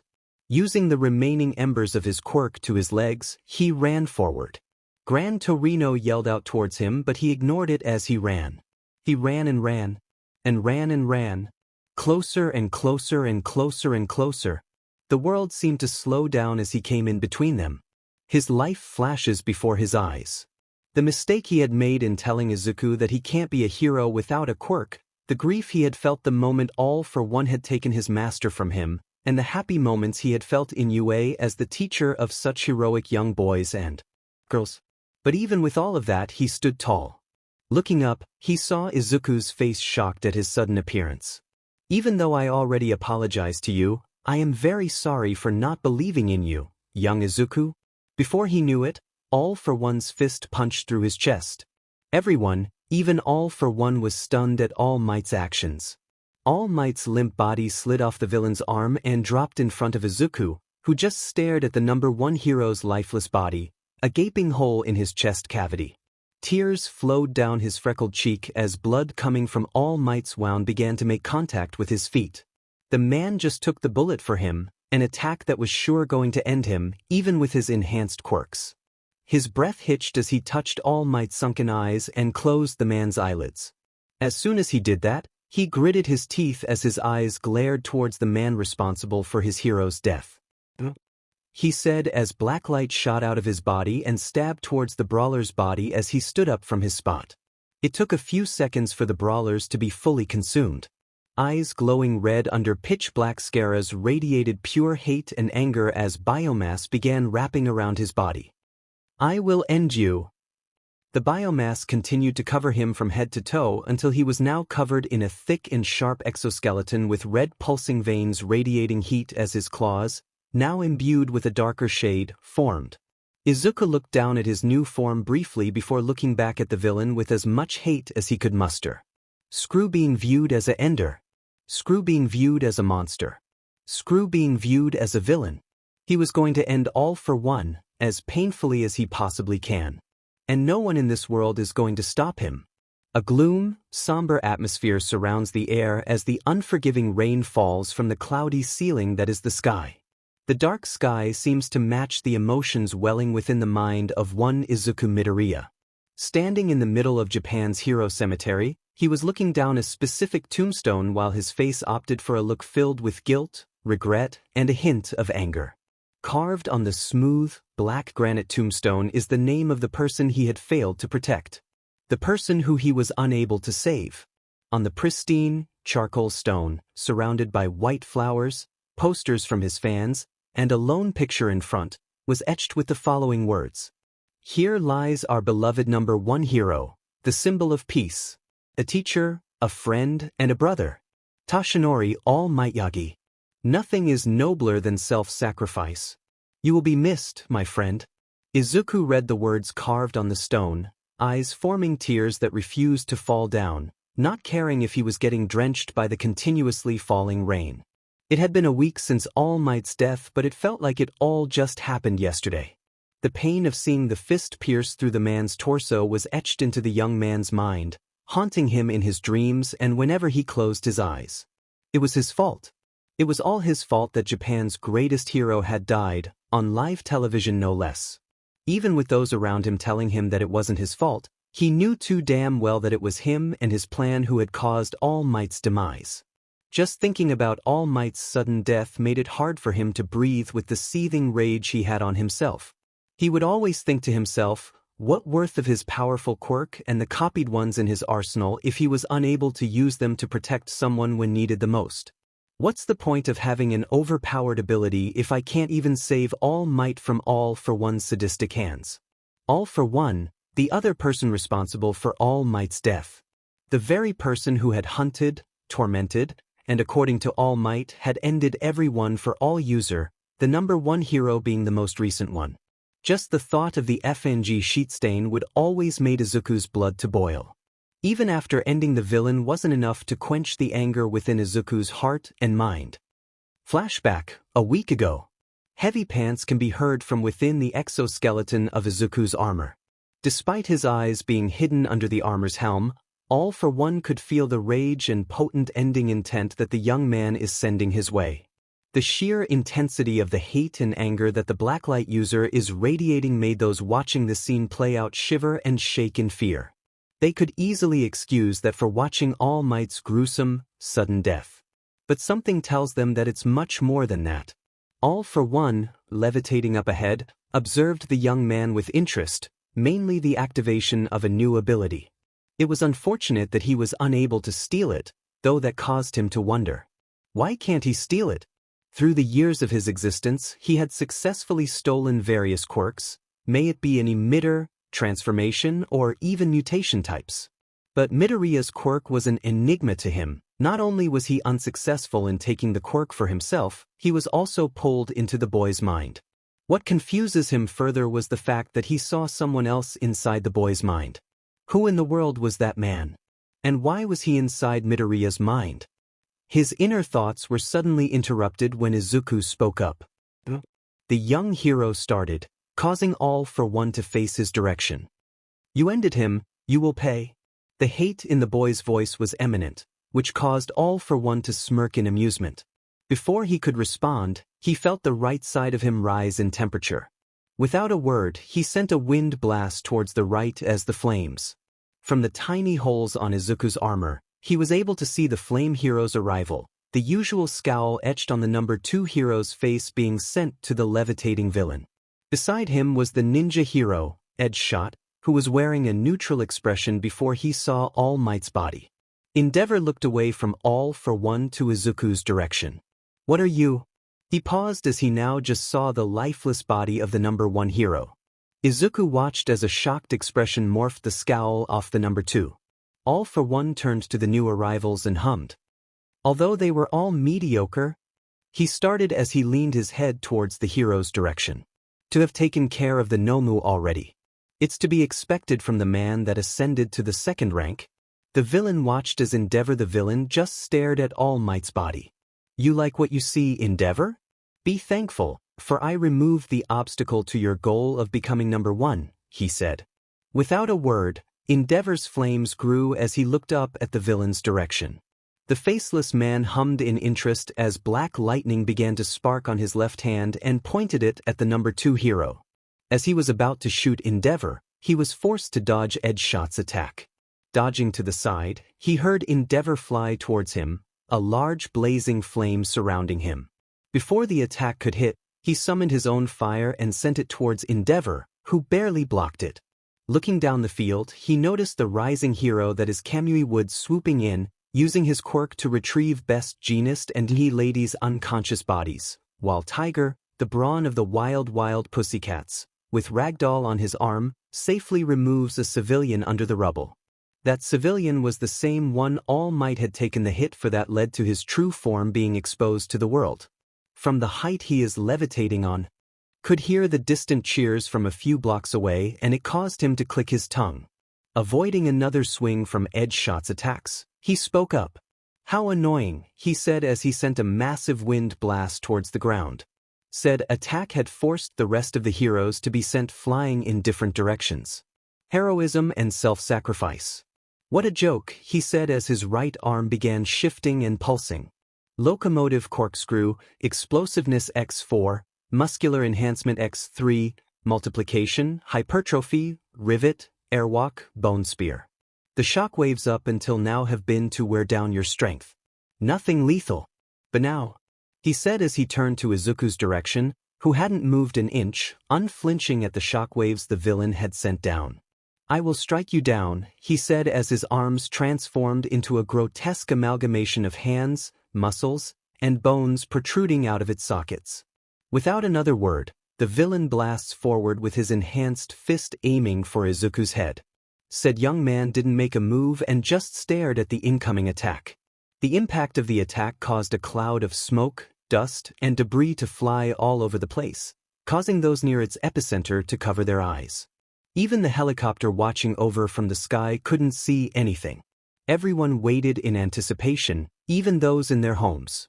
Class 1A looked on as they consoled a sobbing Melissa Shield, having just witnessed her uncle might die, while Katsuki held onto Eri while Inko lay down on the sofa, having just passed out from dehydration from crying too much. The UA staff have lowered their heads at the loss of the number 1 hero. Even Aizawa was saddened. Their eyes widened when the dust cloud dissipated and the camera broadcasting the Camino fight refocused. Back to Camino, the dust settled to show All for One's fist being blocked by Izuku's clawed hand. All for One resisted a flinch in pain as his grotesque limb began slowly crumbling. If he had eyes right now, they would have been as wide as plates right now. Decay? Impossible. How, he thought. Panicking, All for One tried to pull his fist off of the boy's hand only for him to be pulled forward and be thrown towards the side. He was sent tumbling through debris, glass, and dirt. Shakily, All for One tries to raise himself off the ground, wincing at the pain his decaying right arm is experiencing. Pushing off the quirks he activated, he pushed in a regeneration quirk on the wound and gritted his teeth as he realized that he was only healing it slowly. Even with super regeneration, the damage of the quirk is way too potent. Turning towards Izuku's direction, he noticed that the boy's claws began shifting, with his left hand turning back to normal while his right hand morphed into his blade. Before he could speak up, Izuku cut him off. "Enough of your effing weird, rambling sheet," the armored young man glacially said, eyes glowing red. You've dealt too much pain to those around you. Now you meet your end," he said as he bolted forward. A blast of explosion erupted from his feet, increasing his speed. "And your end is me." In just a blink of an eye, pain exploded from All for One's exposed shoulder as blood gushed out of the wound. The suddenness of the attack had caused him to plummet back down to the ground. He gritted his teeth, he clutched his bleeding shoulder as he tried to heal it with a regeneration quirk he had, only for a small blade to pierce through his left shoulder blade. He was then pulled towards Izuku, who performed a corkscrew flip and released All for One, which sent the villain flying. Izuku quickly morphed his arms into his tendrils as it sent it towards the villain, wrapping all around the man's body. With all his strength, he pulled the man back to the ground. The impact caused a large crater with All for One in the middle of it. Barely moving, he could hear heavy footsteps walking towards him. The footsteps stopped directly at his side. Before he could talk, a hand clutched his neck and lifted him up. The grip was hard and made him choke out as his remaining hand tried its best to hold on tight at the person's arm. Feeling his throat getting crushed, he choked out, "WRYU?" He felt himself being pulled near the person's side, shivering at the cold feeling of the exoskeleton as it brushed over his exposed head. "I am Izuku Midoriya," the man whispered coldly in his ear. "The reincarnation of Alex Mercer." Alex Mercer? Why does that name sound familiar? He thought as a faint memory entered his mind. An image of him in his younger self, after ending the owner of the first recorded quirk bearer, flying past a place filled with blood and guts covering the ground as monstrosities being caused chaos as a person could be seen perched in a building, looking down the chaos in the streets below. Before he could even continue the memory, a clawed hand pierced his chest, snapping him out of his trance. He cried in pain as he turned back to Izuku, who whispered again in his ear, "And I am the top of the food chain." Those were the last words he heard. Izuku raised his left hand and began stabbing the man in the chest. He could feel the man's chest cavity crack on impact, spraying blood all over him, but he didn't care. He stabbed him again. And again. And again. And again. And again. Those watching the scene stopped themselves throwing up their guts. They were shocked at the sheer violence of the action. Is this how a hero should be? Until the carcass in his hand was no longer identifiable. With one strong grip, he crushed the man's neck.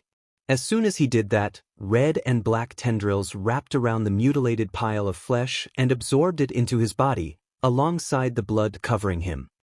Within Izuku's mind, All for One materialized once more with a frown on his face. He was back in the same spot as he was just a few moments ago. The first time was when he had attempted to steal the green-haired boy's quirk. Right now, he couldn't remember how or why he was in here in the first place. His frown changed into a smirk. But this is a good chance to take over the boy's body and make it his vessel. A body with an extremely powerful quirk with a variety of weapons and abilities. Only thing he needs to do is wait patiently until the boy's mental strength is weakened before taking advantage of it. Yes, that would be a brilliant plan. And no one will be able to stop him. "Are you sure about that?" a familiar voice said from the side. Turning, his eyes widened at the sight of the same figure he saw back when he tried to steal the boy's quirk. Looking closely at the man, he recognized him. He was the man from his memories. The person that was on that rooftop. Alex Mercer? All for One said, taking a step back as for the first time in his life, he felt fear. "In the flesh," Alex replied, a smirk appearing on his face. Now what was that about taking over Izuku's body? He said claws was summoned. All for One's cries of pain distorted within Izuku's mindscape as Alex did a reenactment of how Izuku had ended the symbol of evil. With that, All for One was no more. Both physically and spiritually. And most importantly, permanently. Memories flooded Izuku's mind, but he ignored it all as he released his armor and walked towards All Might's body. Staring down at the symbol of peace's lifeless body, Izuku crouched down as he picked up All Might in a bridal carry. With a blank look on his face, Izuku began walking out of the destruction. He ignored Endeavor and Gran Torino, who just looked at him with a shocked expression. He walked in a straight line until he was out of the destroyed portion of Camino. He blinked as flashes of light came from every direction. Looking around, he saw news journalists pointing cameras at him. Among the crowd, he saw Naomasa Tsukachi squeezing his way through the crowd. The police detective's eyes widened at the sight of his friend's lifeless body. There was a lone tear that exited the detective's eye as he removed his fedora and placed it on his chest with his head lowering. While that was happening, Izuku turned towards a camera and noticed a red light on it. Holding All Might closer to him, he glared at the camera, unintentionally making the person holding it flinch. Knowing he was watching, he gritted his teeth and spoke up. "Tamura Shigaraki, you're next?" End of flashback. As the memory ended, he looked down at his hands and clenched them. Despite the feeling of anger he had been experiencing not only for All for One, but also himself, he couldn't change the fact that All Might is gone. Even with all the strong quirks in his arsenal. Even with the enhanced healing factor and literally centuries worth of experience that he has. It was still not enough. He was still not enough. He failed to save someone. He failed as a hero. After the events in Camino, he made it his goal to avoid any confrontation with his classmates, especially Melissa. He couldn't bear to look at her eyes without breaking down in tears. He couldn't look at them as he felt that he was useless. With him brutally and inhumanely ending All for One on live television, he wouldn't be surprised if he was treated as a villain, a ender, and a monster. He knew that it was all his fault, and with it all started back in the camp. He experienced and confirmed it the time when Mandalay slapped him after he had visited Ragdoll in the hospital and told him to leave. She then blamed him for Ragdoll's quirk getting stolen. He didn't argue with her nor defend himself, he just whispered an apology and left the hospital. She was right, anyway. It was all his fault. His self-loathing was interrupted when a pair of hands wrapped around his waist. That's when a familiar warmth enveloped him. "Arumi?" he asked as he could feel her nodding from behind. "Izuku," he heard her whisper in his ear with her hold on him tightening. "It's okay. It's okay to cry. It's okay to feel pain," she said as she released him from her hug and made him turn around. Izuku's head was lowered with the hood of his hero costume covering it. Her hands reached out for his hood and pulled it down. "Just for now, don't be a hero. Don't be Blackwatch. Be yourself, be Izuku Midoriya," she said as she wiped a tear that had leaked out his eyes. For the first time since he had gotten his quirk, Izuku Midoriya was vulnerable as he collapsed into her arms and cried. "I have failed.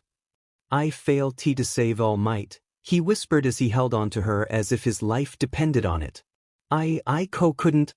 His words were drowned out as the rain fell down at the duo, with the rabbit hero not caring if she were to become drenched in rain. It was uncharacteristic for her usually brash and overzealous attitude and being awkward when it came to comforting civilians, but a person close and important to her was distraught, and as a hero, she couldn't let that go. She hugged him tightly and patted his head and caressed his hair, whispering words of comfort and promising that everything will be all right. In the distance, Aizawa can be seen under an umbrella. He watched as Mirko comforted his student. It was him who had called the rabbit hero to comfort Midoriya.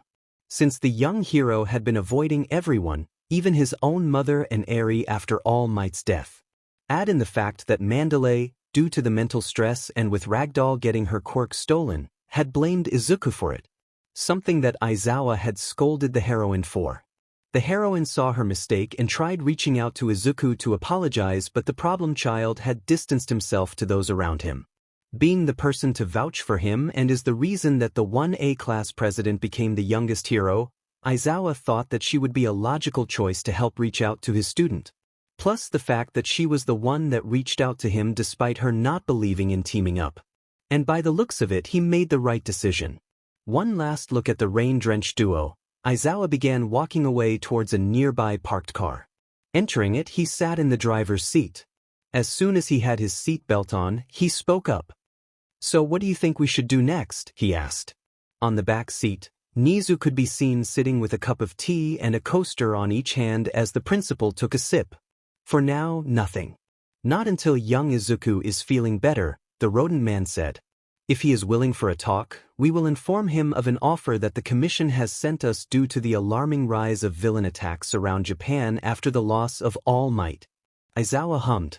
"I still don't trust the Commission or whatever they want with Midoriya," he said as he started the car, remembering back when he was still in middle school that a member of the commissions tried to offer him fort hero training due to his quirk, but luckily he declined. He had a gut feeling that accepting that offer would have been a bad call. "I do too at first," Nizu said, remembering a faint memory of his being experimented on as a child by one of the members in the commission before outsmarting his captors to release him.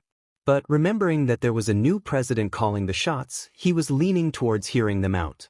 After a brief silence, they drove back to UA High.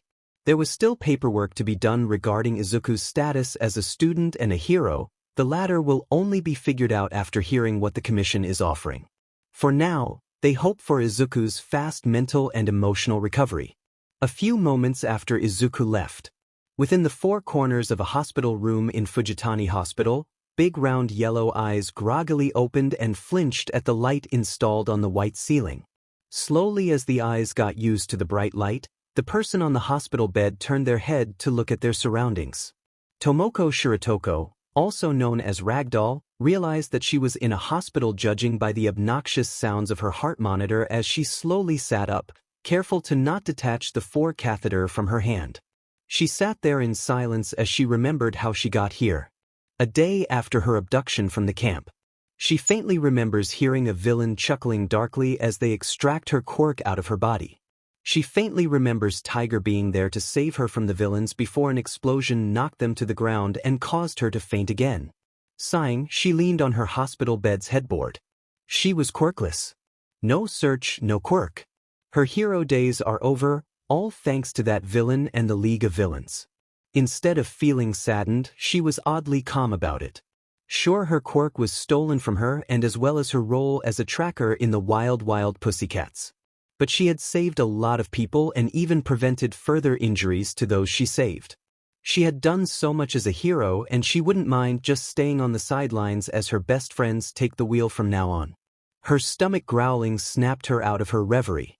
She was about to press a button beside her bed, when her head suddenly showed most of the occupants in the building, may it be a patient or the hospital staff. It's almost as if she had her quirk back. That thought made her pause. No way, her quirk was stolen. That's impossible. She trailed off as something on her bedside table caught her eye. It was a green piece of paper stuck under a flower vase. Curious, she reached for it. Taking it from under the vase, she unfolded it and read its contents. As she did, her eyes widened as tears began welling in her eyes. Not noticing her other teammates enter her room, she sobbed. Her teammates approached her, Pixie Bob immediately hugging her to comfort her with Tiger patting Ragdoll on the head. It was Mandalay who noticed the paper on the green-haired woman's hand. Curious about what was written on it, she took it from Tomoko's hand and read it. Same as Tomoko, her eyes widened as she read it. "Ragdoll, how are you? I hope you are feeling okay now.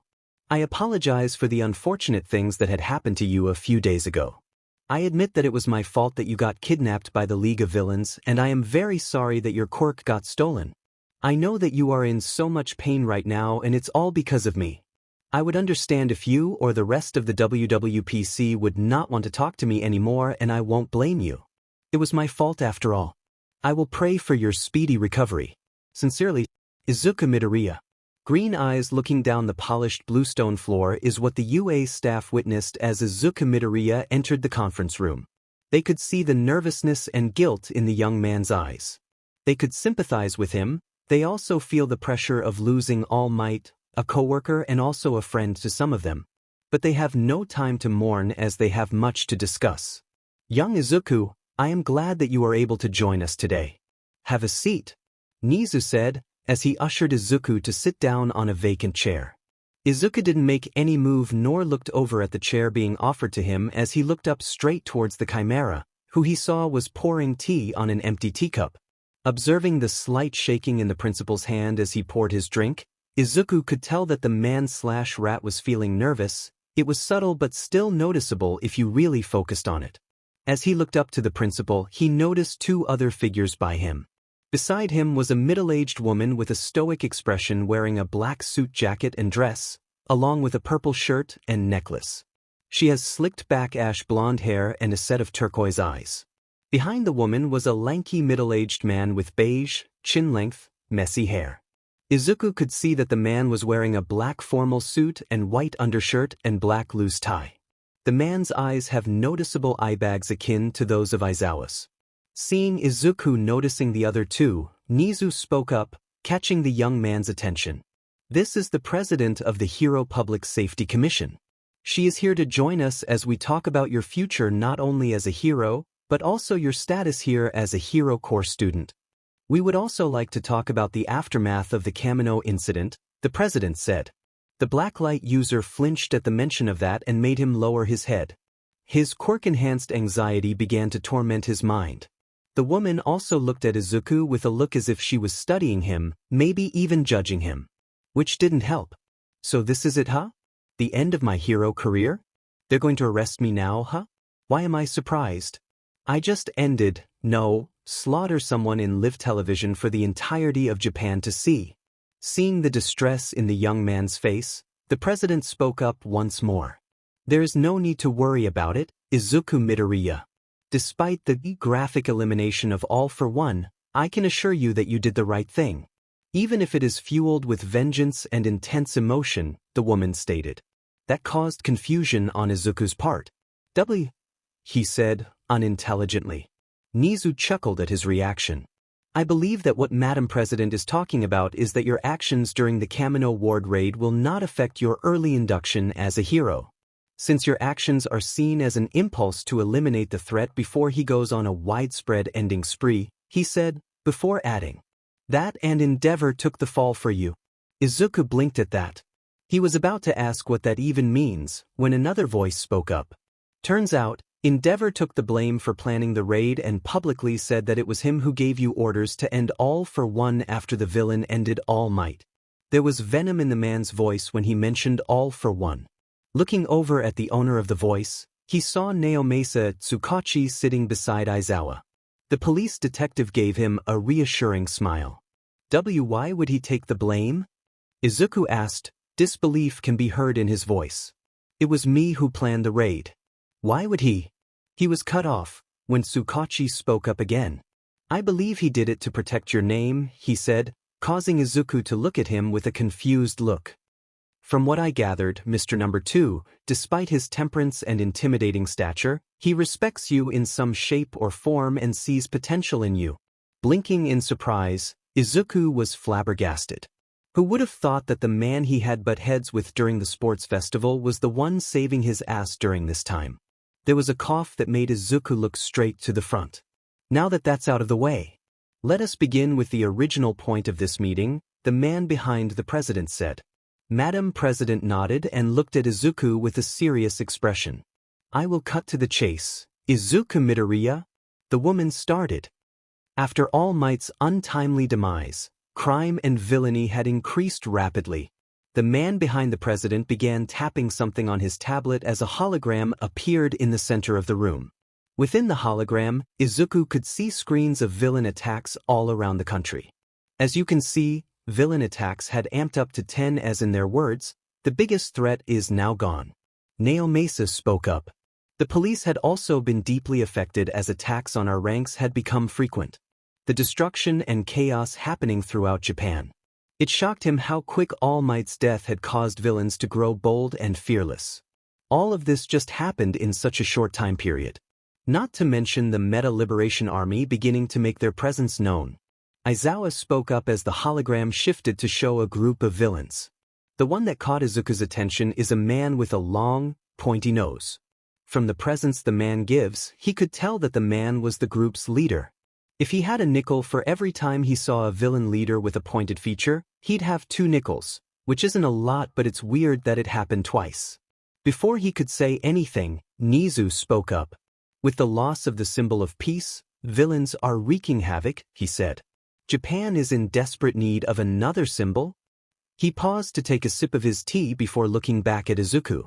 And I believe that that symbol needs to be you, the rodent said, causing Izuku's eyes to widen. Madam President continued.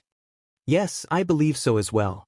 Even though I do not condone overly violent approaches in stopping villains nor using such a young man as you for this type of missions, but we are desperate to stop these villains from destroying the country entirely.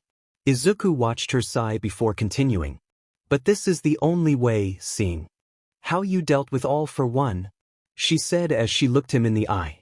Izuku Midoriya, as the president of the Hero Public Safety Commission, I wish that you are to graduate early here in UA and be sent to the field to stop the villains from further terrorizing our country in any way you see fit. Feeling the atmosphere thicken, Izuku took steady breaths as he looked away. Think about it? He asked in a whisper, loud enough for the people in the room to hear. Nizu and the president looked at each other before back at the green-haired lad and nodded simultaneously. Okay then, we'll have a 15-minute break. I hope that is enough time for you to give us your answer, the bear dog rat man said. He nodded. Excuse me then, Izuku whispered as he turned around and walked out of the door. As soon as the door closed, there was an awkward silence that sliced through the room. The tension was imminent as Nizu sighed. Is it really wise for us to do this at a time like this? Young Izuku had not fully recovered from witnessing All Might's death. Is it a right thing to give him this much pressure in such a short notice? The Chimera asked, his voice ringing with concern. It was the president's turn to sigh. Like I said earlier, I am not fond of using such a young lad for this mission, similar to how my predecessor had failed Lady Nagant, but it is inevitable. You saw how maniacal some of the villains are in the clips that I showed you. He paused to look at the cup of tea she was given. I don't want that to continue and have more innocent lives taken. We are in need of a new symbol. She paused as she looked up. And it doesn't matter if it is for peace or fear. The moment Izuku exited the door of the conference room, he released a breath that he didn't know he was holding. Feeling the tension being washed out of his system, he decided to go for a walk. Placing his hands in his pockets, Izuku began walking through the empty hallways of the usually crowded building. Makes sense since it was a weekend. Walking aimlessly through the hallway, he thought back on the discussion back in the conference room. That discussion gave him a lot of questions to think about. Like, why would Endeavor take the bullet for him? How severe is the damage the villains have done to Japan? Should he accept the mission? Could he even pull it off? What happens if he declines? Would the villains be stopped? What would All Might think about this situation? He was unsure. Izuku Midoriya, the so-called master manipulator and strategist of Class 1A, was unsure what to do next. What to do? He trailed off as he took a left turn. As he did so, he bumped into someone, causing both of them to fall to the floor. Izuku quickly said sorry in reflex as he quickly stood up. As he looked over at the person he collided with, his eyes widened as he saw 13 without her hero costume. Around her was scattered on the floor. Quickly helping the rescue hero up, he bowed down to pick up the paper scattered on the floor as he apologized to her repeatedly. The space-themed heroine just waved off his apology. He then offered to help her with carrying the documents to the teacher's lounge, despite the heroine's initial refusal. They quietly walked towards their destination.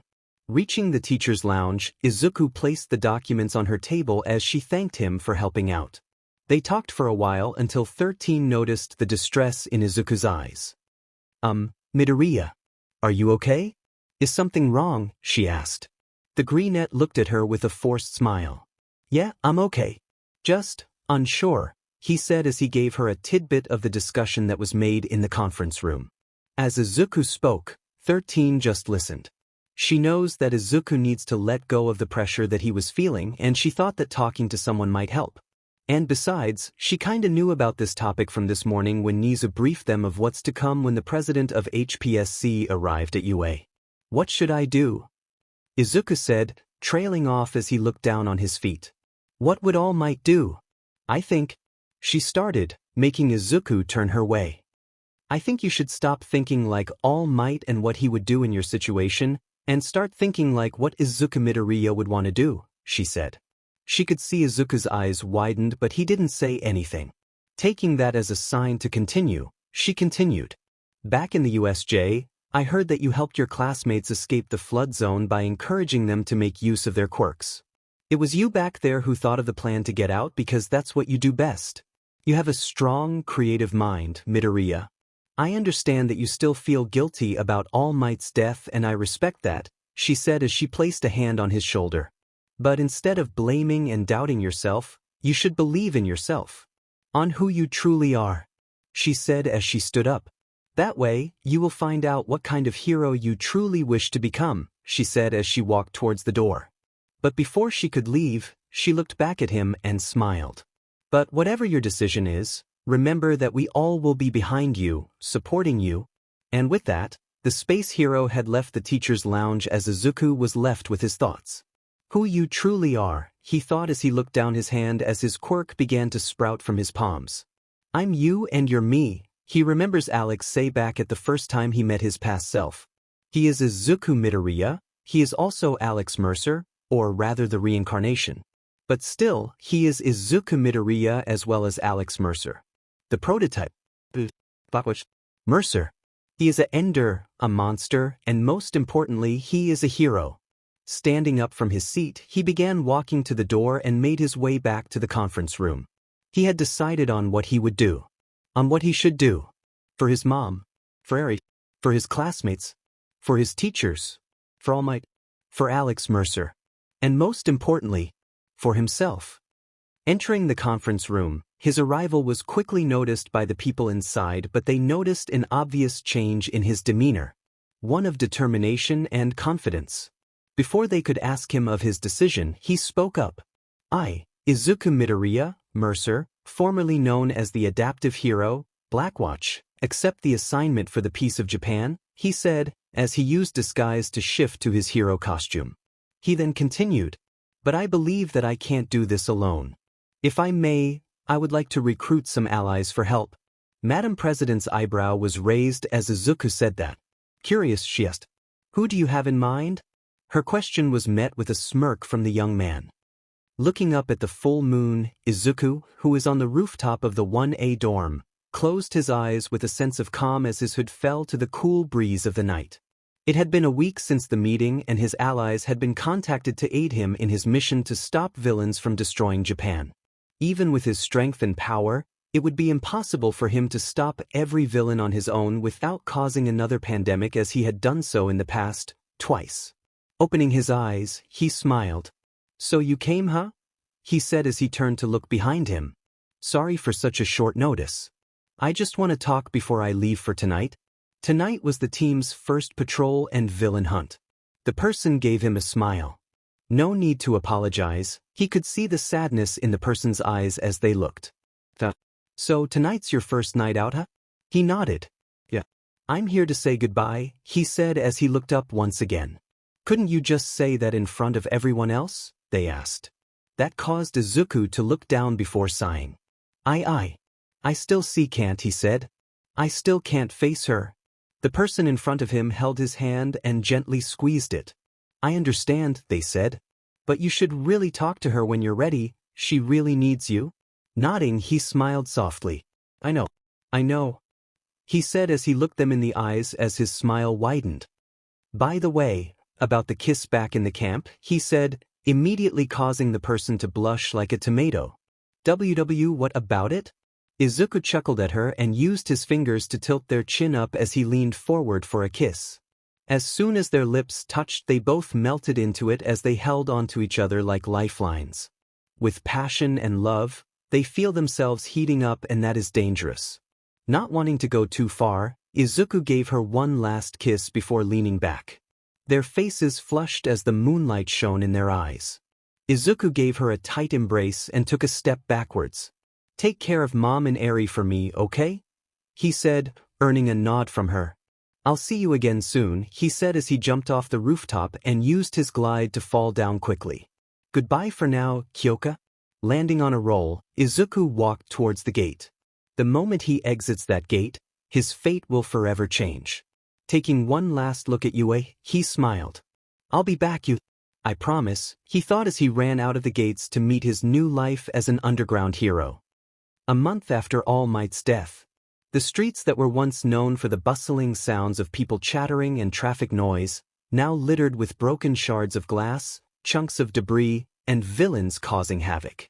The death of the symbol of peace had caused a massive shift in the hero society. Without All Might's inspiring presence, the public began to doubt the heroes for their safety and well-being. This in turn caused the villain count to rise tenfold throughout Japan. It was overwhelming even for the high-ranking heroes. After All Might death, There was no more symbol of peace, no more hope. Only left is chaos and pain. As the villains continue to cause destruction in the streets, in a very familiar rooftop, a hooded figure could be seen crouching in the edge of said building. Their eyes focused and observed the chaos ensuing in the streets below. Like a twist of fate, Izuku Midoriya found himself on top of the very rooftop where his journey had started. It was the same rooftop where he had asked All Might the question, "Can a quirkless person be a hero like you?" The same rooftop where All Might had rejected his dream. The very rooftop he jumped off of. The fall that caused him to meet his past self, Alex Mercer, and gain the power of the virus now turned Quirk. How poetic for him to return to the very place that made his growth as a person and as a hero possible. He couldn't help but smile, despite the chaos occurring in his surroundings. His smile suddenly turned serious as he felt a presence arrive a few feet away from him. Without turning, Izuku spoke up. "What's your status report?" he said to the newly arrived figure. Tamura Shigaraki, inheriting All for One through Kyudai Garaki's experimentation, has been a success and is now in the state of recovery. Gigantomachia has been located in the mountain ranges near the location of Jaku General Hospital, the same hospital that Shigaraki is located in, the figure said without hesitation and paused for a bit before continuing. The Meta Liberation Army had made itself known in parts of the country. Izuku hummed at the information given to him. "I see." He started to slowly stand up. "Are there any MLA members nearby?" he asked. "Yes. There are a small group of them near Dagoba Beach Municipal Park." The young man hummed at this and nodded. "Interesting. Thank you for the heads up," he said. The other man nodded. "It is nothing, Izuku Midoriya. I am only doing what needs to be done to help you stop this ongoing chaos within the country," he said. "Besides, it is the least I can do for you to help me. For now, I will be taking my leave. We don't want any of the other members of the League to notice our rendezvous," the man said. "Good luck to you, Izuku Midoriya." Izuku felt the man's presence leave as he smiled. "Thank you, Oboro," he said as he looked back down at the villains terrorizing the streets. "My name is Izuku Midoriya. I'm the reason for all of this." Memories of All Might's death entered his mind as he clenched his fists, unconsciously channeling his quirk. "They call me a ender, and a monster."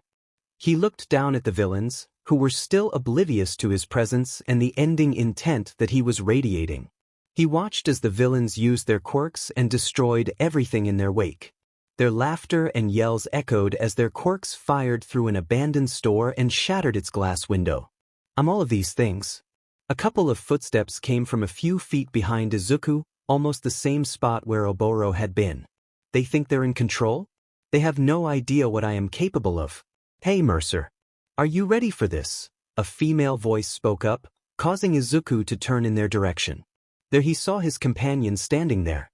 Some of them leaned on the nearby wall, while some smirked at him. He looked at them one by one. Kaizome Akaguro, Kendo Rappa, Rumi Usajiyama, Kana Tsutsumi, all looking at him and waiting for his orders. He looked back at the villain below and raised his hood over his head. He turned back to his companion and gave them a determined yet intimidating look. "I am Izuku Midoriya. I am Mercer. I am a monster. I may not be the symbol this society wants, but I am the symbol it hopelessly needs. I am the symbol of fear.